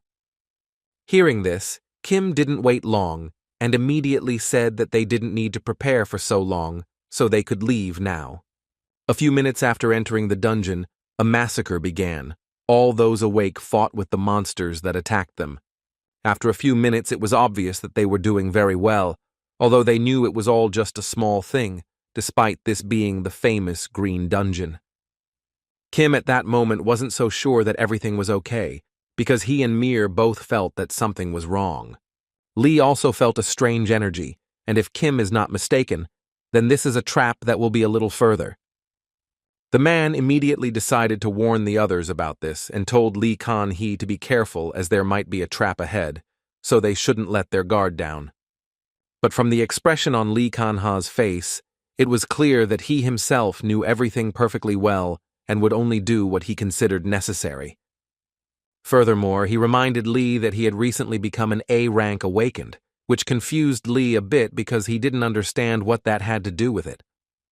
Lee Kang-hee didn't give him an answer to this question, he just asked another one, in which he wanted to know if the man was happy to be working with an S-rank guy.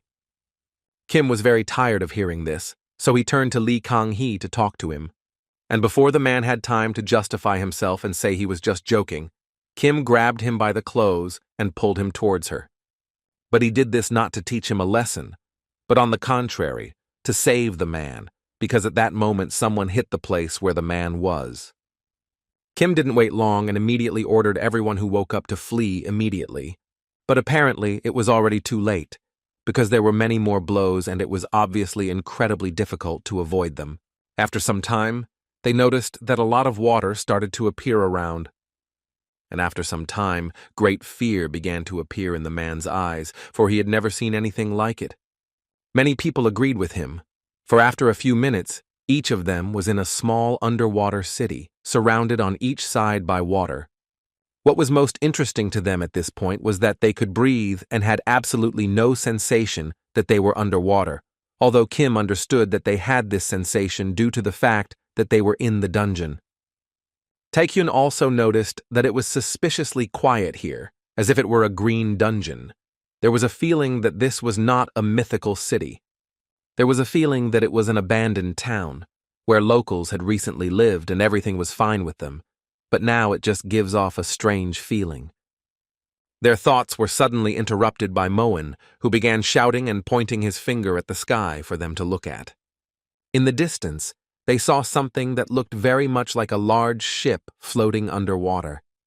When the world saw this ship, it immediately tensed up and began to growl. Apparently, it had seen it before, or at least sensed that something was wrong with it. Taekyun was approached by one of those awake, who complained that he felt incredibly cold and was therefore very scared. He didn't have time to say anything when he suddenly realized that someone was looking at them from this ship, and that gaze made even the guild leaders feel afraid. The first thing Lee Kang-hee did was shout for all his awakened ones to immediately prepare for battle. And he was absolutely right, because looking at the speed at which this ship was approaching, it was clear that they would have to fight monsters much stronger than anyone before. As soon as this infernal ship docked on the shore of this underwater city, the captain of this ship immediately ordered everyone to wake up, because it was finally time to go hunting. Kim was the first to receive a wave of blows, and he withstood it, drew his sword, and began destroying one skeleton after another. The guy at that moment was thinking that only holy attacks like holy flames would work against spiritual class monsters, but fortunately, they could only be defeated with magic. Other awakened ones also understood this, especially Lee Kan-hee's boss, who encouraged his boys not to be afraid and just move forward, as all these skeletons can be destroyed with the help of magic. He also noticed that they all have nothing but numerical superiority, so they really have nothing to worry about, and so that they don't think about running away, he decided to start threatening them, saying that he will destroy whoever runs away. Kim, looking at all this, thought that the other awakened actually work well together despite the circumstances, although they cannot be expected to have organized tactics. Even so, he decided that in this case, he needed to trust the guild leaders, namely their ability to lead people. Considering all these points, he decided to leave everything to Lee, which the man didn't like very much, but he perfectly understood that he simply had no other choice. Kim, however, called upon his phoenix and immediately flew straight to this ship to deal with these monsters once and for all. And as soon as he stepped onto this ship, he immediately noticed a skeleton wearing a captain's uniform, which is why Kim assumed that this particular monster was the boss.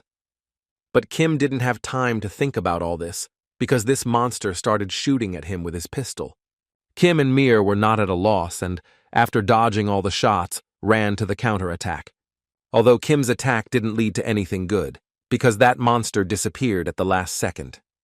Instead of continuing the fight with Kim, this boss attacked the other awakened ones using magic, and as you can see, he did it very well. Kim, looking at all this, began to think that perhaps this monster was absorbing their souls to become stronger. Apparently, Kim was absolutely right in this situation, because this monster began to expel an incredibly large amount of energy. After that, this monster became much larger and began to scream that it needed more souls, for which it would do anything. Kim understood that this is a skill that absorbs souls to restore health and increase strength. And if we consider the awakened ones, then there are at least 100 showers. And given this information, Kim was well aware that this could easily turn into a battle of attrition, which scared him incredibly. Suddenly, Kim began to hear the voices of the people this skeleton had just eaten, and it became even more terrifying. All of this had already started to really irritate Kim, so he said without much doubt that this monster was already starting to irritate him. In response to these words, this skeleton began to draw his huge sword and was ready to start the fight. After that, he threw a blow, which Kim managed to dodge easily, although it was a bit difficult. But the guy understood that now is the time when he must use all his strength to finish off this boss as quickly as possible, and thus save the people he ate. Kim threw punch after punch, and they were all quite successful, which made the whole fight even more awkward. After a few hits, Kim moved a little to the side and began to think that he needed to change the tactics of his battle, because in truth, this monster was not particularly strong, but its regeneration was quite difficult to face. It would be a waste of time to prolong the fight, but if he used all his strength at once, it wouldn't work either. At this rate, it could become a dangerous fight. The skeleton was also thinking about changing the tactics of his battle at that moment, although, in his opinion, Kim continued to use the sacred flame thoughtlessly, but the skeleton's blows still did not reach him, which worried him greatly. But on the other hand, he didn't forget that his mana would run out sooner, and then the skeleton would happily absorb his soul. But first he decided to refresh himself a little with the souls that were already at his disposal, which was quite easy to do. At that moment, he also started shouting that all he wanted at that moment was to have fun, because he was very bored. After a few minutes, this monster became too huge, which made Kim think a little about whether or not he could win this fight. But those thoughts quickly evaporated when he remembered that he needed to save the people who were counting on him. But the problems didn't stop there, especially the problem with his mana reserve, which gradually began to run out. And the worst part is that the skeleton also understood all of this perfectly, and that's why he attacked with complete confidence. The blows were quite powerful, and it became increasingly difficult to block them. Even Lee, who was busy fighting from below, began to worry about Kim, as the sound of the blows could be heard even in the quietest places in the venue. Kim took all these blows for a long time, trying to figure out what he needed to do to defeat this monster and finally end this fight. At one point, he realized that something strange was happening to his beloved dragon. But before he had time to turn towards him or even touch him, the world released from itself a rather powerful stream of fire, which not only stopped the monster's attacks, but also caused a lot of damage to him. The skeleton's head immediately began to burn, so he stopped any attacks on the guy. But what surprised Kim most was that his mana was restored in an instant, and his physical abilities became much stronger. He looked at Mir and begged himself not to say that this was Mir's ability, although it was impossible to tell that Kim wasn't happy about it. After all, only thanks to this little dragon, he was able to inflict colossal damage to the boss of this dungeon. Kim couldn't get enough of her beloved Mundo's new ability, so she decided that since the skeleton wasn't dead yet, it would be a good idea to finish him off. A few seconds later, the ship in the sky attracted attention by exploding violently. Now Lee was absolutely calm, because in front of this photo, he could safely say that everything was fine with Kim and there was no need to worry about him. The skeleton at this moment continued to miss a large number of blows, and in his head were thoughts that he had used up almost all of his souls, meaning that at this rate he would definitely lose, and this outcome of the battle would determine whether he would live any longer. Therefore, he decided to stop Kim and ask him to slow down a bit and first discuss the terms of the battle. And he began with the fact that it was the Lich King who gave him such an order. He himself would never have done this.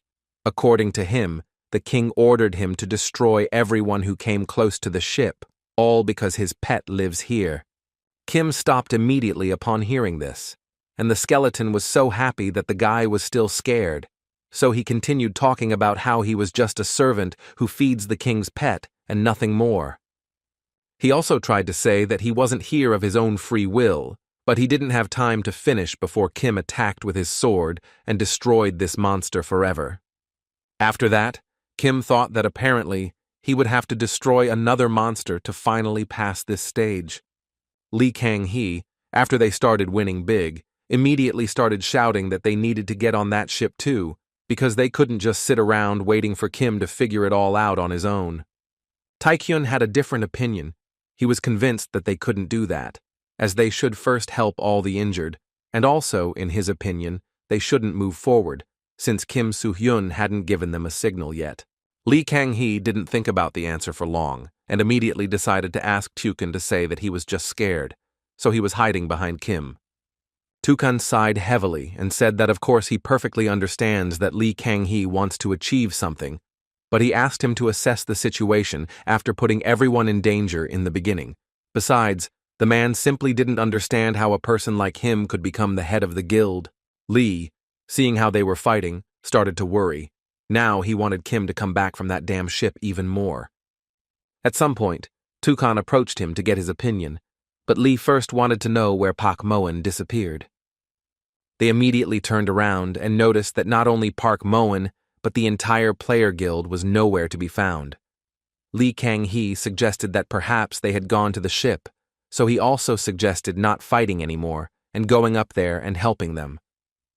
Lee was deep in thought that this was all very strange, because at some point this entire guild had simply disappeared from sight without a trace. He also didn't think they had gone to the ship, because then someone would definitely have noticed them doing it. At this time, Kim entered the depths of this ship and discovered something at once terrifying and beautiful. The guy remembered what the skeleton told him, and it didn't take him long to guess that the Lich King was creating a kraken. But the most dangerous thing is that although weak, he was covered by the Lich King's life energy. He was happy that the world was normal in such a place. Besides, he was still trying to fight against this energy. Thanks to divine protection and magical resistance, Kim was unaffected by this energy. But given the strength of this energy, it seemed to Kim that most of those who awakened went mad and died. In short, Kim understood perfectly well that this boat was a kind of cradle for the future kraken. The captain of this ship destroyed people and carried them onto the ship. The souls and thoughts of the destroyed people become food for the growth of the kraken.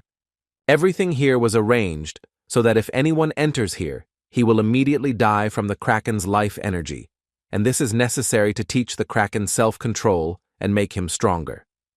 It was carefully prepared, but now he is sleeping under the influence of the seal, and therefore Kim believed that he could destroy him with magic. But suddenly his plan was interrupted when some people stuck 2 spears into his back. At least they wanted to do that, but at some point they realized the gun didn't go through and they had no idea what was wrong. Without thinking much, Kim turned and attacked these two soldiers, but apparently this was just the beginning, because right after these two guys, two more awakened ones attacked him, in the same way, from behind. Although even this advantage didn't help them, and they couldn't catch Kim by surprise, he easily repelled the attack and landed several blows in response. Kim, at that moment, was thinking that he had really expected this and understood that it would definitely not be that easy, but still the timing of their attack on him was not the best. What a relief he was to have turned the 21st floor's Iron Turtle into a skill. Anyway, he wanted to see his new opponent as soon as possible, so he asked him to show himself. Pak Moen didn't wait long and immediately stepped out of the shadows, behind which were many warriors who were ready to attack the guy at any moment. Kim immediately understood why he felt bloodlust, but now he fully understood what was happening, so Pak Moen apparently emphasized that the Domp Guild would be in this attack. And as soon as Kim said that, the mask on his opponent's face changed to his real appearance, which was very pleased because even S rank couldn't detect his camouflage. Kim sighed and added that actually, all his tricks were obvious from the start. Destroying the awakened in the dungeon is so low for Kim. After that, Kim decided to piss off this guy and told them in detail his plan. In his opinion, this time they wanted to destroy him in disguise, and after that, they would organize an invasion of monsters in America and put all the blame on Kim. It was clear from the look on Kim's opponent's face that this was exactly how they were going to act. He didn't fully understand how Kim knew this, because such information, it was forbidden to tell even relatives, so such information was only available to a few people. Either way, this won't affect how they execute their plan, so he told Kim that even if the guy was right, they would still be leaving soon. According to the guy, they call this action a blood festival with the help of an invasion in all countries. He had no idea how many people would die. And most importantly, the culprit of this tragedy will be Kim Soo-hyun, who destroyed all the S-rank warriors during the dungeon's passage. But Kim couldn't help but notice that the plan would only work if they could destroy him. And he seriously doubted that they were actually capable of doing that. But apparently his opponent had a completely different opinion on this matter, because he immediately took off and rushed to the attack, saying at the same time that Kim can talk as much as she wants. Kim deliberately angered them so that they would start attacking him, and at the same time he thought that probably not only had they arrived here, but his superiors were also here. The man was saying on the phone that the promotion group had already entered the dungeon and he could destroy it later even if he survived. His interlocutor confirmed this information, so he immediately added that he would then leave Kim Soo-hyun with him, because they had not yet completed the preparations. But when he finally arrived at the same warehouse, the first thing he wanted to do was find out who she was and why she destroyed all those people. Park Jin was already tired of waiting for him, so as soon as he arrived, she realized he was a little late and could do her work faster next time. And also, she just couldn't help but say that unlike all these people, he seems pretty strong, so apparently she'll finally be able to have some fun. The man once again asked her a question in which he wanted to know if she had planned all of this, to which Park Ji-yeon responded with a smile that seemed to her that it was already obvious here, because it was unlikely that a passing thug would have done this. As soon as Park Ji-yeon said those words to him, the man immediately started taking off all his clothes and saying that he was ashamed to be in the same guild with such pathetic awakened people, because they lost to some woman and that clearly didn't suit him. The man's words again amused Park Ji-yeon, because everyone who came here said the same thing. Either way, she doesn't mind hearing this, considering that in the future they will be very surprised at what really awaits them. The man decided to realize that in Korea, there are annoying insects that interfere besides Kim Soo-hyun, and he's here to fix that moment. But apparently first he'll have to crush everyone who interferes with him. Meanwhile, Kim continued to fight, and after a few seconds, it became absolutely clear to him that his opponent was not as weak as he had thought from the beginning. But thanks to the world, his strength increased several times, so he still managed to break this guy's sword, and this caused him to cause irreparable damage to him.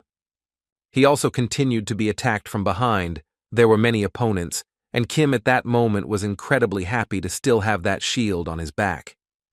Thanks to him, he repelled the attacks, after which he launched counterattacks that were successful enough to destroy them. One of them shouted that it was best to aim for his back if possible, though it wasn't entirely clear why he made that particular decision. Anyway, to attack, they decided to use their special ability, which made them invisible, allowing them to attack quite unnoticed. Kim understood perfectly well that a surprise attack by destroyers was far more dangerous than a head-on collision. But on the other hand, he did not forget that he had peace and was to some extent confident that he could sense danger, and for this, he used the ability to repel sudden attacks. Though he remained surprised that the Lich King's spirit was able to hide its presence. Either way, he essentially has no choice but to trust Mira, whom he asked or could he smell those guys, to which he received an answer that was not entirely clear, but it was clear that the world would be happy to help Kim destroy his enemies. All Kim could do was listen to his little dragon when it warned him of the danger. After that, Kim simply closed his eyes and decided that it would be better to simply trust the world, and the dragon in due time began to help the guy without any problems.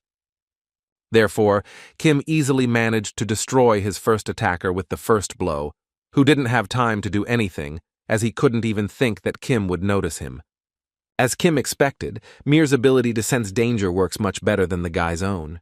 The Lich King's pawns couldn't believe that even the hidden technique wouldn't work in this case, so one of them decided to volunteer to retreat temporarily and repeat the sneak attack disguised as someone else. But one of them understood perfectly well that such a trick would hardly work either, because then the skeleton ghost would have destroyed him long ago. Looking at Kim, it was clear to them that they had simply underestimated him, but he exceeded all expectations. He was too strong for them. They made a mistake from the beginning because they believed they could defeat someone like Kim. Furthermore, it is unknown when they might go mad due to evil spiritual energy. But suddenly these thoughts led the guy to an idea that, in his opinion, would be good to implement. And the center of their plan was the Kraken, which was still alive on this ship, so they could use it in their plans without any problems. As soon as the guy came up with a new plan, everyone immediately abandoned their stealth ability, which surprised the guy a little, as he didn't understand why they suddenly decided to stop attacking him. After all, it seemed to him that they knew very well that in a direct battle they would never be able to defeat him. But apparently they decided to try again, and Kim will have to prove to them that he is much stronger than them and that it was better for them to continue the sneak attacks. After a few minutes of such fighting, Kim finally realized that the main target was not him, but the Kraken, which was still in this room. And as soon as this thought appeared in Kim's head, he immediately decided that under no circumstances should he allow these guys to reach the Kraken. However, he was probably too late, because one of them successfully reached the Kraken's body and was already ready to break through the shell to free the Lich King's pet. Due to the fact that he hit this crystal on which the Kraken was sitting, it began to crack. And a few seconds later, there was a very strong explosion that destroyed half of the ship. The person responsible for releasing the Kraken was very happy, and that's why the laughter didn't stop coming from him. He believed that today he would be able to defeat the legendary Kim Soo-yun. At least that was until he noticed the Kraken's enormous eye that was looking directly at him. This did not mean anything good for this guy, because the Kraken immediately caught him in its tentacles, after which it squeezed them as tightly as possible, and thus there was nothing left of him. Kim was at that moment getting as close to the Kraken as possible, and as soon as he did so, he immediately turned to the octopus and said that they hadn't seen him for a long time. But the guy actually wouldn't have seen him for the same time, so he decided to organize this with the help of his sword and strengthening the world. The blow wasn't strong enough to destroy the Kraken, but it was enough that it couldn't recover for some time, and it was during this period that Kim would figure out how to deal with it. But there was also bad news, as Kim noticed that the improvements in his sword were gradually disappearing, and this was quite natural, as the world is in a state where his abilities have just been revealed, so he is quite unstable. In addition, he cannot use these abilities indefinitely. And this is really a problem because Kim used all her magic to stop the explosion that happened when the seal was broken. Thus, Kim simply had no choice but to regain his strength and fight solely thanks to immortality. At that moment, Lee came to his aid, who simultaneously yelled at Kim that the guy made him nervous when he did something like that. Lee suspected that Kim might not even realize how valuable her life was if she was acting so recklessly. The man asked him to immediately correct his stupid habit of deciding everything himself. Kim couldn't understand just one thing, where Lee came from here. Although according to him everything was quite simple here, the guild's excitement had disappeared, so they had no choice but to board the ship, as there was nothing to do underneath. But due to the explosion that happened on the ship, everyone was evacuated to a safe place, and he was worried about him, so he came here to help. Kim was grateful to Lee for saving him, and also agreed that he should have acted as the leader of the attack from the beginning and not try to do everything alone. But now Lee wanted to know more about that kraken, i.e., will it suddenly start chasing them? According to Kim, he had lost his vision, so he would focus on recovery. But due to his size, the two were unsure if they would be able to catch him.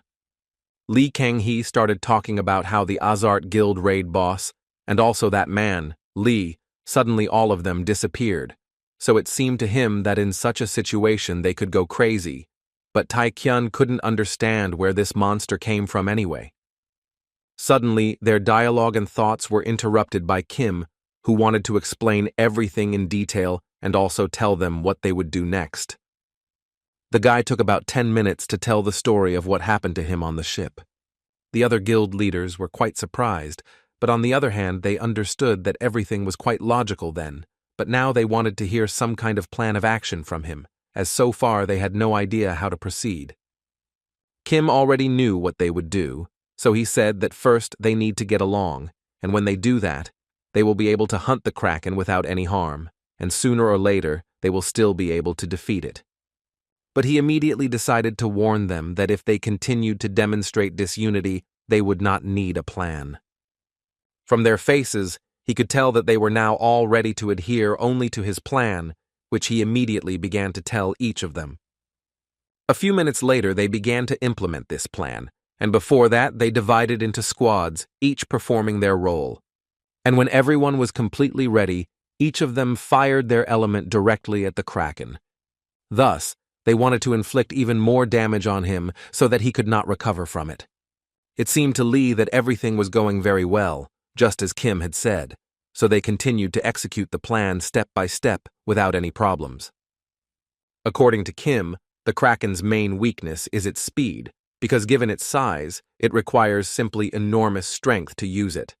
According to him, if they attack him from afar with magical powers, they will be able to fight him without letting him get close to them.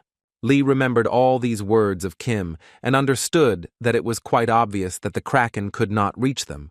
But on the other hand, he simply observed enormous durability, which meant that, as he thought, they would not be able to destroy it with their strength alone. But on the other hand, this was not so important, because their main task is to hold out until Kim Soo-hyun recovers, so they just block the kraken's approach. Everyone who woke up at that moment did their best, and according to him, everyone looked great, because looking at the kraken, it was obvious that there was definitely an effect. But suddenly his thoughts were interrupted when someone in the crowd shouted that someone was walking towards the kraken behind Lee. Lee turned around, thinking that perhaps Kim had already recovered, so he decided to immediately begin his part of the plan. But unfortunately, it was not Kim, but Lee Kan-hee, who, along with his people, ran straight into the monster. As Lee Kan-hee and his guys were rushing into battle, one of them decided to ask the man, "Or is this normal? What are they doing?" After all, it seemed to him that Kim Soo-hyun ordered them not to approach the kraken. But before he had time to finish, Lee Kang-hee grabbed him by the clothes and started saying that if Kim had told him to jump off the roof, he would have jumped too. The guy didn't quite understand what that comparison was, because Kim told them that the kraken can't be defeated due to its high resistance and good regeneration. Lee Kang-hee couldn't respond, so he decided to simply call the guy an idiot who doesn't understand anything in this life. According to the boss, at the moment the Kraken is distracted by other awakened ones, and so they have the chance to destroy the Kraken and thus keep part of the glory for themselves. Because if they don't do this, everyone will think that Kim cleared this dungeon alone. Therefore, the man told him that if he didn't want to be kicked out of the guild, then he should just do what the man says, and for that, he should just follow him for now. He would do everything possible to ensure that the Kraken was destroyed by the Papillon Guild. A few minutes later, they were already on top of the monster, and Lee Kan-hee ordered each of them to attack the monster until the end, and at the same time not leave it a single chance of survival.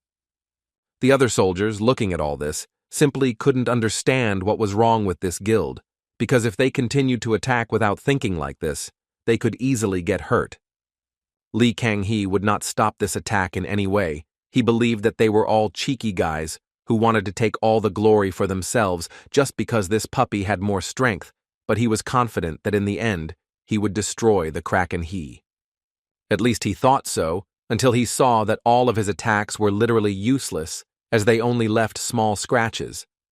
But it was too late to change his mind about the Kraken, because the monster finally regained his sight, and the first person he wanted to destroy was Lee Kan-hee. Not only was the Kraken incredibly loud, but its voice was so loud that it literally forced the awake to sit on their knees and cover their ears with their hands to drown out at least a little of the sound. The man at that moment began to think that because of the sound of crying, his magical power was destabilized, and so he decided that it was time for them to retreat. But apparently there will be no such gift because the Kraken has already begun to attack, and he clearly will not be able to block this attack because his magical power has simply disappeared. Lee Kan-hee was already saying goodbye to his life when suddenly, right before his eyes, one of the tentacles was destroyed. Kim barely had time to save these people, but as soon as he did, he immediately wanted to find out from Lee Kan-hee why he did this. Did he really want to die so much? Before he had time to answer Kim's question, the guy immediately decided to test his head strength by hitting him on the head. The other members of this guild realized they had made a mistake, so now they wanted to ask Kim what to do next, to which he gave an immediate answer, saying that now they should just return to the attack zone. And Kim at this moment will try to do everything to destroy the Kraken once and for all, and for this he called his beloved Phoenix, which he first ordered to close the Kraken's mouth and prevent him from using it. After that, Kim entered the battle, who was going to deliver a direct blow to the eye of this monster. But unfortunately for Kim, he couldn't pierce this monster's eye, which was quite strange for him, as he was sure that the Kraken's speed was clearly its weak point. Could he really dodge instinctively? However, that wasn't the main problem, because then this monster started to fight back, and then Kim realized that this Kraken was very angry with him because of their fall. Kim understood that in such a situation it would be difficult to suddenly attack him, so he clearly had to think of something else. Several ideas popped into his head, but none of them, unfortunately, suited him, so Kim decided he would cut off one tentacle at a time. The guild members couldn't believe their eyes, as they could barely scratch him, and Kim, in turn, easily cuts off one tentacle after another. Lee wanted to know how Teknin was feeling, because of the sound the Kraken made, most people got dizzy, so he wanted to suggest leaving the Kraken to Kim, while they themselves could collect the equipment they needed.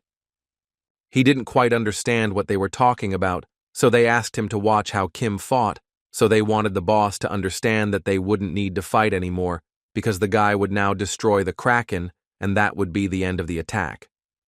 Taekun, looking at how Kim was fighting, thought that for 2 years he was confident that he would reach S rank in a year, but now he understands that compared to Kim, he just seems like an empty place.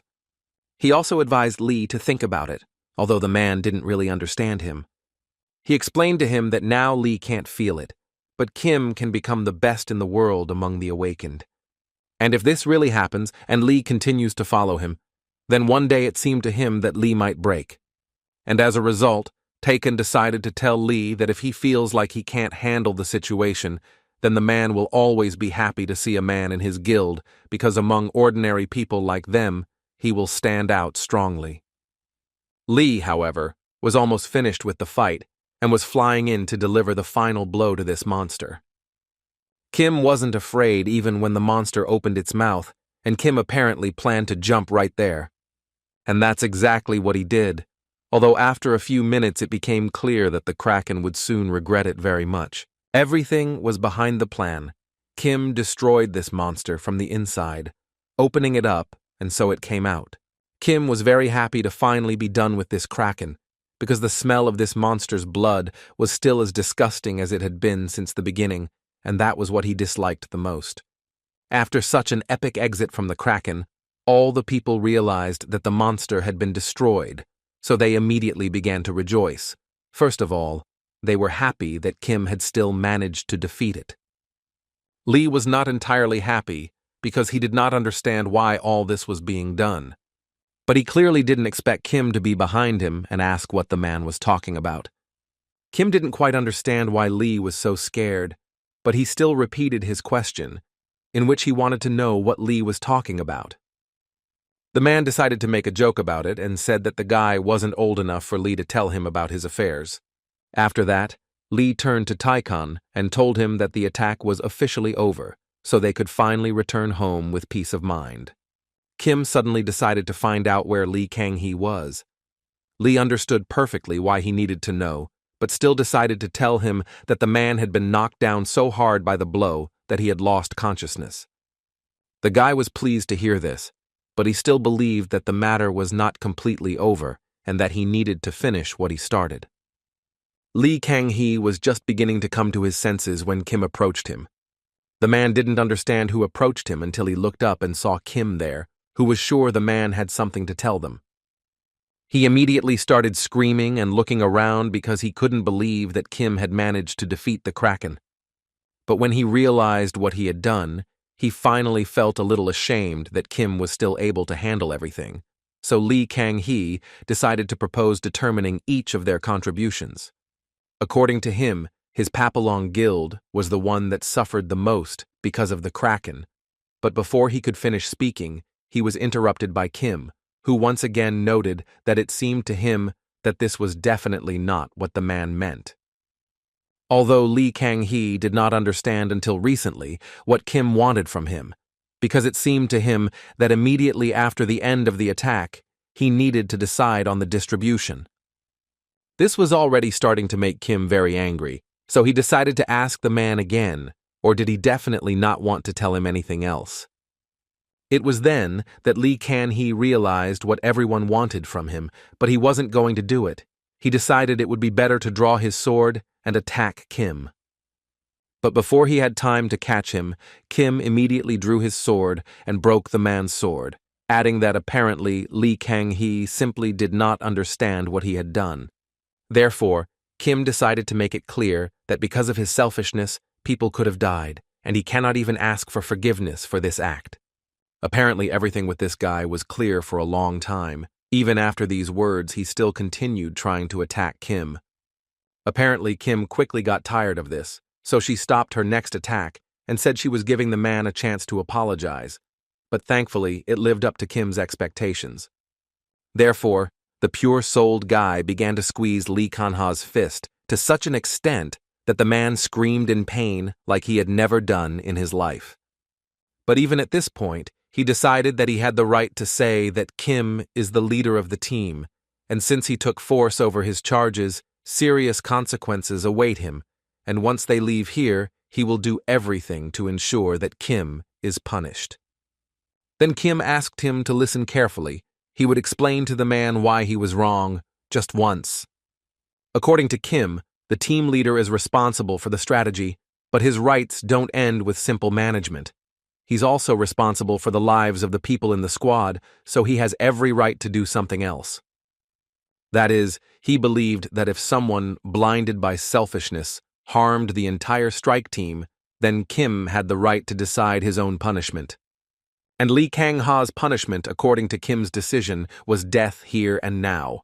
Absolutely everyone believed that Kim would actually finish off Lee Kang-hee right now. Even the man had already accepted this and was ready to accept it, but at the last moment, Kim stopped his blade without finishing the job. Even Lee believed it, although he understood that Kim would never do such a thing. But apparently Kim just needed to vent, and the guy also believed that he just needed to scare people so that later in his absence they would avoid such nonsense.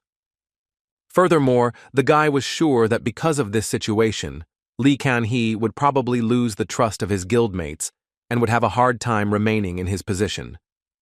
At that moment, he decided to end the class and told everyone that it was time to leave, so they better start getting ready. After that, Kim thought about the fact that in this raid, he used the world's skills and understood how to use the Lich's skills, but still understood that he should check if there were any dungeons still unknown to him. He also believed that he needed to find out how Park Ji-yeon was there. After all, the people of the Domp Guild are quite strong. Just hours before the successful conclusion of Kim's attack, Park Ji-yeon continued her battle with a new opponent. During this battle, she used her special ability called Dark Assimilation, in which her body merges with darkness, allowing her to enter a state of darkness and take no damage for a short period of time. Thus, she quite successfully blocked the man's attacks, and thanks to this was able to create her own counterattacks. At some point, she was so confident of her victory that she told the man without a doubt that he would soon turn into a corpse. But even after such an unexpected blow as it seemed to her, the man still managed to defend himself, which could not but annoy the girl. Besides, looking at him, one would think he did it with his own hands, which scared her even more. After that, he slowly turned around and said that she surprised him quite a bit. He never would have thought that she had such a strong ability. But on the other hand, this only becomes even more interesting for him. Park Ji-yeon was tired of listening to him talk, so she asked him to stop immediately and start fighting again. After all, she was ready to do anything to destroy this man. He, in turn, was very surprised that she, as a destroyer, decided to attack him head-on, because in reality, she was so reckless.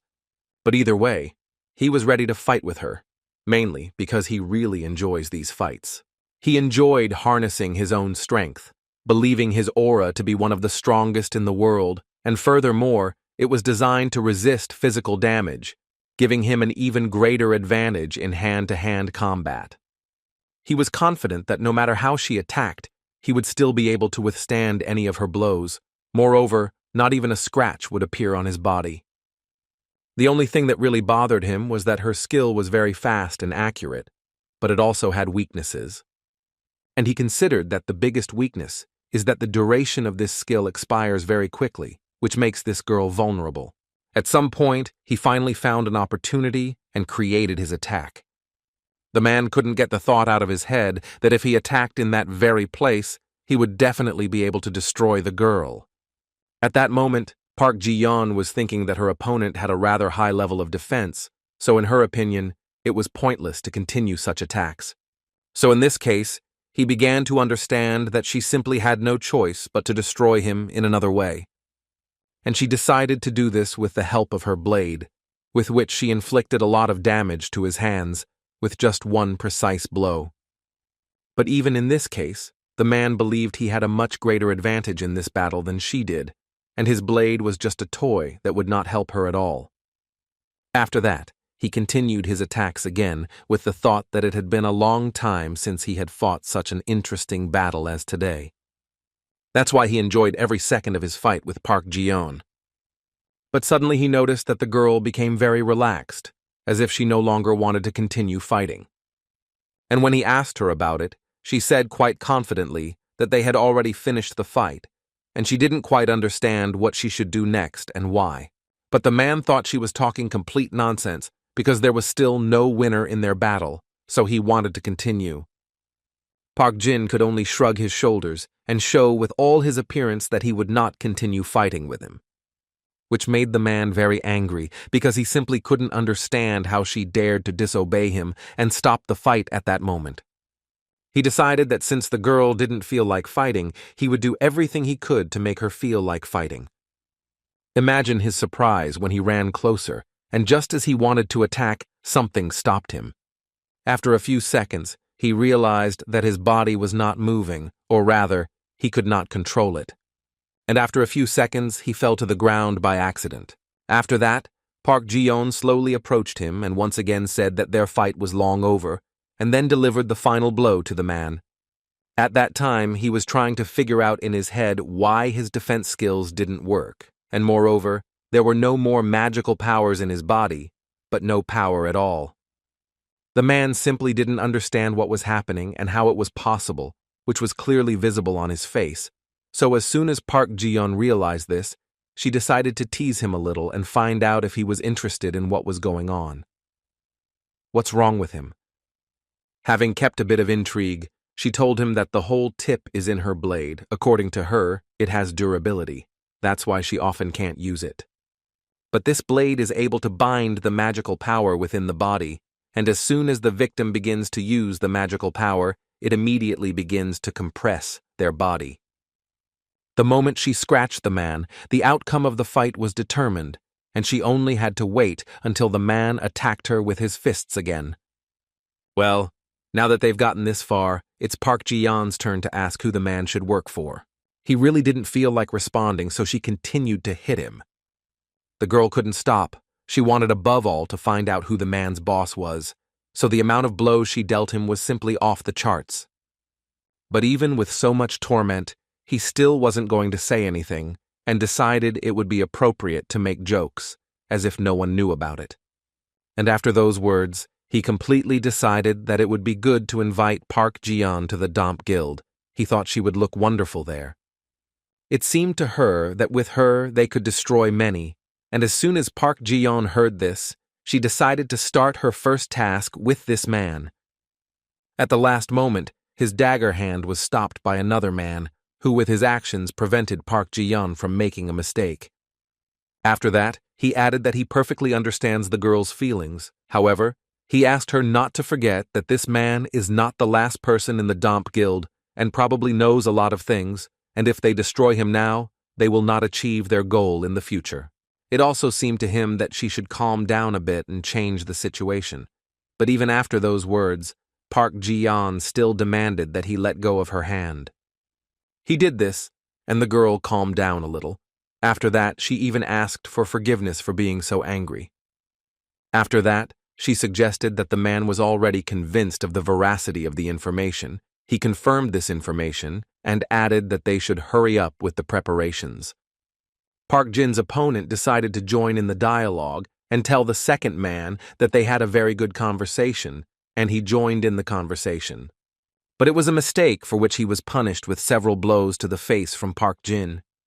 After that, Park Ji-yeon's friend added that since this underdeveloped person is here, it is safe to say that the information provided by Kim Soo-hyun is true. He also did not forget to mention that information about the opening of the first blue dungeon in America was confirmed, inside which evidence of the work of the Damp Guild was found. Park Ji-yeon was happy to hear this, but above all, she was now interested in Kim Soo-hyun's condition, and according to her friend, the guy only recently finished clearing the dungeon. The Damp Guild man, hearing all this, couldn't believe that they were collaborating with Kim Soo-hyun, but on the other hand, that wasn't that important right now. What was important now was what did Kim Soo-hyun know about the Damp Guild's plans. For him now, this was a huge problem, and he couldn't do anything about it, because he couldn't even lift a finger, so obviously he wouldn't be able to tell the guild, and if this continues like this, then the boss's script will clearly be ruined, which I wouldn't want to see. He decided that the only option he could choose was to try to buy as much time as possible. The man couldn't think of anything better than to start laughing, although it's important to note that he still attracted a lot of attention to himself in doing so. Park Ji-yeon assumed the man had gone mad from her blows, which is why he started laughing so hard. But he didn't stop there and decided to tell them that it was very funny to know that Kim was working for the Damp Guild, just to destroy it. They didn't understand what he was talking about, so they asked him to explain. What did he mean by that? But in response, he asked her to think for herself, because everything is very simple. According to him, few people knew about his plan, and they were all members of the guild. And knowing this information, it seemed quite strange to the man that Kim Soo-hyun knew this. Although at that moment, he himself was thinking that they were all like little mosquitoes chasing them, but if he pushed them face to face, then they would clearly have much less trouble with them. And for that, he decided to offer to make a deal. Otherwise, according to him, Kim Soo-hyun will continue to play for two teams. He tried to convince Park Ji-yeon that they needed to deal with Kim first, and then he would tell her everything he knew about his guild. Before the girl could respond to his proposal, her friend Park Ji-yeon approached him and told him to shut up because they wouldn't trust the exterminator. Although he still continued to say that Kim Soo-hyun is a traitor to everyone, he also believed that there was nothing stopping Kim from doing something like that again. And in general, he would like to know if he betrayed them, would they be able to deal with the Domp Guild alone? Park Ji-yeon's friend understood that it was best to ignore him in this situation, as he was clearly trying to create a conflict and then take advantage of it. But apparently, Park Ji-yeon didn't think so she asked her assistant to bring Kim here, and also asked to gather members of the Reaper Guild. She understood what he was thinking now, but she still wanted to reassure him, because she had long wanted to find out who Kim Soo-hyun's informant was, because he really always knows everything. Park Ji-yeon's enemy immediately started laughing and saying that if she destroys Kim, he will immediately become her ally. But before he could finish speaking, Park Ji-yeon interrupted him to say something that apparently didn't reach him. According to her, she would rather die than join a destroyer like him. And if Kim is a member of the Domp Guild, she will simply destroy him and start all over again, because her main goal is to destroy the Domp Guild, and she will do everything to implement this plan. After some time, Kim, who everyone was waiting for, finally arrived at the right place. Kim wanted to find out what happened because they called him so late, but instead of answering that question, Assistant Park Ji-yeon suggested that he look into it himself. Such words made the guy nervous, as it was already starting to seem to him that Park Ji-yeon was hurt, and they were simply afraid to tell him. But as soon as he entered, they placed several daggers on his neck for no apparent reason. Kim was absolutely calm at that moment, so he simply asked them to explain what was going on. Mentally, the guy perfectly understood that Park Ji-yeon was using the shadow assimilation skill. This is a skill that allows one to merge with the shadow. This ability is usually used to hide as much as possible in the darkness. But it was also possible to close the space around it and thus hide other people in it. Considering all these skills, it was safe to say that she was indeed very talented, at which point her thoughts were interrupted by Park Ji-yeon, who started saying that she had no particular reason to call the guy. But her recent enemy had said a lot of curious things about Kim, so she decided to check it out. According to that trash, Kim Soo-hyun is a member of the Domp Guild, and while Park Ji-yeon was talking, that man tried in every way to talk to Kim, as if they knew each other until that moment. Kim, in response to this, immediately told her that it seemed to him that she was not so gullible as to fall for such a thing, and here he was right. She definitely would not believe all this so easily. She judged by what the guy had done before, and given all of this, she doesn't think the man is telling the truth, so Kim just didn't understand what she wanted from him. It turns out she was haunted by one question. That is, she wanted to know where Kim got information about the Domp Guild. She was so concerned about this question because that idiot said that only the guild members knew about this operation.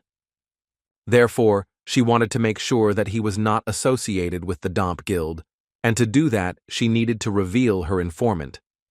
Kim had different thoughts in his head, because he simply knew about this operation in his past life, but clearly couldn't say it.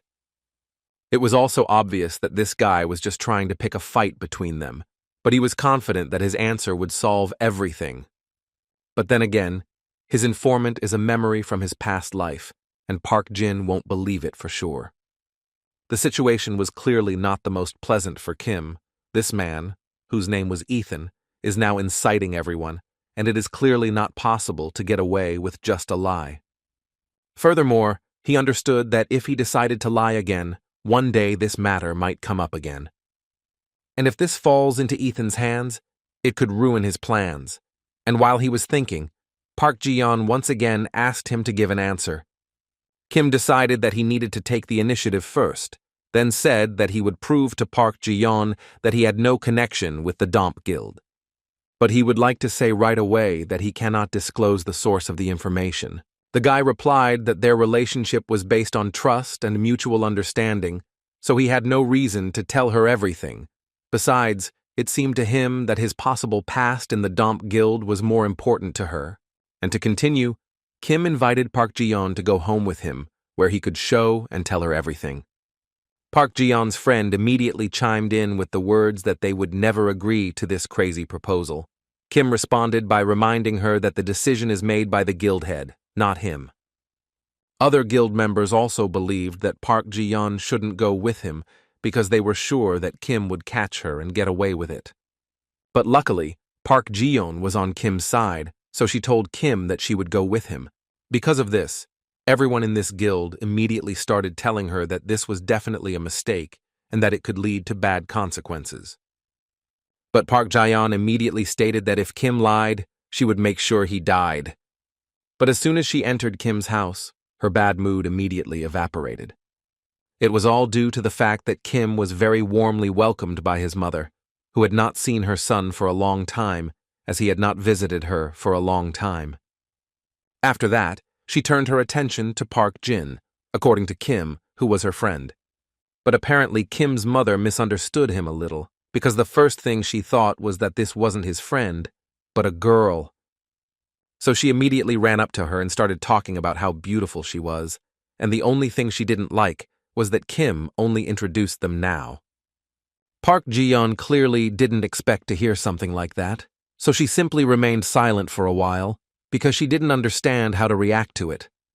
After a while, they sat down at the table to eat, and the first thing Kim noticed was that his mother had prepared too much of everything, which confused him a little, although the woman didn't understand such a reaction, as his girlfriend had arrived for him, after all.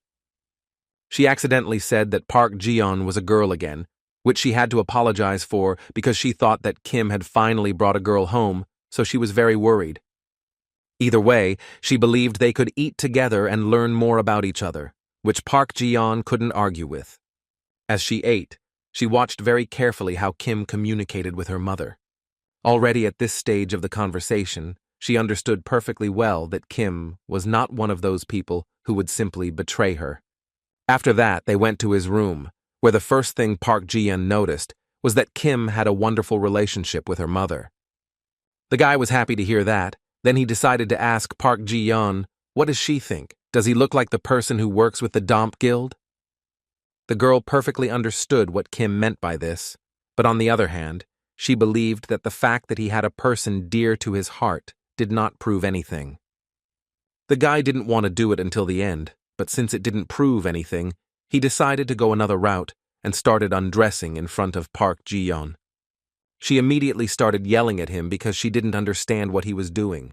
Because if he ran out of arguments and decided to show his face like that, then it's unnecessary. But the guy didn't understand why she suddenly started getting so angry, because they both knew very well that the Domp Guild members had a logo on their bodies, and he just wanted to show that it wasn't there. Park Ji-yeon realized that he didn't belong in this guild and asked him to get dressed immediately, as it was simply impossible to talk to him. Besides, she has already started to believe him, and there are no problems for her. And in fact, she really believed him when she saw his mother, because if he were from the Domp Guild, he wouldn't have loved ones. She knows this better than anyone. These people don't care about others at all. Kim, upon hearing this, decided to ask a question in which she wanted to know what happened between her and the Domp Guild, since she hates her so much. In response to this question, Park Ji-yeon told him that their relationship was based on trust and mutual understanding, and in light of this, she simply had no reason to let him know all of this. Now Kim regretted saying those words before. Still, he decided to realize that they had become a little closer, and now hopes that over time, their relationship will change to one of complete trust. Even so, Park Ji-yeon decided to tell Kim that since childhood everyone had praised her for her beauty and calmness. People have always placed their expectations and fantasies on her, and perhaps that was the main problem. But over time, recognizing their peculiar character, their attitude changed. Disappointed, people abandoned her, even her parents, who had endured until the end, still abandoned her. But she just wanted to be herself. Then she realized that she wouldn't be able to settle down anywhere, but time passed, and she had to decide what to do next. Then one day she made a decision and woke up. At that time she met Kim Gi-hyun, who was very friendly to her, but Park Ji-yeon didn't like it very much. He tried to prove to her that he wasn't going to recruit her, he just wanted to join her. According to him, it is allowed to participate in the capture of this dungeon for free, so many awakened people have gathered here. He also said that there is no leadership system here, so everyone is on their own. That's why he wanted them to go to this dungeon together so badly, because it was better than going alone anyway. Park Ji-na didn't care about him at all at the time, so she immediately told him she wasn't interested and started to leave. Gi-hyun didn't fully understand why she was behaving this way, but either way, he already had people he would participate in this attack with. In the dungeon itself, when this attack began, there were many awakened, and they all fought with monsters. After some time, Gu-hung discovered that this dungeon was much more difficult than he expected. Although Park Ji-yeon didn't think so, she destroyed the monsters one by one, which is why she attracted the attention of other awakened ones. A girl from Gu-hyun's team wanted to know if the guy offered this girl to join their team, and according to the guy, he did, but she rudely refused. The guy believed that with strength, she could live normally on her own. This girl couldn't help but notice that she would really like to go out with a beauty like that, and not with stupid people like them. At that moment, Gu-hyun thought that the girl's back looked quite sad, although he himself didn't understand how he determined that. In any case, the battle still continued, and the monsters became more and more numerous as time went on. And consequently, the difficulty increased with each passing second. Therefore, at a certain point, Gu-hyun heard the scream of a girl from his team who wanted to warn him that there was a monster behind him. It seemed like a little more and he would literally crush the guy, but at the last second his companion intervened and literally demolished this monster. After that, they destroyed it together and thus saved Gu-hyun's life. As soon as they dealt with this monster, the guy decided to apologize for his mistakes, as this could put not only himself, but also other members of his team at risk. But his friend believed that the issue here was completely different. He assumed that the guy was simply still thinking about that girl. That's why he makes such childish mistakes. Therefore, he decided to send the guy to this girl so that Ji-hong wouldn't regret anything later. Meanwhile, Park Ji-yeon destroyed the monsters one by one and did so with incredible ease. Thinking about it now, she didn't want to die there, but on that trip she met a monster that was incredibly strong. But the main problem wasn't him, but the fact that at the same time she didn't want to survive, because she didn't really see the point in living anymore, and although she fought monsters, it wasn't like she could actually do that. At one point, she caught herself thinking that her fatigue was gradually beginning to build up, and that in time she would have almost no strength left. And this big guy, with a huge sword, kept advancing, so the girl began to suspect that the end had come for her, which she was not so afraid of. At that moment, she had complete peace of mind, as she felt no regrets, so she was completely prepared for the fact that something could happen to her.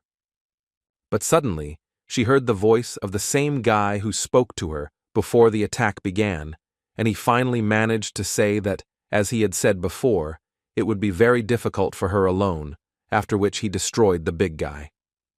Now Park Ji-yeon will never be able to forget how Gu-hyun saved her life and then offered to join the team again.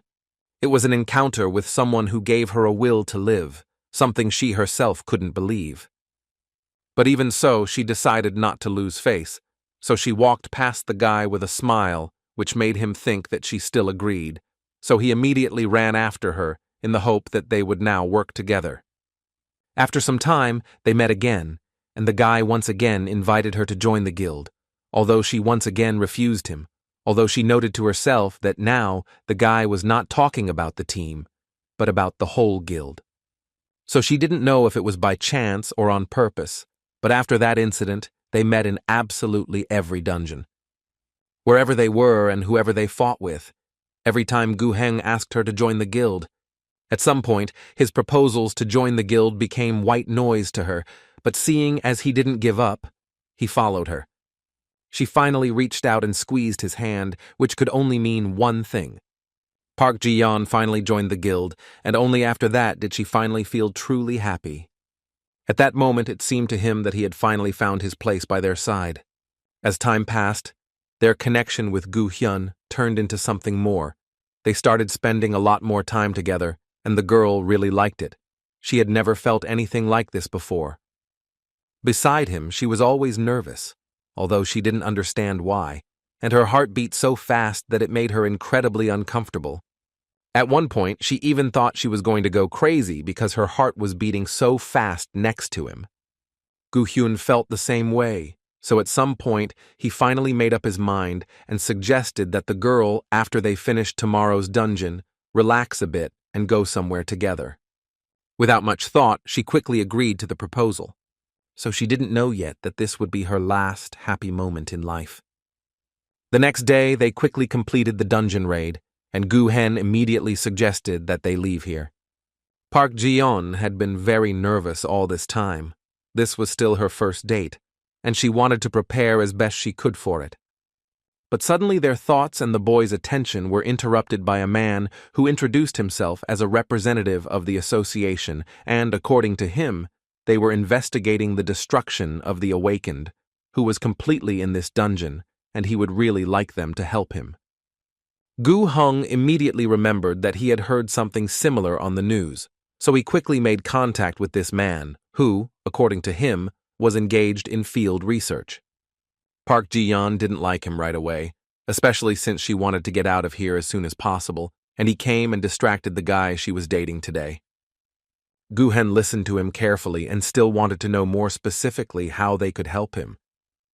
But before the man had time to respond, Park Ji-yeon suddenly intervened in the conversation and forcibly carried the guy away. Apparently, she did it for a good reason, as the man wanted to hit the guy and was quite surprised that the girl was still able to block his attack, considering no one had managed to do that before. The girl didn't comment on his words, but simply wanted to know who he was and what he needed from them. Instead of a normal response, he called himself the misfortune they encountered. Gu Hyun tried to shout to the girl to be as careful as possible, as it was incredibly dangerous.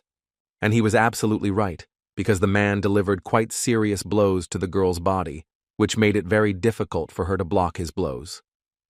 The other guild members stood there like idols and were only surprised that the girl was able to repel all of their quick attacks. Before this, they had no idea that the girl could be so strong. Apparently, Gu Hyun was the only one who understood that it seemed like their level was the same. But in reality, this guy is stronger in every aspect, and that's why it will be almost impossible to win this fight. Park Ji-yeon herself understood this and immediately realized that this man was surrounding her, and it was becoming more and more difficult for her to fight him with each passing second. At one point, it seemed like the man was going to destroy the girl, but he suddenly stopped and said he had changed his mind, after which he invited the girls to join his guild. She didn't understand what he was talking about, so he started explaining that he wanted to do something, but it would be very difficult to do alone, so he created a guild, even invented a name. The name of this guild will be Dump, and it is in this place that he will gather the best psychopaths in this world. And looking at the girl, he thought she looked interesting enough that he was sure she should join his guild. Park Ji-yeon understood who this man was, but still decided to ask again. What would happen if she suddenly decided to refuse? The response was immediate and not particularly pleasant, because in this case the man would simply destroy her and all her friends. After such words, behind him he heard Gu Hyun go on the attack, who simultaneously said that no one would allow him to destroy Park Ji-yeon. He easily dodged this attack, but that was just the beginning, as soon after other guild members entered the battle, who tried to stop the man with the help of magic, which greatly angered him. Park Ji-yeon immediately said that this guy is very dangerous, and it would be better if Gu Hyun and the guys got out of here while he bought them some time. But the guy was categorically against such an idea. He was not going to leave the girl here alone, because after all, they should fight for each other to the end. After that, he gave an order to the other guys in the guild, whom he asked to try to stop this man from using his abilities. But objectively, this was not enough, because this man was an order of magnitude stronger than each of them. Therefore, Gu-hyun decided that he could do everything he could to divert this man's attention and thus buy some time for the boys to escape. The guy wanted above all to find out from this man why he should destroy the awakened ones. What is the interest in doing this? The man believed that there should be no reason to destroy people, and he was also very angry with Gu Heng, so he decided to get rid of the guy.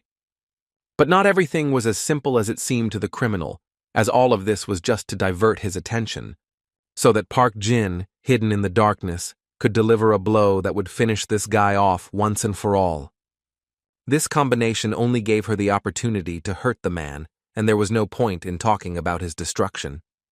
Therefore, they decided to immediately move on to Plan B, the main feature of which was Wu Shik, who in their opinion would definitely be able to destroy this impudent person. But they apparently made serious mistakes when they decided to do this, as the man managed to stop the blow with a huge hammer with just one finger. And before he started destroying them one by one, he warned that now the games were over. The last thing Park Ji-yeon remembers is that they were fighting with that guy and he knocked her out. The only thing that worried her was that everything would be okay with the other guys. But then she saw Gu-hyun, who was clearly not feeling well. The guy was so happy that she finally woke up and everything was fine with her. Park Ji-yeon wanted to first find out what happened here and why the guy was so injured. But then, when she saw that all the other guild members had died, she realized what was going on here. She tried to talk to the guy, but suddenly she heard that same man telling her that at that moment he was watching a very moving scene, and of course he wouldn't want to interrupt it. But apparently he would have to, because there really wasn't much time.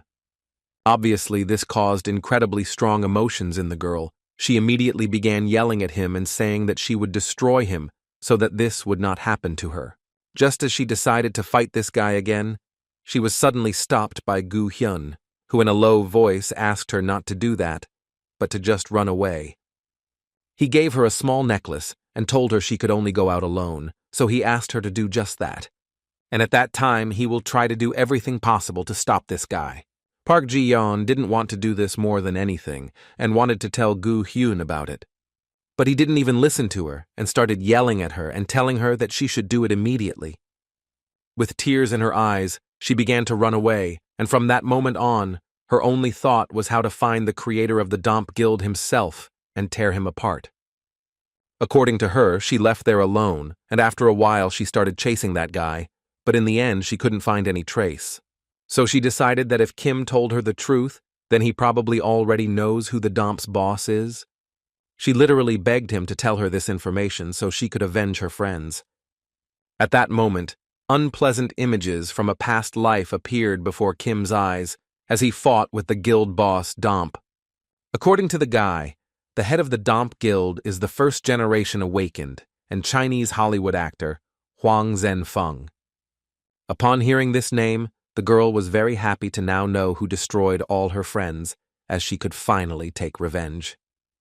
Kim immediately tried to stop her, as she believed that now was not the time for rash decisions, but the girl immediately told her that she perfectly understood that there were reasons why Kim did nothing, even knowing her identity. And she doesn't want to ruin everything because of her stupid emotions that prevent her from thinking soberly.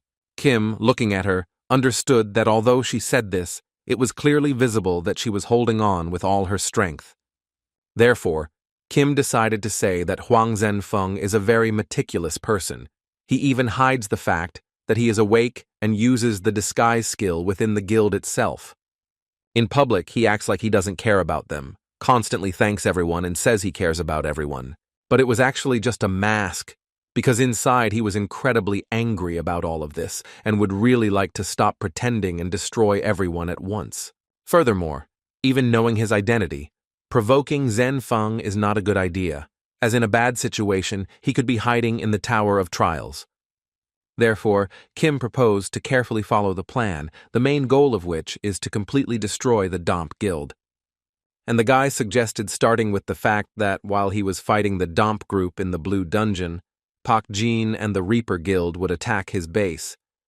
Juan at this point returned to the Domp Guild headquarters, where his employees were already waiting for him, from whom he first wanted to know where Ethan was. In response to this question, they said that he had not yet arrived, and judging by the fact that he did not answer calls, they assumed that he had been attacked. But this did not bother them much, as they were already tired of him, because he constantly turns up his nose. His colleague believed that this was not the main problem, but that information about them could be leaked.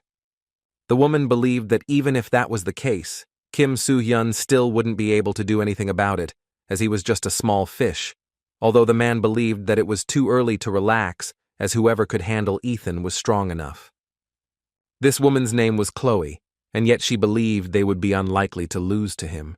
Mac was one of the members of the Domp Guild and believed that not everything was as simple as the woman thought. Hwan completely agreed with Chloe, although he was also a little regretful that they hadn't destroyed Kim Soo-hyun, but on the other hand, he didn't see it as a problem either, because he was confident that together they could eliminate the consequences of such a mistake. After all he needed was to see in the future how this huge city would collapse. Just thinking about it excited him. Han, along with Kim and Park Ji-in, flew on a special mission and flew only because Kim called him, but he never thought that during this flight there would be such a depressing atmosphere. There was also an unknown uncle with them, who scared Khan a little to the point that he couldn't even talk to him. And looking at Park Ji-yeon, he immediately realized that it would be very difficult to start any conversation with her. Han's thoughts changed every second, and at one point he became interested in finding out what was so interesting about Kim, because he had been sitting on the phone the whole time. Kim was thinking at this moment that even after checking the Dungeon Association's information, all that had changed since then was the Green Dungeon. Anyway, he was happy that the future hadn't changed much, but he would still have to constantly monitor it, when suddenly his thoughts were interrupted by Kim, who wanted to know something from him. And this thing was tied to just one question. He wanted to find out from the guy why they were flying to America in the first place. Kim was a little surprised that he forgot to tell Han about it. After that, he said that they went there because a blue dungeon had been opened there, which shocked the guy quite a bit. After that, he shouted to the entire plane, because Kim only told him about this now, and this is extremely important information. Upon arriving in America, Khan distanced himself from the information and even began to rejoice that they had arrived here. After that, Han decided to ask Kim if the Blue Dungeon appeared here for the first time, because he had never heard of it before. Kim replied that this was actually normal practice, because the American leadership controls the flow of information, so few people know about it. But then, due to the lack of awakened people, a rupture could arise, or so Han thought. But Kim thought a little differently, because in fact, America has the most awakened people, but most of them are B-level, or even lower, so they are evaluated as unpromising. So, according to Kim, they want to show other countries that they win not only in quantity, but also in quality. Khan still did not understand anything, because it seemed to him that in this case, innocent people could suffer because of pride. In this case, Kim completely agreed with him, because pride is the most useless thing people have ever invented. Meanwhile, Park Ji-yeon walked away from the boys a little to call someone named Robert, who immediately recognized the girl by her voice. The first thing he wanted to do was find out what happened and why she was calling, and in response to this question, the girl said that all this would take a long time to explain, so she'd better tell him the most important thing, and she would like to talk to him about the Blue Dungeon. After this conversation, the boys went to Robert, who welcomed them very warmly. He also didn't forget to say that he was a big fan of Kim Soo-hyun, and it was a great honor for him to meet him. Robert himself was the head of the medical association. Kim was thinking at this point that in his past life, Robert was known as a greedy person who was eager for public merit, and that's why the guy was thinking of throwing him a little bait. Park Ji-yeon wanted to tell Robert that the guy doesn't know English, so she would translate, but before she could finish, Kim told Robert that she would be frank with him. Han was very surprised to learn that Kim knew English, and Kim at that moment decided to ask Robert for permission to participate in the capture of the Blue Dungeon. The man scratched his head and said he didn't know how they found out about him, but this was a very difficult request for him. As everyone knows, America has never resorted to the help of awakened people from other states, but now, in his opinion, the situation is completely different because he himself asks to attract him. Kim didn't think twice and offered him a rather tempting offer. That is, if the man fulfills his request, the guy will give him half of his reward. It was immediately clear from the man's face that he was extremely interested in this proposal. Kim confirmed this once again and added that considering all the facts, this business will be profitable for you.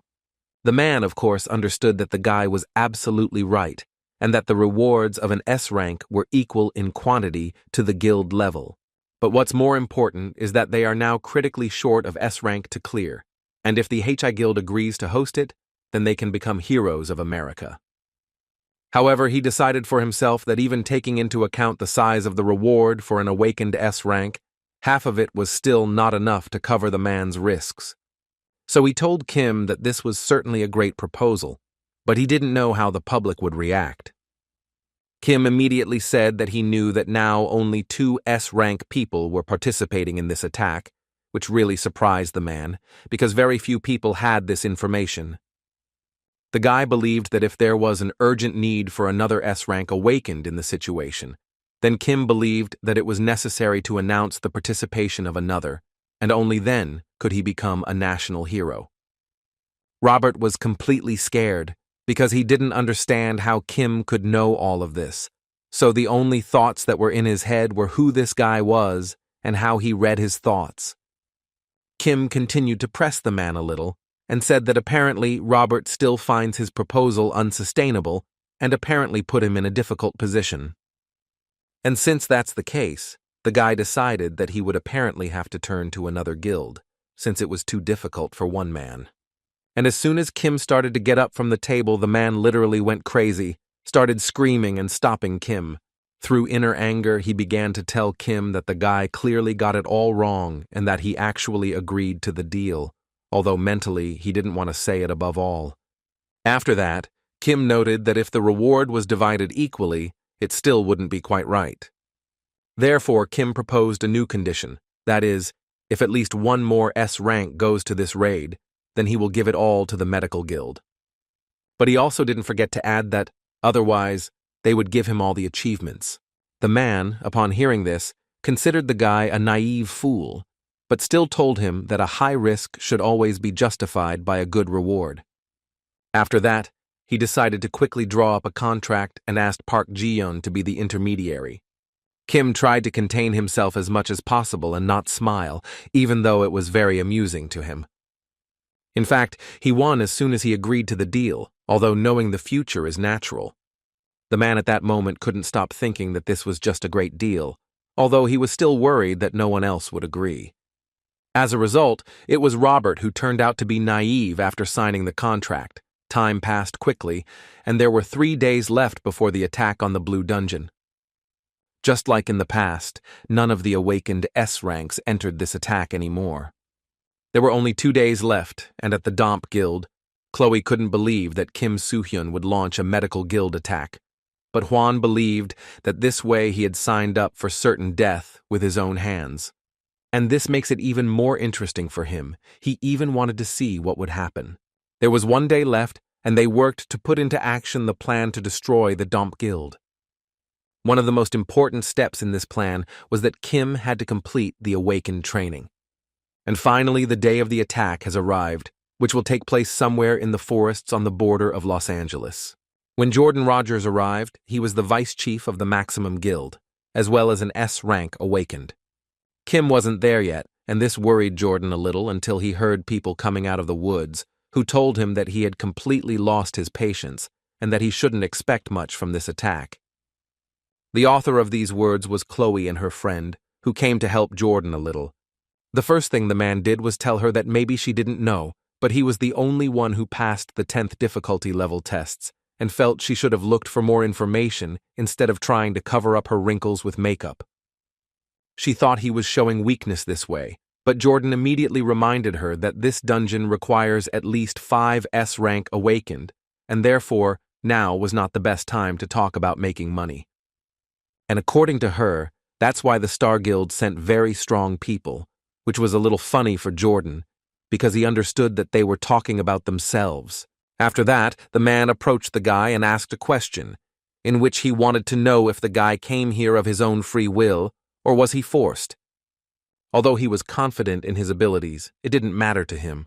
But regardless, the man asked them to try, and that applied to Grandma as well. That's what he called Chloe, who immediately became angry and began threatening him, saying that if he called her that again, she would kill him. Jordan couldn't contain himself and immediately told her that she was the first one to come up to him. The people who were also present asked them to stop, and they also started looking for something to stop this madness, as they could destroy each other. At one point, Kim emerged from the crowd and began carefully approaching the two to put an end to this madness. Chloe was at this point about to tear Jordan apart because of his long tongue.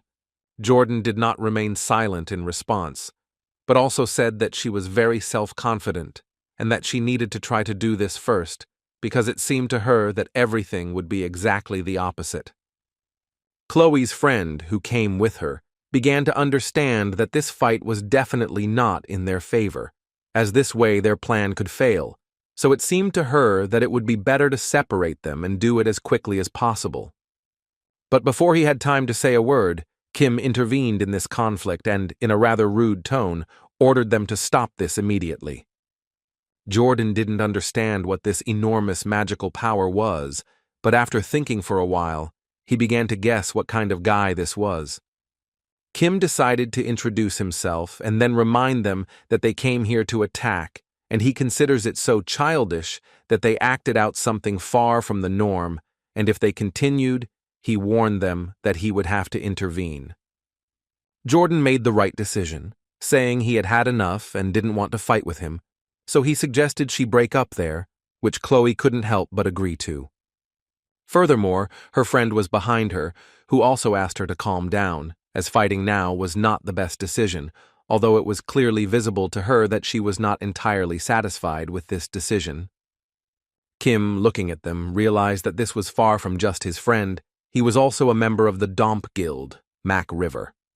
Just like in his previous life, all the elites gathered here, but Hwangjun could still become an unpredictable variable.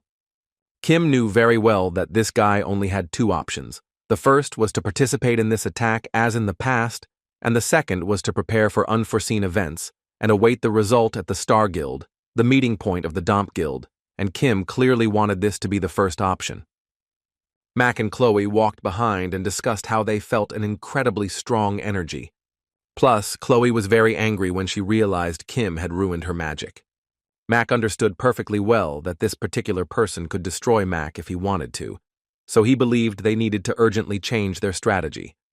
So they decided they should deal with Jordan later, because they obviously should have dealt with Kim Soo-hyun first. Kim also walked thinking, until at one point Jordan turned to him, who immediately realized that Kim was pretending not to see him. He introduced himself as the vice chief of the Maximum Guild.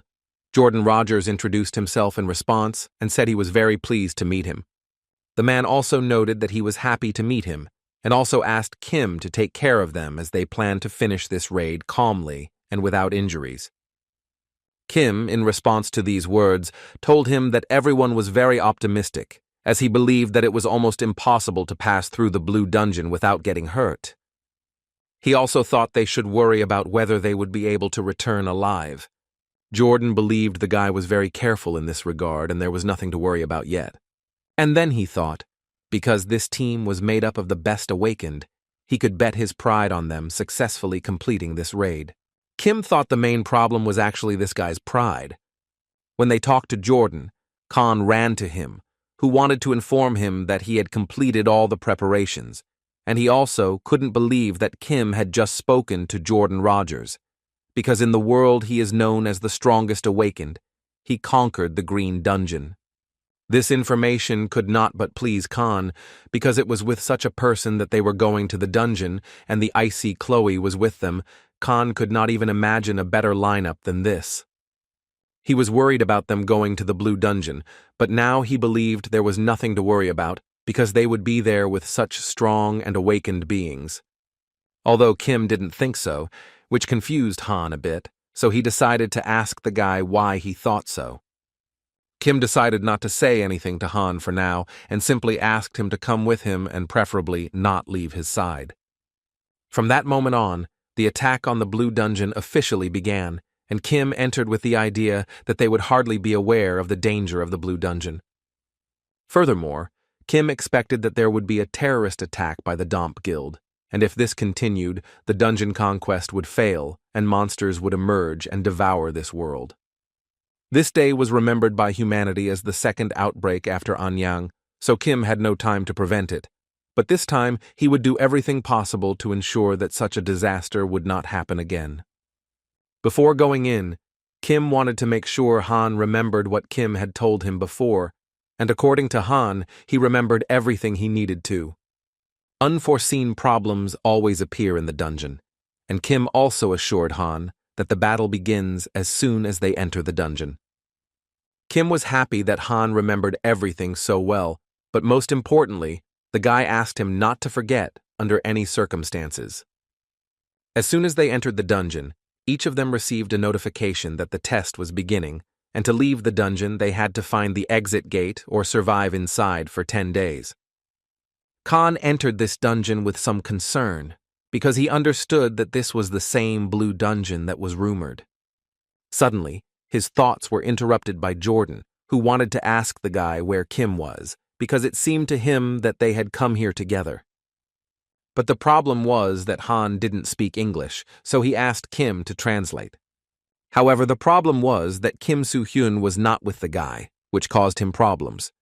Because of this, Jordan immediately became tense, because as soon as they entered, 2 participants in this attack disappeared. The first was Mac, and the second was Kim. It seemed to him that this could mean that they were at high risk of failing this test.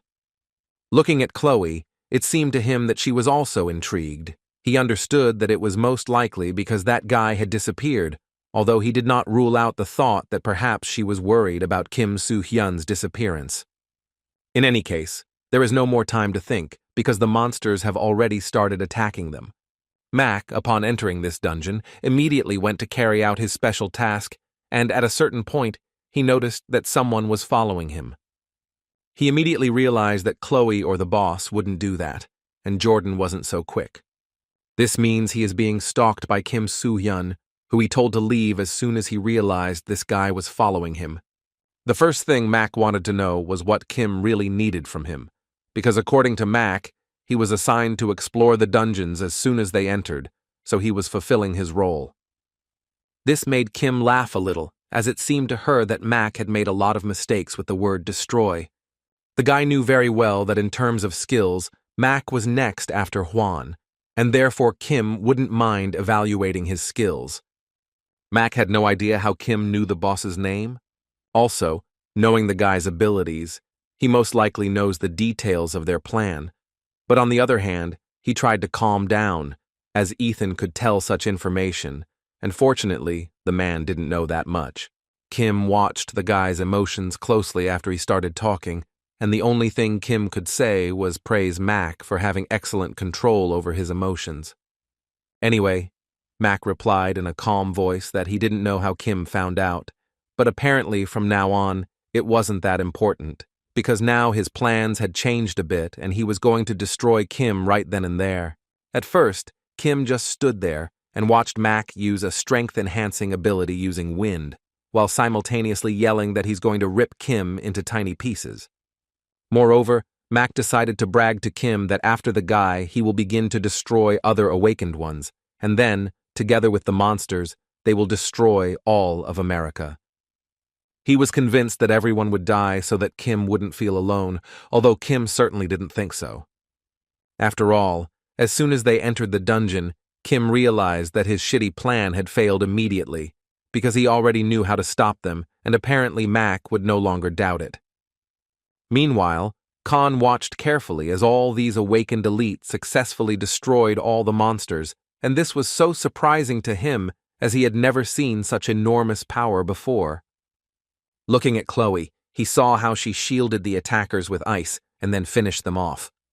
Georgian, in turn, acts as the spear of the attacking team, and the other members of the guild also do an excellent job, but these two cannot be compared in any way.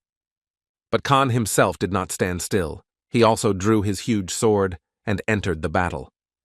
Jordan watched Khan fight, and it was impossible to tell the man didn't appreciate his style.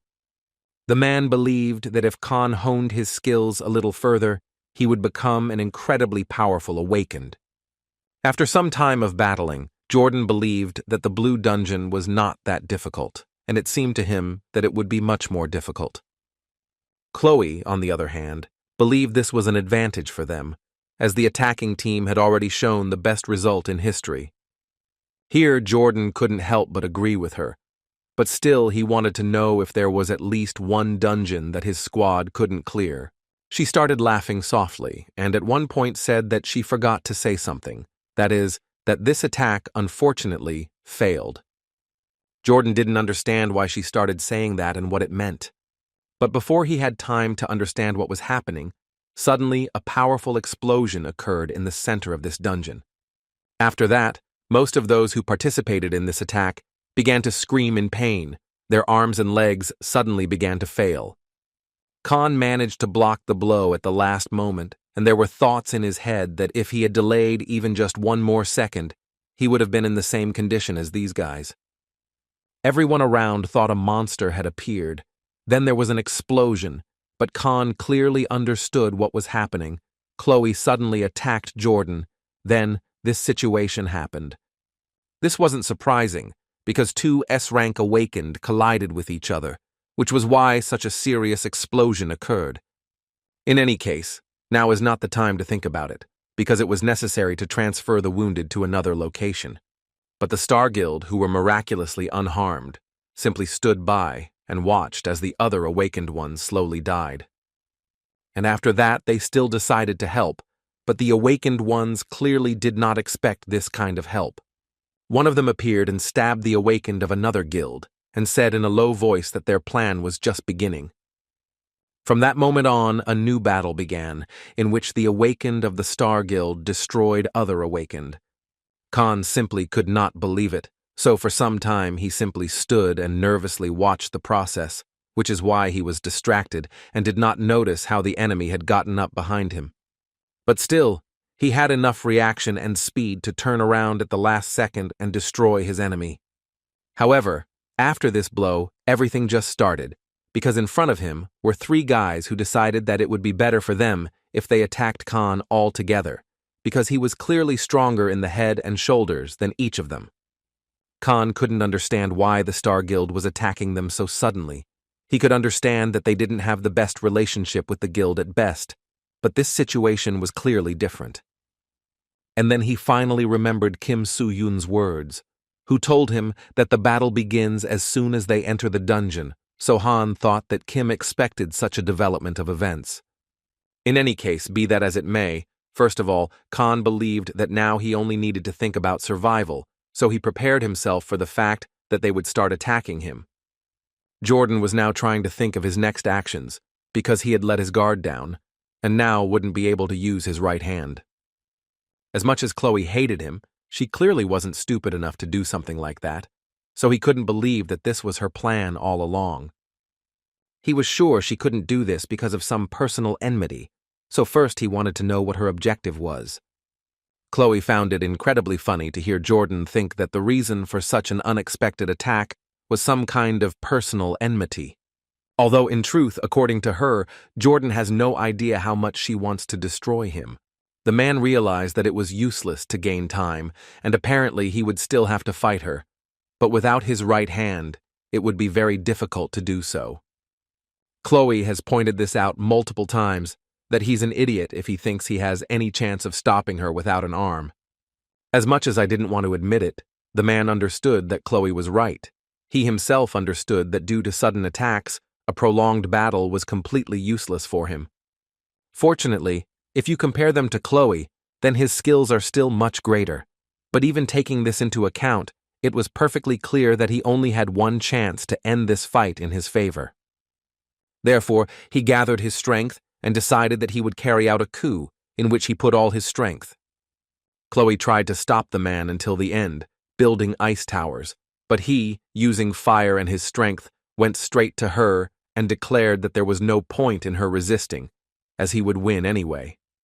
But when he finally struck her with a blow, in which he invested a great deal of force, he realized that instead of Chloe, he had destroyed her ice clone.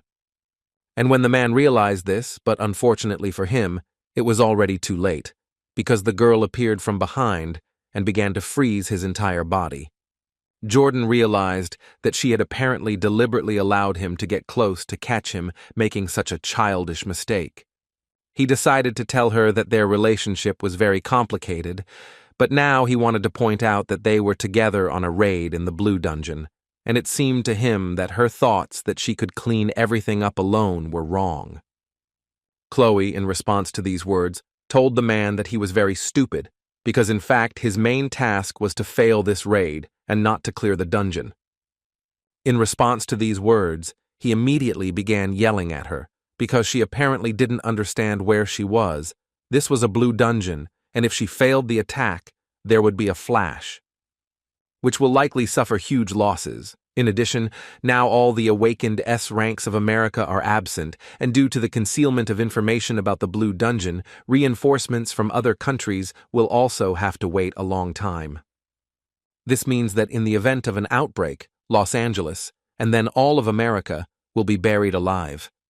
Jordan tried to come to an agreement with her until the end and even offered to give her her reward, but she changed her mind. But in response, she just laughed even harder and said she didn't expect to hear anything more from him.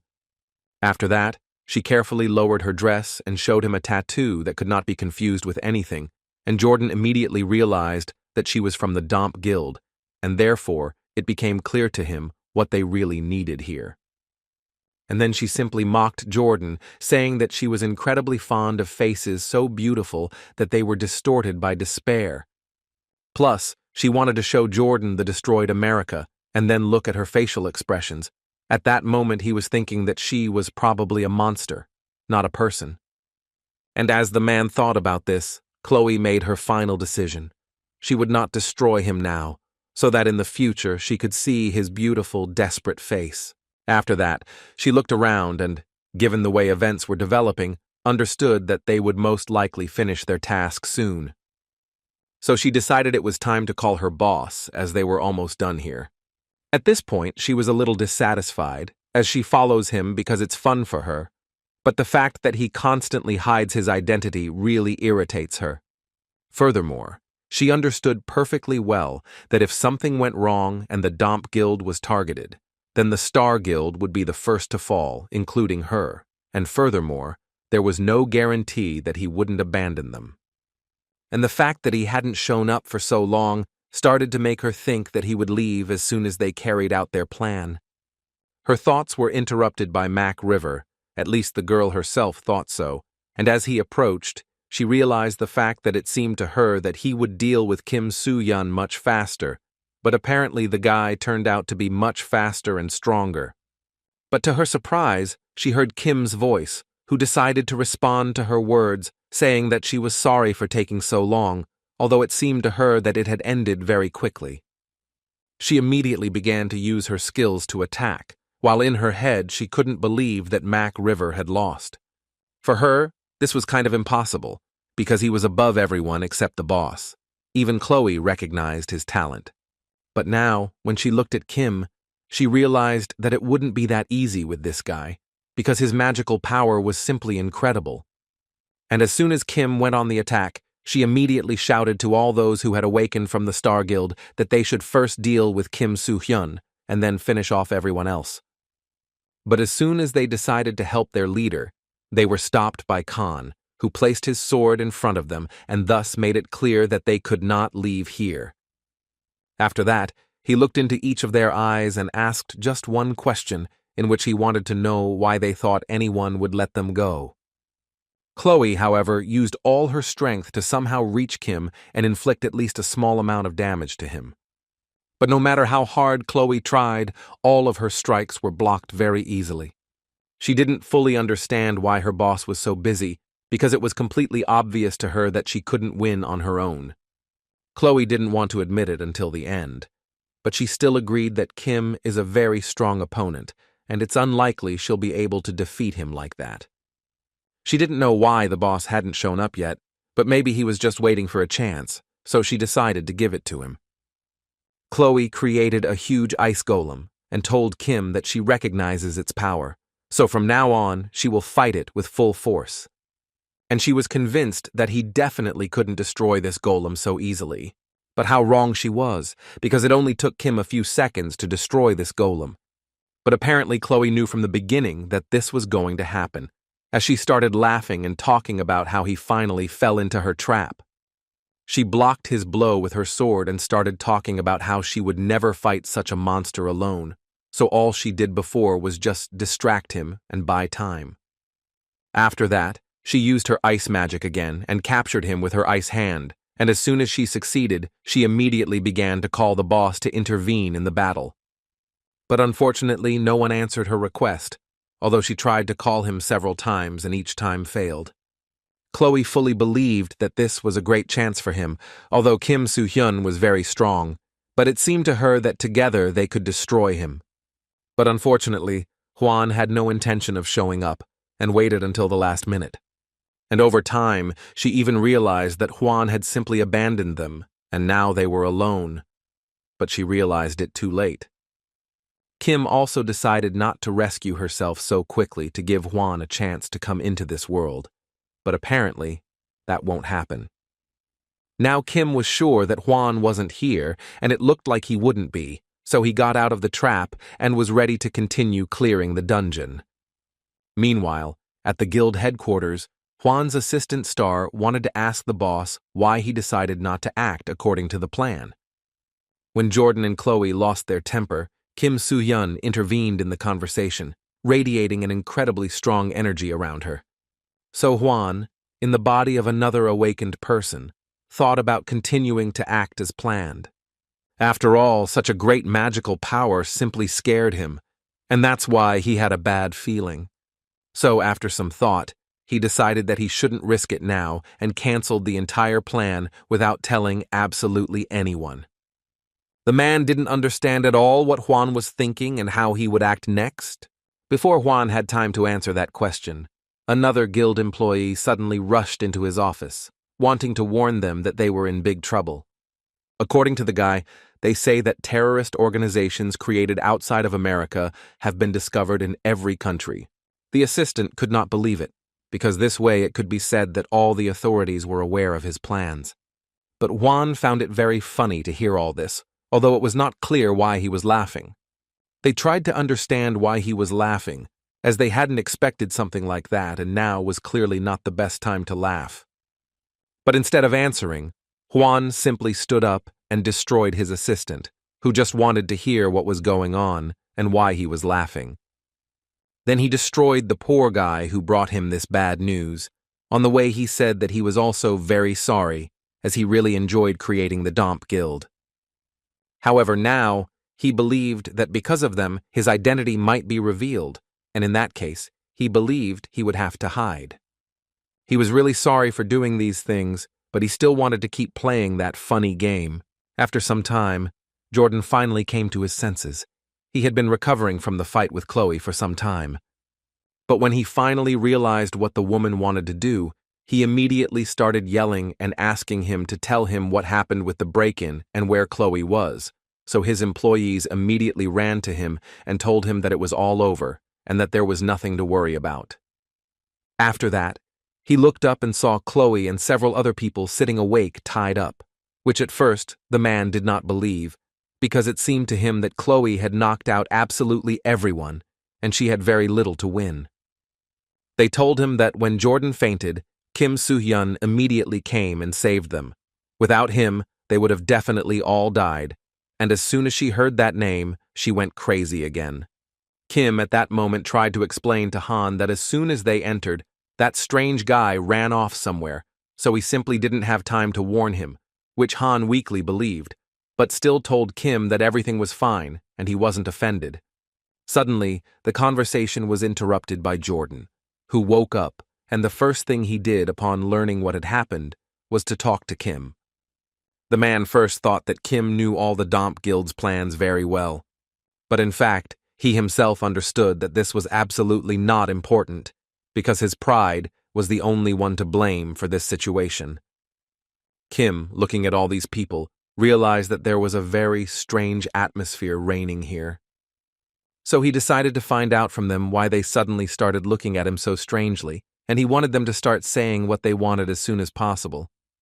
Jordan told him that he actually had a lot of things to tell him, but that he would start with the most important thing. The first thing he wanted to note was that Kim saved them, and if it weren't for him, probably all of America would have died and ceased to exist. So on behalf of the entire state, he would like to thank the guy and thank whoever managed to save America. It was strange for Kim to hear such words from a man, because given his position and power, it clearly wasn't easy for him to put aside his pride and say such words. Therefore, the guy decided, of course, to thank Jordan for such words, but nevertheless admitted to the man that he was a little embarrassed by so much attention. So he first suggested going on a search, because it seemed to him that the battle was not over yet, and as soon as Kim said these words, he immediately saw a creature covered by a hood, which looked directly into his eyes. Kim panicked and tried to understand what kind of creature it was and why it was looking at the guy so intently. But his thoughts were suddenly interrupted by this creature throwing a ball at him. For this reason, Kim had to use her phoenix again and tell Jordan that she had not yet fully saved America. The man didn't quite understand what was happening and why Kim was saying such words to him, so the guy had to frankly admit that the rescue operation was starting now. Although Kim managed to block the attack of an unknown creature, such an attack still led to an explosion, which is why Kim asked Jordan to listen to him and understand that from now on they clearly should be worried about the fact that they will not be able to return home alive. Of course, he also talked about the Domp Guild, but still, first of all, he also referred to the Blue Dungeon. A few minutes after these words, Kim and the rest of the Awakened entered into battle with the monsters of this dungeon. After some time of such a battle, it became clear that the monsters in the dungeon forests were winning precisely because of their numbers, because there was literally no end to them. Kim and Jordan simultaneously realized that all they needed at the moment was to burn all these monsters with one blow. Gathering some energy in their hands, they created a rather powerful stream of fire from both sides at the same time, which simply gave the monsters no chance. Han and the other Awakened couldn't get enough of seeing Kim and Jordan working so well together. Their firepower was simply incredible. So the other Awakened ones took advantage of this moment to get into formation and start the battle from the beginning. The creature leading the battle ordered the monsters to concentrate on the spot where they were weakest. Jordan truly decided that under no circumstances would he allow the monsters to come near his people, much less harm them, so he too went into battle without much hesitation. But the monsters simply walked past them and continued their attack, and after a few seconds it became clear that their main goal was to harm the Awakened ones. It seemed that in a few seconds there would be no more wet spots from all the injured and other people awake. But they clearly forgot that there was still Kim on the battlefield, who, as always, intervened in the battle in time and destroyed several monsters at once. The creature leading the monsters finally realized that this guy was the main problem, so he ordered his pupils to start with him. Absolutely every monster gathered at that exact moment and started attacking Kim. But the guy wouldn't back down and continued confidently standing his ground and crushing one monster after another. The guy only managed to repel such a strong attack with the help of the Kraken's defense that he stole.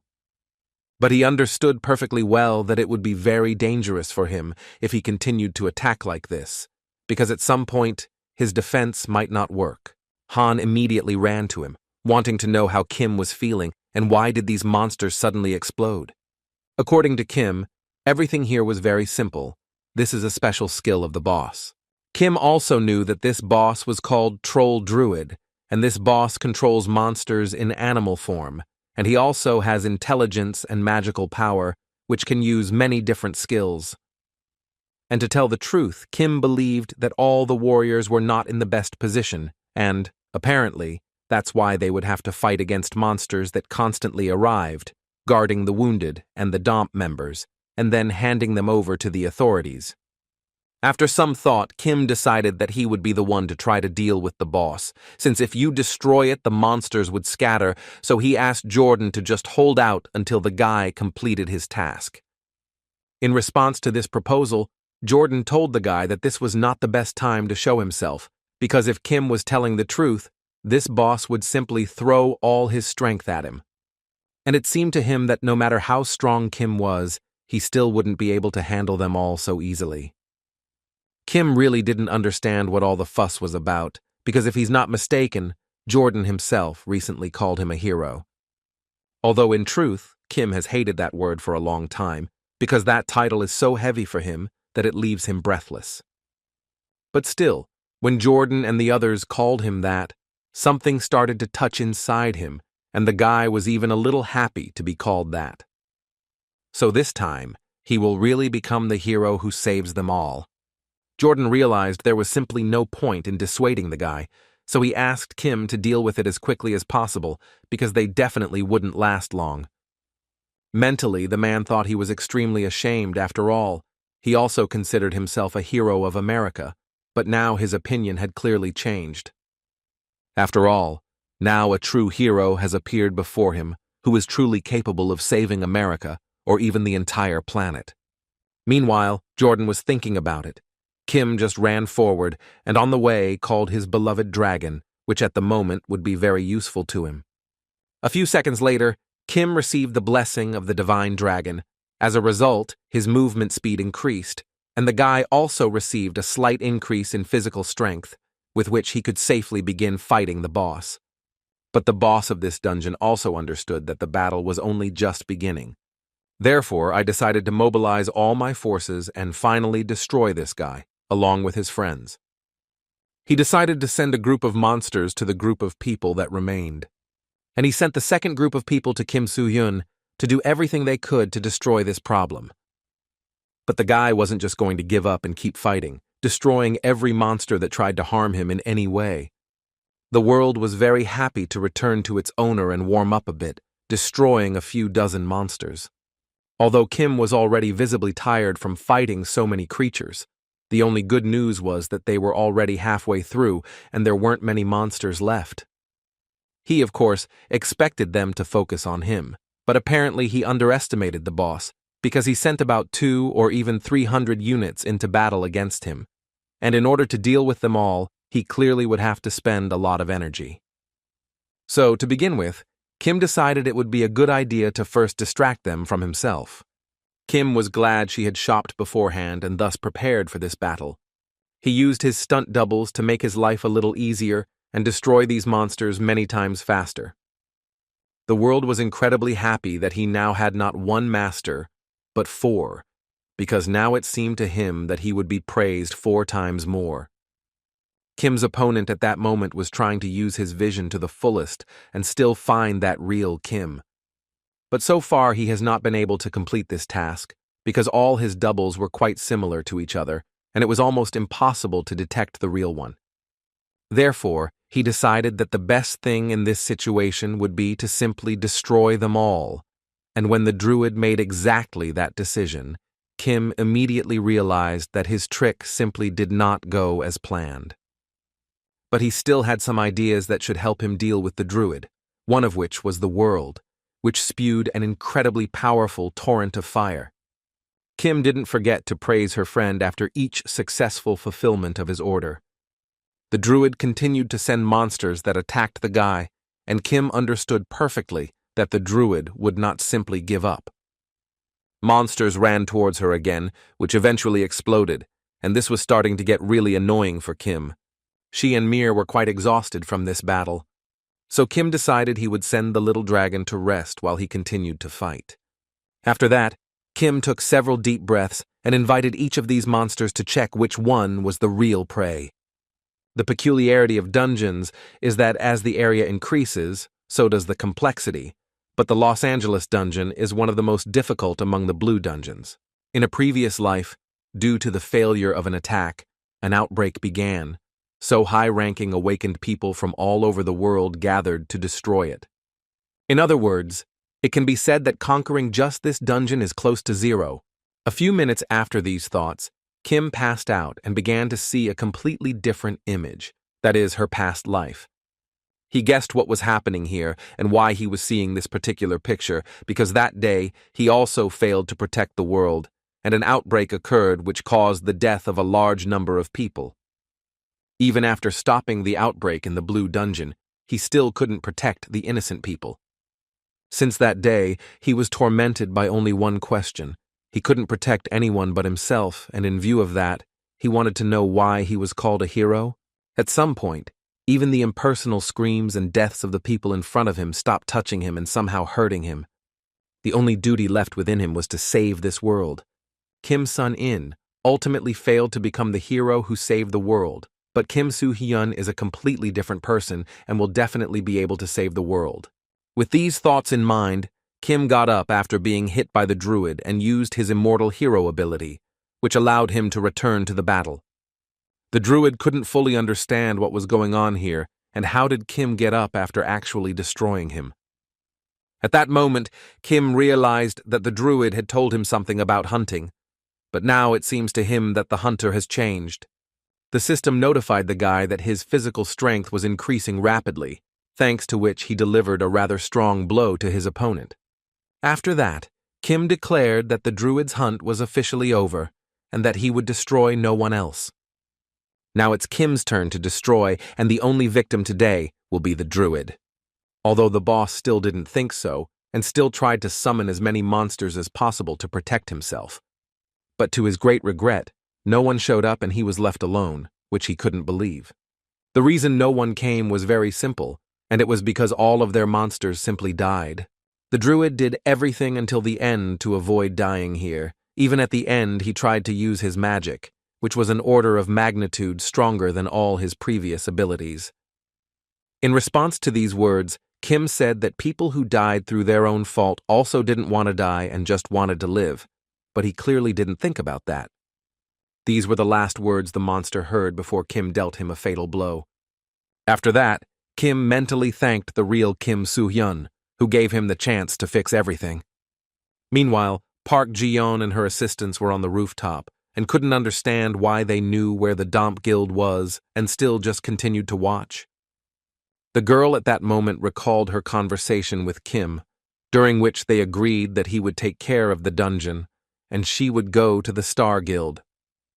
Thus, only one of them would face Hwang, so Kim believed that he would let the Reaper Guild attack the Star Guild after he left the dungeon. But this proposal obviously angered the girl, as she simply didn't understand how he could offer her something like that, knowing her motives. She asked him to listen carefully to what she would tell him next. She was the one who had to destroy Hwan, and if he interfered with her, she would never forgive him for it. Kim understood that she was strong enough, but tried to prove that she couldn't handle it alone. According to Kim, he is from the first generation of Awakened and has been building his forces for a long time, and if Hwang appears in the Star Guild, they will likely lose. And given all these facts, Kim simply doesn't want to lose something much more valuable because of some pathetic revenge. Now that the choice was up to the girl alone, she stood on the edge of the roof and thought that her life was not really that important. But on the other hand, she just couldn't get Kim Soo-hyun's words out of her head.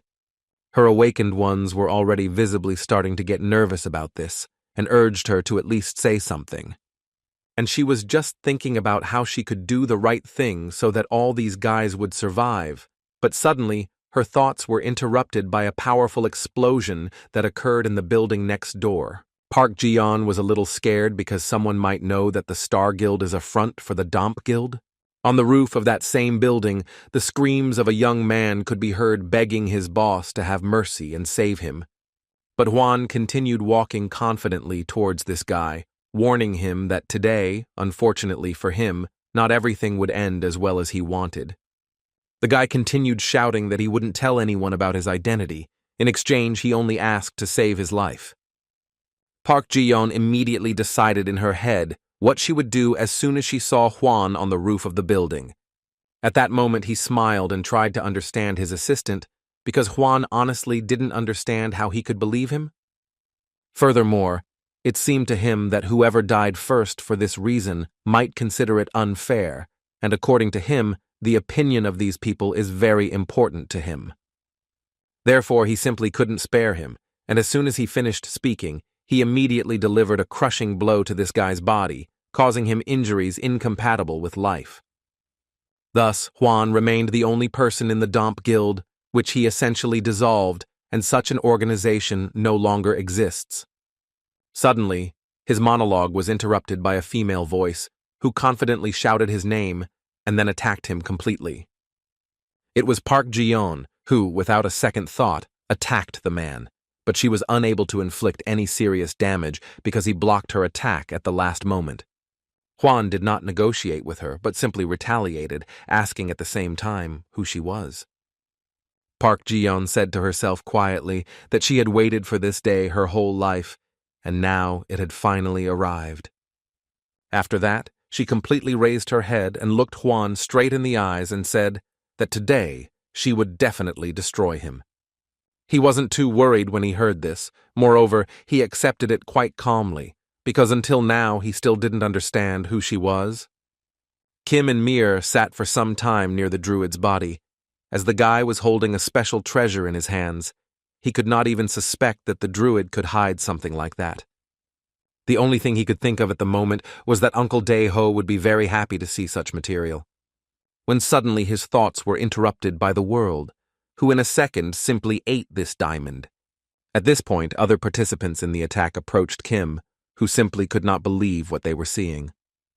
The guy tortured the little dragon and scolded him for eating his valuable material. But what surprised them most was that he was able to destroy so many monsters and their boss all by himself. When Kim saw the boys, he immediately thanked them for their good work, as without it, he would have hardly survived. Jordan honestly admitted to him that he didn't even think the guy would be able to take down the boss alone, after which Kim again reminded the man that he had called him America's hero, so the guy believed that he had to face and prove that he was worthy of such a title. Furthermore, Kim asked them not to forget that all this would only end when they found a way out, but then good news awaited them, because if you believe Han's words, they had already found a way out a long time ago. According to them, they were chasing the scattered monsters, and thus managed to determine their location, and at the same time the exit. Then Kim suggested that they hurry up, as they still needed to hand over the captured Domp members to the authorities, and according to Jordan, that was the only reason they protected them from the monsters, even though it would be much easier to just wipe them all out. Also, it would be nice for Kim to get a share of the medical guild for this raid. Jordan praised Kim for doing the right thing, but Robin was filled with anger, because he essentially would gain nothing from this attack. Although in truth, Kim did not want to take everything for himself, but he simply does not want to like it when they manipulate. Jordan also decided to add that he also wanted to give up all the achievements, and in fact, it could be safely said that the guy completed this dungeon alone. Suddenly, Kim asked him to listen to one of his requests, which was very important to him. This request was made because there was still one person who needed help. Meanwhile, Hwang mocked Park Ji-yeon because she, as a Terminator, shows her emotions too clearly, which is unacceptable for her. Furthermore, he already understood perfectly well that she came here only because of her great hatred for him. And when he hit her again, did he just want to find out, or did she actually know him and his capabilities? Although in his mind, he still thought that the girl's abilities irritated him incredibly, because in the darkness, she not only delivered stronger blows, but also accelerated. But of course, the power also increases, which makes this battle unbearable for him. The only thing he could hold on to was the fact that the girl has absolutely no control over her emotions, and that suits him just fine. He decided it would be okay to tease her a little, but first he asked her to calm down a bit. Although he immediately realized that she was a little offended by him, and in this case, he would at least like to know who the girl is and what exactly she needs from him, and as soon as she stopped for a few seconds, he immediately began to mock her and say that he was far from sure, but maybe he could remember from her reaction who he destroyed there. He began to change his face and thus tried to understand who he destroyed there. This angered Park Ji-yeon even more. Now she wanted to destroy him even more, so without thinking much, she hit him with the first blow, at the same time saying that he would regret having decided to mock her like that. Juan wasn't going to stop there. On the contrary, he began to show even more different faces of the people he once destroyed, but so far, he hasn't been able to find that same face. And at one point, he even guessed the face he made that very day. As soon as Park Ji-yeon saw him, she immediately became very angry. She wanted above all else to destroy the guy and take revenge on him for everything he had done. She immediately ran out and started running towards him to destroy him, but for Juan at the moment, there was only one problem. That is, the fact that he used this person too often, so it was difficult for him to remember who he destroyed. In zrение, что девушка так злая на него. But the most important thing is that, according to him, the girl did not even realize that her man's time was running out, and she was doing it very quickly. Park Ji-yeon was distracted for a second, which is why she missed a very strong blow from her opponent, who did everything to make the girl even more emotional. But the girl was not an easy opponent, so she managed to block his attack at the last moment. Although Juan didn't mind at all, because he went on to say that when he looked at the girl more closely, he seemed to remember something. His face changed, and when Park Ji-yeon looked at him, she immediately shed a tear. Hwang used the image of Gu Hong, whom the girl loved so much, and Hwang simply destroyed him mercilessly. Looking at the girl, he realized that judging by her reaction, he had hit the nail on the head, and this was the same guy the girl came here for.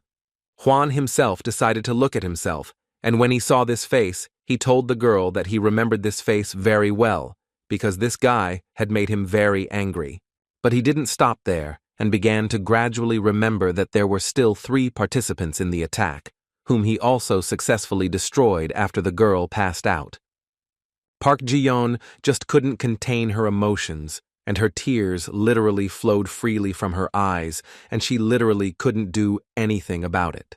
Hwan understood this a little more, and she would literally explode, so he started changing his face and turning into the girl's friend and asking her for help. He showed everyone and said the guy's last lines before successfully destroying them. Park Ji-yeon was incredibly upset for her loved ones and became even more angry when this bastard dared to insult them.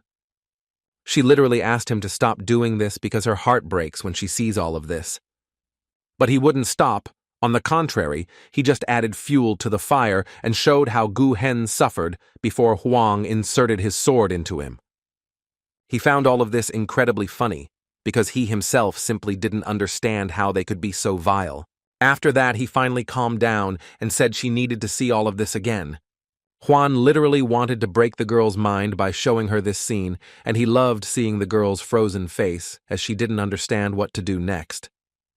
Either way, he believed that she knew a lot about him, so he would have to destroy her since he did that to her friends, although most likely Kim Soo-hyun is also aware, and Hwan understood this very well.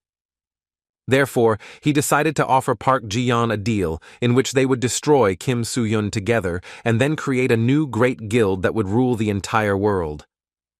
And her main argument at that moment was that if the girls joined her guild, she would be able to constantly see the face of her beloved and would also save her life. It seemed to her that this was just an ideal proposal. Perhaps Hwan was so absorbed in acting that he missed a very important detail.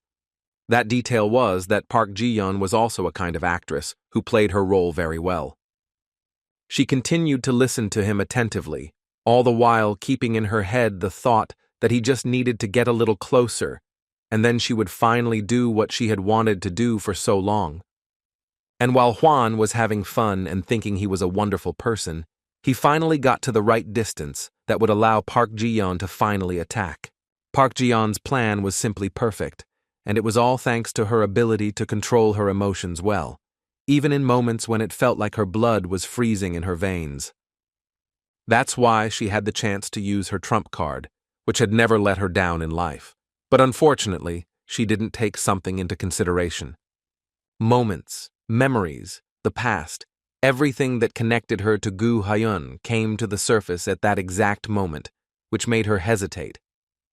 That's why she made a fatal mistake, which allowed Hwan to use his abilities and counterattack the girl. Meanwhile, the guys from the Reaper Guild were silent downstairs, and one of them thought they should have gone there with Park Ji-yeon, but her deputy assured everyone that she was perfectly capable of handling it alone.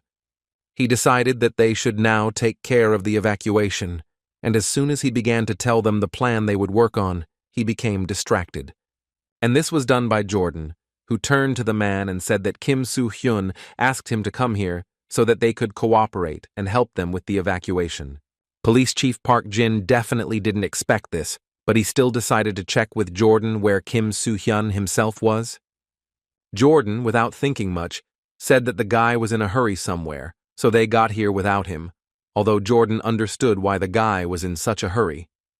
Park Ji-yoon at that moment heard Hwan's words, who told him that she was the first one who managed to fight him for so long, so he was even a little regretful for destroying her so easily.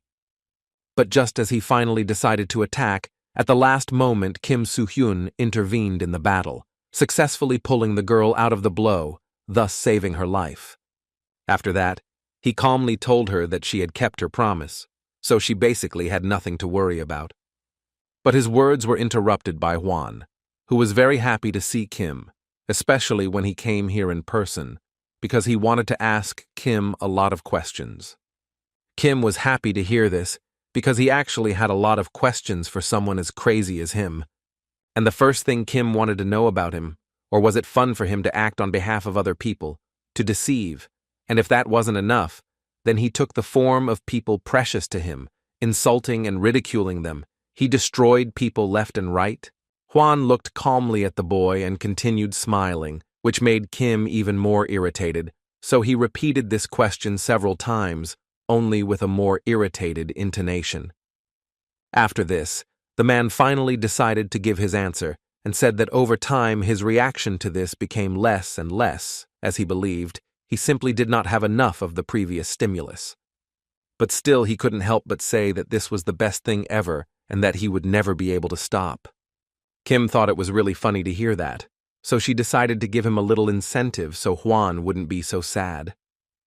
Before the man had time to regain his composure, Kim used all his speed and literally teleported to Hwan, then delivered a precise blow to his body. After that, Kim told him that she would give him an incentive that would be much more interesting than his shitty game.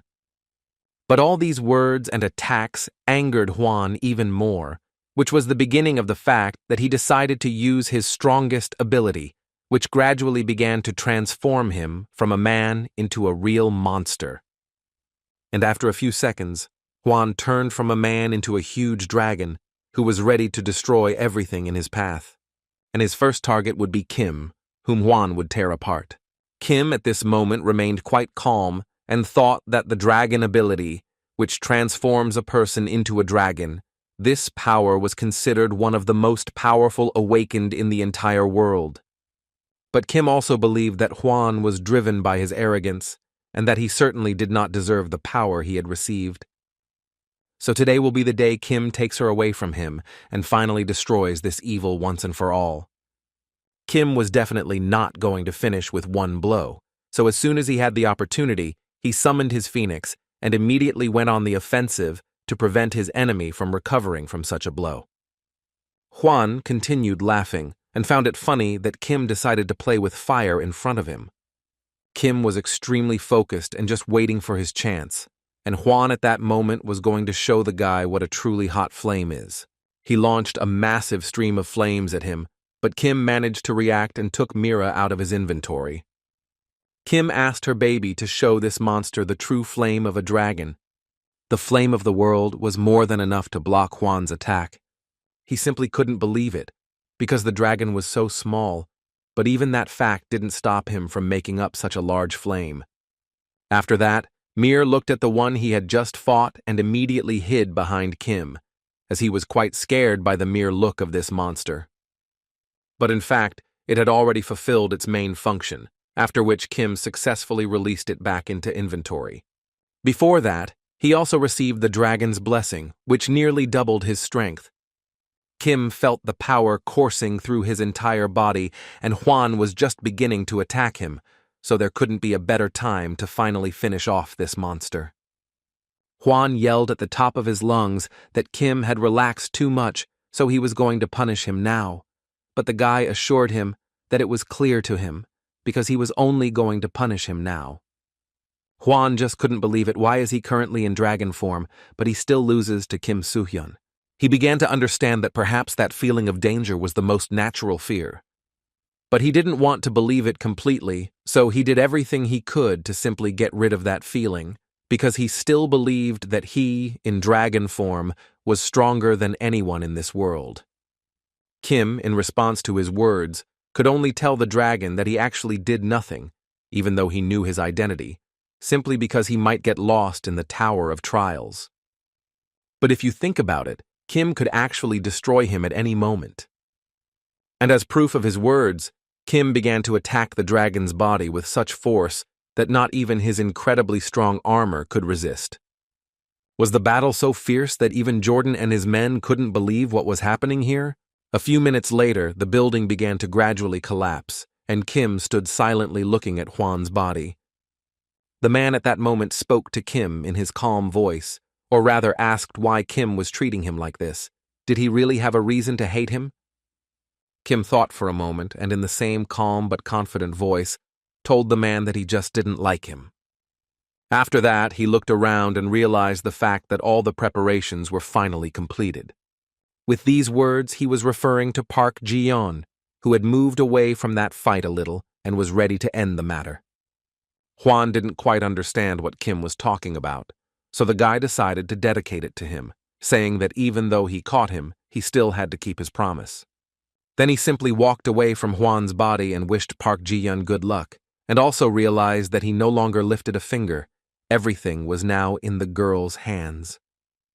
Even so, he decided to remind the girl that if she loses the fight, the guy will let Hwan escape. And he really had no other option, because if he decided to run away now, Kim would punish him without hesitation. Hwan started smiling and telling Kim that the guy would definitely regret this choice. He really thought this was the end, but now he has the chance again to put on his mask, which will help him survive. At least he was sure of that, and as soon as he gathered his strength, he immediately rushed into battle with the girl. At this moment, all he could think was that this stupid girl wouldn't be able to attack him with that face, which was why he was so confident of his victory. But how wrong he was, and as soon as he approached her, she immediately struck him without any hesitation. After that, she told him that he had no idea how long she had been waiting for this day, and that if she had only doubted her decision once, now she was more than sure of what she needed to do. But Hwan wouldn't just give up. He still believed that his strength would be enough to finish her off once and for all. And indeed, it was possible to believe his words, because he managed to deliver quite accurate blows to her, which began to worry Kim. But even in this case, she responded to him with quite serious attacks.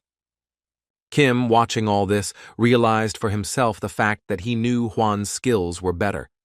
Therefore, she and Mir decided to add some strength to Park Ji-yeon, and they did so with the help of Mir's ability. Kim clearly didn't expect this, and therefore froze a little. And that was actually his main mistake, as Park Ji-yeon increased her speed thanks to this skill, which gave her the opportunity to use her blade and injure Hwang. He began to understand what had just happened. Apparently, he would have to accept defeat. Kim at that moment decided to clarify that she actually did nothing of the sort. But what worried Kim most was that Hwan barely had time to look at him like that. Hwan immediately decided to adopt a tactic based on keeping distance between himself and Park Jin. But the girl was too fast for him, especially after she received a slight improvement from the World Championship. Park Ji-yeon struck one blow after another in different places, and in response Hwan only managed to run away further. And the girl mentally decided that she would do everything possible to avenge her loved ones, and she does it so that they die for a reason. After a few moves, it became clear that Hwan could only block the girl's blows, but even that wasn't the best for him. He tried to use his skills to block Park Ji-yeon's blows, but again, he didn't have much strength, especially after the girl's blows.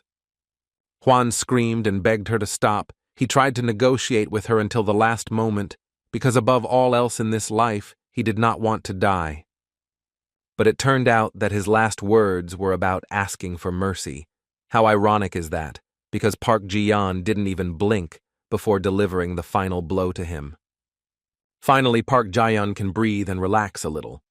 Kim was so happy for her, so he approached her carefully and presented her with the same pendant, adding that she was a great person. The emotions inside the girl were simply torn apart and finally came out successfully. She could scream and not think about anything else. And Kim was so happy that finally all this was over. Now, he also had nothing to do and could rest at least a little, but he completely forgot about his level of tiredness. That's why he lost consciousness a few minutes later. After that, the incident was quickly resolved. It was discovered that the largest guild in America, the Star Guild, was a criminal group. They called themselves DOMP and mercilessly destroyed the Awakened. The truth was revealed by Jordan and the Reaper Guild, and the DOMP Guild members trapped in the Blue Dungeon, including Chloe, were handed over to the American authorities. Furthermore, information was received that the guild and organizations collaborating with DOMP were still active. In this regard, an additional investigation was launched. However, due to the fact that the scale of DOMP's activities was larger than expected, authorities are facing difficulties in obtaining information. The information that Hwang Hwangjun was a criminal left the public even more shocked. Kim spent all this time dreaming, restoring his strength, and one day guests arrived in his room, among whom was Han, who for a long time was tormented by the question that Kim Soo-hyun seemed to know about this in advance. Lee couldn't argue with Han, but on the other hand, it didn't bother him at all, although he asked Kim to tell him if anything happened, and he again took everything upon himself. The atmosphere in the room clearly got heavier, and Han immediately decided to fix all of this, and couldn't think of anything better than to take a marker and start drawing on Kim's face. At first, not everyone was thrilled with the idea, but then Lee decided to join in, and the two wrote different words on Kim's face. They enjoyed the process and thought no one could stop them, but apparently they were very wrong. It was Dream who hit the guy on the head for behaving so badly. After a while, they went out to eat and left Kim alone, and at that moment Park Ji-yeon came to him, who deliberately waited until all the guys left. First, she wanted to thank Kim for sending her the list of the remaining DOMP organizations so she could get her full revenge, though she had no idea how he knew this information. Park Ji-yeon really wanted to talk to him and ask him so many questions, but today she came here just to thank Kim for what he did for her. And when she finally did, she was happy to say goodbye to Kim, but not forever, because she was sure they would see him again in the future.